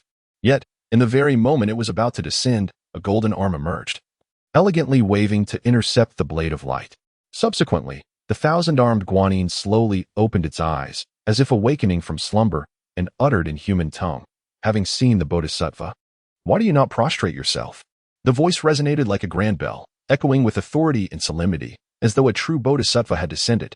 Should a mortal hear such words, they would likely be swayed, mistaking it for genuine divine intervention, and bow in reverence. However, such beguiling tactics were far too trivial to deceive Lu Chen. He scoffed coldly. "A demonic form dares to claim the title of Bodhisattva? To request my veneration would be beyond your capacity." As he spoke, he advanced with pressing force, unleashing a torrent of spiritual energy akin to the surging Yangtze River, creating tumultuous waves. The immense statue quivered slightly, with dust cascading down. Impudence! The Guanyin statue, witnessing its inability to intimidate its opponent, was suddenly filled with a fierce glare, and with a chilling tone declared, "Ignorant mortal, you trespass upon my sacred grounds, disturbing the sanctity of the Buddha's domain, and now dare to show disrespect to the Bodhisattva? Your sins are grievous, and you shall descend into the depths of Avicii hell." As the words fell, the statue trembled, its arm gradually lifted, radiating golden light, as its palm transformed into a mountain, descending with overwhelming force. The light of the Buddha flickered within its palm, forming a seal. With a resounding crash, the atmosphere reverberated. In that particular area, the ground collapsed and shattered directly beneath Lu Chen, leaving an enormous handprint. Such formidable power! Although this Buddha statue has been transformed by demons, it indeed possesses certain Buddhist divine abilities. This is the great hand seal for subduing demons from the Buddhist realm, wielding boundless might. Lu Chen felt a slight surprise in his heart, yet remained unperturbed. With the truth-seeking incantation inscribed upon him, the golden body spell enveloping him, and the iron shirt technique vibrating, he stood firm like an iron tower, immovable as a mountain, no matter how the force of that palm struck. His form did not waver. Have you played the role of a bodhisattva for so long that you truly believe yourself to be one? Engaging in trickery. I shall see what you truly are. As he spoke, a surge of righteous sword energy burst forth. With a single stroke, he cleaved through the golden hand descending upon him, severing it at the wrist. Chapter 52. A centipede seeks to attain Buddhahood? With a thunderous roar, as Lu Chen's sword descended, the Buddha's hand shattered in response, crumbling into debris that cascaded downward. Golden blood splattered, sizzling upon the floor like acid, emitting a foul and acrid stench. "Vile scoundrel! How dare you damage my bodhisattva's golden form? You deserve 1,000 deaths." The thousand-handed Guanyin roared, its voice echoing through the heavens. In its eyes, there was no longer a trace of compassion, only a chilling malice and murderous intent that sent shivers down one's spine. Originally, according to Zhang Lin's wishes, you could have lived until tomorrow. Yet, you hasten your own demise. Therefore, I shall grant you your wish. As he spoke, a series of resounding booms erupted from behind. Thick golden arms unfurled slowly, like petals blooming in a dazzling display, unleashing waves of golden palm strikes in rapid succession. Each strike bore the might to split mountains and shatter the earth. Hundreds upon thousands surged forth, causing the ground to tremble and the entire hall to sway. In the region where Lu Chen resided, the ground collapsed and cracked, sending fragments of stone flying, which were instantaneously ground into dust. Bang, bang, bang. A series of powerful impacts extinguished 3 golden body talismans, and the magical iron armor adorning his form also suffered dents and fractures. Lu Chen felt as though an array of colossal mountains were relentlessly crashing against him, nearly leaving him breathless. The demon's cultivation was not particularly formidable. However, it had somehow managed to cultivate this peculiar bodhisattva golden body, adorned with 1,000 arms and 1,000 eyes. With this, it unleashed supernatural abilities, amplifying its power manifold, akin to being besieged by 1,000 practitioners wielding the great hand seal of demon suppression. Were it not for my iron cloth shirt and the golden body talisman, I would surely have sustained injuries. Lu Chen secretly marveled. The prowess of the thousand-handed Guanyin was no less formidable than that of the White Lotus deity. It was no wonder that Zhang Lin entrusted it to guard and oversee the stronghold of Han's Han Temple alone. It was likely one of the notable experts within the Blood Soul sect. However, despite his astonishment, Lu Chen believed he could handle such an assault. Was the thousand-handed Guanyin, the bodhisattva's golden form, capable of no more than this? It was hardly impressive. As soon as the words left his lips, as Lu Chen's robe quivered, his muscles tensed and his bones reverberated, reminiscent of thunder. An overwhelming sword aura surged forth from within him, akin to a radiant beam of light piercing through the heavens. Layer upon layer, it instantaneously intercepted the impending palm strike. Following this, the true word mantra spiraled around him, transforming into divine symbols of power. A terrifying force surged into his corporeal form, merging with his spiritual energy, akin to a volcanic eruption. Boom! Lu Chen raised his hand and delivered a powerful punch. The Buddha's hand shattered, stones flying in all directions, while golden blood rained down from the heavens. The immense force of the punch created shockwaves that penetrated through layers of mountains, causing the thousand-handed Guanyin to scream in agony. Its colossal form marred by cracks resembling fine ceramics. "Show me your true form at once," Lu Chen roared. The sword energy from his sleeve surged forth like a green serpent, piercing directly through the golden statue of the Buddha. A thunderous crash echoed as the statue shattered. Amidst the screams, a massive centipede emerged from within. This beast, entirely black with a hard shell, its 1,000 legs as sharp as blades, effortlessly sliced through stone like tofu as it twisted and turned, leaving deep ravines in the ground and walls. Damn the Taoist! It took me a century of human blood to forge this golden body of the Bodhisattva, and you dare to destroy it. I will have your life in return. The centipede demon bellowed in fury, its eyes ablaze with bloodlust, soaring into the air like a malevolent dragon, its mandibles sharp as guillotines, striking down with ferocity. Be careful. Immortal Master, Cui Yin, hiding within the sword box, paled in fear at the sight of the demon revealing its true form, exuding an aura of malevolence, and could not help but urgently warn. Lu Chen, however, maintained an expression of calmness. As he gazed upon the approaching giant centipede, he could not help but chuckle. It turned out to be a centipede spirit, a creature with 100 legs, daring to aspire to enlightenment? For your own selfish desires. You have deceived the masses and harmed the common folk. You deserve the gravest of punishments. Today, I shall put an end to you. With that, the sword sheath behind him vibrated with a resonant hum. Shortly thereafter, a streak of silvery lightning shot forth, reminiscent of a silver dragon emerging from the depths. An intense chill immediately enveloped the entire grand hall, the aura of death palpable and piercing. As Lu Chen witnessed the true form of his adversary, he no longer hesitated and seized the opportunity to unleash the Taya divine sword. A sharp sound pierced the air, and blood spurted forth. In that fleeting moment, the silvery light of the blade sliced through the air, severing 2 scissor-like pincers with ease. The centipede demon let out a wretched cry, hastily twisting its body to narrowly evade the icy gleam, yet a portion of its form was too late to escape and was swept by the sword's radiance. Instantly, its exoskeleton shattered, and numerous slender, knife-like legs fell to the ground. What manner of sword is this, capable of piercing my formidable exoskeleton? The centipede demon was struck with profound terror. It was well aware that its true form's shell was immensely resilient, impervious to both fire and water, and unyielding to blades. Furthermore, the cultivation of the Buddhist golden body technique had fortified its physical form, rendering it capable of withstanding ordinary flying swords and magical treasures. Yet, it never anticipated such a fate. The flying sword, Lu Chen, is exceptionally sharp. With merely a gentle sweep, even without direct contact, its sword energy can slice through armor. It is utterly terrifying. Should this sword strike the body, one would certainly be unable to withstand it. To perish beneath the Taya divine sword could be considered a stroke of fortune. The brilliance of the sword gleams like lightning. Lu Chen offered no respite to his adversary. With a swift motion, he struck again with his sword, cleaving the centipede spirit's body in twain, blood gushing forth. Typically, such a devastating blow would spell doom for most demons. Yet, as an old adage wisely states, a centipede, though mortally wounded, does not easily succumb. The centipede spirit possessed an extraordinary vitality. Thus, despite being severed, it remained alive, tilting its head back and emitting a piercing shriek. The sound waves reverberated ominously. Soon, from the direction of the rear mountain cliffs, a crimson light surged skyward, accompanied by distant roars, seemingly in response to its call. A multitude of skeletal wings unfurled, resembling bats as they emerged in droves from the abyss, a dark mass in flight. These were the slumbering blood corpses. Aware of its disadvantage against Lu Chen, the centipede spirit resorted to arcane methods to awaken the flying blood corpses hidden within the mountain, hoping to delay Lu Chen and secure a chance for its own escape. Yet, it remained oblivious to the unfolding consequences. Lu Chen had long been prepared, having set up the minor 5-element sword formation upon the precipice. His initial intention was to resolve the matters within the temple before returning to eradicate his enemies. However, he did not anticipate that the blood corpses would be awakened, rendering the previously arranged minor 5-element sword formation invaluable.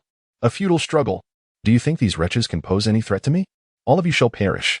Lu Chen scoffed disdainfully, extending his hand with fingers held together, and grasped the void. His magical power activated the sword array. In an instant, 5 beams of sword energy ascended from the distant cliff. The 5 elemental sword lights, gold, wood, water, fire, and earth, interwove to form a grand formation, instantly intertwining like a storm. The newly awakened blood corpses, barely having emerged from the valley, were pierced by the sword light, transforming into a rain of flesh and blood that fell to the ground. In the blink of an eye, over 100 flying blood corpses were annihilated. The system notification chimed continuously, and a substantial amount of experience points surged into his account. Although each flying blood corpse possessed limited individual strength, their sheer numbers proved overwhelming. The 100 corpses granted Lu Chen over 10,000 experience points. His joy was palpable, and his gaze towards the centipede spirit softened somewhat. Do you have any descendants or the like? If so, summon them forth. I shall wait. Chapter 053, Golden Body Relic. The centipede spirit was utterly bewildered, witnessing the onslaught of sword light that rained destruction upon the blood and flesh. It realized that the hundreds of flying blood corpses it had painstakingly nurtured had been obliterated before they even had a chance to engage. What manner of creature was this human before it? Especially with Lu Chen's expression of anticipation, the centipede spirit felt a shiver run down its spine. Even if it had offspring, it could not possibly summon them to their doom.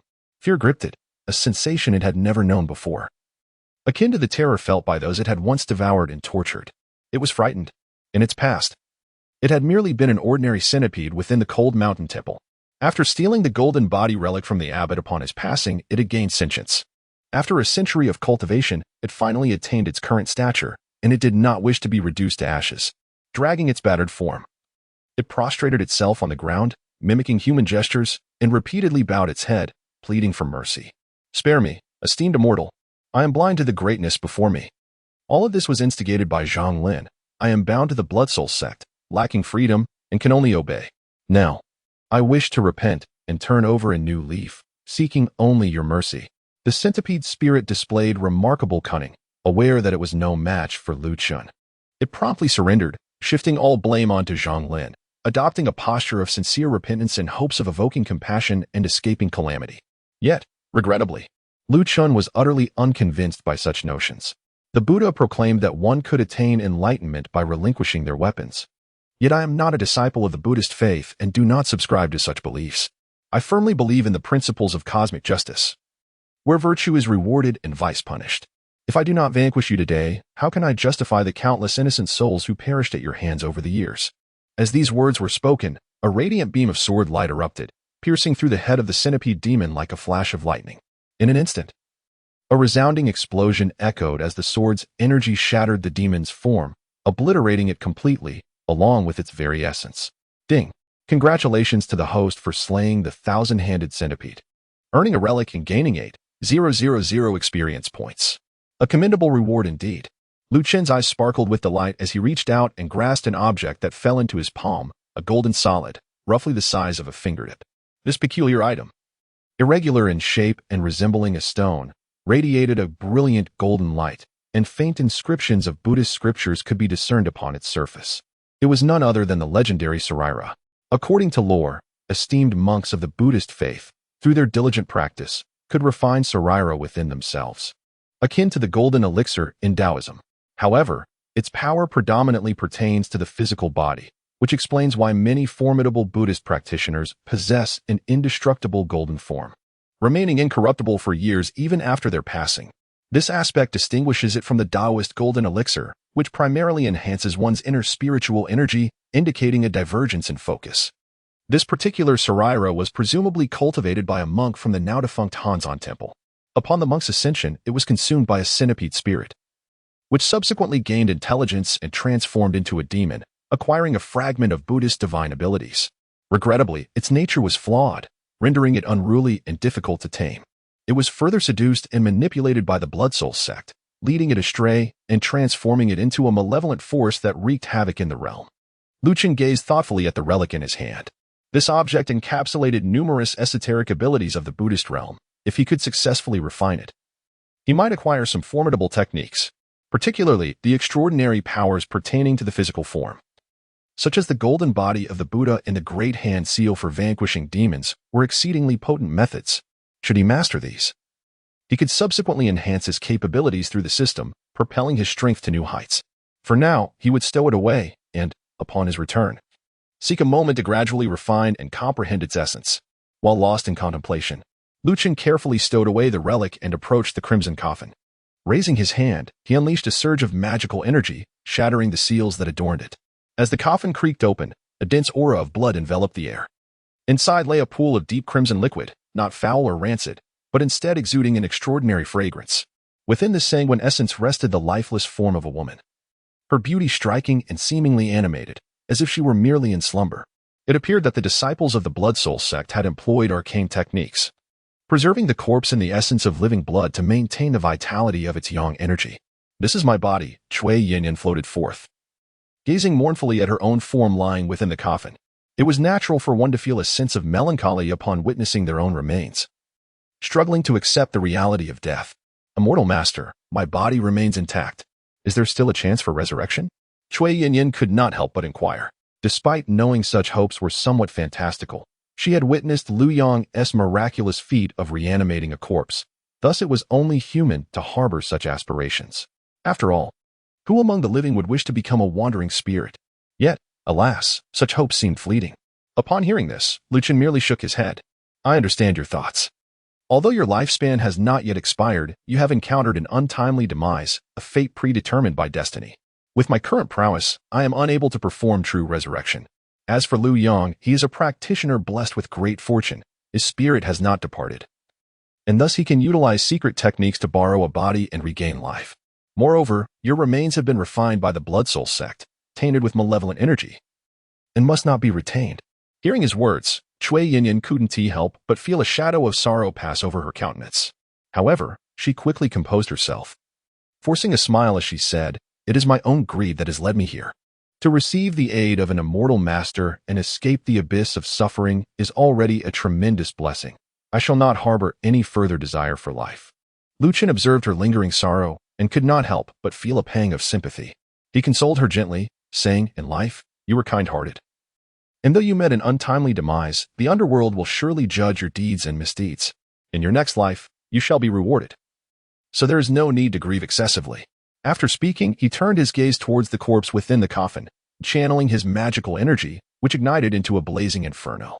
The blood within the coffin bubbled and boiled like hot oil, swiftly consuming both the coffin and the body, reducing them to ashes. Chui Yinyan watched the flickering flames with a calm demeanor, as if she had come to terms with the reality of death, a hint of liberation glimmering in her eyes.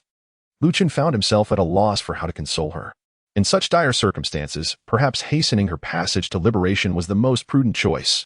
However, what he did not anticipate was that after incinerating Chui Yinyan's remains, the system still failed to deliver the long-awaited notification of task completion. Logically, the obliteration of her body should have rendered the essence of Yin blood non-existent. Yet, when he endeavored once more to assist Chui Yinyan in her transcendence, a surge of profound Yin energy erupted, thwarting the opening of the portal to the afterlife. It dawned upon him. The crux of the holy maiden of the demon sect lay in her spirit. Her corporeal form and bloodline were but mere facades, as long as her soul remained. Even if her body was annihilated, the Blood Soul sect could utilize the method of grafting living souls to seize control, thus creating the essence of Yin blood and producing a complete offering. Chen felt a sudden realization. It turned out that after all the twists and turns, the essence of Chui Yinyan's soul was the key. Only by liberating her from peril could the mission be accomplished. As he pondered, a flash of frost-laden sword light suddenly swept in from outside the grand hall. Upon closer inspection, it was indeed Xiaoning Shuang. She had rescued all the young women from the dungeon, and, upon hearing the commotion from the grand hall, hurriedly came to join and assist Chen. Though she arrived just a moment too late, Chen has already slain the thousand-handed centipede. "Brother Lu, are you unharmed?" "Rest assured, I am fine. The demons in this place have been vanquished, and the blood of the utmost Yin has been temporarily destroyed. What is the situation on your end?" Upon hearing this, Xiaoning Shuang's expression turned grave as she replied, "The people have been rescued, but we are unable to escort them to safety." "What do you mean?" "We are surrounded," Xiaoning Shuang said, gesturing towards the direction of the mountain gate. Upon hearing this, Chen furrowed his brows and looked over, only to behold a brilliant blaze illuminating the night, as over 1,000 soldiers clad in resplendent armor encircled the area. At the forefront stood none other than Zhang Lan, the governor of Sufeng City. He had nearly forgotten about this fellow. Chapter 54. The Pressure of Thousands. unstoppable force at this moment, outside the cold mountain temple. Swords were drawn, and the air was thick with a murderous aura. Governor Zhang Lin sat atop his steed, his countenance darkened. It seemed he had sensed the demise of the centipede spirit, resulting in a mix of shock and fury within him. This incompetent fool. He had hoped would assist him in capturing the 2 disciples of Shushan the following day, but unexpectedly, he had been eliminated so swiftly. Zhang Lin shook his head in dismay.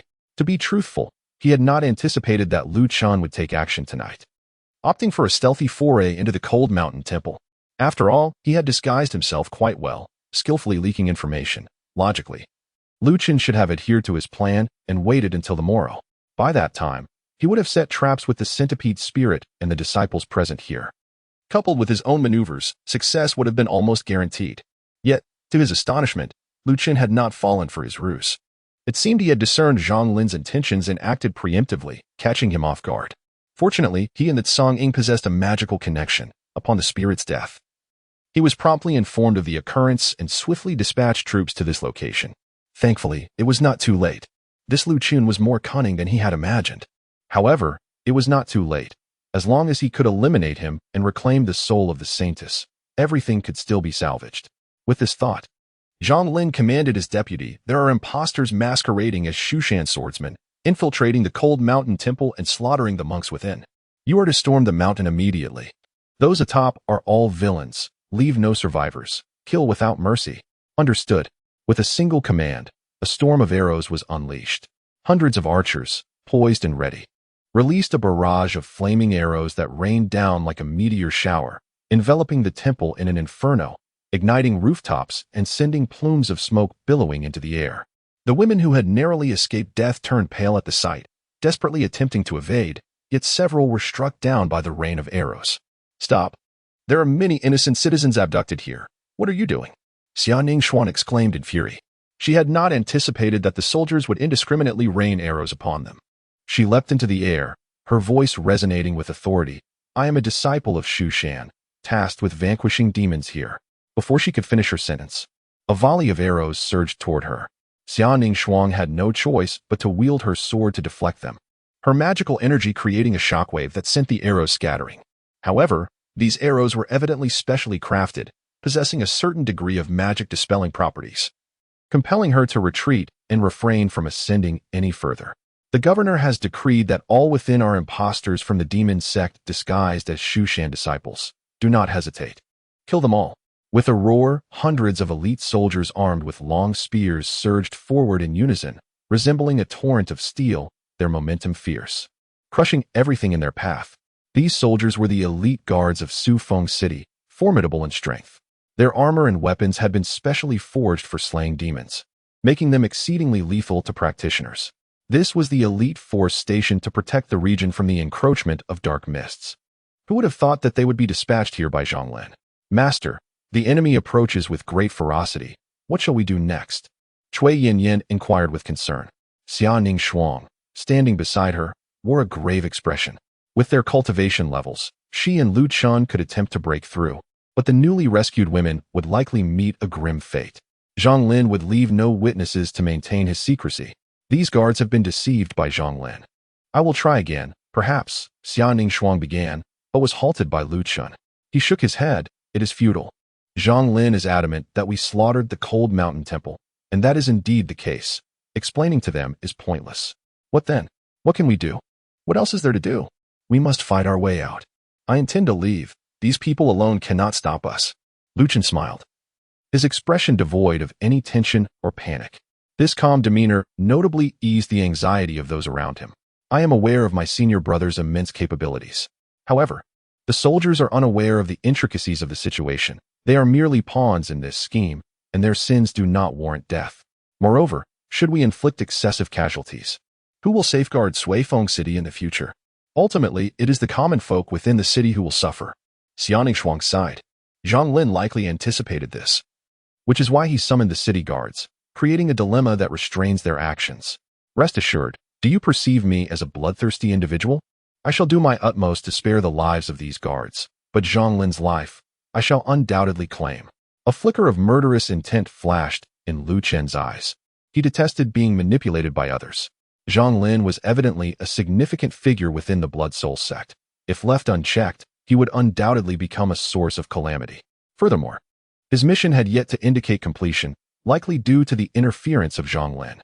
Eliminating him would bring a definitive resolution. Junior sister, I kindly ask you to safeguard Miss Cui and the others. Leave the rest to me. Lu Chen opened his mouth to speak. Immediately, his magical power surged forth, transforming into a radiant beam of sword light, which he directed towards the torrent of steel at the mountain gate. Get out of the way. His voice erupted like thunder, reverberating with a sound akin to thunderclaps. The sonic wave infused with his power struck with such intensity that it left the soldiers momentarily deafened, instinctively clutching their ears. And their movements faltered. By the time they regained their senses, a streak of sword light had descended like a meteor, enveloped in a terrifying momentum, rushing forth with relentless force. With a thunderous crash, the ground trembled and fractured as the fierce sword light surged forward, sending the front line of soldiers reeling, blood spilling from their mouths as they were thrown back. Lu Chen descended, wielding his sword as he advanced.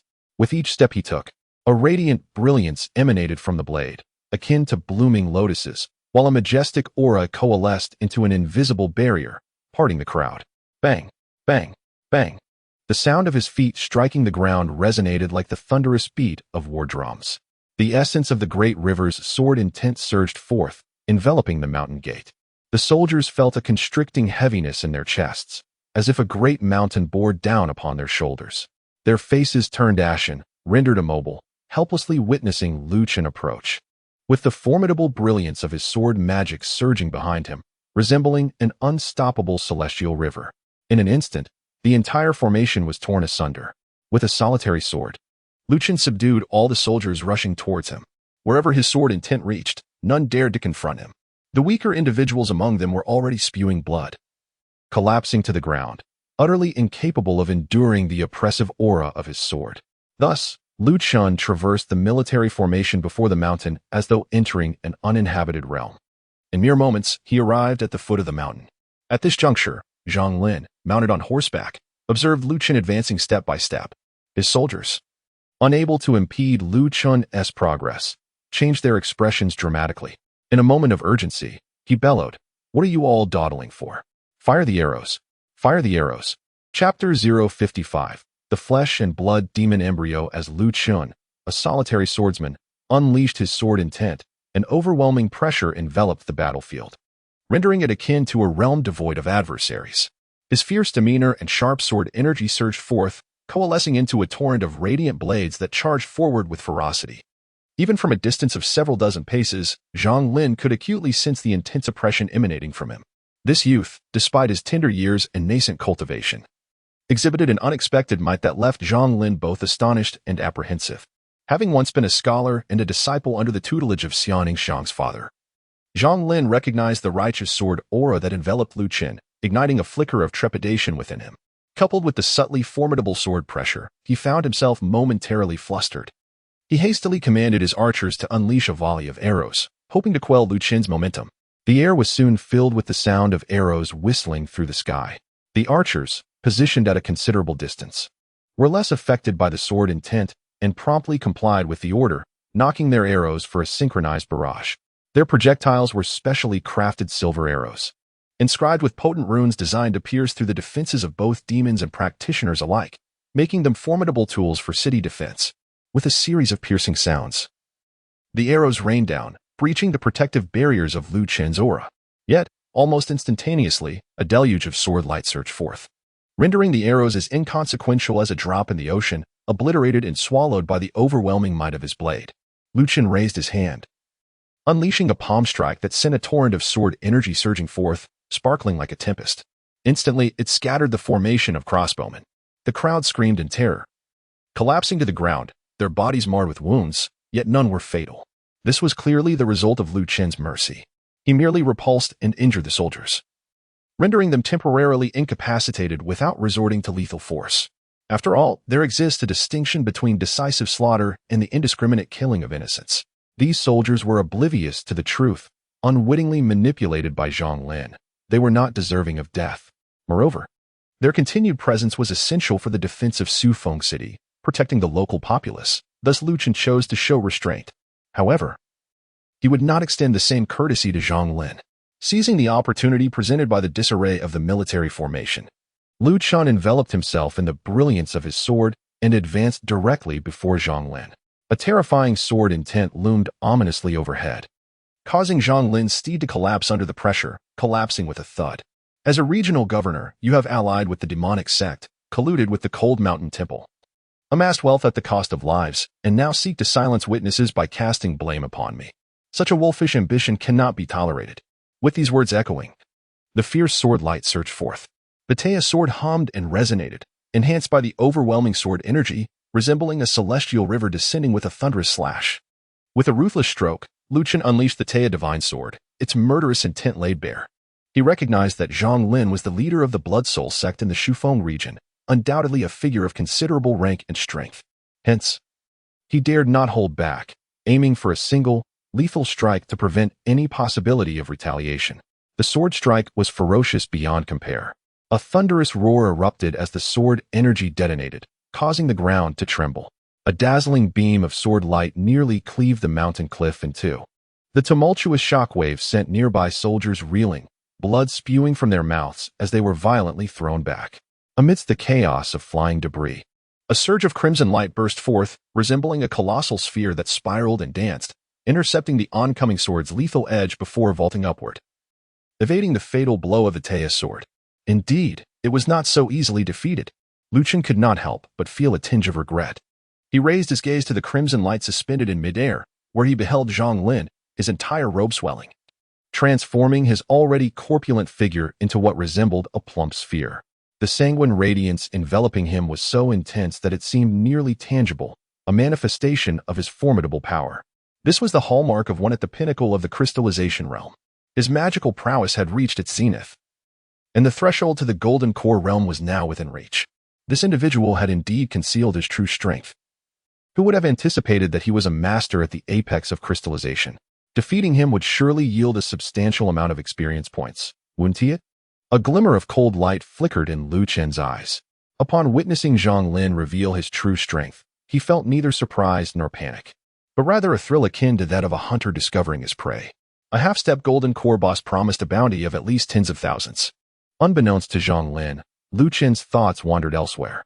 Forced to unveil his power, an aura of malice surged within him, bloodlight enveloping the surroundings.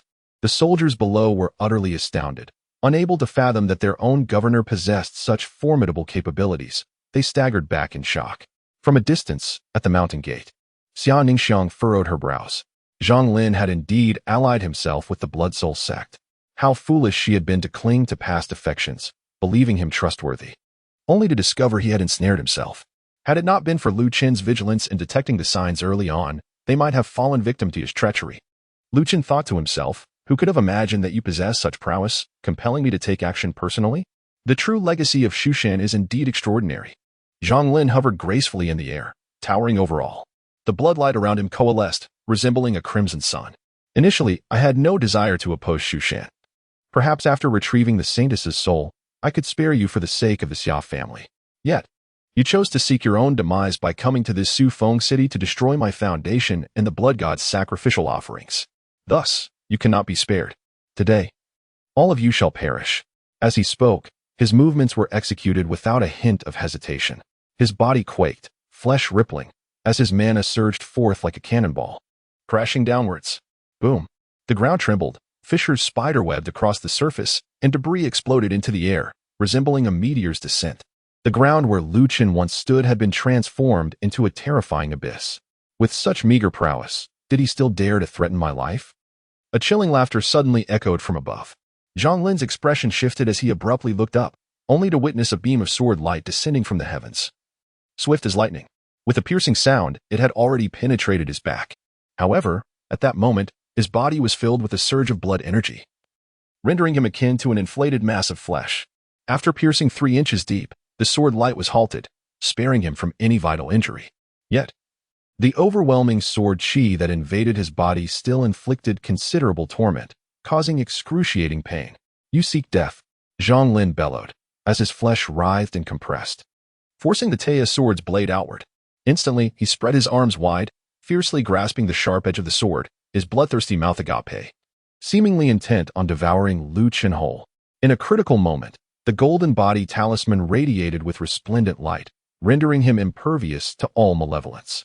Lu Chen was enveloped in a radiant metallic sheen, exuding an aura of sword energy that pierced through his very being, resembling a sea urchin in its spiny ferocity. Zhang Lin, having only partially swallowed, felt a sharp pain in his mouth, blood gushing forth. Immediately, the Tai divine sword in his hand trembled and resonated, unleashing a fierce brilliance. With a swift motion, it severed his arms cleanly. Following this, another beam of sword light swiftly followed, cleaving through his legs. Consequently, Zhang Lin was left utterly incapacitated, his once formidable form now transformed into a grotesquely swollen mass of flesh. Chapter 56, A Sword's Annihilation. Lu Chen struck without mercy. The Taya divine sword sliced through flesh and bone with ease. In a flash, it severed Zhang Lin's limbs. Blood sprayed in all directions as he let out a wretched scream, his body soaring through the air like a deflated ball, narrowly escaping Lu Chen's subsequent lethal strike.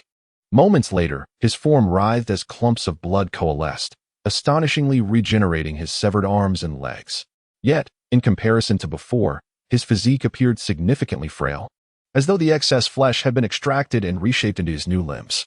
Was this fellow a rubber man? Lu Chen found himself in a perplexing situation. Unbeknownst to him, Zhang Lin was practicing a secret technique of the Blood Soul sect, known as the Flesh Demon Embryo. By consuming flesh and blood, he could amass it within his body, serving as a source of power, igniting the flesh to unleash magical energy, and even regenerating when severely injured. This technique possessed an extraordinarily defiant characteristic. As long as the soul remained intact, even if reduced to a pulp, he could gradually consume and restore himself. However, this was not a true resurrection of the physical form, but rather a sinister and predatory dark art that feasted upon the flesh and blood of the living.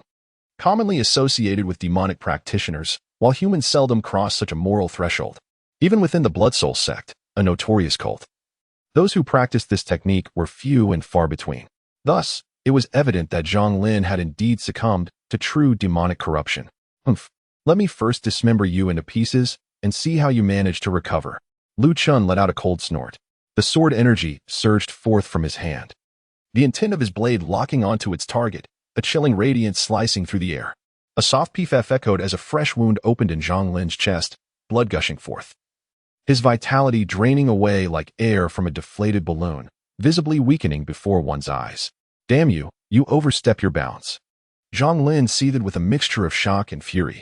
He could hardly fathom that Lu Chen not only wielded the formidable Howren sword energy and sword intent, but that the flying sword in his grasp was astonishingly sharp.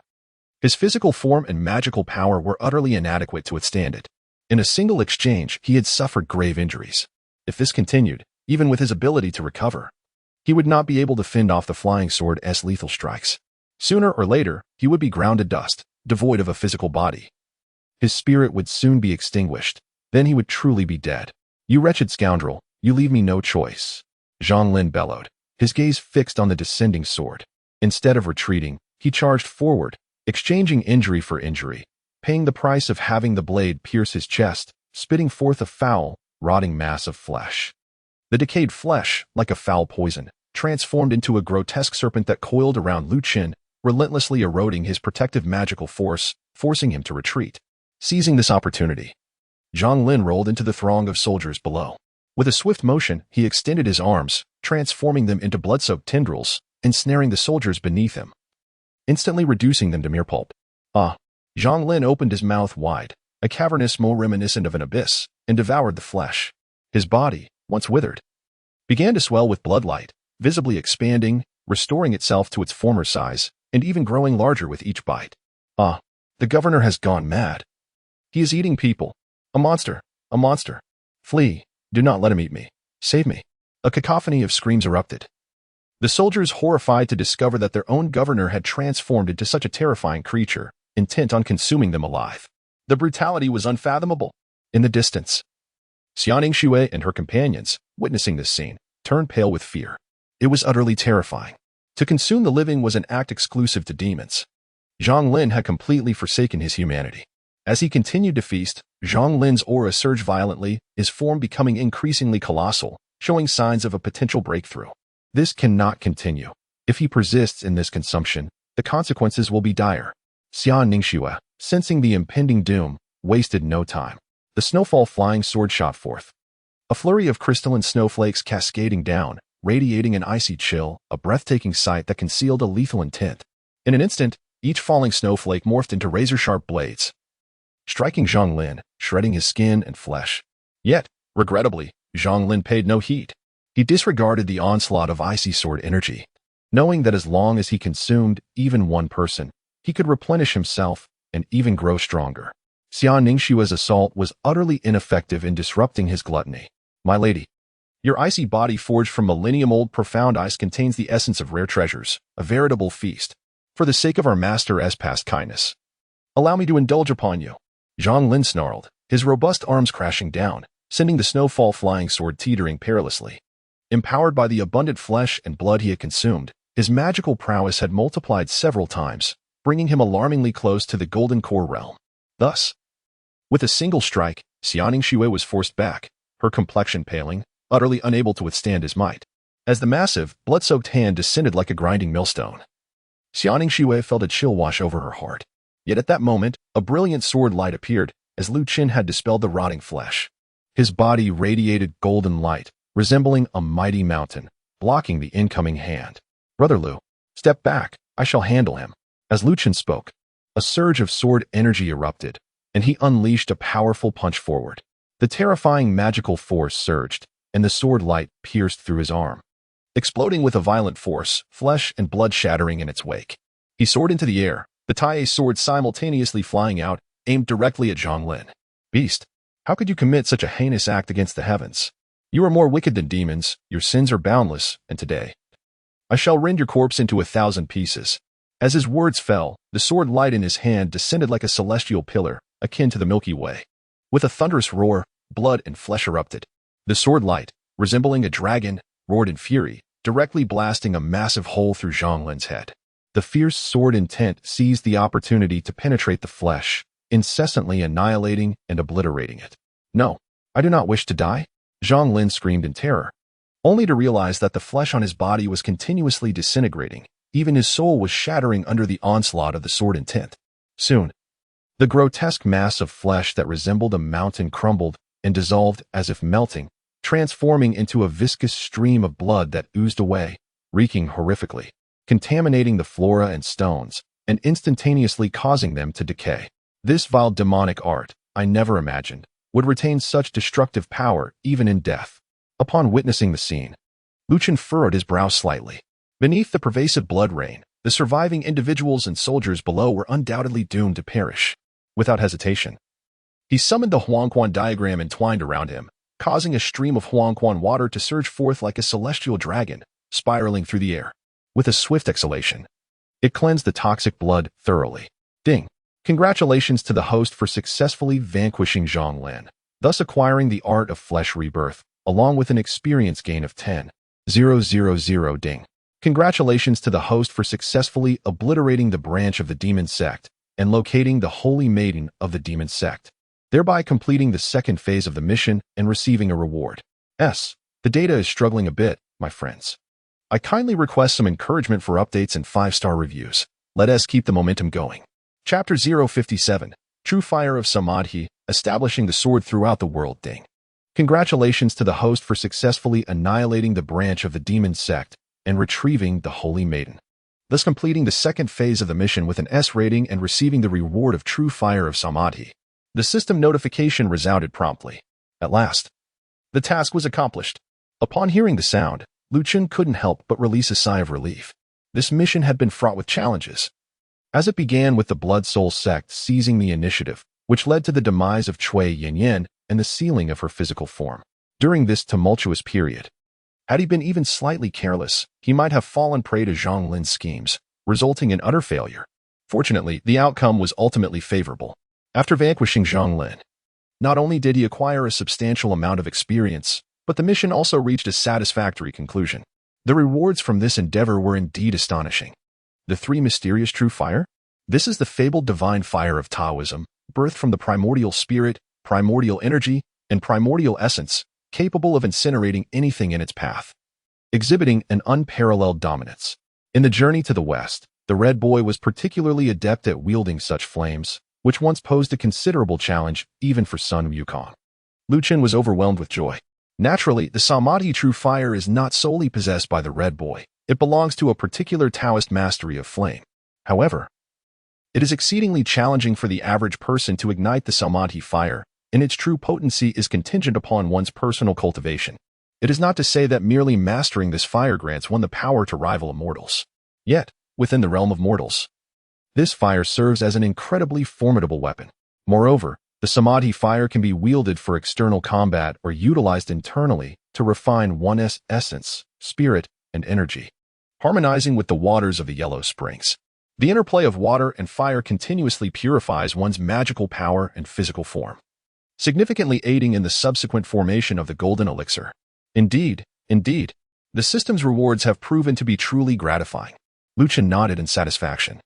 He decided to first address the remaining matters before seeking a secure location to gradually assess and digest everything. As he pondered, Chen turned around, gazing down upon the remaining wind-shaping soldiers. He spoke slowly. Zhang Lin, the governor of wind-shaping, has defected to the demonic sect, colluding with monsters, masquerading under the name of Han Temple to amass wealth and commit murder, bringing calamity to the region. He has now been eradicated by my hand.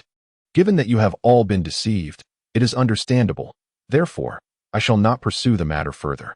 Now, hasten to retreat. His voice was thunderous, resonating with authority. The remaining soldiers, having witnessed Zhang Lin transform into a demon and devour their comrades, were already pale with fear. In truth, they realized that without Chen's intervention, they would either have been consumed by Zhang Lin or succumb to the corrosive poison of his blood. Thus, regaining their composure, they displayed expressions of reverence, lowering their weapons and saluting in the air. It was our folly to be exploited by a treacherous man, almost leading to grave mistakes. The immortal master holds no grudge against us and has saved our lives. Such a great kindness is forever etched in our hearts. The Sword Immortal of Shushan truly lives up to his name. Thank you, Sword Immortal. The crowd bowed in gratitude. In truth, the title of Sword Immortal is not bestowed lightly. In Shushan, only those who reach the pinnacle of the sword path, achieving divine status and transcending to the immortal realm, are regarded as true Sword Immortals. The name of the Sword Immortal Hall stems from this. However, in the realm of mortals, the term Sword Immortal is more akin to a respectful honorific, independent of one's actual prowess. Thus, Chen had no inclination to correct them. This feeling of widespread reverence was rather pleasant. Following this battle, Shushan's prestige in the northwest would undoubtedly soar, justifying his efforts. At that moment, Xiaoning Shuang emerged with the rescued women, her heart filled with admiration as she witnessed Chen single-handedly subduing 1,000 troops. She then spoke, "Senior Brother Liu, all the women imprisoned in the temple have been rescued, and they can now be entrusted to escort them home. Additionally, many citizens have arrived overnight for the water and land ritual originally scheduled for tomorrow. However, with Han Temple in such ruins, there may still be residual demonic energy lingering. How should we proceed?" Upon hearing this, Chen lifted his gaze towards the direction of the mountain below. Indeed, he beheld a flicker of flames dancing in the distance. At this moment, the sky had begun to brighten, and many townsfolk, having arrived early to partake in the blessings at Han Temple, were gathered at the foot of the mountain. Witnessing the radiant light and the fierce battle, they were filled with trepidation. For these ordinary people, the happenings atop the mountain were shrouded in mystery. Their purpose in coming to Han Temple was merely to seek solace for their hearts. Now, seeing the turmoil within the temple, fear was inevitably stirred within them. This presented a prime opportunity to win the hearts of the populace. Contemplating this, Chen spoke. "They come seeking blessings, yearning for peace of mind. If that is the case, I shall fulfill their wishes."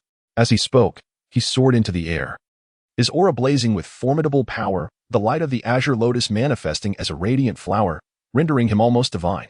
Behind him, a majestic energy surged, transforming into sword light, akin to a torch illuminating the darkness of the night sky. In an instant, the entirety of Sufeng City was enveloped in this luminous sword light, as countless citizens gazed upward in bewilderment at the azure lotus radiance. Suddenly, a tremendous roar erupted. The mountain trembled, and the shattered stones, drawn by the force of his magic, soared into the air. They coalesced into a colossal stone sword, which crashed down into the mountainside, perfectly aligning with the original site of Han Temple. In a commanding position, Chen unleashed a series of mystical seals, including the exclusive Suzhou Mountain distress signal, which was sealed within the sword steel. Consequently, the local populace could invoke these seals through worship and prayer, thereby reaching the demon-subduing hall of Suzhou Mountain to seek assistance. The Cold Mountain Temple, masquerading under the guise of Buddhism, was actually a den of demons, which I have now eradicated.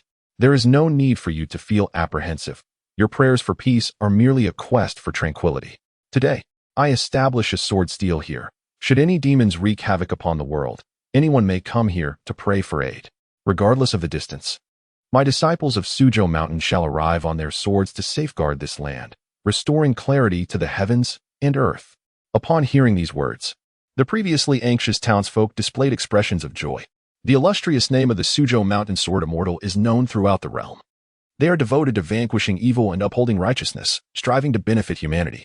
They once led the righteous path of mortals, in comparison to the Buddhist and Taoist sects. Suzhou Mountain is undoubtedly purer. They require no offerings, no incense, and do not demand the people's faith in their doctrines, solely dedicated to subduing demons and honing their swordsmanship. Wherever demons commit their misdeeds, there will the disciples of Suzhou Mountain arrive on their swords. However, in recent years, Suzhou Mountain has maintained a low profile, with most disciples operating solely within the Suzhou region. Apart from the occasional true disciples for training, very few venture beyond their confines. Even if the common folk wish to seek assistance from Suzhou Mountain, they find themselves without avenues. Today, Chen has established a sword monument here, thereby proclaiming that this place is under the protection of Mount Shu. Henceforth, should any malevolent spirits wreak havoc, anyone may come here to seek assistance, and the disciples of Mount Shu will surely arrive in response. How splendid! With the protection of the sword immortal from Mount Shu, we can finally enjoy a period of peace. I have visited the land of Shu. It is a realm of clarity where people live in harmony, seldom hearing of any demonic misdeeds. This is all thanks to the efforts of the sword immortals of Mount Shu. Moreover, the disciples of Mount Shu take it upon themselves to vanquish demons and eliminate evil without demanding a single coin, unlike the Cold Mountain Temple, where insufficient offerings mean one could perish at the temple gates without a helping hand. Long live Mount Shu! Our heartfelt thanks to the sword immortal. The crowd rejoiced, bowing in reverence towards the sword light illuminating the sky. Ding! Due to the host establishing the sword monument and providing protection to the area, Mount Shu's prestige has increased by 1. Ding! The sword monument bestows immeasurable merit. From now on, any distress signal sent forth will result in a corresponding demon-slaying task being formed, and the host will receive a fragment of merit whenever any disciple of Mount Shu successfully completes such a task. Upon hearing this notification, Chen could not help but feel a surge of excitement. His decision to erect the sword monument was entirely spontaneous, originally intended to soothe the populace. Yet it yielded unexpected benefits. As a true disciple of Mount Shu, he is now intrinsically linked to its fate. Their honor is his honor. Enhancing Mount Shu's prestige will undoubtedly be advantageous for him as well. Remarkably, once the sword monument is established, regardless of the passage of millennia, any plea for help emanating from this location that is acknowledged by Mount Shu will trigger a corresponding demon-slaying mission, allowing him to gain a share of merit from whoever undertakes the task. While the individual gains may be modest, they will accumulate over time. It seems that if opportunities arise in the future, he should indeed establish more sword monuments. If the entire realm is dotted with sword monuments of Mount Shu, would that not yield boundless merit? However, this is merely a thought. Currently, the righteous paths in the world are predominantly represented by the Taoist and Buddhist sects, each with their own beliefs and traditions. In places protected by these sects, it is absolutely prohibited to erect swords indiscriminately. Furthermore, contemporary Mount Shu is not the same as it was at its peak. The disciples possess limited strength and cannot shield all of humanity, unless the overall strength of Mount Shu is significantly enhanced, or Chen reaches the true realm of sword immortals, where his sword can traverse the heavens in an instant. This grand vision of establishing swords across the realm remains challenging to realize. Chapter 58. Ancient cave-dwelling symbols. Chen, at the site of the Cold Mountain Temple, erected the sword steel of Mount Shu, and this event quickly spread far and wide. The inhabitants surrounding Sufeng City soon learned of a remarkable true disciple emerging from Mount Shu, one who vanquished demons and protected the region, garnering great acclaim. Particularly, the women who had been rescued returned home filled with profound gratitude towards Chen and Xianingshua, with many even erecting longevity tablets in their honor, offering daily incense and prayers for their blessings. Meanwhile, Xianing Xue utilized her family's connections to report these occurrences directly to the imperial court in the capital. Consequently, the death of Zhang Lin did not incite any unrest or turmoil. The court promptly arranged for a new governor to be dispatched to Su Feng, reportedly a candidate recommended by the Xia family. Of course, these matters were of little concern to Lu Chen for the time being. After resolving the issues at the Cold Mountain Temple, he returned to Su Feng City with Xianing Xue and the others, once again taking residence in the governor's mansion. This undertaking yielded significant rewards, granting him a wealth of experience points, and it was time to elevate his cultivation level. Additionally, having served as governor for over a decade, Zhang Lin undoubtedly amassed a considerable amount of wealth at the expense of the people, and there might still be hidden treasures in his estate that Lu Chen intended to seize. Coincidentally, Lu Li, that young lady, was approaching the foundation establishment stage herself. He needed to assist her in preparing the necessary materials for her advancement. A reincarnated celestial being surely deserved a proper foundation establishment initiation, and ordinary foundation pills would hardly befit her status. As he pondered these matters, Lu Chen had already arrived in Zhang Lin's study. Directly activating his celestial eye to perceive traces of spiritual energy. Before long, he discovered a concealed chamber.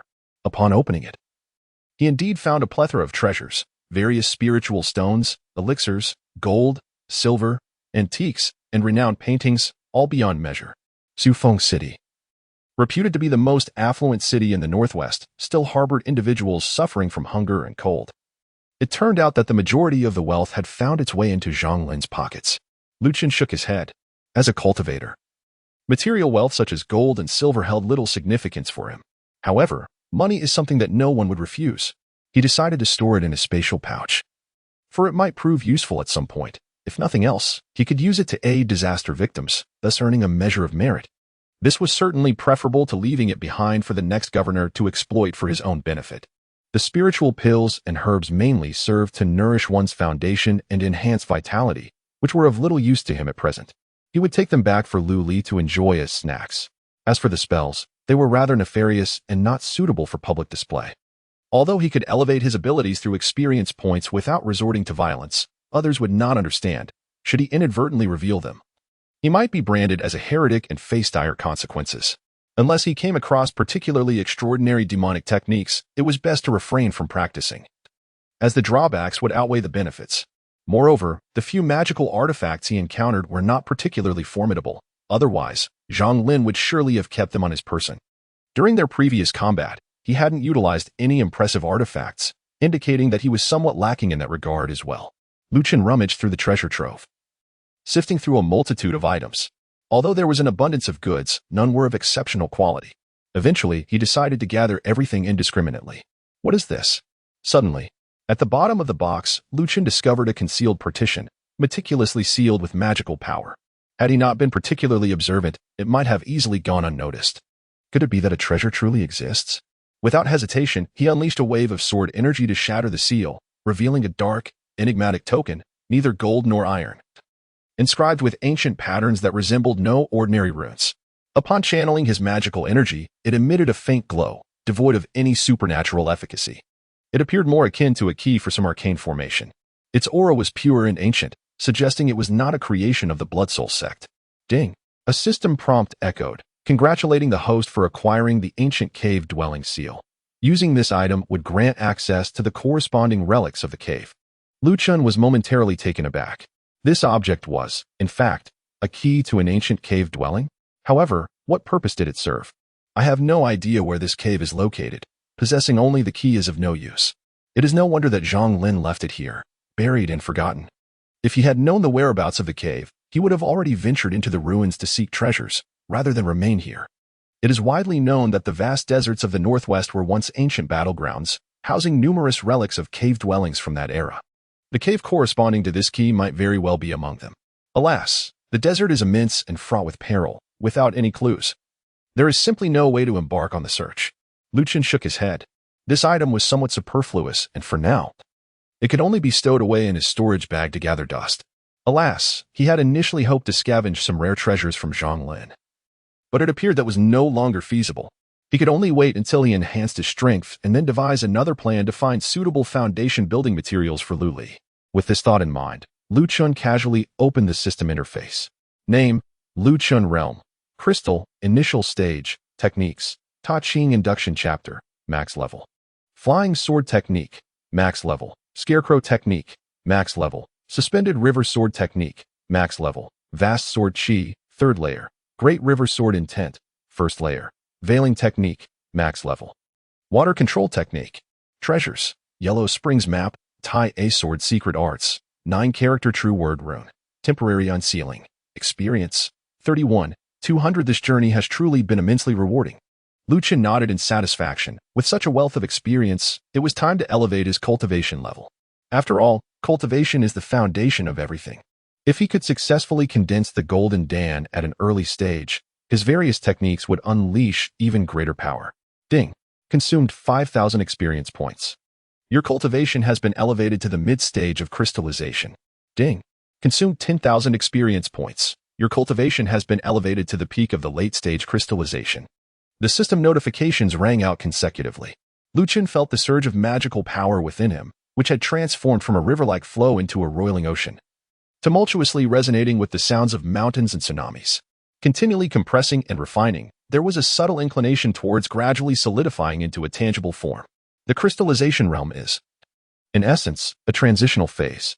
One must first transform the ethereal magical energy of the foundation establishment stage into a genuine substance, then through nurturing and refinement, slowly liquefy it before it can crystallize into shape. Only upon reaching the pinnacle of perfection can one employ various esoteric methods to distill the golden elixir within. This process resembles alchemy. However, unlike traditional methods, the golden elixir is forged within the corporeal body, with vital energy serving as fuel, and one's own magical power acting as the raw material for this alchemical creation. Such profound magical energy. Lu Chen nodded in satisfaction. After breaking through the boundary, he distinctly sensed a significant enhancement in his magical power, which had evidently surpassed the limits typically possessed by ordinary crystal realm cultivators. In fact, he now found his abilities comparable, if not superior, to those of certain inferior golden elixirs. However, this comparison solely pertains to the quantity of magical power. Once one genuinely transcends into the golden elixir realm, a qualitative transformation of magical energy occurs far beyond his current capabilities. Otherwise, the ancients would not have proclaimed, "Once a golden elixir is consumed, my fate is no longer dictated by heaven." Achieving the golden elixir realm signifies a true departure from mortal existence. Not only are one's magical powers and divine abilities exponentially amplified, but one's lifespan also experiences a remarkable extension, allowing one to live for several centuries with ease. Henceforth, I must contemplate the refinement of the golden elixir. As he pondered, Lu Chen extended his hand, and with a single thought, a cluster of golden flames surged forth, emanating a terrifying wave of heat that swept in all directions. This was the reward he had recently acquired from the system, the Samadhi True Fire. Firstly, I would like to express my heartfelt gratitude to my brothers for their unwavering support. Your encouragement has illuminated a glimmer of hope for me. Many friends have commented on the slow updates, and I concede that they are not brisk, primarily due to a lack of passion. I tend to be a creator driven by fervor. Therefore, let us establish a standard for additional updates. If our rating reaches 9.0 today, I hope everyone will generously leave 5-star reviews and gently urge for updates. Should the rating exceed 9.2, I shall add an extra chapter, ensuring a minimum of 3 updates each day. If the rating surpasses 9.5 and the calls for updates become more frequent, we shall commence with 4 updates daily. Let it be clear, this is a daily commitment. This way, readers will find joy in their experience, and I shall also be gratified. As for gifts, they are entirely at your discretion. If you find pleasure in the reading and are able to contribute, I appreciate it, but there is no obligation. Thank you all. Chapter 059. The Woes of Happiness. The Samadhi True Fire, originating from the essence of the 3 primordials, is capable of incinerating all things. In certain respects, it burns more fiercely and purer than heavenly fire, marking it as one of the most formidable flames in existence. With this fire in hand, all other fire-related mystical arts would surely pale in comparison. Should one utilize this to stimulate fire-based magical techniques, it would be akin to adding wings to a tiger. With the acquisition of the 3 mysterious true fire, Lu Chen has undoubtedly augmented his formidable arsenal. Beyond its formidable combat applications, the 3 mysterious true fire possesses a plethora of remarkable uses. This fire can incinerate spiritual energy, scorch the primordial spirit, and refine blood. When employed in the process of condensing the golden elixir, it promises to yield exceptional results with minimal effort. As far as Chen is aware, the esoteric techniques of the golden elixir passed down from Mount Shu can be broadly categorized into two distinct methods. The first is the fire method, which is the most conventional and frequently utilized by the disciples of Mount Shu. This technique involves using heart fire to refine the vitality and spiritual energy, culminating in the formation of the elixir. The process resembles the forging of a sword in a furnace, fraught with danger, yet yielding rapid results. The elixirs produced are known as life sword pills, renowned for their enhanced lethality.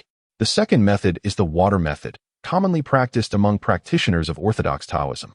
This approach entails the manipulation of liquefied spiritual energy through secret techniques, continuously agitating and refining it within the sea of qi, akin to the relentless waves sifting through sand. This method is characterized by its gradual efficacy, often requiring several years or even decades to achieve elixir formation. However, the resulting golden elixir is notably purer, with a more profound reservoir of spiritual energy. The plan devised by Chen is to pursue the path of water-based alchemy. After all, he possesses the diagram of the yellow springs, which allows him to refine and cleanse his magical essence with the waters of the yellow springs, far surpassing conventional water techniques. This method not only yields swift results but also endows him with a purer and more profound magical power, achieving a harmonious balance. Furthermore, the yellow springs waters can continuously cleanse the golden elixir, offering nearly limitless enhancement. However, he has now acquired the true fire of samadhi. This power is entirely comparable to that of the yellow springs, and using it to refine his magical essence into an elixir would not yield an inferior purity compared to the water method, and would be even more expedient. Additionally, the fire-based alchemy possesses the advantage of aligning seamlessly with the fierce and pure yang nature of his sword essence, harmonizing beautifully with the techniques of the Shushan sword school, thus representing a unique characteristic of his sect. Indeed, it presents a dilemma of profound complexity. Chen spread his hands wide. In his left, he held the samadhi true fire, and in his right, the yellow springs flood dragon. For a moment, he found himself in a quandary. Both treasures were coveted by ordinary mortals, capable of significantly enhancing the success rate and quality of Dan formation. Anyone fortunate enough to possess either would soar to great heights. Yet here he was, grappling with the decision of which to choose. Truly, a delightful dilemma. Only children make choices. Do not adults desire to possess both? Perhaps I shall simply pursue the harmonious balance of yin and yang, cultivating both water and fire simultaneously. Chen pondered deeply. However, as soon as this thought emerged, he swiftly extinguished it. The idea of harmonizing water and fire, of simultaneously refining with the true fire of samadhi in the waters of the yellow springs, appeared enticing at first glance. Yet, the process of condensing the golden elixir within one's body is inherently perilous. Both the waters of the yellow springs and the true fire of samadhi are notoriously domineering. Historically, water and fire have been incompatible. Without a special secret method, should they collide within the body, the consequences would be unimaginable. It would be a grave misfortune to perish before even achieving the golden elixir. Perhaps it is best to set this notion aside for now. I still require time for nurturing my inner self. The matter of the golden elixir can be postponed for the time being. With this thought in mind, Chen retracted the waters of the underworld, and with a deft motion of his hand, he retrieved the resplendent golden relic. This object was bequeathed by a venerable monk of Hanzan Temple, also known as the external golden elixir. Unlike the Taoist path of cultivation, the Buddhist approach traverses from the external to the internal, initially focusing on the cultivation of the physical body and vital essence to refine the external golden elixir. This elixir enables the corporeal form to navigate the turbulent seas of worldly suffering, with the vital essence giving rise to magical powers. Only at an advanced stage does one delve into the profound teachings of the heart and spirit. In other words, this relic is tantamount to a golden elixir. If refined, it can greatly benefit the physical form and also bestow some extraordinary abilities of the Buddhist path. Consider the thousand-handed centipede, which was merely a creeping creature. Yet upon acquiring the relic, it could evolve into a formidable demon, wreaking havoc in its vicinity, thus showcasing the relic's efficacy. However, the centipede, being a demon with average enlightenment and lacking in Buddhist nature, could only partially refine the relic, obtaining merely superficial benefits. While I am currently unable to refine the internal golden elixir, if I can refine this relic and subsequently enhance its Buddhist powers through the system, I might be able to initially cultivate an external golden elixir.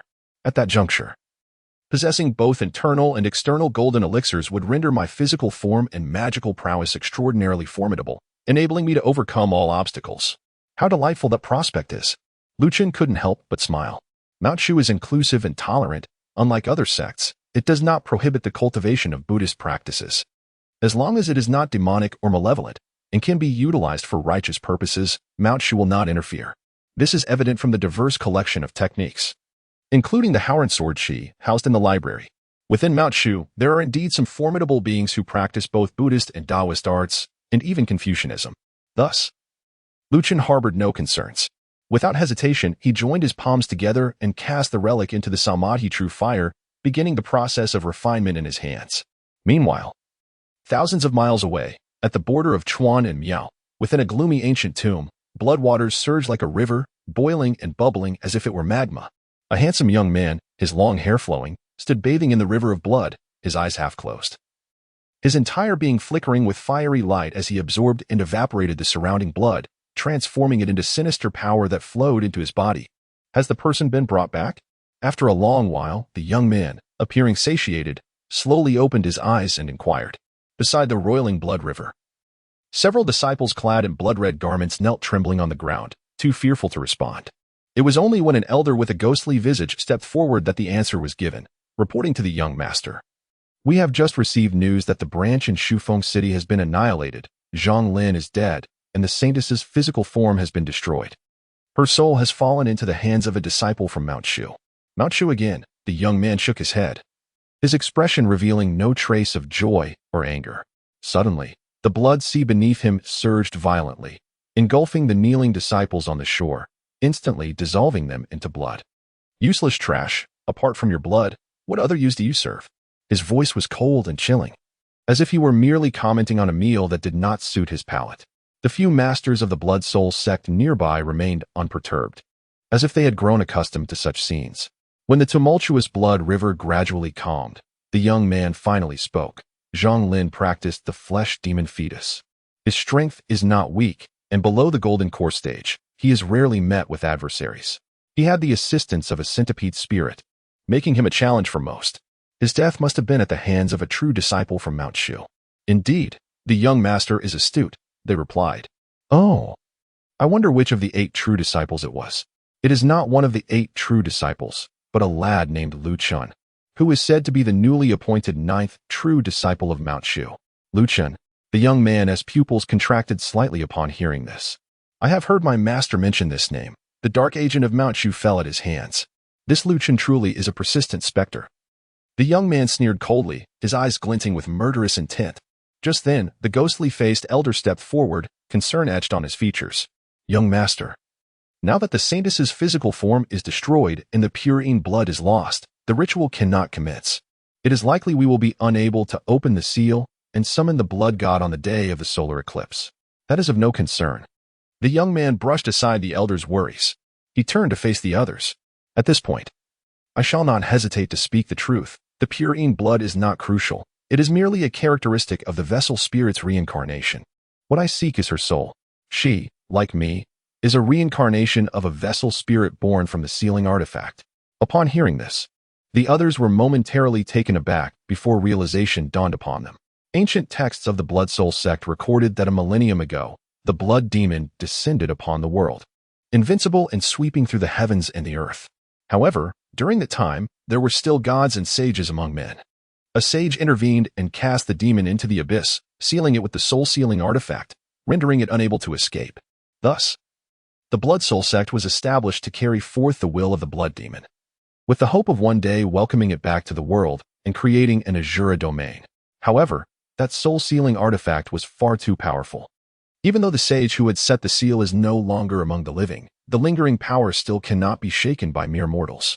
For a millennium, the Blood Soul sect has exhausted every means to no avail until they were annihilated by the sword god of Mount Shu, Qing Su. What no one anticipated was that, after a millennium, within the soul-sealing artifact, a subtle transformation had quietly occurred, giving birth to a dual spirit of pure yin and pure yang, who had gained sentience. The pure yang spirit, unwilling to remain confined, was further corrupted by the blood demon's malevolence and sought to tear open the seal, reincarnating as a human. After several years, guided by a mysterious figure, it awakened its innate wisdom, recognized this figure as its master, and, with their assistance, gathered the remnants of the Blood Soul sect, becoming the current Blood Soul young master. In truth, she and I were born together, making her akin to my sister. Yet, she stubbornly clings to that wretched place and seeks to obstruct me. Fortunately, her innate wisdom has yet to awaken. If I can locate her and devour her, I shall possess the power to command the soul-sealing artifact, and unleashing the blood demon will be but a simple task. The young man spoke with a cold smile. He is the manifestation of the pure yang spirit, having awakened his innate wisdom under the guidance of his master, and now possesses formidable power. The so-called sacrificial ritual aims to consume the purine spirit. In doing so, he would directly gain unparalleled strength, command the soul-sealing artifact, and release the blood demon. At that point, chaos would reign, and the schemes of his master would have the opportunity to come to fruition. Of course, he would not share such details with the masters of the Blood Soul sect. For him, the Blood Soul sect and the blood demon he sought to release were merely tools and pawns to be utilized. With her physical form lost, I can now accurately sense her location. They should not have left Shufeng yet. There is still a chance. As he spoke, the Blood Soul young master slowly levitated, surrounded by a tempest of bloodlight, enveloping him like a shroud of demonic attire. Find a way to bring her back. Yes. The others immediately bowed in response. We will promptly relay orders to the disciples closest to Shufeng and Lingyun City to intercept her. Fools. Has Zhang Lin's fate not served as a warning? The Blood Soul young master's expression turned frigid. The true disciples of Mount Shu are not to be underestimated. Even if their cultivation is not high, they should never be taken lightly. Do you think sending a mere branch disciple from Lingyun City to their demise is wise? His words instilled a sense of urgency. The ghost-faced elder nodded in agreement, quickly adding, "The young master is wise. Very well, I shall personally make the trip." This elder is one of the 4 great soul collectors of the Blood Soul sect, having long attained the Golden Core stage, making him a formidable force. With his presence, coupled with a disciple from a branch stronghold, handling a solitary disciple from Mount Shu should, in theory, be a straightforward task. The others nodded in agreement, feeling confident in their approach. However, the Blood Soul young master pondered for a moment and felt it insufficient. Thus instructed, 1 golden core may suffice to retrieve the saintess. But I desire more than just her. The demise of that individual is rather intricate. Keeping him in Mount Shu may lead to unforeseen developments, and I must eliminate him on behalf of my master. Greed, you shall accompany hatred. Meanwhile, within the governor's mansion of Shufeng City, Chen has completely refined that relic of the Buddha's bone. In the flickering flames, countless golden particles of dust scattered, resembling fireflies, clinging to his form as if he were coated in a layer of golden powder. With each breath, as he absorbed the mystical energy, these golden lights merged with him, as though they were being cast upon his flesh and blood. Chen felt that his physical body had become considerably more robust, akin to steel and iron. With a mere wave of his hand, an immense force surged within him. When his hands collided, it even resonated with the sound of metal clashing. Remarkable! Is this what the Buddhist scriptures refer to as the Arhat's golden body? Chen was quite pleased. With a mere thought, a streak of sword energy erupted from his fingertip, gliding across his palm, leaving only a faint white mark. Blades could not inflict harm, nor could fire or water penetrate. At this moment, his physical form had been tempered to an extraordinary degree, although he had not yet attained the true strength of an external golden core. He was not far from it. Ordinary flying sword techniques found it exceedingly difficult to wound him. Moreover, after Chen refined the Buddhist relics, he gained 2 formidable Buddhist techniques. The first is the mighty demon suppression technique, a powerful ability within the Buddhist realm which significantly enhances physical strength, allowing one to vanquish demons and subdue any adversaries. The second is the Diamond Lion's Roar, an awe-inspiring sound wave attack that instills fear into the hearts of enemies through the force of one's spiritual power. Both techniques are exceptionally potent in combat. Chen personally experienced the might of the mighty demon suppression technique, which, when combined with his robust physique, proved overwhelmingly powerful. In close combat, it often manifests the effect of overpowering 10 opponents with a single strike. When facing frail practitioners, it could prevent them from even casting their spells, leading to their swift demise. The Lion's Roar, renowned in the Buddhist domain for its sonic assault, shares similarities with the sword-summoning technique of Shushan, both capable of impacting the mind and inflicting great harm on those with wavering resolve or malevolent spirits. Thus, without hesitation, Lu Chen expended experience points to elevate both techniques by 1 level, achieving a foundational mastery at the cost of 5,000 experience points, not an exorbitant sum. He decided against further upgrading these techniques for the time being, as he prioritized enhancing his own cultivation and swordsmanship, allowing other spells to develop gradually. Upon reviewing his remaining experience points, which amounted to 10,000, he realized it was just sufficient to elevate the Radiant Sword Chi by 1 level. Without a second thought, he proceeded. The Radiant Sword Chi is the cornerstone of his current magical prowess and must be prioritized. Ding. Consuming 10,000 experience points, congratulations to the host. The Radiant Sword Chi has ascended to the 4th level. The vast and pure sword energy emanated outward like a tempest, sweeping through the entire chamber, exuding an aura of righteousness. This spectacle left Cui Yanyan, concealed within her sword box, trembling in fear, marveling at the terrifying prowess of her master. The mere release of his aura instilled such dread that she dared not approach. After a night of recuperation, Lu Chen nearly absorbed all his recent gains. Ultimately, he decided against cultivating the blood and flesh regeneration technique obtained from Zhang Lin after much contemplation. The primary reason being that the technique is excessively cruel, necessitating the consumption of flesh to regenerate, a fact that cannot be altered even by enhancing its level with experience points. Lu Chen has now refined the relic of the Buddha's bone, rendering his physical form remarkably robust. With further cultivation of the Buddhist scriptures, given a span of time, he could forge an external golden elixir. Under ordinary circumstances, it would be improbable for his corporeal body to sustain significant injury. Consequently, the technique of flesh and blood regeneration is rendered unnecessary, as his cultivation ascends to a certain realm in the future. His physical form could also be tempered to attain a state of true immortality, where blood can regenerate anew. The efficacy of this would far surpass that of the flesh and blood regeneration technique by countless magnitudes. Nonetheless, this technique is still considered rare. It is prudent to set it aside for the time being, as it may prove useful in the future. In contemplation, Lu Chen calmly regulated his breath, and with a graceful wave of his hand, the sword sheath quivered, and Cui Yanyan's soul promptly emerged. Now, the affairs of Su Feng City have nearly settled, and it is time for me to depart. I had initially intended to assist you in transcending to the afterlife. Yet the peculiar presence of the extreme yin energy within your soul remains enigmatic. The reasons for it are still unclear. Therefore, I can only take you back to Mount Shu for the time being. What are your thoughts on this? Although the task has been accomplished, Cui Yanyan's unique soul cannot be sent for reincarnation directly. Her existence may influence the trajectory of the forthcoming tasks. The sinking of Lu cannot be neglected. Otherwise, it is difficult to ensure that the members of the Blood Soul sect will cease their relentless pursuit. Therefore, bringing him back to Mount Shu is the most prudent course of action. Lu Chen had long since mentioned this to Cui Yanyan. She, however, did not oppose it. Yet, just before her departure, she felt a twinge of reluctance and hesitated for a while before saying, "This life of mine was saved by the immortal master, so I am naturally willing to obey your commands. However, I fear that once I leave, I may never return. I wish to visit my family."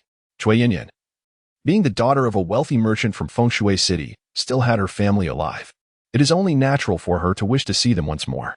Lu Chen understood her perspective but still advised, "You have already departed from this world. Spirits and humans are on divergent paths. Why engage in such futile endeavors that only invite sorrow?" Hearing this, Cui Yanyan sighed and replied, "My parents nurtured me for 18 years, and I have yet to fulfill my filial duties, which fills me with shame. How could I bear to let them endure the pain of losing a daughter once more? Thus, I dare to ask the immortal master to grant me a straw figure, allowing me to return home and bid farewell to my parents, telling them I am embarking on a journey to Mount Shu for cultivation. Such a ruse would surely spare them the grief of my passing." Upon hearing this, Lu Chen couldn't help but regard her with newfound respect. This woman possessed commendable filial piety, coupled with a touch of cleverness. He was not one to be overly rigid. In reasoning that it would cost him nothing, he decided to acquiesce to her request. With a wave of his hand, he conjured a straw figure, allowing Cui Yanyan to inhabit it. Instantly, she transformed, appearing no different from her former self, indistinguishable to the naked eye. "In recognition of your filial heart, I shall assist you this once. However, remember that spirits and humans are worlds apart." "I understand. Thank you, immortal master. Let us proceed."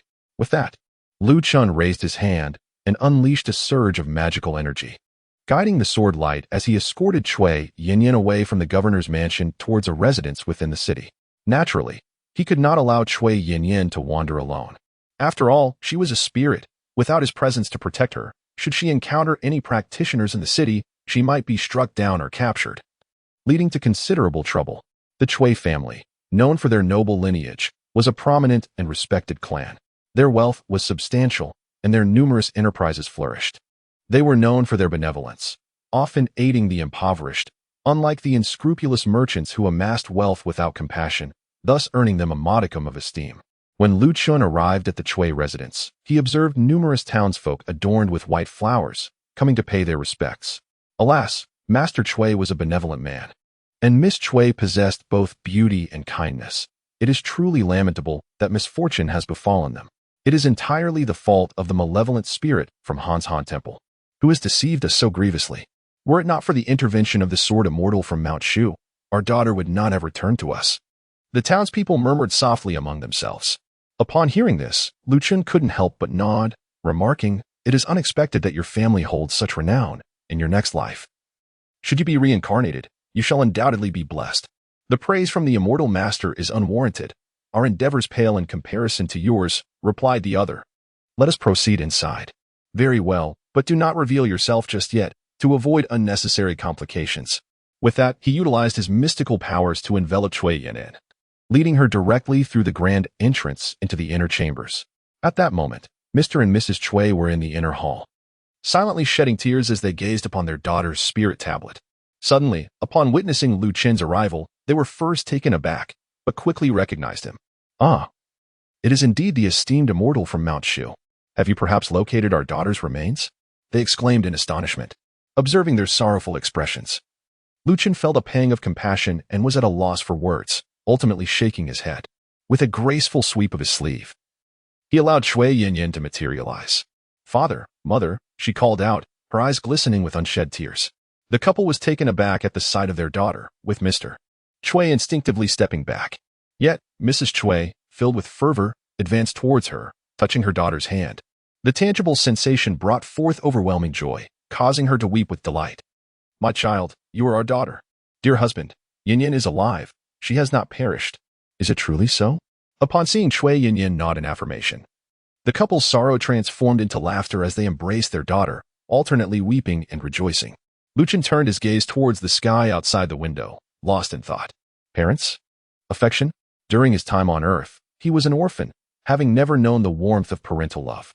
In this new life, it seemed that memories of parents were also absent. He had grown up eating at various families' tables, with scarcely any relatives to speak of.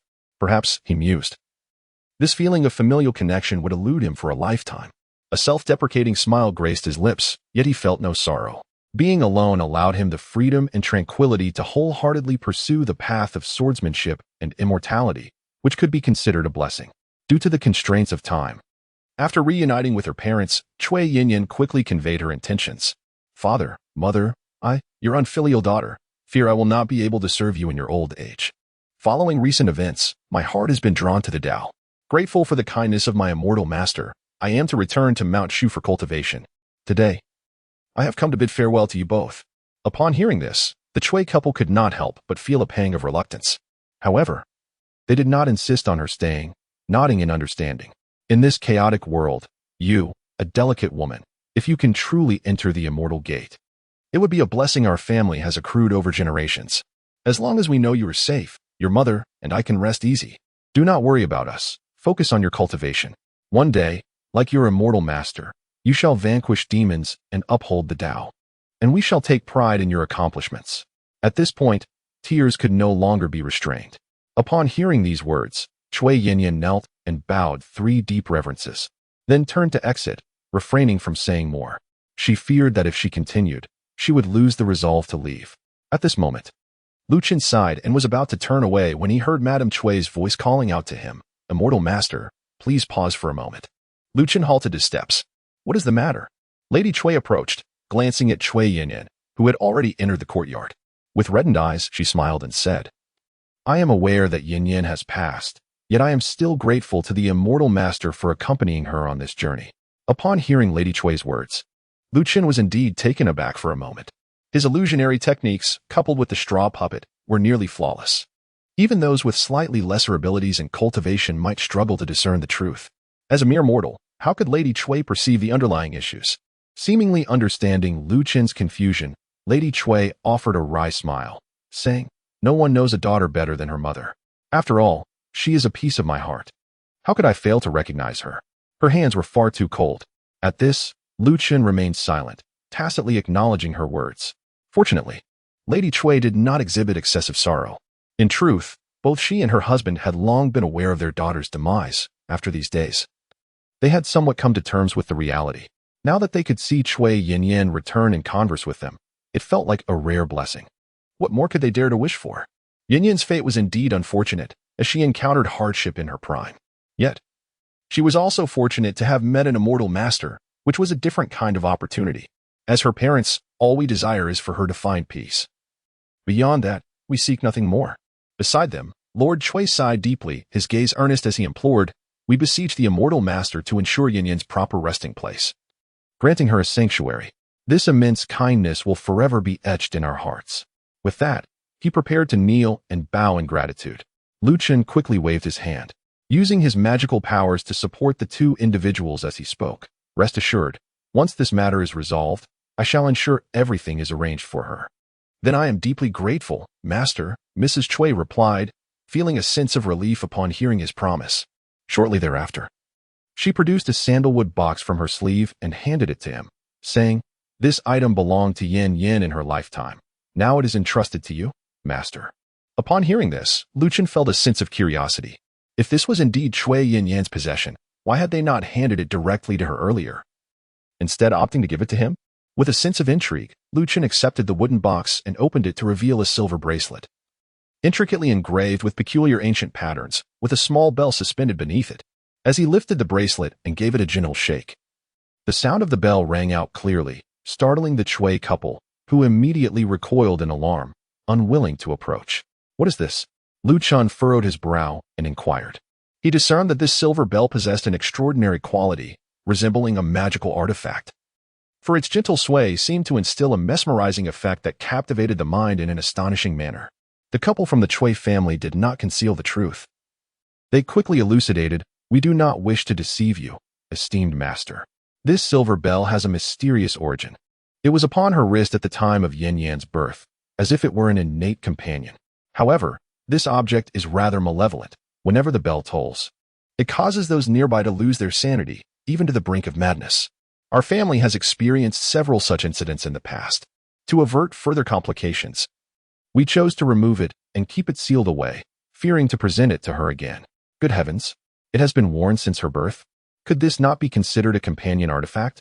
On the surface, Lu Chen appeared calm, yet within him surged tumultuous waves of emotion. Could it be that this Chui Yinyan was not an ordinary woman, but rather someone of significant origin?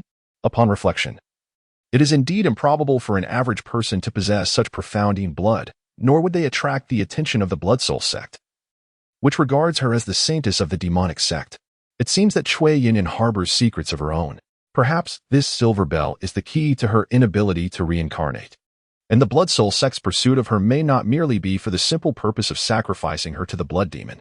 With this thought in mind, Lu Chen placed the silver bell bracelet back into the box and nodded, stating, "This item appears to be a companion treasure. I shall pass it on to her later." "Very well. I appreciate your efforts, esteemed master." With that, Lu Chen did not linger any longer, rising to depart. Chui Yinyan awaited him in the courtyard, her eyes slightly red, indicative of having shed tears once more. However, she seemed much more composed now. Upon seeing Lu Chen approach, she bowed respectfully and said, "Thank you, esteemed master, for fulfilling my wish. I am now at your service, ready to heed your instructions." "Indeed." Lu Chen nodded, refraining from hastily inquiring about her bell. With a graceful leap, he and Chui Yinyan proceeded directly towards the city gate. At this juncture, Xiaoning Xue was already awaiting their arrival. Upon seeing Lu Chen approach, she promptly stepped forward to pay her respects. "Senior brother, everything has been arranged. The sect has conveyed instructions for us to escort Miss Chui back to Mount Shu before making further decisions." "Since that is the case, let us set off," he replied. As they spoke, both invoked their magical powers, guiding their flying swords towards the direction of Mount Shu. After flying for half a day without incident, they found themselves under the scorching midday sun when the rays were at their zenith. Chui Yinyan, being a spirit, struggled to endure the heat. Even while concealed within the sword box, she felt exceedingly uncomfortable. After all, soaring at high altitudes beneath the blazing sun posed a significant threat to ghostly beings. Reluctantly, Lu Chun decided to pause their journey, intending to find a suitable place to rest until the heat of noon had passed. Senior brother, there is a grove ahead. Shall we take a brief respite there? Xia Ningxue suggested. Upon hearing this, Lu Chun glanced down and noticed the shaded area beside the official road, nodding in acknowledgement. Soon after, the two of them gracefully descended and took a moment's respite beneath the trees. Xia Ningxuang produced the frost gourd she always carried with her, took a sip, and then offered it to him, saying, "The weather is scorching. Do have a drink, senior brother." Upon hearing this, Lu Chun was momentarily taken aback. Both he and Xia Ningxiang had ascended to the realm of crystallization, although they had yet to reach the level of golden elixir cultivators, which would allow them to transcend the mortal coil entirely. They were at least capable of abstaining from food and impervious to the trials of heat and cold. In truth, they scarcely felt any pangs of hunger or thirst. Nevertheless, he did not decline the offer. After all, having shared the experience of battling together during this journey to mold the winds, he found her trustworthy. Thus, he accepted the gourd and took a sip. Indeed, the liquid was refreshingly cool, invigorating his spirit with its subtle sweetness and fragrant notes. This gourd appeared to be a small magical artifact for storing water, imbued with its own frosty essence, making it a delightful reprieve from the sweltering summer heat. "Thank you, junior sister." After finishing the drink, Lu Chun returned the gourd with a smile. However, as Xia Ningxue took back the gourd, a subtle blush graced her fair complexion. She then turned her head and said, "My magical prowess is not as profound as that of my senior brother. I shall take a moment to meditate and restore my energy in preparation for our journey ahead." "Very well, junior sister. Rest assured, I will guard you." As he spoke, Lu Chun noticed that Xia Ningxue had already closed her eyes, beginning to meditate right beside him. Completely unguarded and no longer taking the precautions she had previously observed in setting up protective formations. This indicated her absolute trust in Lu Chun. Indeed, throughout their journey, Lu Chun had shown a righteous disdain for evil, helping those in need and performing numerous acts of kindness.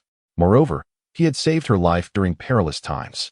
Such shared trials and tribulations forged a bond that warranted trust. On another note, this girl was indeed quite beautiful. Observing her serene profile with her eyes gently closed, he noted her exquisite features, which exuded a tranquil elegance. In his past life, she would undoubtedly have been considered a paragon of beauty. It would be disingenuous to claim he harbored no thoughts whatsoever. Yet, Lu Chun understood that in this world, where the strong prey upon the weak, strength is paramount. Although he had achieved a measure of success, he was far from invincible. The path of immortality remained long and arduous, until he possessed absolute power. Matters of romantic affection would not be his immediate concern. Of course, should fate truly intervene, he would not deliberately turn away from it. Such things should unfold naturally, and he resolved to cast aside any distracting thoughts. Lu Chun turned around and retrieved the wooden box containing the silver bell, subsequently summoning Chui Yinyan from the sword case. Chapter 063, Willing to serve the immortal master as my lord, eternally following. Immortal master, may I inquire what instructions you have? Chui Yinyan floated gracefully, embodying the straw puppet, concealed beneath the shade of the trees, and inquired. Lu Chun waved his hand, using his magical powers to obscure the light of the sky, and then gestured for her to approach. He opened the wooden box and retrieved the silver bell bracelet, inquiring, "Do you have any recollection of this silver bell?" Chui Yinyan gazed at the silver bell, feeling a sense of familiarity, though it seemed she had never seen it before in her memories. Curiosity piqued. She stepped forward and reached out to touch the bell. The clear, melodious chime resonated. In an instant, Chui Yinyan felt as if she had been struck by lightning. Her expression changed dramatically as the silver bracelet coiled around her wrist, fastening itself on its own. "Immortal master, this," Chui Yinyan stammered, her voice laced with panic as she sought assistance. Lu Chun, however, did not exhibit any signs of impatience. He gestured for her to remain calm and gently reassured her. "Do not be afraid. This object is your innate treasure, intricately linked to your soul. In your youth, you were unable to master it, which is why your parents sealed it away. Now that you have transcended the confines of your physical form, it should be easier for you to harmonize with it. Allow me to assist you in refining this treasure." As he spoke, a surge of magical energy erupted, and a stream of sword aura shimmered like a radiant beam, enveloping Cui Yinyan. The overwhelming pressure of the sword aura instilled a profound sense of danger within the silver bell, awakening its instinct to protect, prompting it to actively merge with Cui Yinyan's soul. Before long, a hazy white light began to illuminate the surroundings. Cui Yinyan's expression softened as she closed her eyes, her body gently levitating, as though in a deep slumber. To be frank, Lu Chen was unaware of the origins of the silver bell or its specific powers, as it was an accompanying treasure that others could not refine or utilize. However, since Cui Yinyan was bound to it, she undoubtedly possessed extraordinary qualities. Perhaps she was a reincarnated celestial being with remarkable abilities? Even if that were not the case, her background must be significant. It was possible that merging with the silver bell could awaken some latent memories within her. As he pondered, the white light began to fade, and a crisp chime resonated through the air. Cui Yinyan, enveloped in the sword light, slowly opened her eyes, which gradually became clear. A chilling aura emanated from her, freezing the surrounding air into delicate frost flowers. This coldness was not merely a frigid mist. It was a profound and gentle force that even Lu Chen's sword light could not completely contain, causing an unsettling chill to permeate the atmosphere. "Senior brother, what is happening?" Summer Ning Shuang, who was meditating nearby, was stirred by this ominous energy and rose to her feet. Upon seeing Cui Yinyan within the sword light, her expression changed slightly, and she instinctively reached for her sword, assuming an imminent attack. However, Cui Yinyan merely raised her wrist, causing the silver bell to jingle. The melodious chime seemed to resonate with an enchanting allure, instantly altering Summer Ning Shuang's demeanor. She quickly covered her ears with her hands, invoking her magical defenses and retreating hastily. Fortunately, she was not harmed, merely startled. Meanwhile, Lu Chen maintained his composure. He had anticipated that the bell's sound might disturb one's mind, so he had preemptively activated his protective sword energy, bolstered by his unparalleled sword heart to stabilize his spirit. Such a degree of sonic impact could not sway him in the slightest. "Do not be alarmed, junior sister. This is her accompanying treasure. It appears that Miss Cui possesses quite a remarkable lineage," he reassured her. Lu Chen gestured for Xia Ning Shuang to refrain from any hasty movements. He then turned his gaze towards Cui Yinyan, enveloped in the shimmering light of the sword, uncertain whether her awakened memories would precipitate any unforeseen consequences. Lu Chen maintained the protective sword light, prepared for any possibility that she might be a reincarnation of an evil entity. However, her demeanor suggested no malevolence. After a brief moment of confusion, Cui Yinyan regained her composure. She first bowed her head to glance at the silver bell bracelet adorning her wrist, before lifting her gaze to offer a sincere smile of apology to Xia Ning Shuang in the distance. "I apologize. I had just refined the soul-capturing bell and have yet to fully master it. My previous actions were unintentional, driven by the bell's inherent instincts. I hope, dear Sister Ning Shuang, that you will not hold it against me." Her words were articulate and her expression clear, indicating that she had not forgotten the events that had transpired before. Lu Chen finally breathed a sigh of relief. Xia Ning Shuang was not one to hold grudges. Upon confirming that there was no malevolence from the other party, she relaxed and nodded, saying, "It's nothing. Although your silver bell is formidable, it cannot harm me." Her words carried a hint of playful arrogance. Lu Chen secretly chuckled to himself, yet chose not to expose the truth. Instead, he turned his gaze towards Cui Yinyan.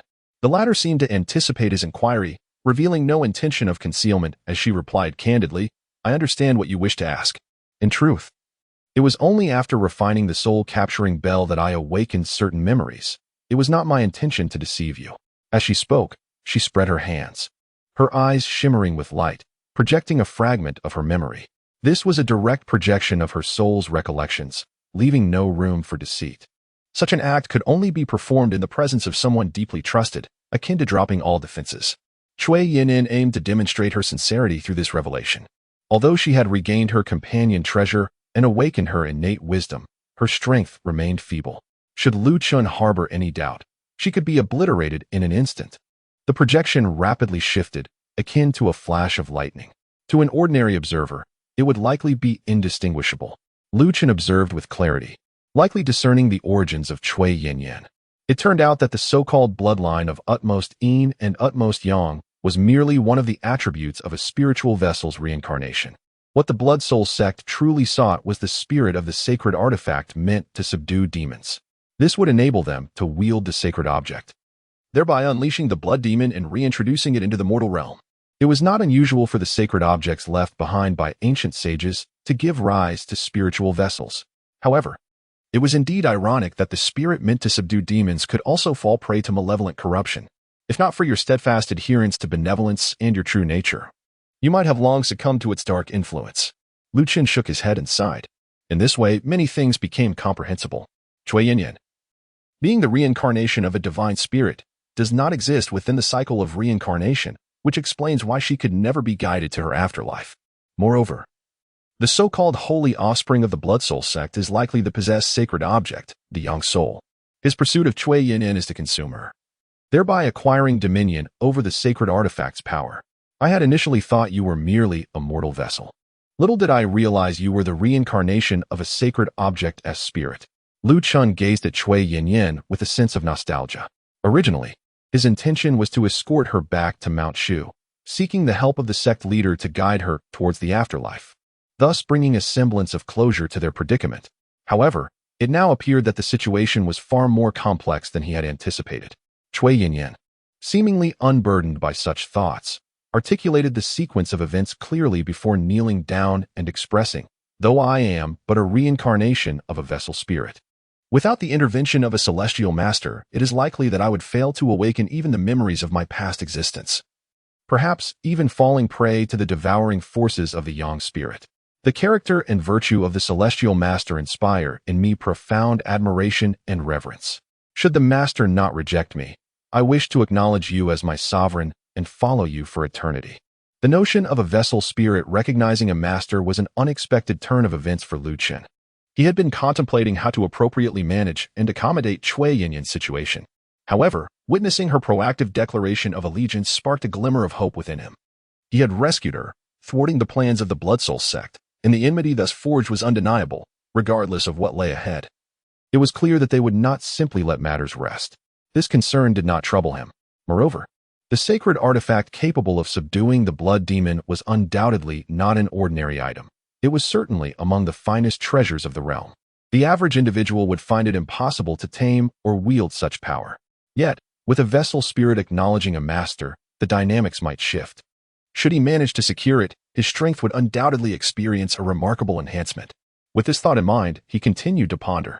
Lu Chen nodded, extending his hand to unleash a surge of magical energy, gently lifting Cui Yanyan to her feet. He then spoke. "You are the spirit and soul of a sacred artifact born to subdue demons, embodying the profound essence of the universe's utmost being. Yet, you have managed to adhere to your intrinsic goodness, remaining untempted by your kindred and not succumbing to the path of darkness, which attests to your pure heart. Since you are willing to serve me as your master, I too shall emulate the ancient sages, safeguarding life while subduing malevolence. Henceforth, you shall accompany me." Chapter 064. In the realm between heaven and earth, who can attain immortality? The spirit of the artifact recognizes its master, destined to remain together for eternity. Lu Chen raised his hand, the glimmer of his fingertip resembling a piercing sword light. A drop of essence blood soared forth, landing upon the center of Cui Yanyan's brow, transforming into a seal. This is akin to the process of refining a magical artifact, where a drop of blood signifies ownership. However, the spirit of the artifact is far more elusive. It requires genuine acknowledgement to accept a master. Otherwise, even if one forcibly subjugates and refines it, true control remains an arduous challenge. The Tai sword in Lu Chen's hand indeed once possessed a spirit. This is precisely why the sect master brought him to meet Chen Qifeng to receive the formal inheritance. However, it appears that the sword spirit of Tai is not entirely whole. It seems to have suffered some form of injury, resulting in an incomplete intelligence and an inability to manifest its form. A low humming resonated as blood-red light flickered, which then transformed into golden light and vanished. Lu Chen soon felt a profound spiritual connection with Cui Yanyan. This indicated that the recognition ceremony had been successfully completed. Surprisingly, there was no resistance encountered during the process. This unexpected outcome left Lu Chen somewhat astonished. The magical artifact, originally a sovereign entity, belonged to a venerable sage who, although possibly no longer in the mortal realm, had left behind a lingering spiritual imprint. Lu Chen had anticipated that Cui Yanyan's acknowledgement would be met with resistance from the original owner's spiritual essence. However, to his astonishment, there was no hindrance whatsoever. This situation could only suggest that the esteemed predecessor who bequeathed the magical artifact had perished, dissipating into the cosmos. The one who had the power to suppress the blood sun for a millennium must have been a genuine sage, a figure of celestial grace. Yet, in the span of merely a millennium, had even such a remarkable being succumbed to the void of existence? In that fleeting moment, Chen suddenly felt a wave of melancholy. The heavens may collapse, the earth may sink, and the sun and moon may decay. Within this vast universe, how fleeting and insignificant is human existence. Under the boundless sky, who among us can attain immortality? At the pinnacle of the immortal path, at the culmination of cultivation, is the ultimate freedom he seeks truly attainable by mortals? Ah, what am I contemplating? After all, I am a man endowed with a system. By diligently honing my skills and earnestly progressing, there will surely come a day when I transcend the confines of this world.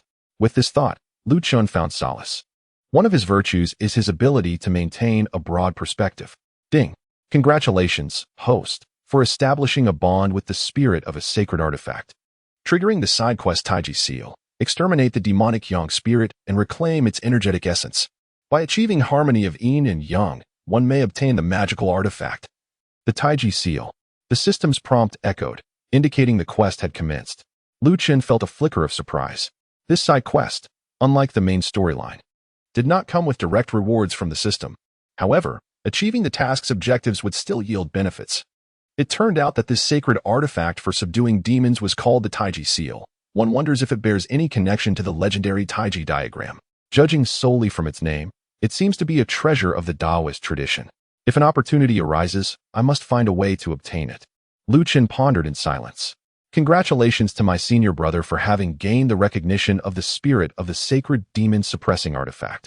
This is indeed a tremendous opportunity. I also extend my congratulations to Miss Chui for encountering a wise master. My senior brother possesses exceptional talent and character, qualities that are rare in this world. And he will not disappoint you. At this moment, Xian Ningxue stepped forward, offering her sincere congratulations. Her admiration for Chen had transformed into genuine respect.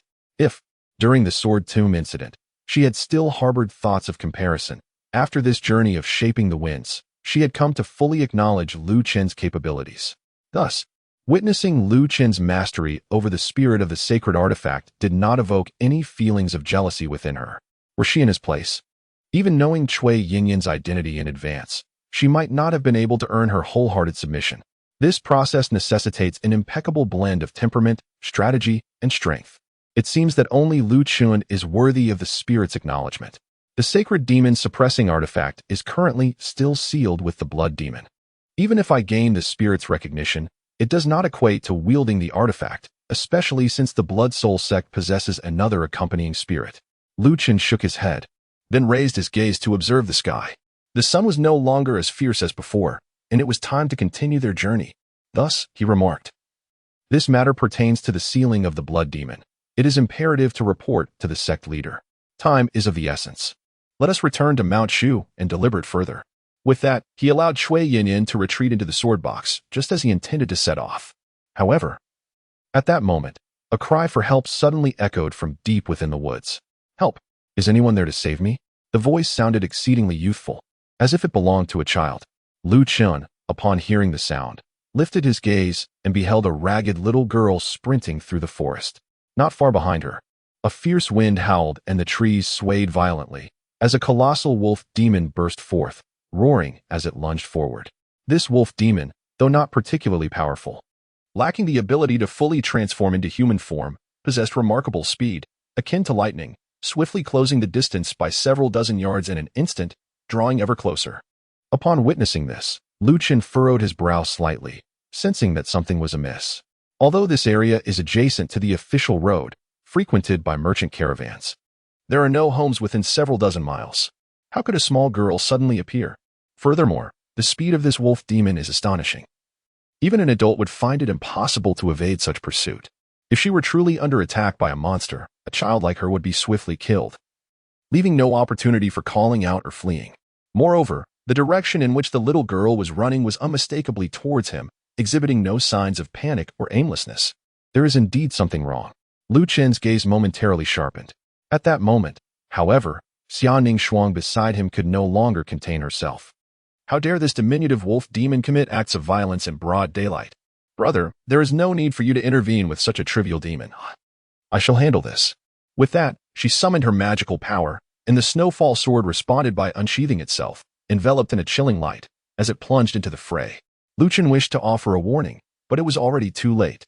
This girl, it seems, has been influenced by me, adopting a somewhat righteous disdain for evil. However, she is a bit too impulsive and lacks the necessary caution. Lu Chen gave a bitter smile and shook his head. In truth, given Xia Ning's cultivation and temperament, she might have disowned the clues under ordinary circumstances. However, in her current eagerness to save someone, and perhaps with a desire to showcase herself before him, she appeared somewhat reckless. Lu Chen did not immediately intervene to obstruct the situation. At present, he harbored suspicions but lacked certainty regarding the presence of deceit. What if it were indeed a malevolent creature committing an atrocity? One cannot turn a blind eye to death, particularly when witnessing a child in peril. Very well. Let Xia Ningxuan take the initiative and gauge the depth of the matter. If it truly is a fiend wreaking havoc, saving a life would indeed be a noble deed. Should it prove to be a ruse, I can still offer assistance in a timely manner. With this thought in mind, Lu Chen lowered his arms. Yet the tips of his fingers concealed within his robe radiated a concentrated aura of sword energy, poised to unleash a devastating strike at any moment. Meanwhile, the wolf demon in the arena roared ferociously as it closed in on the terrified little girl, its gaping maw revealing razor-sharp fangs. Suddenly, a swift and chilling sword energy pierced through the air like a bolt of lightning. A mournful cry echoed, followed by a spray of blood as the wolf demon's head was effortlessly impaled by the blade's brilliance, nailing it to the ground. Such meager abilities, yet you dare to harm others? Xia Ningxue coldly shook her head, then gracefully descended, approaching the frightened child, her voice softening slightly. Little one, are you all right? I'm scared, the girl whimpered, huddled on the ground in a ball of fear. Sensing the child's vulnerability, Xia Ningxue's heart swelled with compassion, prompting her to step forward and lift the girl into her arms. But in an instant, an unexpected transformation occurred.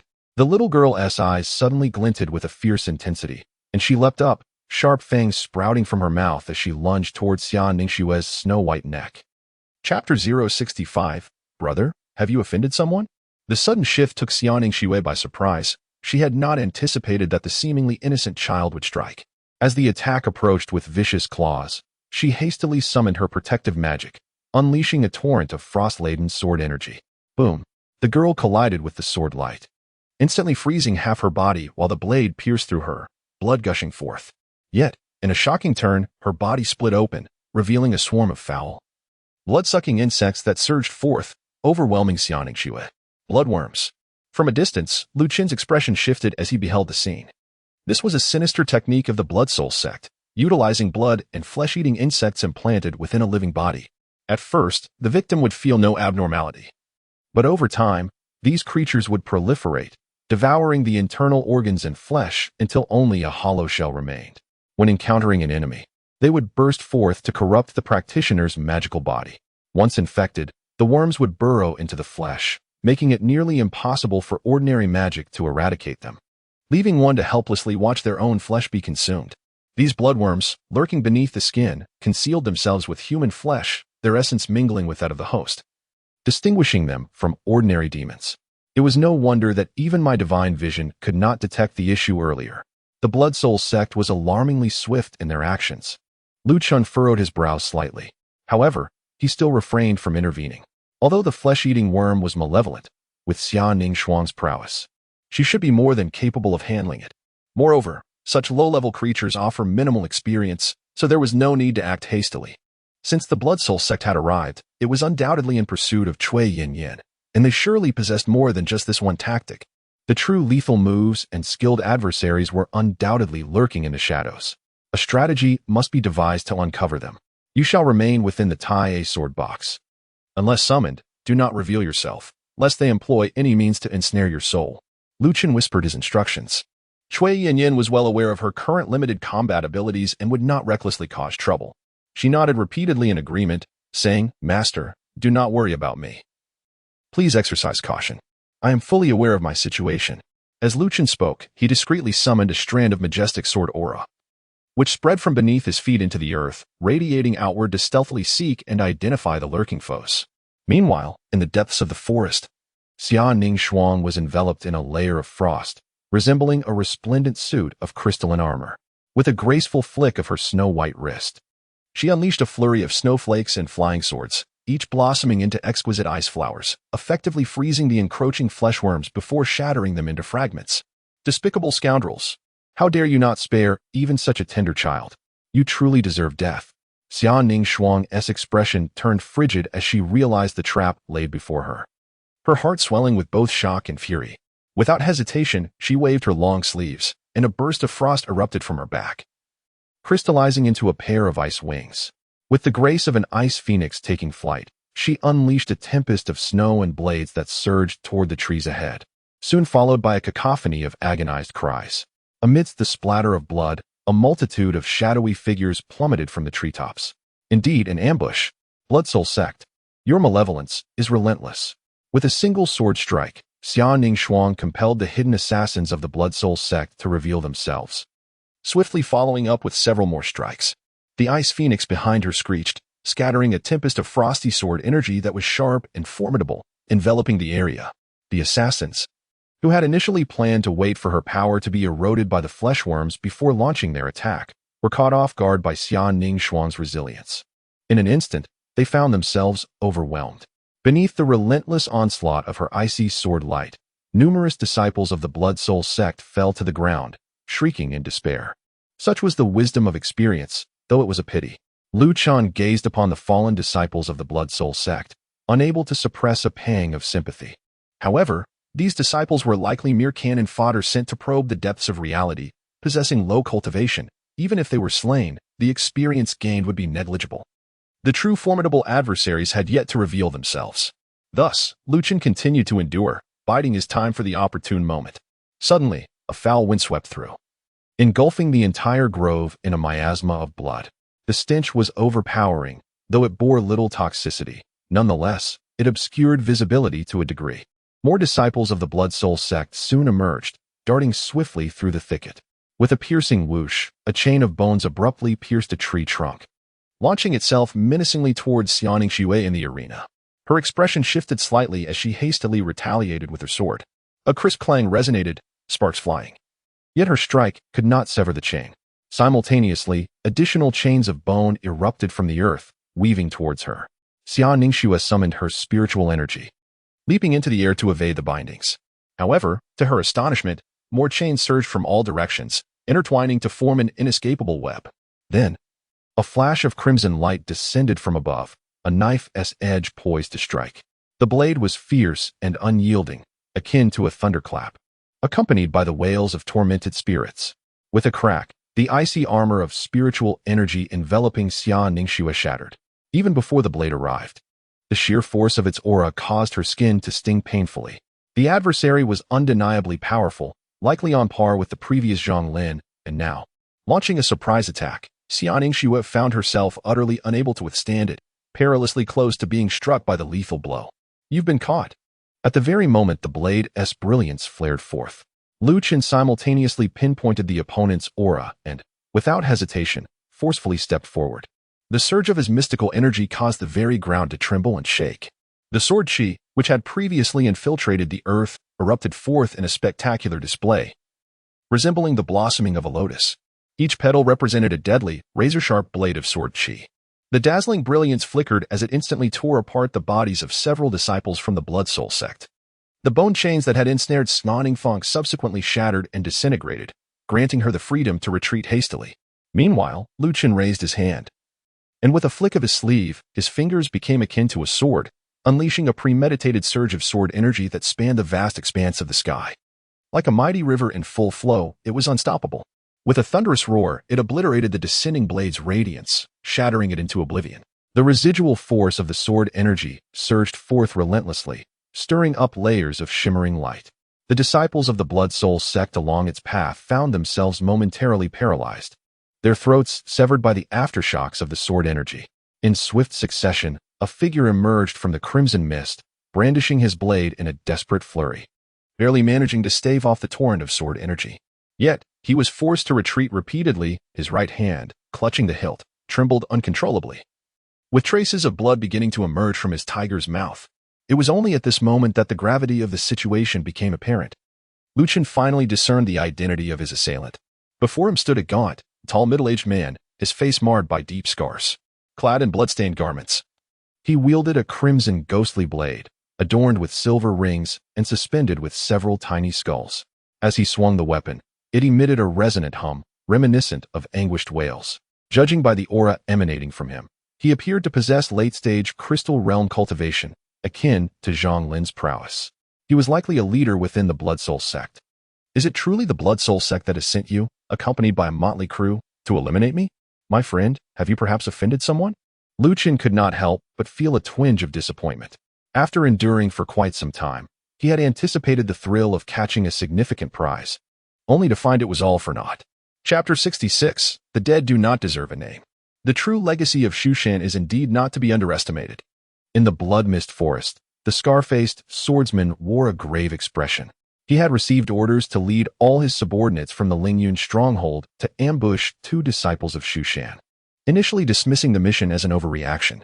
However, upon learning the details, particularly that Zhang Lin had perished at the hands of this individual, he adopted a more serious demeanor. Thus, he set traps intended for Chen. To his astonishment, this young man, though seemingly inexperienced, displayed an excessive level of caution and cunning, evading all attempts to ensnare him. As he watched his comrades being besieged, he remained patient, only striking when the time was right, resulting in a significant setback for the scar-faced swordsman. At this moment, hearing Chen speak further incensed him. What did it mean to say he had offended someone? Did it imply that he had been sent here to meet his demise? As the esteemed leader of the Blood Soul sect's Lingyun branch, was he to disregard his own dignity? The scar-faced swordsman's anger swelled with each thought. His eyes glinted with murderous intent in disregarding his injuries.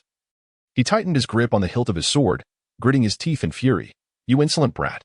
Cease your arrogance. To dare oppose the Blood Soul sect. Even Shushan cannot guarantee your life. Be wise and surrender the soul of the saintess at once, or perhaps I may grant you a swift end. Otherwise, you shall learn that in my presence, the dead are unworthy of a name. Chen swiftly interrupted his speech, feeling utterly disinclined to engage in a verbal sparring match with a mere novice. The Blood Soul sect had come prepared this time. It was inconceivable that only these insignificant figures were in play. Thus, he resolved not to squander excessive energy on this scarred face. As he spoke, his form surged forward like an advancing tide. His vitality surged, transforming into a brilliant golden light, his indomitable physique resembling a mountain descending with relentless force. The terrifying power of his essence surged like flames, instantaneously evaporating the surrounding blood mist. He raised his hand and struck down with a single palm, unleashing the formidable might of his flesh alone, invoking the demon-subduing divine technique. The palm descended like a mountain, overwhelming and oppressive. The scarred face felt an unbearable weight upon his body, the ground beneath him fracturing inch by inch, while the surrounding air seemed to thicken, rendering his breaths labored and suffocating. Though he yearned to retreat, the opponent's strength was too formidable. A single strike suppressed the vicinity, leaving him no avenue for escape. Gritting his teeth, he brandished his blade, summoning all his magical energy to meet the assault head-on. With a resounding crash, the palm imprint descended, and the scarred figure suddenly felt a crushing weight, his arm quaking uncontrollably. His internal energy roiled, his complexion paling to a ghostly white. Such terrifying power. Wasn't this fellow a disciple of the Shushan sword sect? He had not anticipated that, in addition to swordsmanship, his physical prowess was equally formidable. The scarred face was filled with both astonishment and fury, yet his actions betrayed no hesitation. Gritting his teeth, he vibrated the blade, the silver rings resonating as the skull atop the sword emitted a mournful wail. A surge of malevolence flowed forth, accompanied by the howls of restless spirits. As he swung his blade, a chilling wind arose, as if countless vengeful souls were howling and swirling, unsettling his very psyche. Dark and sinister forces sought to disrupt his mind, but as the ghostly winds bore down upon him, Chen remained undeterred. Taking a deep breath, his magical energy resonated, and he unleashed a thunderous roar akin to a lion's might. The sound waves surged forth, instantly dispersing the oncoming phantoms. The sonic wave surged, causing the silver-ringed skull on the ghostly blade to shatter, leaving even the scarred figure momentarily stunned, as if his very soul had been snatched away. He faltered, overwhelmed by the resonance of the lion's roar, which had shaken his very spirit. Die. Seizing the opportunity, Chen surged forward, unleashing a terrifying force from his formidable physique. The scarred face of his opponent was instantly struck as if colliding with a mountain of gold, resulting in shattered bones and a spurt of blood. Following this, a powerful palm strike descended, obliterating his skull. The headless corpse swayed momentarily before collapsing like a rag doll. Ding! Congratulations to the host for slaying the ghost diagram. Earning 10,000 experience points. Ah, at least I learned his name. Chen shook his head. However, I must admit that employing this Buddhist martial art in close combat is quite exhilarating. Each punch lands with palpable force, delivering a sense of overwhelming dominance. There exists a thrilling sensation of sweeping aside all obstacles. The only drawback is that it can appear somewhat crude and brutal. It is best indulged in sparingly for a fleeting thrill. Ultimately, wielding a sword aligns more harmoniously with my identity. As I pondered this, Chen lifted his head and gazed into the depths of the forest. He spoke softly, "You possess quite a remarkable patience. Your disciples have all perished. Yet you still hesitate to strike?" In truth, even before taking action, Chen had sensed the presence of formidable foes lurking nearby. However, their power was substantial, and their deliberate concealment rendered even him unable to accurately pinpoint their location. He had initiated an attack on the scarred face, intentionally leaving one or two vulnerabilities exposed, hoping to provoke a response. Yet, to his surprise, the adversary remained patient, seemingly intent on using the scarred face to gauge his strength, attempting to extract some of his hidden cards. The fate of the scarred face appeared to be of no concern to them. Cowardice cloaked in cunning. If they lack the courage to strike, then I shall take the first step. With that, he turned, deliberately presenting his back to the opponent, feigning an intention to depart. At that moment, a sudden, thunderous sound erupted. The ground trembled, a menacing aura descended, and a shockwave struck, causing the trees behind him to snap like mere straws. "Be careful, senior brother." The distant Xia Ning Shuang's expression shifted, and she urgently called out a warning. However, Chen was already prepared. The instant the enemy made their move, he had pivoted and unleashed a powerful punch. The impact resounded like a mountain colliding, producing a deep, thunderous echo. Chen staggered, retreating 3 steps before barely regaining his balance, while the immense figure that charged towards him stumbled, crashing into a nearby tree and stabilizing itself. It was only at this moment. Only then did Chen discern the visage of his adversary. This individual, resembling a wolf, stood upright at an imposing height of 3 zhang. His entire form was cloaked in fur, with a pair of crimson eyes and an oversized mouth, dripping with foul, rancid saliva, both sinister and voracious. Despite his grotesque appearance, akin to a wolf demon, the malevolent aura emanating from him was far beyond that of ordinary fiends. With every breath, a glimmer of golden light could be discerned, revealing him to be a genuine golden elixir realm powerhouse. Little wretch, I have indeed underestimated you. As a disciple of Mount Shu, you have surprisingly cultivated the Buddha's golden body, rendering your flesh comparable to that of an external golden elixir. No wonder Gue Tu and the others are no match for you. The great wolf spoke, devoid of any trace of sorrow or anger. Instead, his words dripped with avarice. An external golden elixir and an indestructible body. Should I consume you, the flavor would undoubtedly be exquisite. Indeed, it seems that none among the Blood Soul sect are of sound mind. Chen subtly shook his head, simultaneously scrutinizing the individual before him. A formidable entity at the Golden Core stage, he was indeed extraordinary, even among the esteemed ranks of the Shu Mountain sect, typically reserved for true disciples and elders. This individual was likely a core member of the Blood Soul sect.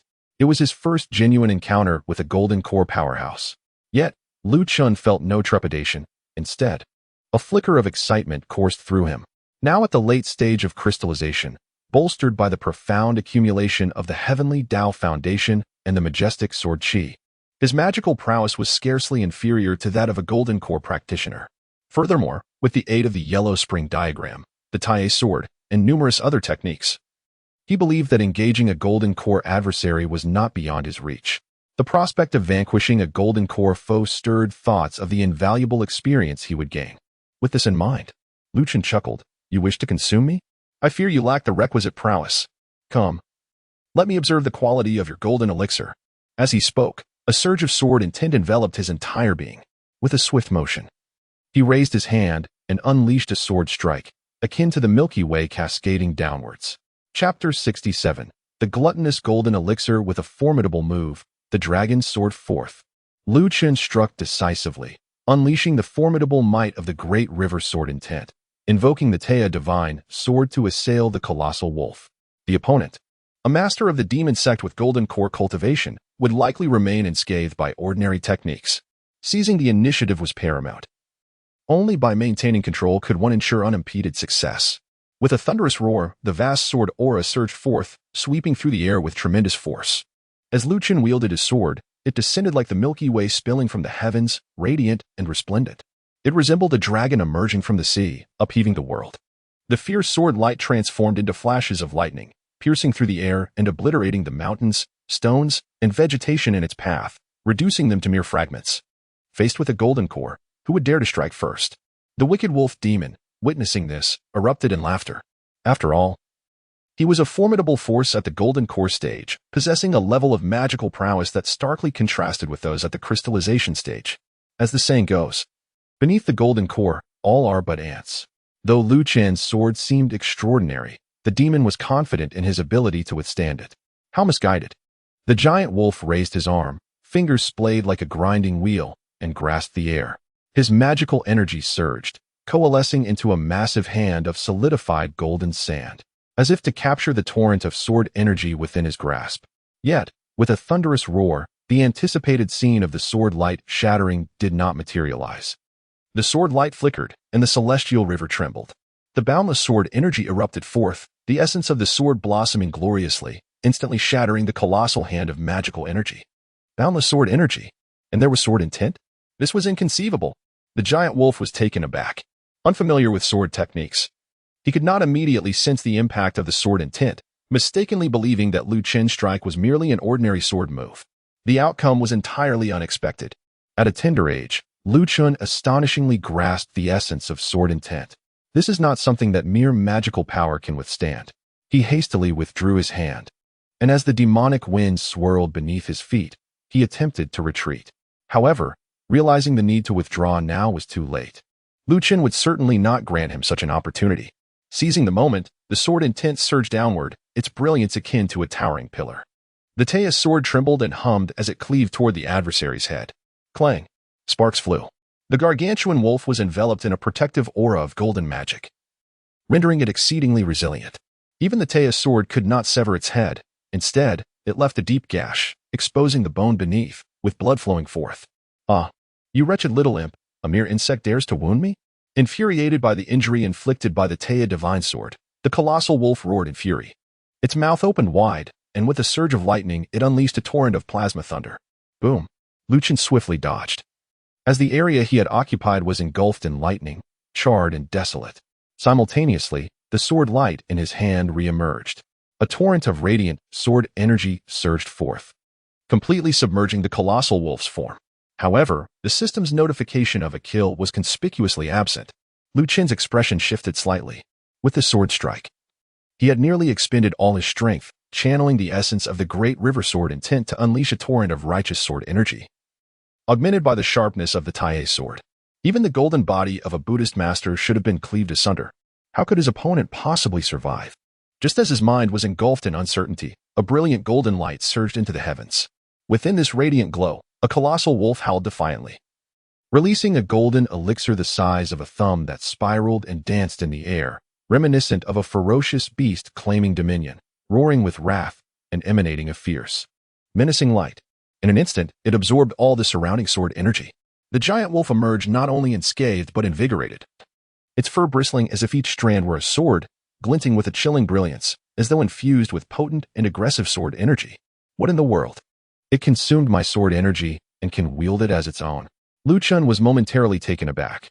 He quickly maneuvered the Tai sword back into his grasp, retreating a step with a hint of trepidation.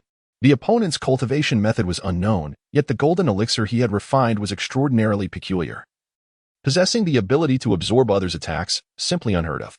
Young man, I did not anticipate that despite your modest cultivation, you could wield such formidable swordsmanship and comprehend the essence of the sword. Had I not cultivated the gluttonous golden elixir, you might have truly posed a threat to me. The giant wolf remarked, its gaze piercing and imbued with a touch of arrogance. The realm of the golden elixir is leagues apart from that of crystallization. You cannot possibly be my match. If you are wise, surrender the soul of the saintess, and I shall allow you to retain your life. Gluttonous golden elixir? Upon hearing this, Chen suddenly grasped the situation. This individual must have cultivated a unique technique that allows him to emulate certain characteristics of the fearsome beast, Tao Tai. The so-called Tao Tai golden elixir could not possibly be the genuine Tao Tai. Yet, it remains remarkably formidable. The ability to absorb an adversary's attacks and even convert that power for one's own use is nothing short of extraordinary. However, even the true Tao Tai, known for its insatiable appetite, has its limits. Surpassing these limits would inevitably lead to its own demise. With this thought in mind, Chen's gaze sharpened as he coldly remarked, "So, you are the glutton? Come forth, and let me see how much you can consume." As he spoke, his entire being resonated with power, surging violently, and once again, a magnificent beam of sword light descended. This time, the colossal wolf did not flinch or evade. Instead, it activated the glutton's golden dand, roaring fiercely as it engulfed the sword light. Its form appeared to swell even larger, its fur gleaming brilliantly. With the sword light swirling around it, resembling a celestial dog, commanding the earthly realm with an imposing presence and formidable might. "Aha, fool, I have already told you. You cannot harm me." The giant wolf scoffed with derision. As it spoke, it raised a paw and struck downwards, instantly unleashing a torrent of sword energy that flattened the trees below.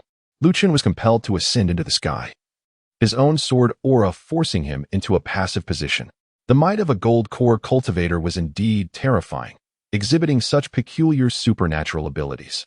As the battle unfolded, the balance of power shifted, and Summer Ningxiong, observing from a distance, felt a surge of anxiety. She contemplated intervening. Yet the opponent's mystical powers were so bizarre that her involvement might hinder Chen rather than assist him, potentially becoming a burden. Just as she furrowed her brow in distress, a resounding dragon's roar echoed across the sky.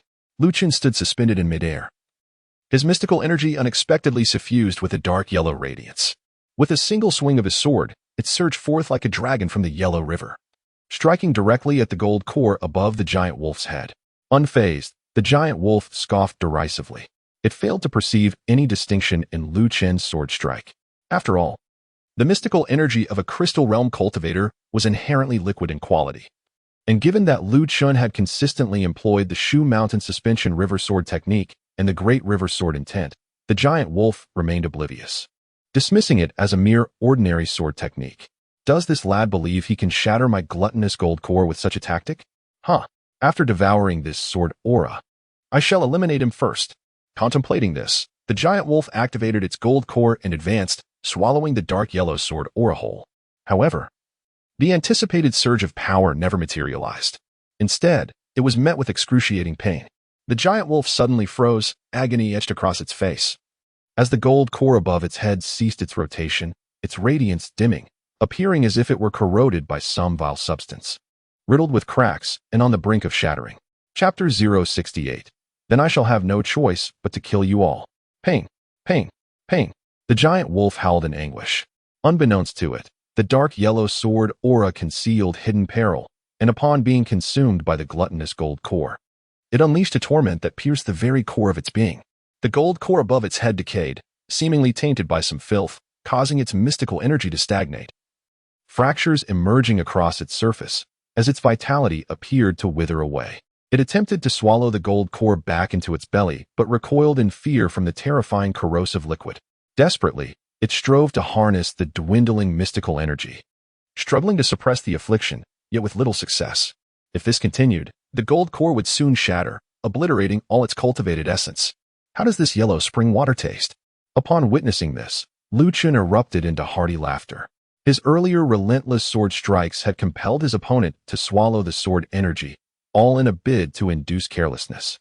Seizing the opportune moment, he unveiled the waters of the yellow springs, concealed within the gleam of his sword. In truth, due to his limited cultivation, his command over the yellow springs was but a mere wisp. Although its effects were formidable, it was typically challenging to strike an enemy in actual combat. After all, the waters of the yellow springs were not some divine technique and could be easily evaded by a nimble adversary. Moreover, the quantity he could unleash was insufficient. Only by employing immense magical power to unleash an entire tributary of the yellow springs could he manifest a river-like dragon capable of subduing and refining all. The gluttonous giant wolf, overconfident in its unique technique of devouring sword energy with its golden core, inadvertently provided Lu Chen with an opening. Strike while the iron is hot. As the giant wolf's magical energy became chaotic, Lu Chen seized his chance. With swift footfalls, he unleashed a blossoming lotus of sword energy into the vast sky. The Tai sword flashed like lightning, accompanied by a resounding thunder, and delivered a fierce strike. Boom! The impact of the sword energy instantly disrupted the giant wolf's surrounding magical forces. The malevolent aura, sharp as a lance, tore through its fur, and the keen blade sliced through flesh and blood, seemingly on the verge of delivering a fatal blow. At that very moment, however, a burst of crimson light erupted from the giant wolf, propelling its form rapidly backward. Lu Chen furrowed his brows, poised to give chase. Suddenly, an overwhelming sense of foreboding surged within him, as if he had sensed an imminent and formidable danger. A chilling wave swept over his back, prompting him to act swiftly without a moment's hesitation. "Senior brother, be cautious," came the urgent cry of Xian Ningxuang. Almost immediately, a sharp, whistling sound pierced the air. The fierce gust of wind felt like a blade slicing across his cheek. Lu Chen merely glimpsed a brilliant flash of an arrow, akin to a shooting star, soaring perilously close to his face. The arrowhead, dark as night, emanated an aura of terrifying malice. Like a relentless parasite, it seemed to have locked onto him, immediately altering its trajectory and hurtling toward him once more. It was swift, exceedingly swift. That black arrow moved with the ferocity of lightning, sharp and nimble. No matter how Lu Chen twisted and turned, he could not evade it. Instead, the distance between them diminished, and it appeared he was destined to be struck. At that moment, a gleaming sword of ice and snow cleaved through the air, positioning itself behind Lu Chen. It was Xian Ningxuang who had intervened. With wings of frost unfurled and a chilling gale howling, she conjured an immense shield of ice crystals, resembling a formidable hill, in an attempt to intercept the arrow. However, the power of that black arrow exceeded all expectations. With a resounding crash, it shattered the ice mountain in an instant. The protective shield forged by Xian Ningxuang disintegrated like mere parchment, and she let out a soft groan. "Step aside. This is the lethal strike of a golden core master, and you cannot withstand it," Lu Chen bellowed, signaling Xian Ningxuang to swiftly retreat. Her obstruction had granted him precious moments to react. Instantly, his entire being trembled, his skin adorned with a shimmering blend of gold and silver. The Arhat's golden body enveloped him like an iron cloth. Simultaneously, the incantation's true word symbols emerged, forming a 9-layered protective talisman of golden body. To ensure utmost safety, Lu Chen channeled his magical energy into the Yellow Springs diagram, enveloping himself completely. A tremendous roar echoed as a shockwave surged forth. Lu Chen suddenly stepped forward, pulling Xian Ningxuang behind him, as a surge of magical energy enveloped him. The black arrow swiftly followed. A sound akin to shattering ceramic echoed through the air. First, the 9 protective charms of golden bodies on the outermost layer shattered in succession, followed by the tearing of the iron armor, and soon after, fissures appeared on the surface of the Arhat golden body. Dark demonic energy spread forth along the arrow's tip. Lu Chen was engulfed by an intense wave of hatred that surged towards his very soul, incessantly corroding his vital energy, nearly shattering his golden body. It was only when the sound of a dragon's roar reverberated that the Huangquan map trembled and resonated, transforming into dark yellow ripples, with a coiling dragon encircling him. As the black arrow soared towards him, the dragon opened its massive jaws and devoured it whole, merging it into the Huangquan, thus dissolving and extinguishing it completely. Safety was restored. Upon witnessing the disappearance of the black arrow, Lu Chen felt a slight sense of relief wash over him. Yet the expression on his face was marked by an unprecedented gravity. It was the first time since he began his cultivation journey. Lu Chen acutely sensed the looming threat of death. Should that arrow find its mark, it would spell his demise, without a doubt. The very thought sent a chill coursing through his heart. He had believed he would remain unafraid, capable of confronting life and death with fortitude.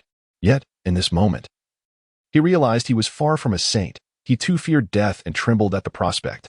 Even with an unparalleled sword intent, he was not yet the sword deity who could draw his blade against the heavens. Who among the heavens and earth does not fear death? However, this fear did not transform into panic. Instead, it morphed into a raging fury. Am I to die? How could I possibly die? I shall live, truly live, until the end of time. Any force that threatens my existence must be eradicated. Lu Chen raised his head, his eyes blazing like drawn swords.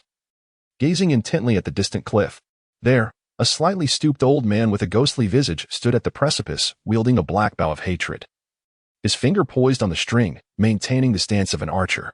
Another golden core. Lu Chen couldn't help but smirk coldly within. The Blood Soul sect was truly making grand moves this time. A mere stronghold's captain and disciples were merely cannon fodder. They even dispatched 2 formidable golden core cultivators. Was this a death sentence for me? Indeed.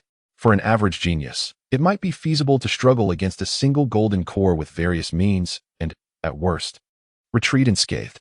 However, facing 2 was tantamount to certain death. Moreover, these 2 golden cores were not to be trifled with. One practiced the Taotai golden core, employing greed as his technique to withstand the enemy's onslaught and attract attention.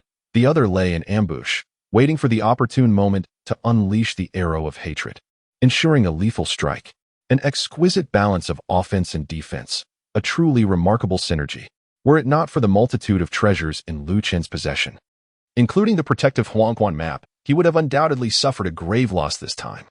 That young master of the Blood Soul sect not only aimed to reclaim the sacred artifact, the Yin Soul, but also seemed intent on ensuring my demise, didn't he? 2 golden cores?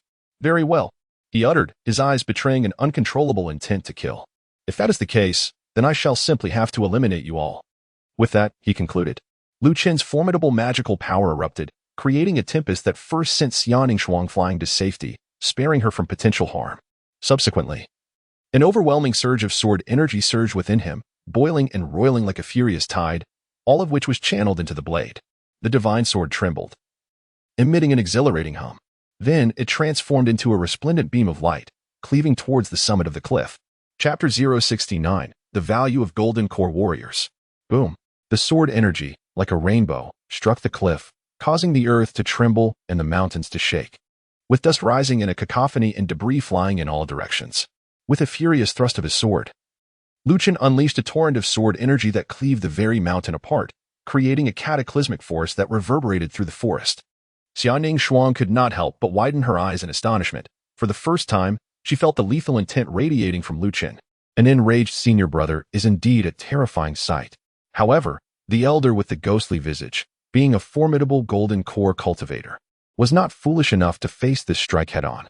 He had already executed the art of shadow shifting, soaring to the treetops in the distance.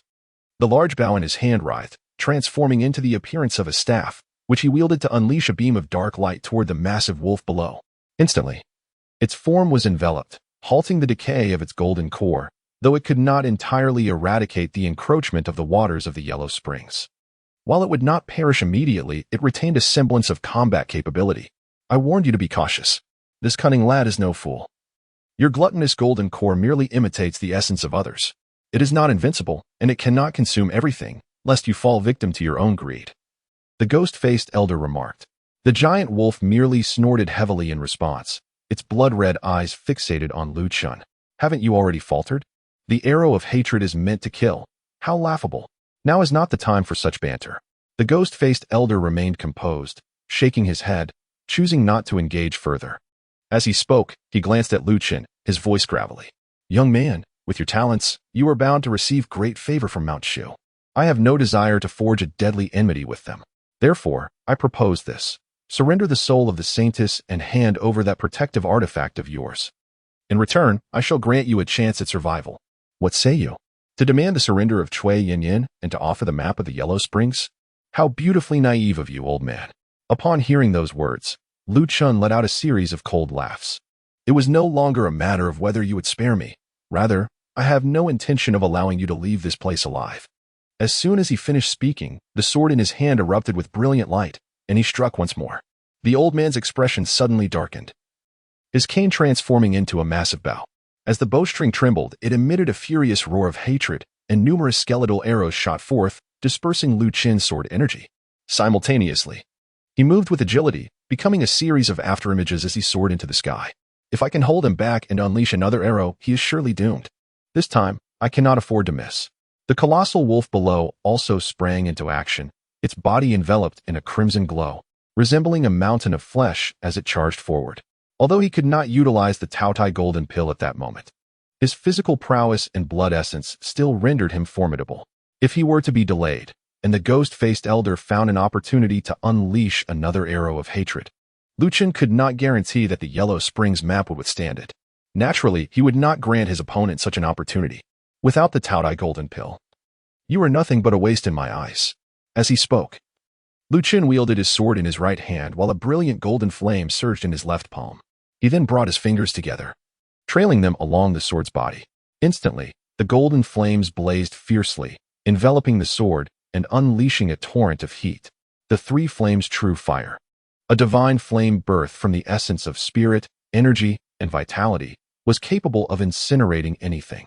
Were it to be bestowed upon an ordinary flying sword, it would likely melt away in an instant. However, the Taya divine sword was different. As the sword of the sword god, it possessed extraordinary quality. Coupled with the continuous infusion of Lu Chen's magical power, the true fire would not harm the sword in the slightest. Instead, it would enhance its lethality through the might of the flames. Die for me. The divine sword cleaved through the air, and the fiery waves surged like a dragon. The giant wolf felt its breath catch as the terrifying golden flames cascaded toward it, akin to a volcanic eruption, freezing it in place. Sharp pain soon followed, and it realized with horror that the sword energy within the flames had already severed one of its arms. Once proud of its demonic physique, the wolf found itself easily cleaved apart by the scorching sword energy, as if it were mere butter sliced by a heated knife. Moreover, the dreadful flames, having touched the wound, rapidly charred half of its body in an instant. What kind of flames are these? Damn it! Damn it all! The giant wolf cursed, spewing forth a torrent of putrid blood, its other claw thrashing wildly. Yet, it was utterly incapable of extinguishing the flames. Half of its body was reduced to a bloody pulp from its own frenzied attempts to quell the fire, which spread to its right hand, transforming it into a blazing torch. It screamed in agony, desperately attempting to flee, but after only a few steps, it collapsed, its entire form reduced to ashes. A shattered golden pill fell to the ground, turning to dust in the flames. Even its soul was not spared. With a single strike, Lu Chen had completely annihilated this soul-collecting emissary of the Blood Soul sect. Ding! Congratulations to the host for successfully slaying the Soul Collector. Greed. Earning experience 30,000. 30,000 experience. Is this the true worth of a golden pill cultivator? I am utterly enamored. Lu Chen could not help but feel a surge of excitement. After expending such effort, it appeared to be worthwhile. A single golden elixir yielded 30,000 experience points. With two, that amounted to a staggering 60,000. How many scarecrows must one vanquish to achieve this? Indeed, defeating a boss of a higher level brings substantial rewards. The only regret was the absence of any dropped items. If only he could acquire the cultivation method for the gluttonous golden elixir, it would be splendid. As he pondered, Lu Chen had already turned with his sword in hand, fixing his gaze upon the ghostly-faced elder suspended in midair. His eyes glimmered with a frigid intensity. The ghostly-faced elder had initially hoped that the giant wolf would unleash its remaining strength to restrain Lu Chen, allowing him to launch the arrow of hatred once more. However, the unexpected transpired. Lu Chen surprisingly possesses a formidable trump card. With just a single glance, he dispatched the greedy one. The terrifying flames resembled the legendary Samadhi True Fire, a power not within the grasp of ordinary cultivators. What manner of creature is this Lu Chen? The ghost-faced elder felt an overwhelming dread in his heart. As Lu Chen soared towards him with sword in hand, the elder's heart trembled violently, and thoughts of retreat began to take root. Battle? What nonsense! If one were to witness the might of that sword firsthand, such foolish words would never escape their lips. No, I must flee. This young man is far too terrifying. I alone stand no chance against him. Should that Samadhi True Fire strike me, my life would be forfeit. With this thought, the ghost-faced elder waved his robe, channeling his power, from which three oddly shaped cloth dolls emerged. They expanded in the wind and, upon landing, transformed into three fearsome Vidra warriors, charging furiously towards Lu Chen. Simultaneously, he flicked his fingers, causing a bowstring to quiver as a flurry of tiny black arrows shot forth, sealing off Lu Chen's path. The young man is far too bloodthirsty.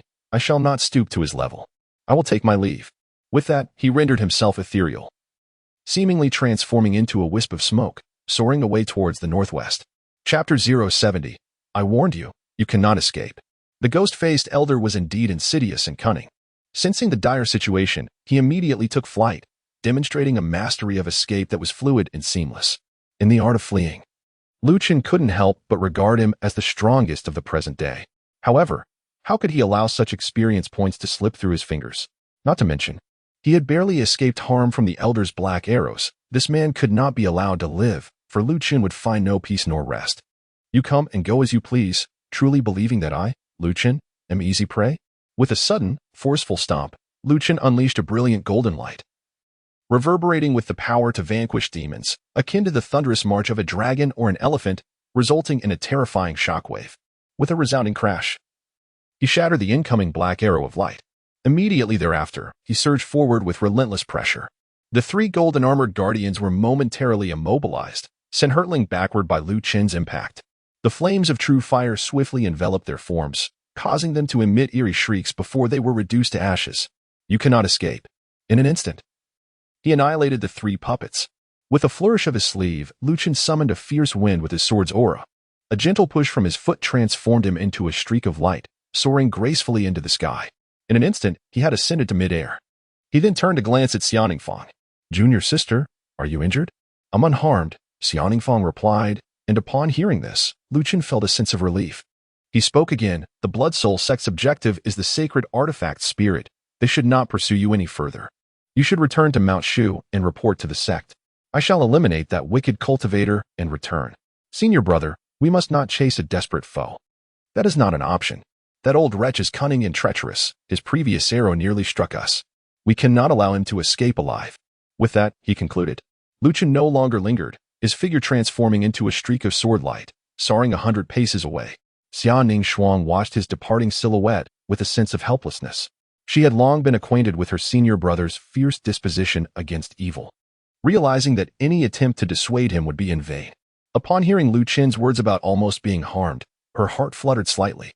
Could it be that his intense anger and determination to eliminate that wicked cultivator stemmed from the fact that the adversary had nearly inflicted harm upon her? Contemplating this, Xiaoning Shuang felt her cheeks flush with a hint of unexplainable sweetness. She gazed absent-mindedly in the direction Lu Chen had vanished, silently wishing for his safety. At that moment, Lu Chen was, of course, unaware of the inner musings of Xiaoning Shuang. His pursuit of the ghost-faced elder was not solely due to the earlier ambush, but primarily motivated by the desire for experience points. The old fiend had actually fled into the vast desert. Lu Chen pursued the scent of his adversary and swiftly entered a desolate expanse of barren desert. As far as the eye could see, a vast sea of yellow sand enveloped the landscape, shrouded in an eerie silence and desolation. It is said that this place is one of the remnants of an ancient battlefield. In the days of yore, when the Qin dynasty rose from the northwest, Emperor Qin Shi Huang vanquished the Six Kingdoms, engaging in a fateful clash here against the forces of Chu. Numerous alchemists and cultivators were summoned, resulting in a cataclysmic battle that rent the heavens and split the earth. To this day, this region remains an arid wasteland, where countless souls have found their final resting place, their malevolent energies giving rise to various monstrous creatures, rendering it a forbidden zone for humanity. Occasionally, intrepid cultivators dare to venture into this realm, seeking secrets and treasures. Within this vast desert, the terrain is intricate, and the direction is difficult to discern. The ghostly-faced elder likely intended to leverage this chaos to elude his pursuer and escape with his life. The cunning old man, indeed, understands that in this boundless desert, without a means of tracking, it is exceedingly challenging to pinpoint his precise location. One might even lose their way and fall into peril. Lu Chen furrowed his brows slightly. However, he swiftly devised a countermeasure. He immediately summoned the system interface and directed his gaze towards the Heavenly Eye technique. This spell, derived from the Heavenly Eye divine ability, stands apart from ordinary minor spells. As one's level increases, it enhances the power of the Heavenly Eye, and upon reaching its maximum level, it can evolve into the true Heavenly Eye divine ability, capable of illuminating the entire cosmos. Previously, due to his limited experience, he prioritized upgrading his cultivation and combat prowess. Thus, Lu Chen had refrained from enhancing this ability. Yet, given the exceptional circumstances now at hand, it became imperative to elevate the level of the Heavenly Eye in order to accurately track the mana signature of his adversary. 5,000 experience points, in his current context, did not seem excessively burdensome. Once he apprehended the ghost-faced elder, he would recoup his investment. With this thought in mind, without hesitation, Lu Chen made his decision. 5,000 experience points were deducted, resulting in an elevation of the Heavenly Eye technique. With his mana activated, golden light flickered in Lu Chen's eyes, and he immediately perceived a wisp of gray light extending ahead. It was indeed the aura of the ghost-faced elder's magical energy. I've caught you. Without hesitation, Lu Chen soared into the air, his sword slicing through the void as he followed the trail of light. Soon, he spotted his adversary above a dune. This cunning old man had deliberately circled several times, attempting to lure Chen into the lairs of various demons. Little did he realize that after upgrading his Heavenly Eye technique, Chen could directly track his last known position, thereby avoiding unnecessary detours. I told you, you cannot escape. With a chilling laughter, Chen descended, the true fire dancing upon the Tai's sword. With a fierce strike, the sword energy surged forth, shattering the dune and unleashing a terrifying blaze that instantly carbonized the surrounding debris into a glossy black surface. The ghost-faced elder gasped in shock.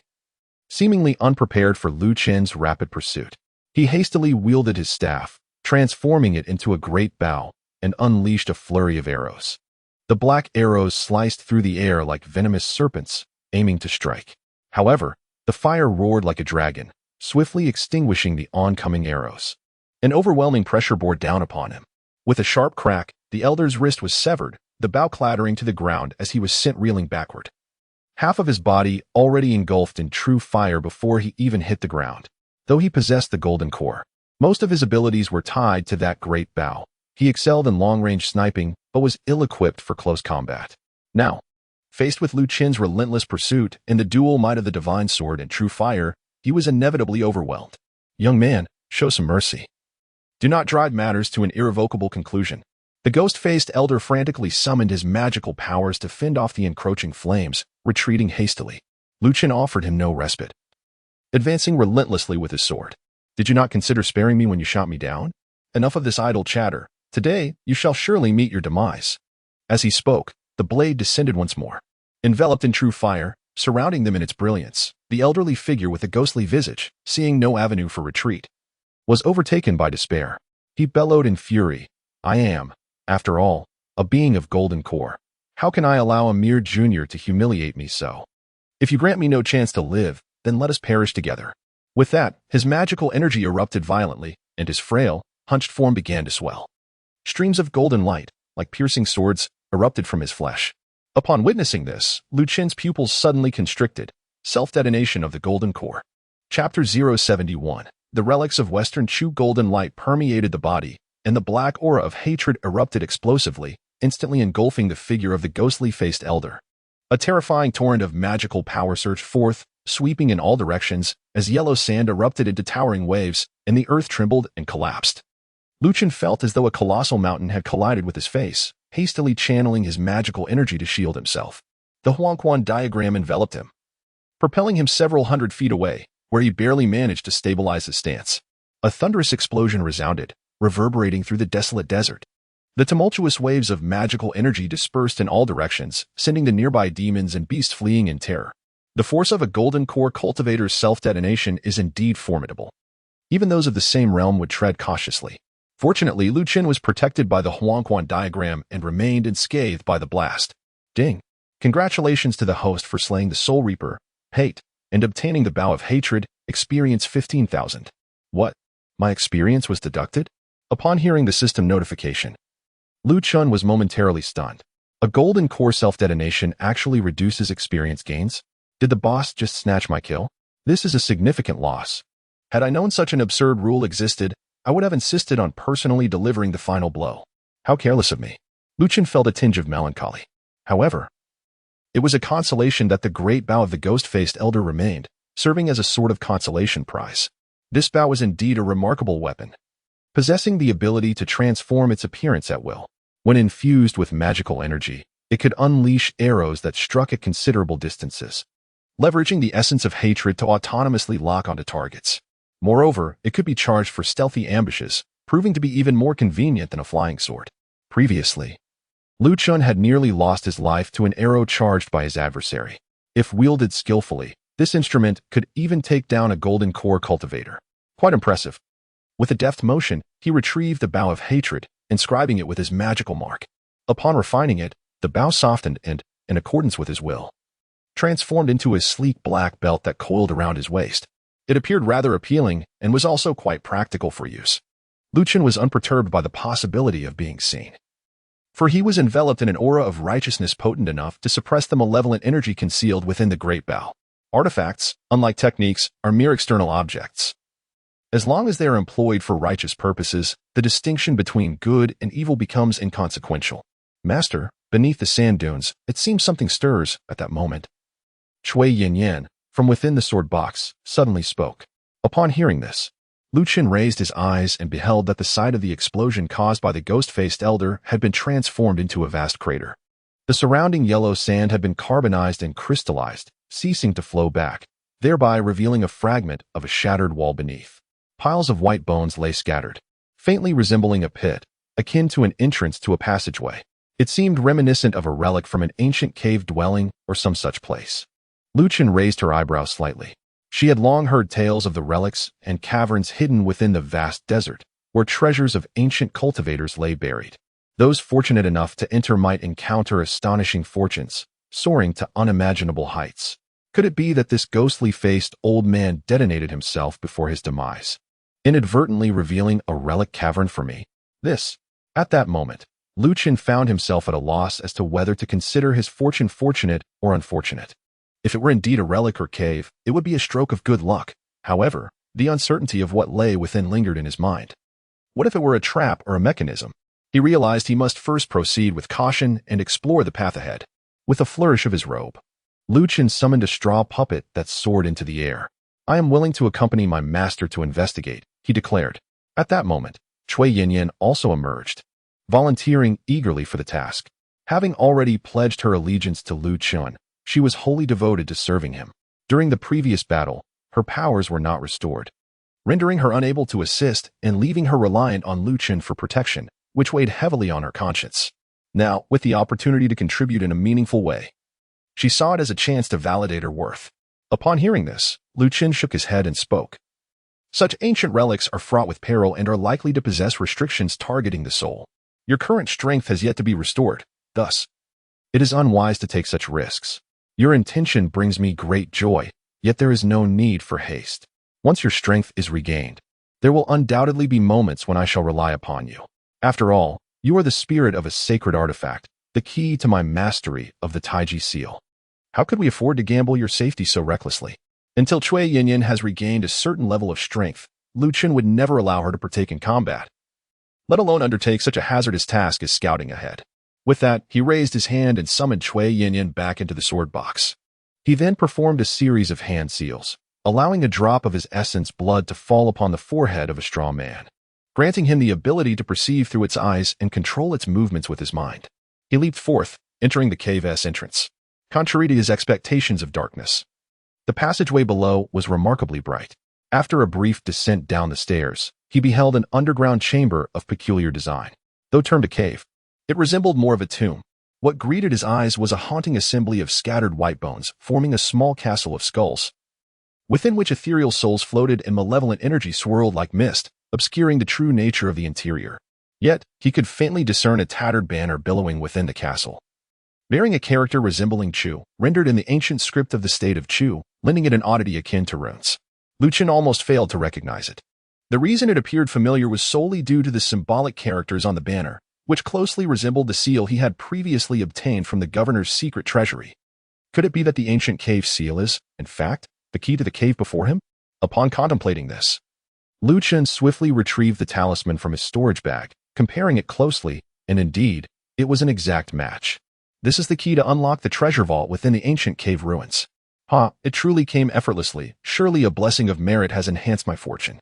Lu Chen's eyes sparkled with newfound brilliance. Initially, the talisman held little value for him, and he had no intention of utilizing it.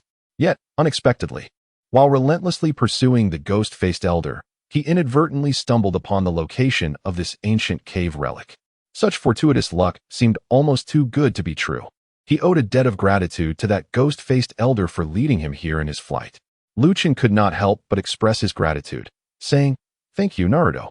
This ancient relic may very well be a remnant of the ancient Western Chu kingdom, and it is likely to harbor treasures within. Having mastered the art of talismans, I must venture inside to explore, otherwise, it would be a squandered opportunity." While lost in thought, Lu Chen first inscribed a temporary talisman, enveloping himself with several golden body charms. Then, he urged forth the majestic sword aura to shield his body. Ensuring he was thoroughly prepared, he then leaped into the air. Following the direction of the scarecrow as he ventured into the underground cavern, guided by the path forged ahead by the straw figure.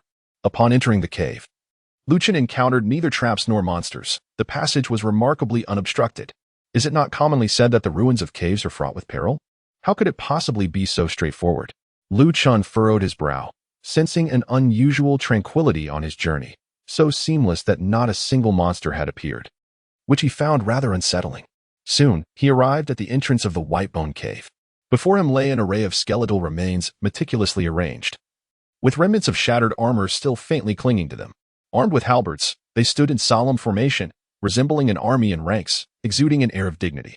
Over the years, flesh and blood had long since decayed into dust, leaving only the stark whiteness of bone, yet they retained their standing postures, reminiscent of a spectral legion guarding their final honor in this profound darkness. The wind howled mournfully, as if echoing the clashing sounds of ancient battles. The aura of desolation permeated through time, stirring emotions far and wide. The warriors of the Western Shu, once renowned across the land, had unexpectedly found their final resting place here. Chen sighed softly. At that moment, the skeletal soldier at the entrance seemed to sense his presence. With a crack, its head turned, and from the depths of its hollow eye sockets, an eerie blue flame ignited. Chapter 072. The junior Yangqi of Shushan pays respect to the elder. Boom. The heavy halberd came crashing down, sending up a cloud of dust and debris. Chen subtly shifted his body, effortlessly evading the assault. Although the skeletal warrior wielding the massive halberd possessed formidable strength, its speed was sluggish, rendering such an attack incapable of inflicting harm upon him. With a swift counter, he unleashed a powerful palm strike, the might of his demonic suppression instantly shattering the skeletal soldier into fragments, extinguishing the flames within its eye sockets. Ding! Congratulations to the host for annihilating the skeletal halberdier, earning 100 experience points. A mere 100 points of experience? Chen couldn't help but shake his head. These skeletal warriors, at best, possessed strength comparable to that of an early Foundation establishment cultivator, or perhaps even weaker. Given his current level of cultivation, vanquishing them offered little reward. Repeatedly defeating low-level targets would only lead to a rapid accumulation of experience decay. Thus, Chen found little interest in this endeavor.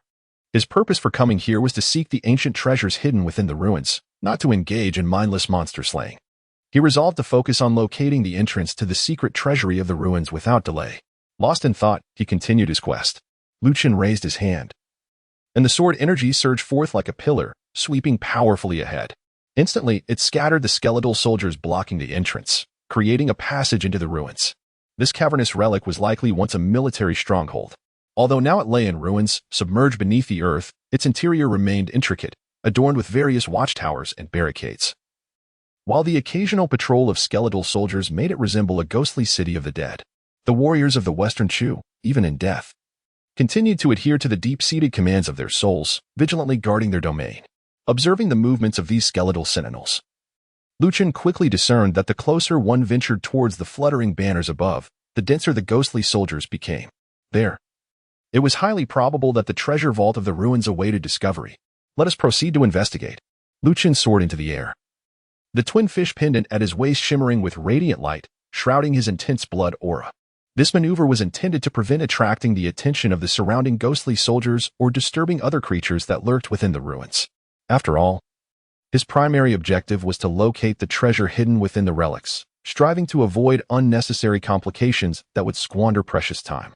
Once he had concealed his presence, Chen successfully navigated through the ancient city ruins. Soon, a dilapidated high tower materialized before him. The tower's entrance stood firmly closed, while a banner fluttered at its pinnacle. Faint glimmers of golden light flickered within the tower, suggesting the presence of invaluable treasures.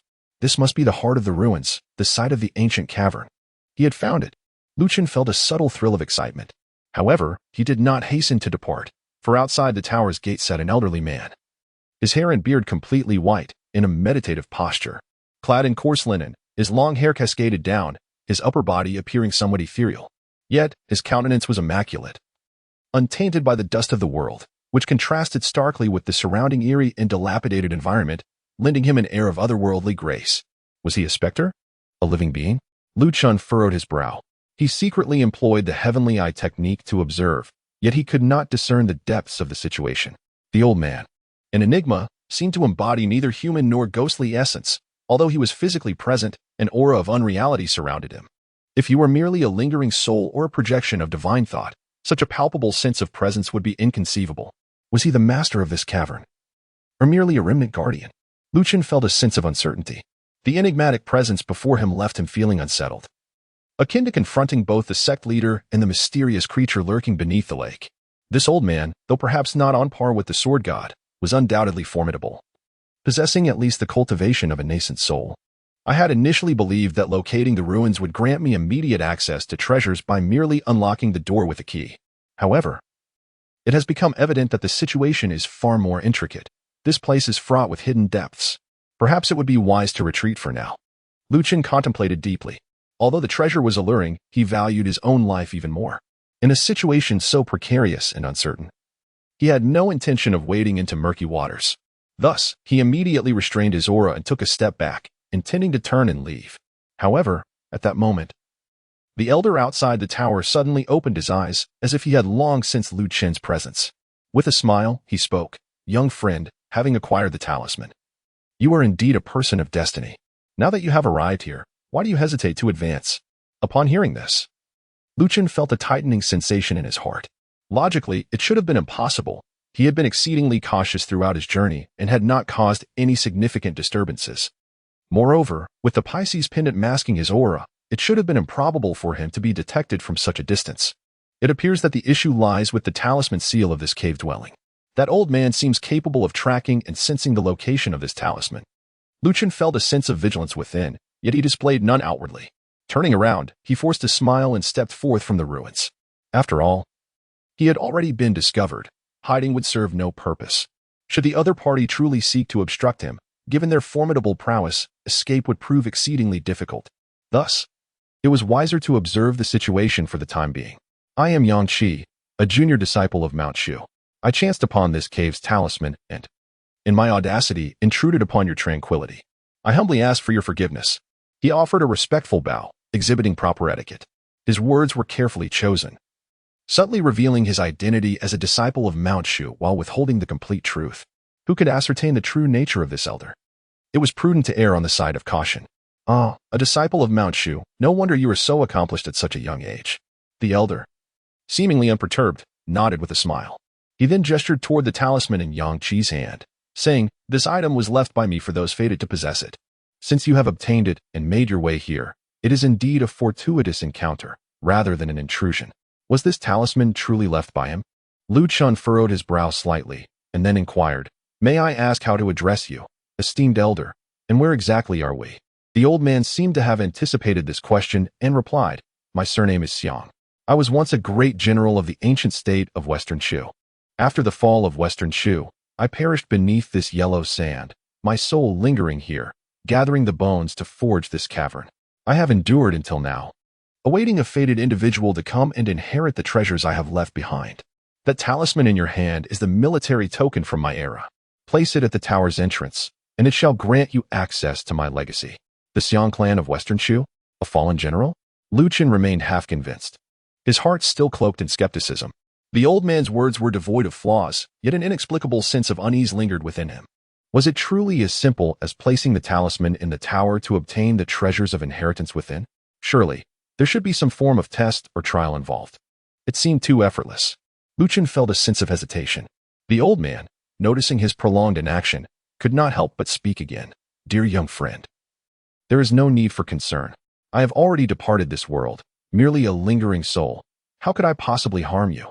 I have waited for so long solely to ensure that the exquisite art of the Xiang family does not vanish without a successor. You can see the golden light emanating from this tower, cannot you? If you merely open the door, the treasures within shall be revealed, and then you will come to believe in me." His words were imbued with great allure. As he spoke, his form hovered gracefully, signifying that he was indeed nothing more than a wisp of a soul, devoid of any threat. For an ordinary person, this would likely suffice to instill belief. However, Chen discerned that although the old man floated, his range of movement remained confined within the vicinity of the tower, as if an invisible barrier restrained him, preventing any escape. "Master, there is something amiss with this tower. I can sense the oppressive force of the sealing enchantment. Please, do not approach," cautioned Chui Yin from within the sword box, her voice barely above a whisper. Chen was initially filled with doubts, and upon hearing her words, he suddenly understood. He then spoke, I appreciate your kind intentions, esteemed senior. However, I am but a novice, lacking in both talent and knowledge. And I have yet to master even the skills of Shushan. I dare not covet your extraordinary teachings.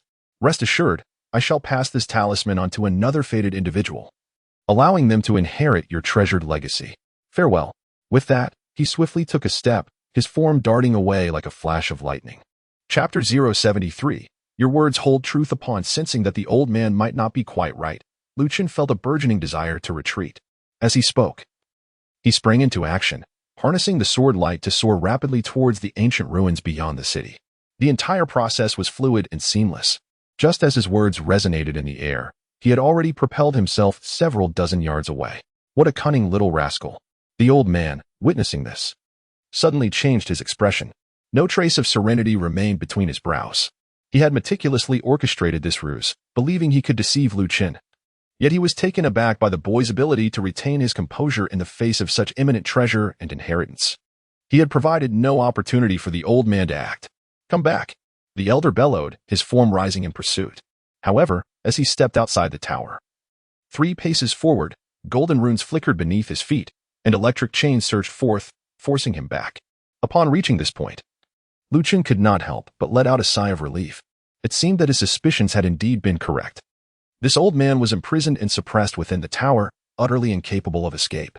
He could only use the allure of treasure and inheritance to tempt others closer.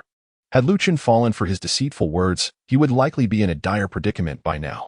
Thank goodness for his prudence, otherwise, if he had been captured by this old monster, the consequences would have been unimaginable. Chen silently rejoiced within. This cave's array of symbols might have been deliberately released by the ancient entity, aiming to lure practitioners into aid in his escape from confinement. Fortunately, Chen had sensed this in advance. As long as he remained vigilant, the other party should have no means to harm him. Although the remnants of many skeletal soldiers lingered within the ruins, they posed no real threat to Chen. If he wished to depart, he could do so at any moment. Thus, he felt no urgency to flee, gradually coming to a halt, with a flicker of murderous intent glimmering in his eyes.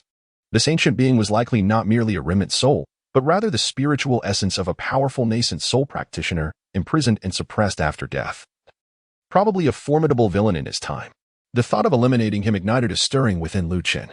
A being of such caliber, a nascent soul-level boss, must yield an immense amount of experience. However, he remained unaware of the elder's true strength. Such adept individuals undoubtedly cultivated formidable spells or divine abilities. Should he approach carelessly, he might inadvertently provide the adversary with an opportunity, leading to his own irrevocable demise. With the Taya Divine Sword, complemented by the Yellow Springs diagram and the 3 mysterious true fire, he indeed possessed a chance to vanquish him. Yet, such an endeavor was fraught with peril. He too could meet his end. After all, beings above the nascent soul realm, even devoid of a physical form, wield extraordinary combat prowess. Chen contemplated the gains and losses within his heart. For a moment, he found himself in a quandary. Meanwhile, at the entrance of the tower, the old man with white hair observed Chen pausing in his tracks, his gaze sharpening with intrigue, momentarily taken aback. He then burst into hearty laughter, exclaiming, "You, young lad, are indeed a formidable character. Not only have you seen through my scheme, but you also aspire to turn the tables on me? With both courage and cunning. You truly are a remarkable individual. What was your name again?" "Ah, Yang Qi, if I recall correctly. I advise you to abandon such thoughts. The tower seal can prevent my escape, and with your meager abilities, how could you possibly breach the seal and inflict harm upon me?" Chen was entirely indifferent to what the other party called him. It was preferable for him to remain forgotten. However, the old man's words did possess a modicum of truth. The seal of the tower not only prevented the old monster from emerging, but also likely barred his own entrance. The prospect of attacking from a distance seemed rather bleak. This implies that as long as I do not deliver myself to your doorstep, neither of us can truly harm the other, correct? This can be accurately stated. The elder nodded, his eyes reflecting a deeper admiration. Nevertheless, my earlier assertion was not entirely deceitful. I am indeed a general of the Chu kingdom, named Xiangao. Xiangao? Upon hearing this name, Chen's eyes flickered with surprise. It is said that during the reign of King Qin, who swept through the 6 states, the other 5 kingdoms fell like dry twigs. Yet only the Western Chu managed to withstand his might for a full 8 years, with this Xiangao at the forefront. This individual was renowned as the Dragon City General, endowed with extraordinary strength, a paragon of both literary and martial prowess, and lauded for his capability to govern the realm and achieve supremacy within 3 years.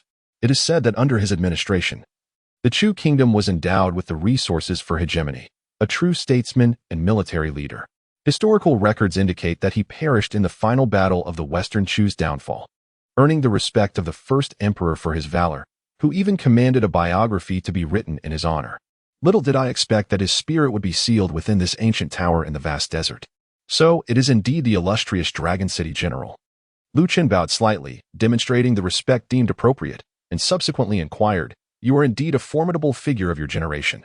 How could you find yourself in such a dismal state, resorting to underhanded schemes against a younger counterpart? What is a formidable figure but a defeated general?" Xiang Ao replied through gritted teeth. "In my final battle, I was consumed by madness, and Ying Zheng, fearing that I might disrupt the foundation of his nation's fortune, commanded the scholars to construct this tower, imprisoning me here for a full 3 centuries. Thus, I was left with no choice but to devise a method to lure him with talismans, hoping to employ the soul exchange technique to escape this place and exact vengeance upon that old wretch Ying Zheng for the blood feud of my family and country." Understanding the hatred born from the destruction of his nation and the bitterness of 3 centuries of confinement, Lu Chen regarded him with a hint of pity and said, "Alas, I cannot permit you to seize another's body. Moreover, even if you were to escape now, you would be unable to avenge yourself. Why is that? A century ago, the first emperor has already passed into the beyond. Ying Zheng is dead?" Upon hearing this, Xiang Ao was momentarily taken aback, then shook his head in disbelief. That old scoundrel, in his quest for immortality, amalgamated the teachings of various schools early in his life, achieving an unprecedented realm.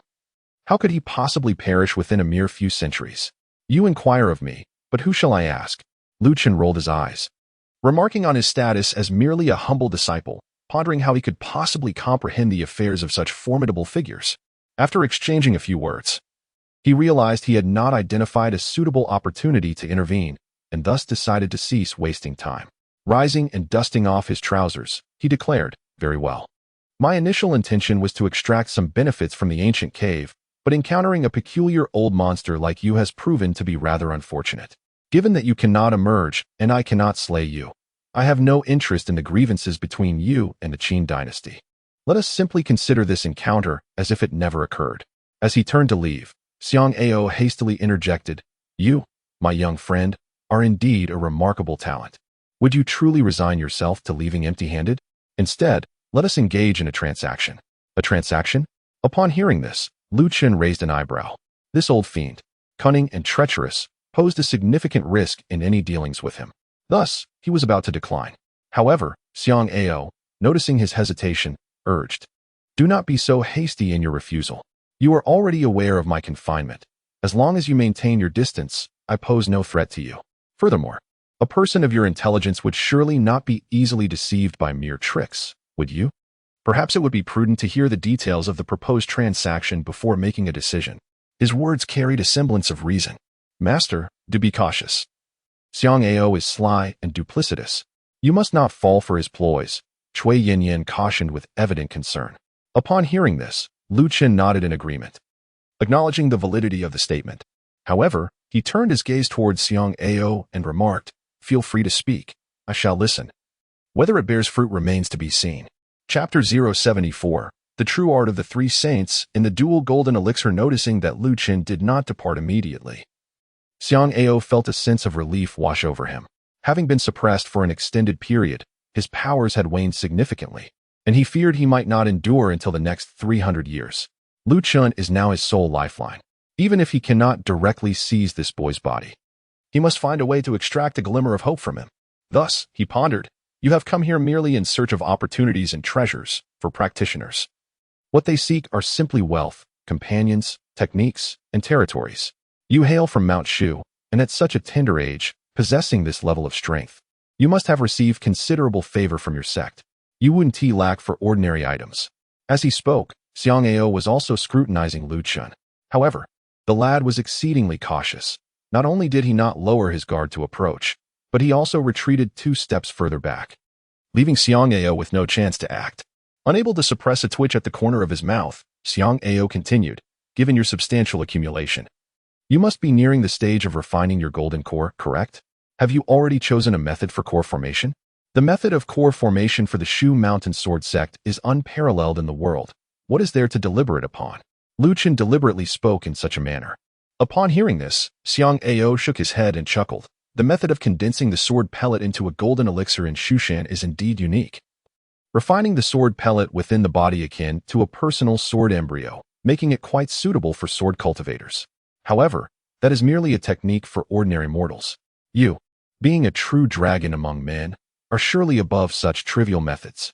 Indeed, one must admit, although this old fellow is cunning and treacherous, he is undeniably a talent, possessing a way with words that is truly delightful. As Chen listened to his words, he felt somewhat dazzled. He promptly interrupted, saying, "Though your flattery is quite pleasing, I shall not grant you the opportunity to seize my essence. Let us get straight to the point. What a cunning little fox." In his heart, Xiang Ao silently scoffed. Yet on the surface, he maintained a serious demeanor and declared, "I can impart to you a supreme method of refining elixirs, unparalleled in the world, which will render you invincible within the golden core realm." An unparalleled elixir refinement method? Invincible in the golden core? This old fellow certainly speaks with grandiosity. However, Chen did not become overly excited. After all, he possessed a system, and even with the most rudimentary method of refining elixirs, he could likely dominate his peers. Nevertheless, intrigued by the other's claim, he inquired, "What method of elixir refinement are you referring to? Please, enlighten me." Seeing Chen's interest, Xiang Ao continued. A hint of pride gracing his features, in my prime, I single-handedly contended against half of the 12 giants of the Tyrant chain, earning the title of General of Dragon City, thanks to my unique and unparalleled technique, the Three Saints' True Art. By harmonizing essence, energy, and spirit, I opened 3 golden cores within my body. Although I have yet to fully perfect this technique to reach the Three Saints level, I have nonetheless uncovered the secret of establishing dual golden cores of essence and blood. The Three Saints' True Art? The method of dual golden cores of essence and blood? Refining chi into a golden core and solidifying blood into a golden core. Does this not simply combine the internal golden core of the Taoist sect with the external golden core of the Buddhist tradition? This is something I can achieve on my own. Chen nonchalantly curled his lips. Seeing his indifferent expression, Xiang Ao could not help but feel a flicker of annoyance and exclaimed, "You young lad, do not presume that cultivating dual golden elixirs is an easy feat indeed. Disciples of the Tao can concurrently refine the body through Buddhist practices, and practitioners of Buddhism can also study the principles of the Tao. This concept of harmonious cultivation of both paths is often discussed. Yet have you ever heard of anyone truly achieving the dual golden elixirs?" Upon hearing this, Chen furrowed his brow. It indeed seemed that he had never come across anyone who had successfully refined dual golden elixirs. He could not help but inquire, "Is there some intricacy to this?" The process of condensing a golden elixir is akin to a rebirth. If one were to liken the human body to a vessel, it can only withstand the transformative changes brought by a single golden elixir. Should one attempt to cultivate both simultaneously, the elixirs would repel each other, leading to a discordance in vital energies, an imbalance of yin and yang, ultimately resulting in catastrophic demise. Xiang Ao, well versed in this matter, endeavored to elucidate the reasoning behind it in the simplest terms. Chen currently finds himself grappling with comprehension. Yet, a semblance of understanding dawns upon him. Absent any secretive techniques, it is inconceivable for one to cultivate 2 golden pills simultaneously. Although he has refined the Buddhist bone relic, it merely brings his physical form perilously close to the strength of a Luohan's golden body, without affecting a genuine metamorphosis. Once he condenses the golden pill within, further enhancement of his corporeal form will become unattainable. The intertwining of Buddhist and Taoist practices, or the amalgamation of Confucian divine methods, is but a vague notion. Ultimately, one must assume a primary focus while the others serve as supplementary. No individual has truly managed to elevate all aspects in perfect synchrony. It is plausible that one becomes ensnared at the golden pill stage, necessitating sacrifices. The teachings of cultivation have endured through the ages, and various sects have evolved their unique paths, offering a plethora of choices, but also complicating the journey. Unless endowed with exceptional secret techniques, it is improbable for anyone to concurrently forge 2 golden pills, as this demands exquisite mastery over the balance of vital energy and blood, as well as the harmony of yin and yang. In my past, I lingered in the crystallization realm for a full 60 years, venturing into the Eastern Sea in pursuit of the traces left by ancient Qi cultivators, emulating the dual cultivation of life and breath, which ultimately led to the creation of my unique 3 Saints True technique. At this juncture, Xiang Ao speaks with a sense of pride. Indeed, the ability to pioneer one's own distinctive techniques and wonders is a remarkable feat, even though his 3 Saints True technique remains incomplete, lacking the capacity for true synchronization of essence, energy, and spirit. He has nonetheless achieved a remarkable feat in manifesting both internal and external golden pills within the golden pill realm. Consider the implications. While others possess but a single golden pill, he boasts 2 genuine golden pills, each complementing the other, with vital energy and blood in harmony. The enhancement of his combat prowess transcends the simplicity of addition. From this perspective alone, Xiang Ao merits the title of the capable and virtuous. It is no wonder that he could, single-handedly, contend against the might of the resplendent Qin dynasty for several years, even earning the admiration and caution of the ancestral dragon. Were this individual to survive and genuinely establish the subsequent Purple Mansion Celestial Palace, achieving the simultaneous cultivation of essence, energy, and spirit, his future accomplishments would undoubtedly be boundless. Upon hearing this, Chen felt a stir of interest. He aspired to reach the pinnacle of the sword path, naturally desiring to perfect every step he took. The prospect of refining a genuine dual golden elixir undoubtedly presented a significant advantage. Moreover, with his system, he could achieve simultaneous enhancement of both internal and external prowess, free from concerns of insufficient energy. As long as he accumulated enough experience points, he could simultaneously cultivate 2, or even 3, golden elixirs. The only cost would be a slight increase in experience expenditure. However, the benefits derived from this endeavor were immense. Yet, he harbored some apprehensions. Firstly, he questioned the cunning and treacherous nature of Ao. Could he possibly tamper with the technique? Secondly, while the concept of dual golden elixirs sounded enchanting, there was a long-term consideration regarding future breakthroughs into the nascent soul stage. The golden elixir and the nascent soul were intricately linked. The nascent soul was birthed from the golden elixir. In Taoist practice, the golden elixir within one's body serves as the foundation for the nascent soul, while in Buddhism, the Buddha bone manifests as a transformation of the Dharma image. The methodologies differ, and without secret techniques at that juncture, he feared he might forever remain stagnant at the golden elixir realm. Until he could devise solutions to these concerns, Chen would not readily acquiesce. After a moment of contemplation, Chen finally spoke up, admitting, "I concede that what you propose is indeed enticing. However, I wish to ascertain what you require from me in exchange for imparting your unique alchemical secrets. In any transaction, there are no opportunities for one to benefit without reciprocation. Let me be clear, I shall never grant you the chance to seize my body." Chapter 75. Isn't it delightful to benefit without cost? This fellow is constantly fixated on seizing a body. I have yet to attempt such a thing with you. Xiang Ao felt a sense of disbelief. Nevertheless, upon hearing Chen's inquiry, he recognized the potential for negotiation. Where there is mutual desire, a transaction can indeed be forged. With a nod, he reassured, "Rest assured. You are far too astute for me to usurp your form. As long as you agree to send forth that talisman and procure a suitable vessel to assist my escape from this place, I shall impart to you the dual cultivation method of the golden elixir." Xiang Ao laid out his terms. Is he asking me to lure a fool here for him to possess? Upon hearing this, Chen glanced at the talisman in his hand, his brows arching slightly. To be candid, the condition proposed was not particularly challenging. In fact, it bordered on simplicity. However, he could not, in pursuit of his own interests, casually seek a scapegoat. For that would be tantamount to taking a life recklessly, akin to the actions of a malevolent practitioner. Such an act would tarnish his own integrity and sully the noble essence of his swordsmanship. Naturally, if the individual in question were a nefarious villain devoid of conscience, it would be a different matter altogether. You certainly possess a keen sense of strategy. Yet, how can I ascertain the veracity of your words? Should I bring the person to you, and upon your liberation, you decide to eliminate me instead? To engage in a transaction, sincerity must precede all else. Therefore, I propose this. First, grant me the method of dual birth to verify its authenticity, and then we may discuss further matters. Chen is not foolish. Why would he believe someone's empty words without tangible benefits? First, he must find a way to obtain the secret method, and if it can be confirmed through system scanning, then there will be no issue. Perhaps he can even take advantage of the situation. You, my young friend, do you truly only possess the mind of a teenager? Xiang Ao shook his head in resignation and, after a moment of contemplation, decided to act decisively. With a wave of his hand, the portal of the tower slightly opened, and a jade piece flew out. Enveloped in magical energy, it barely broke through the restrictions before soaring into the air, only to come crashing down. It cannot be directly sent to Lu Chen's hands.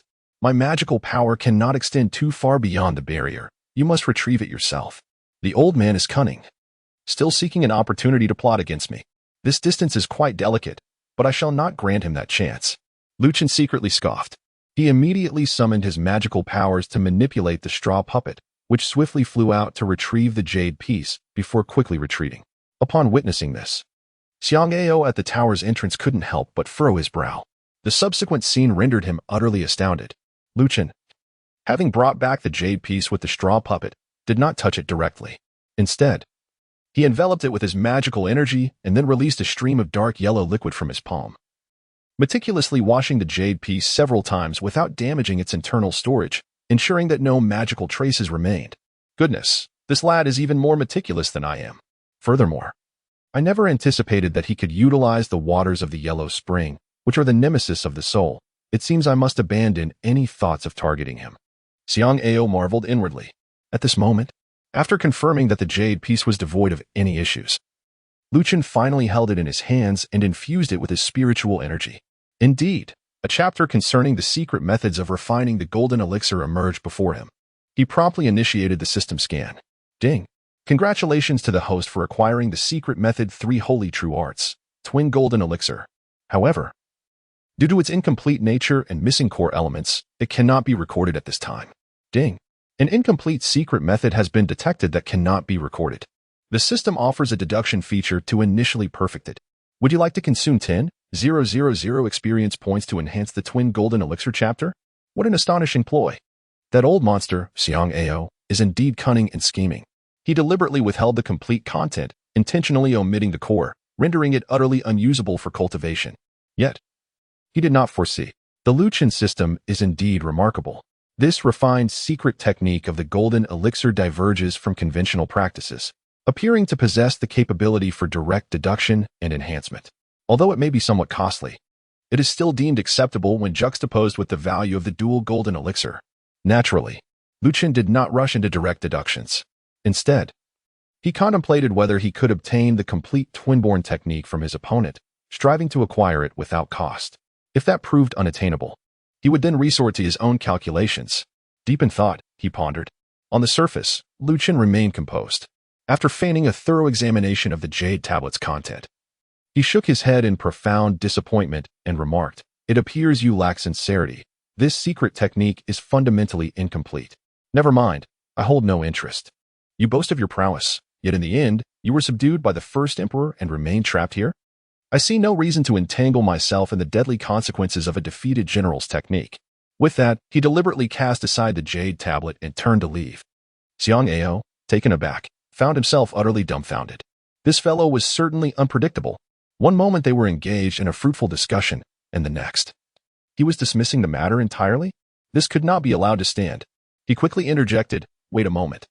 I merely intended to provide you with an overview of the secret technique's content to ascertain its authenticity. I cannot simply hand over the complete technique to you. How about this? Let us first forge an alliance. Once the pact is established, I will share the genuine secret technique, and in return, you shall assist me in escaping. That seems fair, does it not?" Xiang Ao's current predicament left him with limited options. To extricate himself from this situation, he would need the assistance of another. This was precisely why Lu Chen appeared to have the upper hand. However, forging an alliance was no mere verbal agreement. It required both parties to inscribe their names and birth details, followed by a binding of magical energies to incinerate the alliance document, thereby obtaining celestial approval. Any party that betrayed the pact would face dire repercussions from the fates. Forming an alliance is feasible, but I find myself reconsidering. Merely possessing the dual birth technique is insufficient. Lu Chen smiled and gestured towards the tower behind him, saying, "There must be quite a few treasures left inside, right? Since you're trapped here, they are of no use to you. How about this? The treasures inside will belong to me, and in return, you shall grant me the complete duality secret technique. We can forge a pact right now. Of course, you may refuse. having already acquired the duality secret technique without cost. He felt confident that even if this deal fell through, he could deduce it on his own with merely a loss of 1,000 experience points. Thus, he boldly made his demands. On the other hand, Xiang Ao found himself with far fewer options. He could either acquiesce to Lu Qin's terms or remain in this place, waiting indefinitely. If Lu Qin were to be particularly ruthless and destroy the seal, setting up layers of concealment formations outside, it could be centuries before anyone stumbled upon this location again. Xiang Ao was not foolish. After weighing the pros and cons, though his heart simmered with anger, he gritted his teeth and replied, "You truly have a voracious appetite. Fine, take it all." With that, he reached out, and the tower's entrance opened once more, revealing a dazzling golden treasure chest, the very artifact he had used to entice Lu Qin. This was no mere illusion. It was genuine, for otherwise it would have evaded Lu Qin's keen perception. With the treasures in sight, the pact needed to be established first. As Xiang Ao spoke, he wove his magical energy into a silver parchment, extending his finger as a quill to inscribe the terms of their agreement, signing his name and birth date. With a flick of his sleeve, the parchment flew directly before Lu Qin. The old fox. Lu Qin silently cursed under his breath. He then extended his hand, his expression devoid of emotion, and inscribed his name upon the covenant. Yang Qi. Chapter 76. Unfettered Confidence. Return to Shushan. The pact was established. As the flames surged, the agreement transformed into a wisp of azure smoke, dissipating into the ether. With the covenant forged, both Lu Qin and Xiang Ao could not help but exhale in relief, their hearts secretly rejoicing. "I am a man of my word. Now that the pact is sealed, all these treasures belong to you. The complete twin secret technique is also here. Take a look to confirm its authenticity, lest you hold me accountable in the future." As he spoke, Xiang Ao raised his hand, channeling his power to lift the treasure chest from the confines of the sealing barrier. Lu Qin remained vigilant, meticulously refining the treasure chest before finally unlocking it. Indeed, within lay a wealth of precious artifacts, including rare magical items and elixirs, among which was even a piece of extraordinary natural treasure, an immense stroke of fortune. However, it was not the time for inventory. He promptly stowed everything into his storage bag. He then picked up a jade slip from within, and upon system scanning, it revealed itself to be the complete cultivation method for the twin-born secret technique. Ding! Congratulations to the host for successfully acquiring the twin-born secret technique. The system has automatically recorded it. The secret technique possesses no rank and cannot be upgraded. The conditions for further evolution have not yet been met, rendering further refinement impossible. This twin-born secret technique is designed to aid in the condensation of the golden core. Thus it cannot be upgraded like other martial arts, a fact that was anticipated. However, what Lu Qin did not foresee was the potential for subsequent evolution of this technique. Could it possibly advance to become the complete Three Saints true skill? That was a realm of mastery that even Xiang Ao had not fully comprehended. Existing solely in the realm of theory, Lu Qin remains uncertain about the triggering conditions and does not anticipate any progress in the short term. However, there is a silver lining. The system has now developed the capability to simulate the intricacies of martial arts techniques, marking an expansion of its functionalities. Does this imply that when he reaches a bottleneck in cultivating his imposing sword aura, he might also transcend limitations through such simulations? As these thoughts swirled in his mind, Lu Qin carefully stored away the jade slip. He then turned his gaze towards the distant Xiang Ao and spoke. "Very well, the items are satisfactory. This transaction is settled. I am a man of my word. I will find a way to disseminate the talismans, but I shall not assist you in seizing another's body to cause harm. As for your ability to escape your predicament, that lies solely in your hands." Upon hearing this, Xiang Ao furrowed his brow but chose to endure it. He nodded and replied, "Agreed, you need only to bring people here. However, they must possess exceptional cultivation aptitude. Mere wastrels do not deserve my possession. It is fortunate enough to escape, and yet you are being selective." Lu Qin shook his head. Having already reaped the benefits, he had no desire to squander any more time here. After negotiating a few details with Xiang Ao, he mounted his sword and soared out of the cave's ruins. The departure was remarkably smooth. Xiang Ao did not engage in any underhanded tactics, nor did he attempt to obstruct him. This, in fact, left Lu Qin feeling somewhat perplexed and uneasy. Logically speaking, an old fox like Xiang Ao would not simply trust a mere covenant. Believing that Lu Qin would not breach it, Was he not concerned that Lu Chen might abscond with the gains or deliberately delay matters for decades or even centuries? Or was it possible that this cunning old man had some hidden contingency?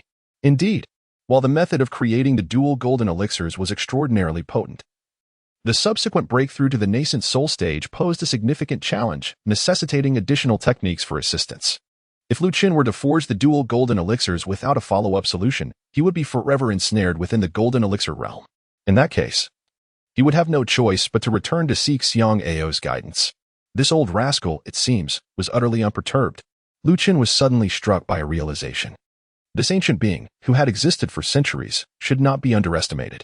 A moment's carelessness could lead to being ensnared by his schemes. However, the subsequent issues regarding cultivation truly required resolution. Otherwise, Lu Chen dared not directly practice the dual-born secret method.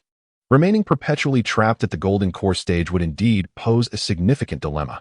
He could not ascertain whether the system's refined method could remedy this predicament, and he certainly did not wish to embark on a reckless endeavor. Well, it seemed prudent to take some time to prepare before contemplating the condensation of the core. For now, it was best not to overthink matters and simply return to Mount Shu. As for this cunning and malicious ancient entity, who harbored enmity towards the great Chen, releasing him could incite considerable chaos. It would be wise to minimize interactions with him. After all, that particular covenant was signed by Yang Qi, and it held no relevance to him. As he pondered these thoughts, he continued. Lu Chen had transformed into a sword forged by the wind, soaring into the heavens, and departed from the vast desert, returning to Mount Shu. Along the journey, he encountered no further mishaps. After half a day, Lu Chen has returned to Mount Shu. He pays his respects to his esteemed senior brother. The disciples guarding the mountain, upon witnessing Lu Chen's return, all approached him with utmost reverence, bowing in greeting. Lu Chen, with a gentle smile, nodded in response. You two have worked hard guarding the mountain gate. Not at all. Not at all. It is our duty, replied the two disciples eagerly. Brother, your descent from the mountain this time is truly commendable. Since Sister Xia's return, your deeds have spread throughout the sect, vanquishing demons, slaying malevolent cultivators, and enhancing the illustrious reputation of Mount Shu. We hold you in the highest regard. This unexpected praise took Lu Chen by surprise. He recalled that Xia Ningxuang was not one to indulge in gossip or boastfulness. It was likely that the tales had circulated among the common folk, perhaps bolstered by the sect leader's intent to establish his reputation. Nevertheless, it was not an unwelcome development. He merely offered a modest smile and replied, the disciples of Mount Shu vanquish evil and uphold justice as a matter of principle. Focus on your cultivation, and one day, you too shall wield your sword across the world, earning the admiration of all. Yes, we shall heed your teachings, brother. Amidst their admiration, Lu Chen soared towards the Sword Immortal Hall. His journey down the mountain was undertaken with purpose. Upon his return, he intended to report to the sect leader. However, with Xia Ningxuang having returned early, Lu Chen's visit was merely a formality. Disciple Lu Chen pays his respects to the esteemed sect leader. Within the Sword Immortal Hall, the serene and composed Qing Suzhenren sat cross-legged, exuding an aura of tranquility. It seemed as though he had been present there for decades. Tending to the grand formation of the hall, though it was said to pertain to the very foundation of Mount Shu, Lu Chen dared not inquire further. Over time, he had grown accustomed to this. It would indeed be a rarity not to find the sect leader within the hall. You have returned? I am already aware of the matter regarding the wind sculpture, and you have handled it admirably. However, as Qing Suzhenren opened his eyes to regard him, his expression shifted from admiration to solemnity, casting a weighty atmosphere around them, steeped in authority. Lu Chen could not help but change his expression slightly, pondering whether the matter of my alliance with Xiang Ao had come to the attention of the sect leader. That should not be the case. While the sect leader is formidable, he is not an omniscient deity. Besides, I did not truly release him to commit heinous acts. How could this provoke the sect leader's wrath? With a heart full of trepidation, he listened as the venerable Qing Su continued. You dare to pursue a malevolent cultivator of the golden core stage? What if there are accomplices waiting to assist him, or if there are hidden traps? Wouldn't that be a futile sacrifice? You are now a true disciple of Shushan, wielding the divine sword. The sect has high hopes for you. If anything were to happen, it would be a loss for all of Shushan. Upon hearing the sect leader's words, Lu Chen was initially taken aback, but soon felt a twinge of gratitude. Although the sect leader's tone was stern, his concern for Lu Chen's safety was evident, bringing warmth to Lu Chen's heart. Without retorting, he quickly bowed and said, Your admonishment is well-founded, esteemed sect leader. I acted recklessly in this matter. Should I encounter a similar situation again, I will exert my utmost effort to prevent any chance of the enemy escaping, thus eliminating the need for perilous pursuits. You understand, then, the venerable Qing Su remarked. Noticing Lu Chen's humble attitude, he nodded slightly, but upon further reflection, something felt amiss. Was I not addressing this particular issue? Nevertheless, this young man truly harbors a deep-seated aversion to evil, displaying a murderous intent that rivals that of his senior brother Qing Feng in his youth. No wonder he has become the current ruler of Taiyue. Of course, the venerable Qing Su was not genuinely angry. He was aware that Qin Shi Feng had imbued a strand of sword energy into the Taiyue sword to protect Lu Chen. Should a life-and-death situation arise, it would activate, safeguarding his life. Thus, upon receiving the news, the venerable Qing Su had refrained from sending reinforcements. He merely intended to use this as a cautionary lesson, urging Lu Chen to exercise restraint in the future and avoid falling into traps. He held great hopes for Lu Chen and certainly did not wish for anything unfortunate to befall him. In truth, the venerable Qing Su was indeed overthinking the matter. At times, although Lu Chen may appear impulsive, he values his life more than anyone else. He typically refrains from engaging in endeavors that lack certainty. The Blood Soul sect still possesses the four great soul manipulators of greed, anger, ignorance, and hatred. The recent dispatch of two of them to eliminate you is indeed a significant undertaking. I am already aware of the matter regarding the sacred object for suppressing demons. The weapon spirit has recognized its master, presenting you with a rare opportunity. However, the Blood Soul sect is unlikely to relent easily. So you must exercise greater caution in the future, remarked Master Qingshu. Upon hearing this, Lu Chen nodded and replied, "Disciple understands." However, since the Blood Soul sect has set its sights on the sacred object for subduing demons, they will likely devise other schemes. We cannot remain passive any longer. I comprehend your thoughts, yet with your current cultivation level, even if you were to command half of the spirit tools, it would still be impossible to wield the sacred object for subduing demons. The Taiji seal is a treasured artifact bequeathed by the founder of Wudong. It is essential that you first refine your golden core, only then, through the relationship with the spirit tools. Would there be a glimmer of hope for gaining the recognition of the sacred object? Is attaining the golden core realm sufficient? Lu Chen was taken aback for a moment, but soon broke into a smile. As an unworthy disciple, I should be able to attempt the refinement of the golden elixir in a few days. Upon hearing this, the esteemed Qingshu Jinren was momentarily stunned. A closer inspection revealed that the aura of magical power emanating from Lu Chen had indeed solidified into a tangible liquid state, exhibiting the initial signs of crystallization. This was indicative of the pinnacle of the late crystallization stage. The twin fish pendant adorning Lu Chen possesses the ability to obscure one's aura.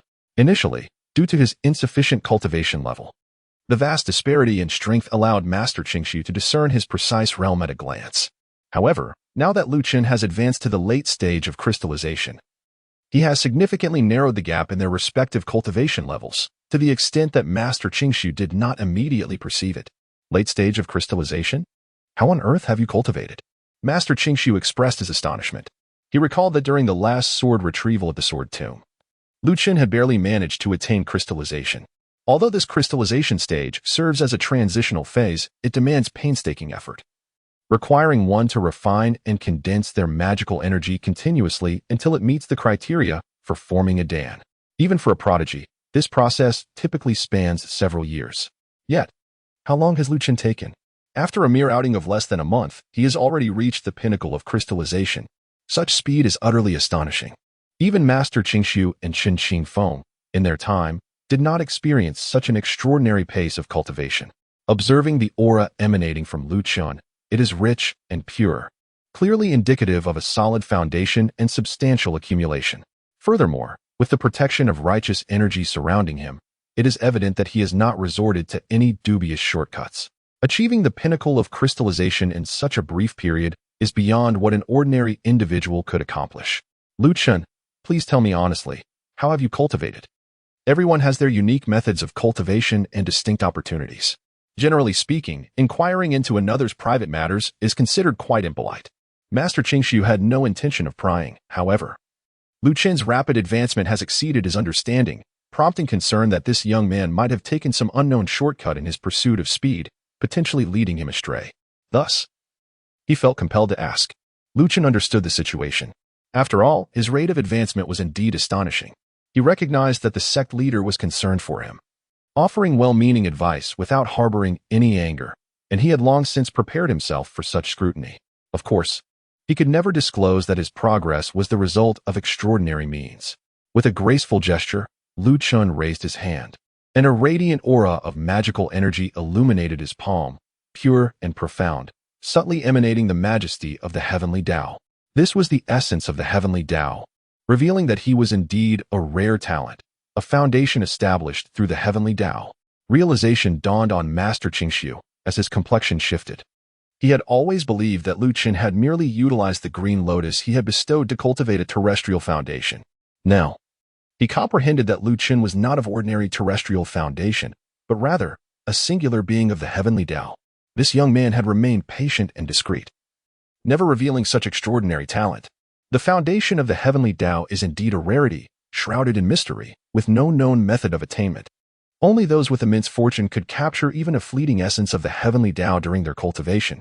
Even he and Chen Qifeng, despite their prodigious gifts in their time, had never encountered the essence of the heavenly Tao. Thus, they had no inkling of the terrifying potential that such a foundation entailed. So it was. If one bore the essence of the heavenly Tao, then all this progress made perfect sense. In terms of innate talent, those who establish a foundation through the heavenly Tao are even more formidable than those who have yet to awaken. No wonder Lu Chen's advancement was so rapid. Master Qingshu was filled with emotion, all doubt dissipated, leaving only exhilaration and pride. Having practiced for centuries, he found it increasingly rare for anything to stir his heart. Yet, Lu Chen's talent was indeed extraordinary. In the 1,000-year history of the Shushan sect, aside from the founding patriarch, no one had ever achieved a foundation of the heavenly Tao. This underscored the remarkable nature of Lu Chen's gifts. Shushan had given rise to a dragon. You concealed your status as one who has established a foundation of the heavenly Tao quite well. However, this is understandable. Such a foundation is exceedingly rare. And in the present world, it is unlikely that another could be found. Each individual who establishes a foundation of the heavenly Tao has the potential to dominate an era. If such information were to fall into the hands of those with ulterior motives, it would undoubtedly lead to significant trouble. You have navigated this situation wisely. From this day forth, until you possess absolute strength, be sure to guard against anyone discovering the essence of the heavenly Tao within you. Master Qingshu soon regained his composure and offered this sage advice. Lu Chen undoubtedly comprehended the principle that one may stand out in a forest. He promptly nodded in agreement. Following this incident, the master would surely place his absolute trust in him, ensuring that no matter how swiftly he advanced, he would no longer incite suspicion. Even if others harbored ulterior motives, the master would shield him and smooth over any concerns. Thus, Mount Shu would truly become his steadfast support and sanctuary. With the previous foundation of trust established, his now revealed aptitude for foundational cultivation of the heavenly Tao would further elevate his standing in the master's eyes, prompting the latter to devote himself entirely to nurturing Lu Chen's potential.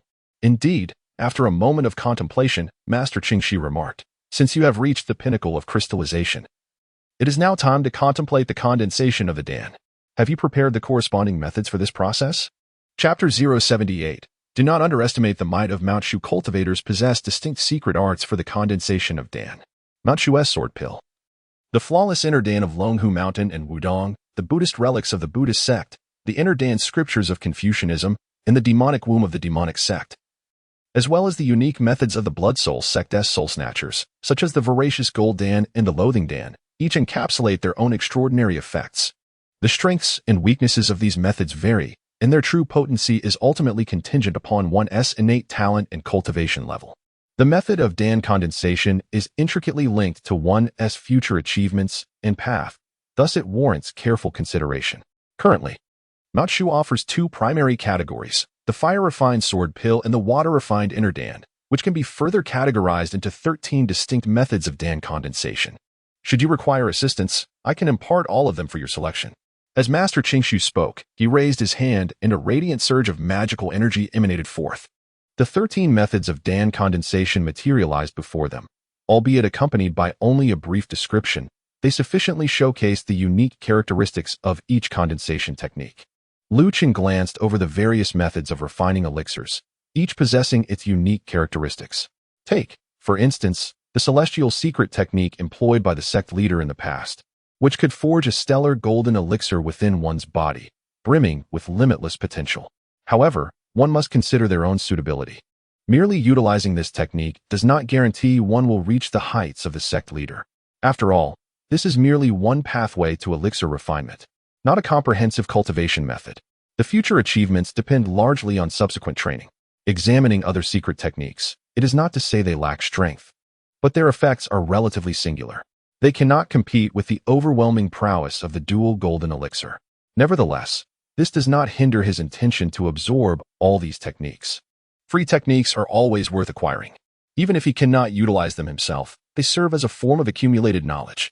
In the future, when Luli attempts to refine her golden elixir, these could serve as viable options. However, it is imperative to first seek the sect leader's consent. For the methods of golden elixir refinement differ fundamentally from the introductory cultivation techniques previously imparted. Gratitude to the sect leader is in order. The disciple will return to study diligently before making a decision. Indeed, the esteemed Qing Suzhen trusts in his character and is aware of his prudence in action. With a genuine intent to nurture, he does not concern himself with trifles. Subsequently, he casually handed over a bronze sword token. Refining the golden elixir is a matter of great significance. Relying solely on the spirit-gathering array in that cave may prove inadequate.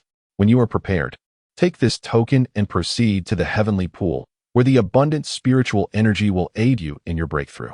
The Shu Mountain Heavenly Pool is a sacred site of the sect, a convergence of the entire sect's spiritual essence. Typically, disciples are forbidden entry. Only true heirs or elders may be granted permission to enter during critical moments of breakthrough. Not only is the spiritual energy plentiful there, but there is also a specialized protective formation to ensure that any potential failures in the breakthrough minimize personal harm. Thank you, sect leader. Lu Chun took the token with gratitude, repeatedly expressing his thanks. The clear-void real person then shared some insights regarding the intricacies of Dan condensation before stating, "Let us discuss the matter of the Tai Chi seal after you have transcended into the golden core stage. For now, you must diligently cultivate and prepare, as the heavenly Tao has fortified your foundation, which in turn will amplify the challenges you face during your breakthrough." The disciple comprehended this well. Lu Chun nodded in agreement and prepared to take his leave.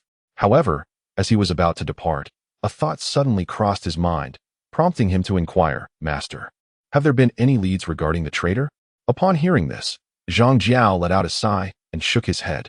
"I have conducted a discreet investigation throughout the entirety of Mount Shu, including the 7 peaks. No issues have arisen. As for the whereabouts of this individual, I currently have no clues. He may have already left Mount Shu, or perhaps is concealed too deeply. If even the master cannot locate him, then this traitor must indeed be extraordinary. The remnants of the Blood Soul sect can command such a figure? Or is it possible that he is manipulating and exploiting the Blood Soul sect?" In a moment of perplexity, Lu Chun found himself at a loss. Unable to comprehend the situation, he resolved to cease his futile thoughts, recognizing that even the master had been rendered speechless. However, all signs indicated that the individual in question was undoubtedly inferior in strength to the master, which was why he chose to remain concealed. As long as the master remained, that person would not dare to act recklessly. Otherwise, he would surely be pursued and located. This meant that, at least within the confines of Mount Shu, there was no immediate cause for concern. Lost in contemplation, Lu Chun took his leave from the Sword Immortal Hall. Yet, unlike his usual demeanor of meditative repose, the real person, Qing Su, bore an expression of cold severity. The Blood Soul sect had persistently provoked them, and now they audaciously dared to target the true disciples of Mount Shu. Did they truly believe his temper was mild? For many years, he had secluded himself to suppress the demon-locking tower and the abyss of gods and demons, leading the world to presume that Mount Shu was devoid of guardianship. With this realization, Qing Su raised his hand, wielding a sword that sliced through the void before him. Ripples surged forth, and from among the 7 peaks, the master of Tian Quan stepped forth. "You called for me, senior brother. What is your command?" The remnants of the Blood Soul sect have reignited, wreaking havoc. And now they intend to unleash the blood demon upon the world once more. They even dare to ambush the true disciples of Mount Shu. This demands retribution. I would trouble you, junior brother, to descend the mountain and take action. Upon exiting the Sword Immortal Hall, Lu Chun made his way directly back to his secluded cave in the rear mountain. As he entered, he was greeted by the melodious sound of a nursery rhyme being sung in the courtyard, delightful and seemingly familiar. Upon closer inspection, he discovered that it was Xian Ning Shuang, who was seated in the shade of a tree, teaching Lu Li to hum a countryside lullaby. To his surprise, she sang quite beautifully. How curious it was that this girl had come to his home, and it appeared that she had already formed a bond with Lu Li. Lu Chen was somewhat astonished. At this moment, the two ladies also noticed Lu Chen and promptly rose to their feet. Lu Chen, you're back. Lu Li skipped joyfully and ran forward. Lu Chen had thought she was going to give him a big hug, but instead, she spread her little hands and exclaimed, "You promised to buy me delicious food. Where is it?" Always thinking about food. Be careful, or you might end up as a pig one day. Lu Chen cast her a disgruntled glare. Nevertheless, he retrieved a small porcelain vial from his storage pouch and tossed it over, saying, "Do not indulge in those candied hawthorns all the time. They lack nourishment. This is a vitality elixir, beneficial for qi refinement practitioners, as it replenishes vital energy and blood. It tastes quite agreeable, akin to sugar-coated beans. Give it a try." "Sugar-coated beans, you say?" Lu Li cast a skeptical glance at him, then poured a pill into her mouth. Immediately, her small face contorted in distaste, and she let out a cry as if to spit it out, but was stopped by Lu Chen's finger pressing against her throat, compelling her to swallow it. "Woo-woo, you deceived me. This is hardly sweet.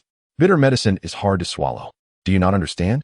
Besides, this elixir has a sweet aftertaste. If you drink some water from the kitchen, you'll find it pleasant." "Really? Indeed, I never lie." The little girl wore a gloomy expression, but ultimately trudged to the kitchen with a pained face. Nearby, Xian Ningxiang watched their playful banter and couldn't help but feel a twinge of envy. A smile graced her cool countenance as she remarked, "It is good that you have returned safely, brother. Was your journey smooth?" "Fairly so.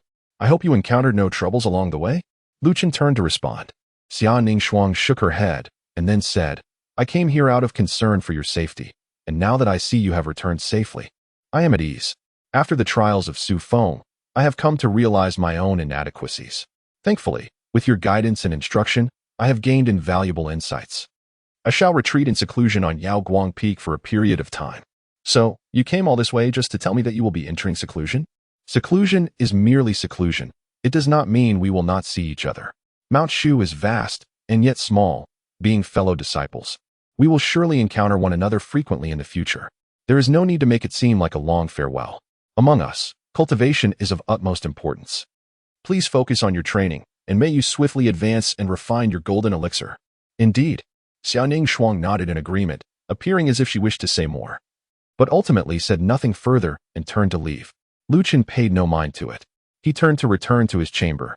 This journey to Su Feng had yielded significant insights, and it was high time he properly absorbed them. However, at that moment, a sudden flash of sword light pierced the air, landing before the entrance of the courtyard. Immediately thereafter, a voice resounded. "Inner disciple Zhou Ping has come to pay respects to senior brother Lu Chen." Chapter 079. The Reluctance to be Ordinary. Inner disciple Zhou Ping has come to pay homage to the esteemed Lu Shixiao. Lu Chen heard the voice and raised his gaze toward the entrance. There stood a young man clad in simple attire, arms crossed behind his back. He appeared to be in his late 20s, possessing an unremarkable appearance yet exuding a resolute demeanor. Not adorned with a flying sword, his aura was subdued and tranquil, imparting an impression of utter ordinariness. In a crowd, he would undoubtedly be overlooked. So commonplace that Lu Chen found himself uncertain whether he had encountered this individual before, a rather astonishing notion, considering his nearly flawless memory. Zhou Ping? An inner sect disciple? Lu Chen furrowed his brow, harboring doubts within. However, given the courteousness displayed by the visitor, who had taken the initiative to pay a visit, he felt it inappropriate to keep him at bay.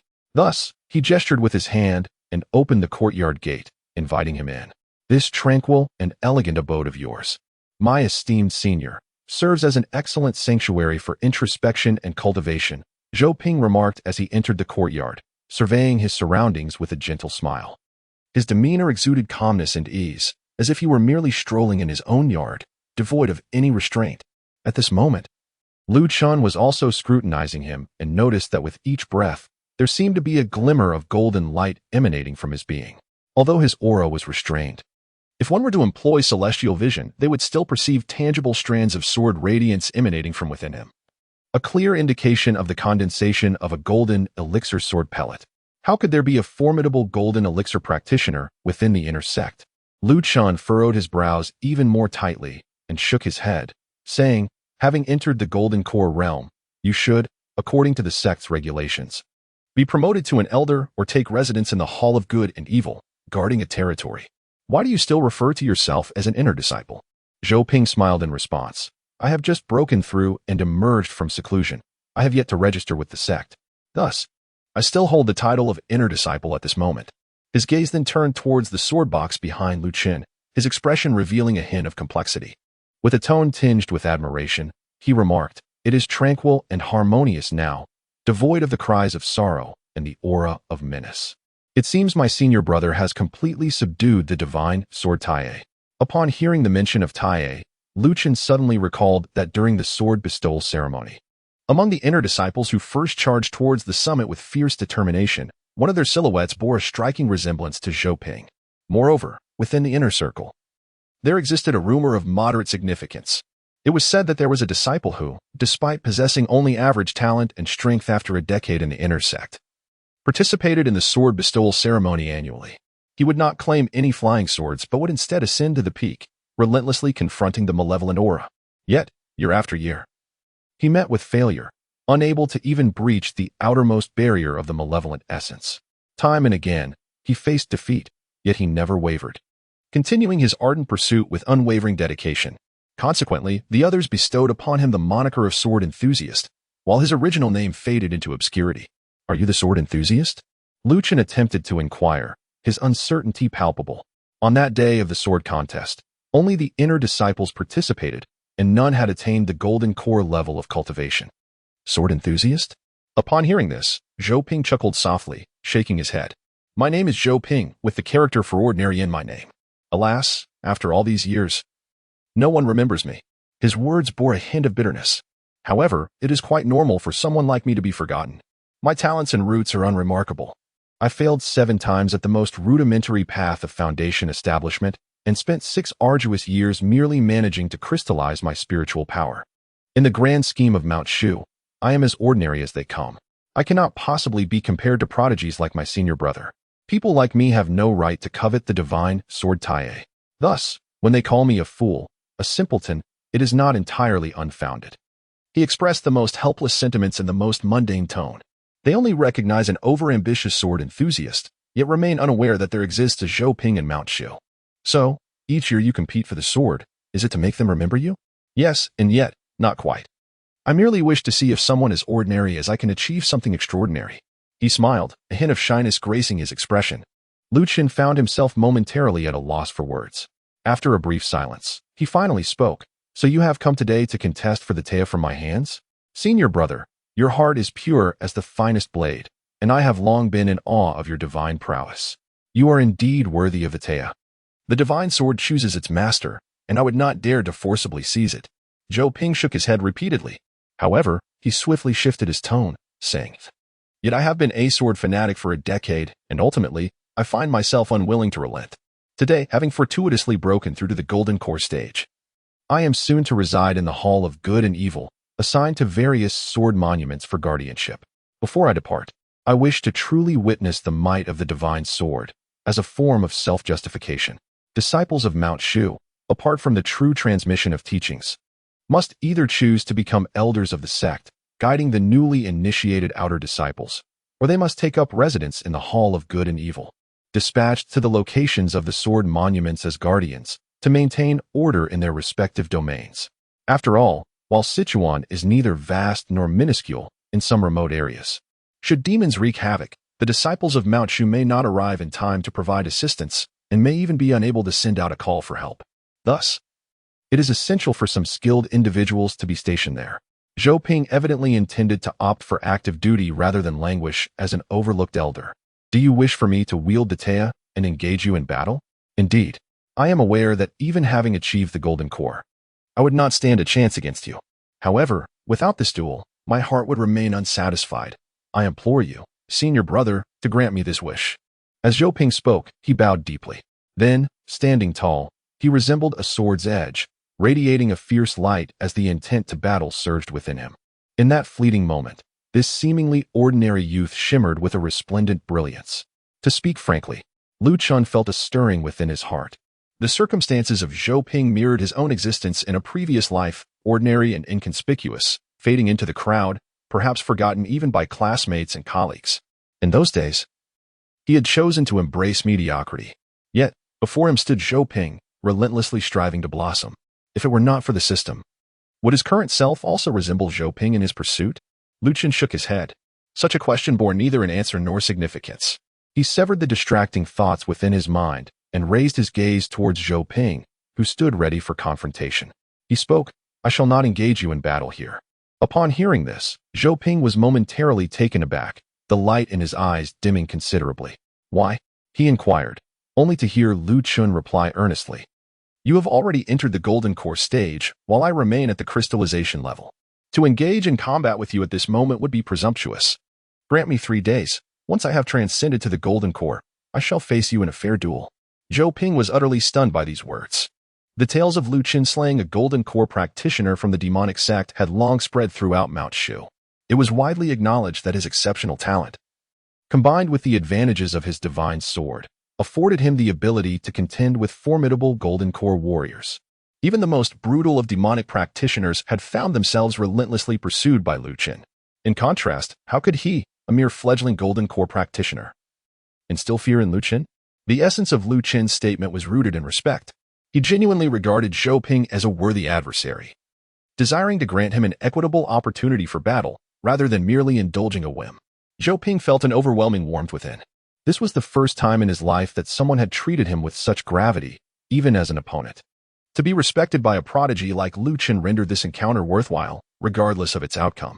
With this thought, Zhou Ping took a deep breath, dissipating the sword energy that enveloped him, and stepped back 3 paces before bowing deeply. "Very well, 3 days hence, I humbly request your guidance, senior brother." Chapter 080. Unlocking Divine Powers. The Descent of the Celestial Beings. Brother Lu Chen, why did you agree to fight that person?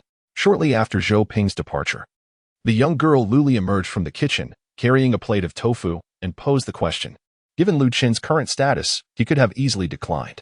Yet, not only did he acquiesce, but he also chose to wait 3 days to engage Zhou Ping in a public duel. This decision seemed to signify something beyond merely fulfilling another's desire. Upon hearing this, Lu Chen cast a glance at her, smiling as he replied, "Do not underestimate Zhou Ping. Although his aptitude may be mediocre, his ability to confront malevolent energy each year without jeopardizing his essence, and his recent success in forming a dan, surpasses that of countless ordinary individuals. Thus, there must be something remarkable about him. If he can relinquish his obsessions, he may yet achieve great success. If my modest efforts can contribute to the future strength of Shushan, why would I not be delighted? Is that truly so?" Luli blinked her eyes. Having been with Lu Chen for such a long time, she considered herself to be the person who understood him best. Although he certainly despised evil and possessed a considerable sense of magnanimity, he could not be said to be selfless or altruistic. If one were to claim that his actions were devoid of any personal motives, she would never believe it. Did he not harbor the slightest hint of self-interest? Surely, there existed some. Lu Chen did not conceal his thoughts and nodded, saying, "Currently, among the 9 true disciples of Mount Shu, the other 8 possess at least the Golden Core stage of cultivation and have already amassed considerable prestige within the sect. My own cultivation is the weakest. Although I wield the divine sword and have garnered some support due to the favor granted to me on the day I received it, ultimately, I cannot compare to them. The other true disciples are still out in the world honing their skills. Perhaps I still hold some influence, but when they return, how many will remain loyal to me?" The 9th true disciple? Luli felt somewhat bewildered. Wasn't the discussion supposed to be about fighting? How did it veer off into other matters of genuine transmission? After all, her innate wisdom had yet to awaken, and her mentality was not vastly different from that of an ordinary child. Thus, she naturally did not ponder too deeply. Lu Chen then explained, whether it be talent or camaraderie, in order to gain the trust of the masses, it ultimately comes down to strength. Oh, I see. Brother Lu Chen intends to establish his authority through this? However, Zhou Ping is not a villain. Establishing authority does not quite apply here. Nonetheless, if I wish to contend for the position of sword master and advance further, mere recognition from the sect leader is insufficient. Strength, merit, and the ability to win hearts are all indispensable. Thus, I have agreed to duel Zhou Ping, as it serves our mutual interests." As she spoke, Lu Chen glanced down at the mapo tofu in her hand, which appeared quite appetizing. He reached out and took a piece, placing it in his mouth. Then, he frowned and remarked, "It's too salty." "Salty?" The young girl paused for a moment, then also took a piece with her hand, licking her fingers as she said, "But it doesn't taste salty to me. Perhaps your taste buds are damaged." Lu Chen shook his head, surmising that the girl had consumed a spirit essence pill earlier, leaving a bitter taste lingering in her mouth. Thus, he hastily remarked, "You may dine alone. I am not hungry and shall return to my room to cultivate." With that, he swiftly departed to his study. Left behind was Lu Li, pouting and muttering, "It is all your fault for tricking me into eating that candy bean. I shall never trust brother Lu Chen again." Inside the study, Lu Chen, as per usual, first activated the protective formation and then proceeded to access the system interface. He began to tally the gains from his recent journey to shape the winds. Aside from the experience points he had previously expended, the ambush orchestrated by the Blood Soul sect had yielded him a substantial profit. The ghostly chart from the branch in Lingfeng City, coupled with the 2 golden core soul reapers, grudge and hatred, contributed nearly 50,000 experience points to his account. This amount had already accounted for the deductions from upgrading the Eye of Heaven and the halved experience from one individual self-detonation. Additionally, he calculated the earnings from other minor adversaries. Lu Chen currently possesses an impressive sum of over 60,000 experience points, an unprecedented fortune. He has long contemplated how to allocate and utilize this wealth of experience. Having previously devoted his efforts to enhancing his cultivation and swordsmanship, he has finally amassed enough experience to upgrade the 9-character mantra rune. This rune is a secret Taoist technique, renowned for its versatility and boundless potential. Previously, Lu Chen had only partially unlocked the character Lin, which granted him access to formidable abilities such as the Strength rune and the Golden Body rune, proving highly effective in combat. However, the extensive experience required for further advancement had hindered his progress. Now, the time has come to elevate the rune. The 9-character mantra rune, Lin character rune, when advanced, allows for complete mastery of its power. The cost for advancement, 30,000 experience points. Note 1. 30,000 experience points is indeed quite a hefty sum. Lu Chen felt a pang of reluctance. This was precisely the reason he had hesitated to upgrade previously. After all, his past experiences had been primarily devoted to enhancing his cultivation and swordsmanship. Had it not been for a substantial influx of income this time, accumulating enough experience would have been a formidable challenge.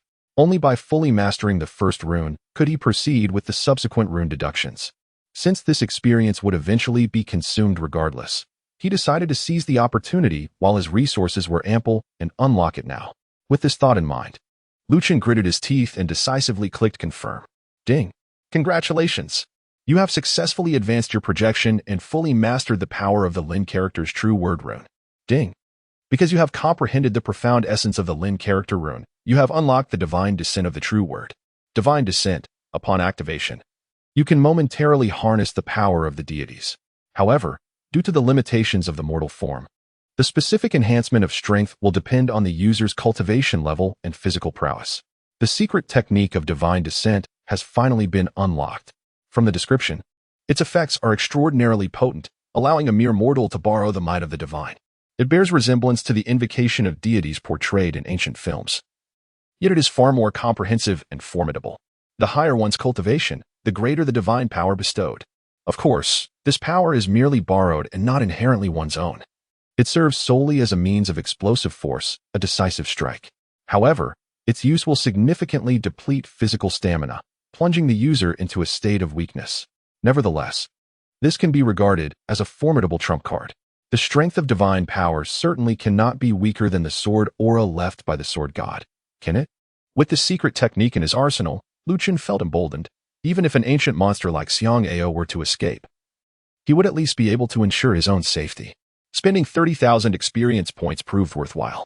After fully mastering the Lin character true word rune, the other 8 runes began to shimmer anew, and Lu Chen could now independently select one rune for preliminary projection. Each of the 9 true word runes possesses distinct functions. Lu Chen was initially unaware of their significance, but later sought out Taoist texts to gain understanding, and now he has a general idea. Consequently, he has long made his choice regarding the second mantra rune. Note, I am aware that some may criticize me, and I accept that, as I have made mistakes. However, I kindly ask for your patience while I explain. When I originally presented the 9th character mantra rune in Chapter 19, the text stated that a minimum of 10,000 was required to reach the maximum level. This was a lapse on my part, as I failed to convey it clearly. Therefore, after receiving feedback from readers, I revised it a few days ago to indicate that the required experience remains uncertain. Newer readers may have encountered this updated version, while earlier ones may still recall the 10,000 figure. Nonetheless, this does not affect the reading experience, and I sincerely apologize for my oversight. Additionally, I regret that there was one less chapter updated in the past few days. This was due to the need to organize the subsequent plot to prevent such elementary errors from recurring. Writing is no easy task, especially when data is involved. And there are undoubtedly many minor imperfections. I can only strive to rectify them and achieve a sense of completeness. After all, I am but an ordinary individual, incapable of attaining perfection, and I kindly ask for your understanding. Ultimately, the joy of reading is paramount. Let us not dwell on trivial matters. Furthermore, I assure you that any outstanding chapters will be compensated within this month. Chapter 081, Boundless Universe. The Mantra Rune of Action, symbolizing freedom of body and mind. The journey is limitless. Upon receiving the blessings of the action character, agility and speed are enhanced by 1. Acquired the action character seal, Divine Movement Rune, traversing distances in an instant. Action character Divine Power, Boundless Universe, not yet unlocked, requiring further advancement and mastery of the action rune. The preliminary projection of the second mantra rune necessitates a greater consumption of experience points. After spending 5,000 experience points, Chen ultimately opted for the secret of the character Xing from the 9-character mantra. Presently, he possesses strengths in various aspects, including magic, physical prowess, and swordsmanship. However, his agility and speed remain a relative shortcoming. Currently, he has only acquired the blood light escape technique, which necessitates the burning of his vital essence, leading to personal depletion and rather unsatisfactory results. Consequently, Chen has refrained from utilizing it. In his daily endeavors, he relies solely on sword control and magical flight. While not sluggish, he finds himself at a disadvantage when confronted by adversaries adept in speed. Thus, he resolved to unlock the Xing character mantra, primarily to bolster his weaknesses in agility. Upon employing the Divine Movement Talisman, he can experience a significant surge in speed, while the ground crossing technique enables him to traverse swiftly over a certain distance, proving exceedingly convenient for both pursuit and retreat. Moreover, the secret art associated with this character boasts a formidable name, Heaven and Earth Without Boundaries. This implies that, within the expanse of heaven and earth, there are no limitations to distance, akin to the Buddhist technique of divine foot travel. Should he succeed in unlocking this divine art, he would be able to reach any location within his conscious perception instantaneously. This capability resembles the transcendent ability of celestial beings traversing the void and may indeed surpass it. However, to further advance and evolve this skill, he will require an even greater amount of experience points, estimated to be no less than 100,000. Chen extended his hand, attempting to activate the movement incantation and sketch the divine sigils. In an instant, a flash of lightning illuminated the air, and he found himself suddenly in the courtyard. With a mere thought, he returned to his study. His speed was akin to that of lightning, imperceptible to the naked eye. This was the effect bestowed by the teleportation talisman. The ability to traverse distances with ease was truly remarkable. With just a single step, he could cover 100 paces. And as his cultivation and magical prowess grew, so too would this distance. Indeed, with this incantation of movement, my future endeavors down the mountain to hone my skills and subdue demons will be rendered significantly more convenient and effortless. Chen nodded in satisfaction. He then glanced at the remaining experience points, over 20,000, which he decided to reserve for the time being. Upgrading the Howrend Sword Chi to the 5th level required 30,000 experience points. As for the Great River Sword Intent, Chen had yet to fully harness its potential, so there was no need to rush the upgrade. I obtained a treasure chest from Xiang Ao, and I have yet to inventory the treasures within. With this thought, Chen waved his sleeve, channeling his magical energy, as a resplendent golden treasure chest emerged from his storage bag. These were relics meticulously collected by Xiang Ao in years gone by, containing a wealth of spiritual elixirs and some formidable magical artifacts. Chen briefly examined the elixirs available. In addition to the commonly used spirit gathering pill, healing pill, and detoxification pill, there exists a remarkably rare concoction known as the soul-nourishing pill. This pill, when ingested, nourishes the spirit and soul, proving immensely beneficial for cultivators at the nascent soul stage. It is presumed that Xiang Ao, in his time, relied on this very pill to nurture his nascent soul fetus, resulting in an extraordinarily potent spirit. Consequently, even after the demise of his physical form, the spiritual fetus survived for several centuries, thus providing an opportunity for reincarnation through possession. Among practitioners in the world, body cultivation is the most accessible, followed by chi cultivation.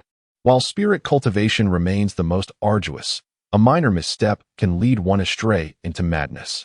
Although both Buddhist and Taoist traditions possess methods for spirit cultivation, such practices are typically reserved for the profound and powerful beings beyond the nascent soul stage. Aside from Confucianism, which initially approaches the matter through thought, others find it exceedingly difficult to cultivate the spirit. Thus, the pill that nourishes the soul becomes an invaluable treasure. Lu Chun counted the 3 bottles of nourishing soul pills, each containing 10 capsules. If consumed and digested entirely, they should elevate his spiritual strength to a higher level, which would provide a significant advantage before reaching the nascent soul stage. This elixir could also benefit Cui Yin, given that she is a spirit of the artifact, and her spiritual power is paramount. However, due to the limited supply of nourishing soul pills, Lu Chun resolved to prioritize his own enhancement. He planned to consider administering it to the artifact spirit only after discovering the method to concoct this elixir or acquiring other relevant materials and treasures. In addition to the pills, there was another rare treasure resembling a fleshy Ganoderma, known as Tai Sui, renowned for its ability to strengthen the body. Legend has it that consuming Tai Sui grants immortality and allows the body to regenerate even after suffering grave injuries.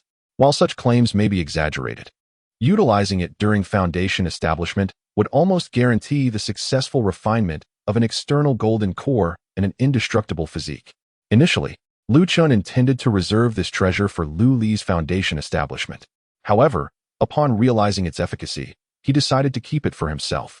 Although he had already completed his foundation establishment, he could still consume and refine it during the golden core formation to enhance his physical body.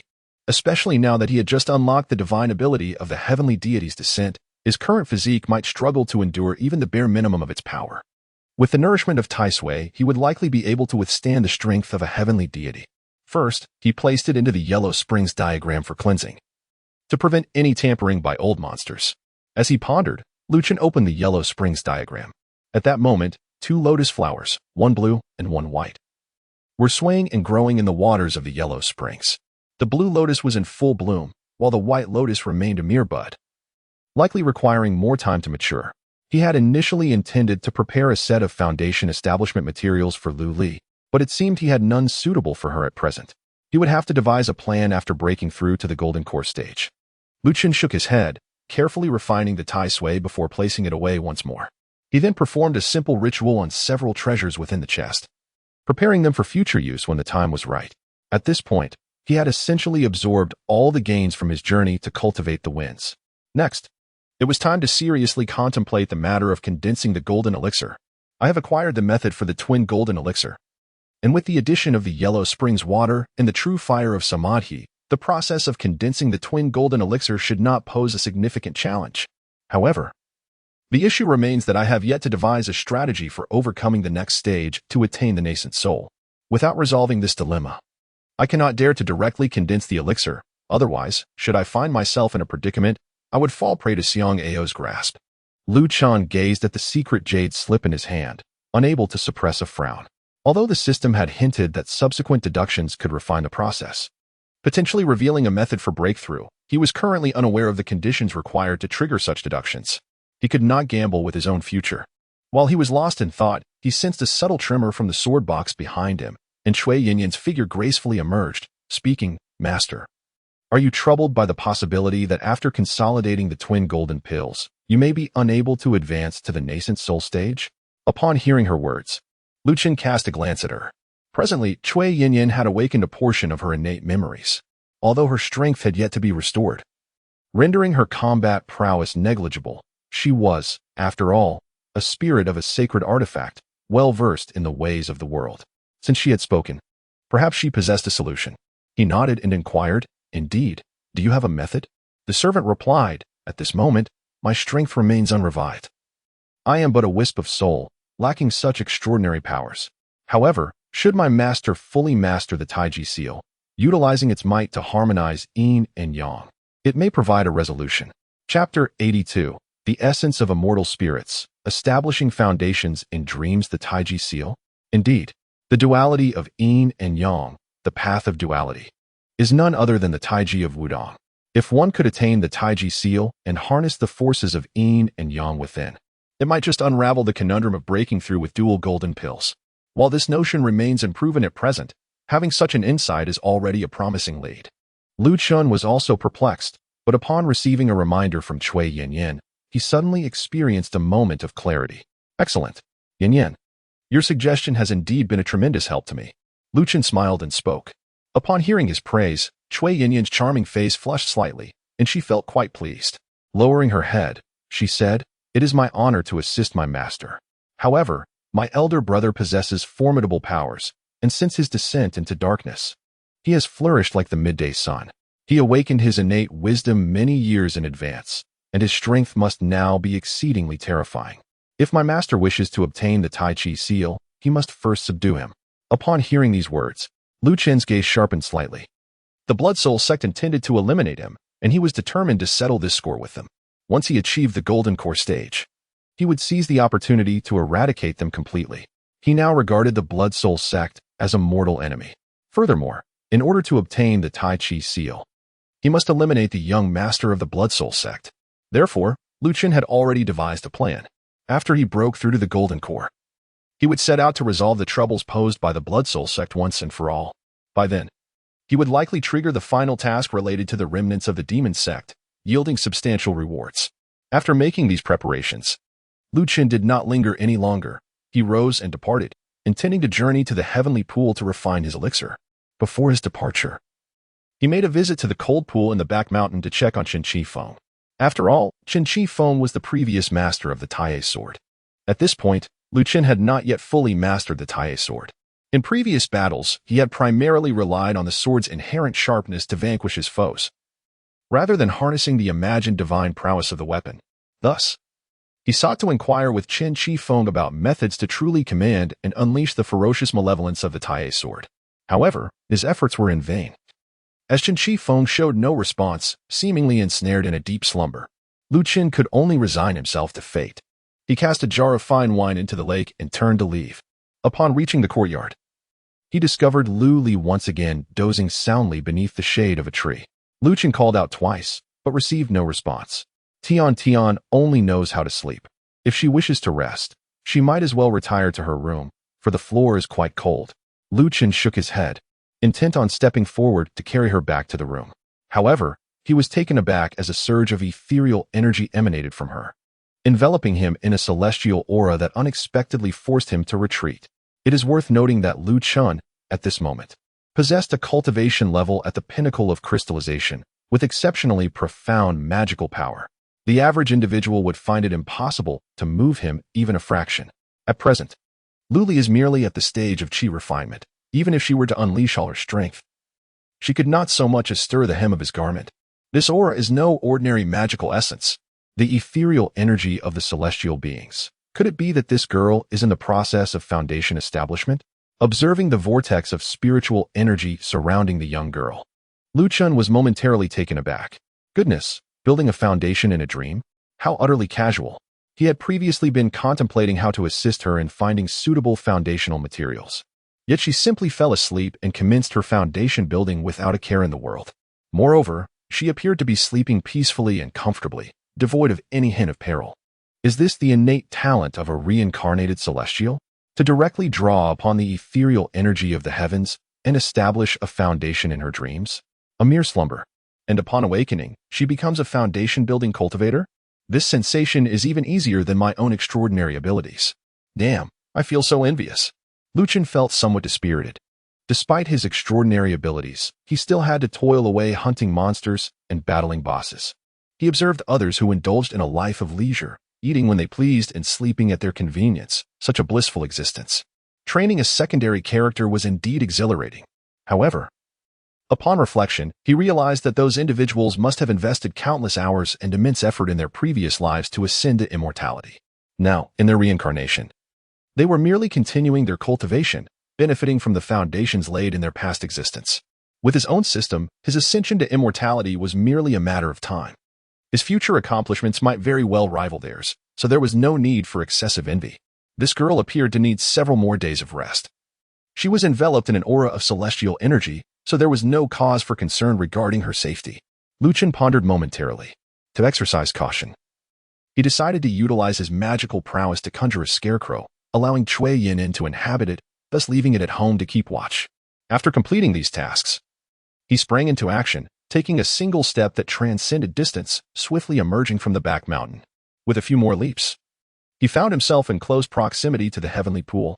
The Shu Mountain Heavenly Pool is situated at the pinnacle of the majestic peak above the Sword Immortal Hall. This locale serves as the convergence point of the spiritual veins of Shu Mountain, housing the largest spirit-gathering formation of the sect. The ethereal energies from the vast mountains are drawn together here, sustaining the daily consumption of the mountain's protective formations and the cultivation of its disciples. The residual spiritual essence transforms into a spiritual liquid, accumulating as an energy reserve that can sustain the mountain's protective barrier in critical moments. It is said that the supreme protective formation of Shu Mountain, when fully activated, can withstand heavenly tribulations, but the veracity of such claims remains uncertain. The Heavenly Pool is safeguarded by its own formation barrier, rendering the presence of disciples for its defense unnecessary. With but a mere activation of the sword decree bestowed by the sect leader, Lu Chen effortlessly traversed the barrier and entered the celestial pool. Before him lay a realm shrouded in mist, where emerald waves undulated gracefully. The celestial pool appeared as a resplendent amber embedded in the heavens, radiating brilliance and exuding a rich aura of spiritual energy that invigorated the senses. A single breath filled him with a refreshing clarity. Indeed, it was an exquisite locale for cultivation. If one were to seclude oneself in such a place for a few years, even those of mediocre talent would surely experience remarkable progress. Yet, such indulgence would deplete the sect's profound resources and accumulated essence. The celestial pool would not be accessible to all disciples unless in dire circumstances. Let the journey commence, refine the golden core, and undergo a profound metamorphosis. As these thoughts swirled in his mind, Lu Chen had already settled cross-legged at the heart of the heavenly pool. Channeling the secret method of the twin golden elixirs, he first summoned the diagram of the yellow springs, drawing forth a drop of its water, which he then infused into his qi, diluted by his magical power and spiritual energy. This turbulent river of magical energy was meticulously refined, akin to the relentless waves sifting through sand, employing the method of water refinement to coalesce the golden elixir within him. Simultaneously, the true fire of samadhi manifested, enveloping him in a radiant golden glow. Lu Chen felt a searing heat as fissures appeared upon his skin. Yet, he remained composed. He promptly summoned the Tai Sui from his storage pouch and cast it into the true fire, where it melted into a dark red liquid, cascading down through the cracks to nourish and mend them. At that moment, he regarded his body as a sword embryo undergoing forging, akin to the elixir within a cauldron being refined. Gradually, his flesh transformed into a dark golden hue, with his muscles and bones taking on a metallic sheen, while his blood, thickening like lead and mercury, slowly coalesced into a blood bead that soared into the qi. Before long, the embryonic forms of two elixirs had taken shape, one blue and one red. The azure sword elixir, formed from the condensation of magical energy and refined by the waters of the yellow springs, represented the yin aspect. The crimson blood bead, manifesting from his essence and tempered by the true fire of samadhi, symbolized the yang. The two elixirs spiraled within the qi, resembling the sun and moon, each occupying its own realm, separated yet gazing at one another, seemingly achieving a form of equilibrium, existing in harmony without interference. The twin golden elixirs had begun to take their initial form. Chapter 083, The 9 Transformations of the Golden Elixir. Convergence of thunderclouds. The embryonic forms of the golden elixirs had been successfully established. Observing the azure and crimson elixirs swirling within the qi, Lu Chen felt a slight relief in his heart. The first critical hurdle in breaking through to the golden elixir stage was the formation of these embryonic elixirs.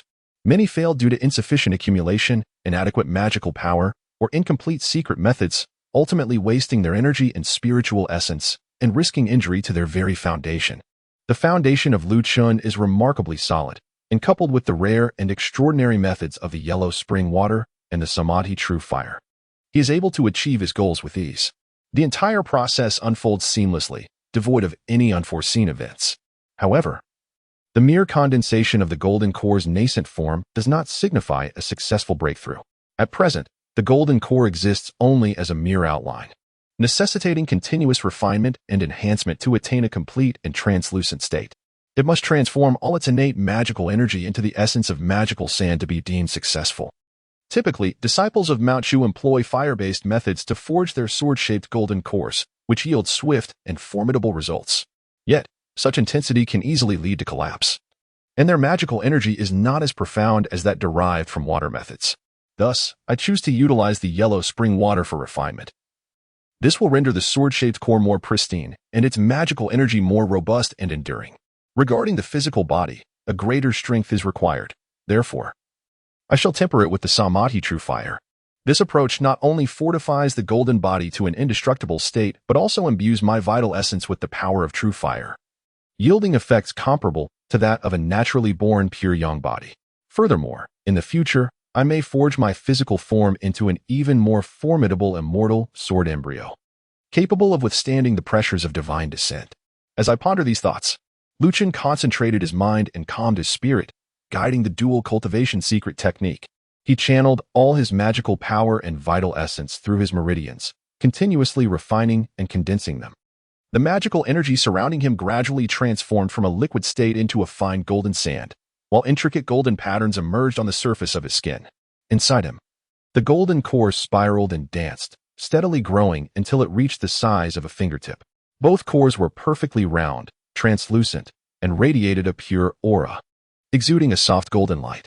Meanwhile, above the heavenly pond, dark clouds churned ominously, hinting at the brewing of lightning within, as arcs of electricity flickered. These were the calamity clouds. Once the golden core was formed, one could initially transcend the mortal realm, extending life by several centuries and disrupting the predetermined cycle of birth, aging, illness, and death, an anomaly in the natural order. Thus, the heavens would unleash divine retribution in the form of thunder to enact punishment. This was the thunder tribulation of the golden core. Only by overcoming this tribulation, undergoing the cleansing of thunder, could the golden core truly shine brilliantly and embark upon the path of immortality. However, should one fail to endure it, although it would not result in death or annihilation, the golden core would be shattered by the heavenly lightning, turning to naught, forcing one to start anew, rendering all past efforts as mere fleeting water. The thunder tribulation? Chen lifted his gaze, piercing through the hazy veil of ethereal energy, akin to a sharpened sword, directing his attention towards the tumultuous thunderclouds gathering in the heavens.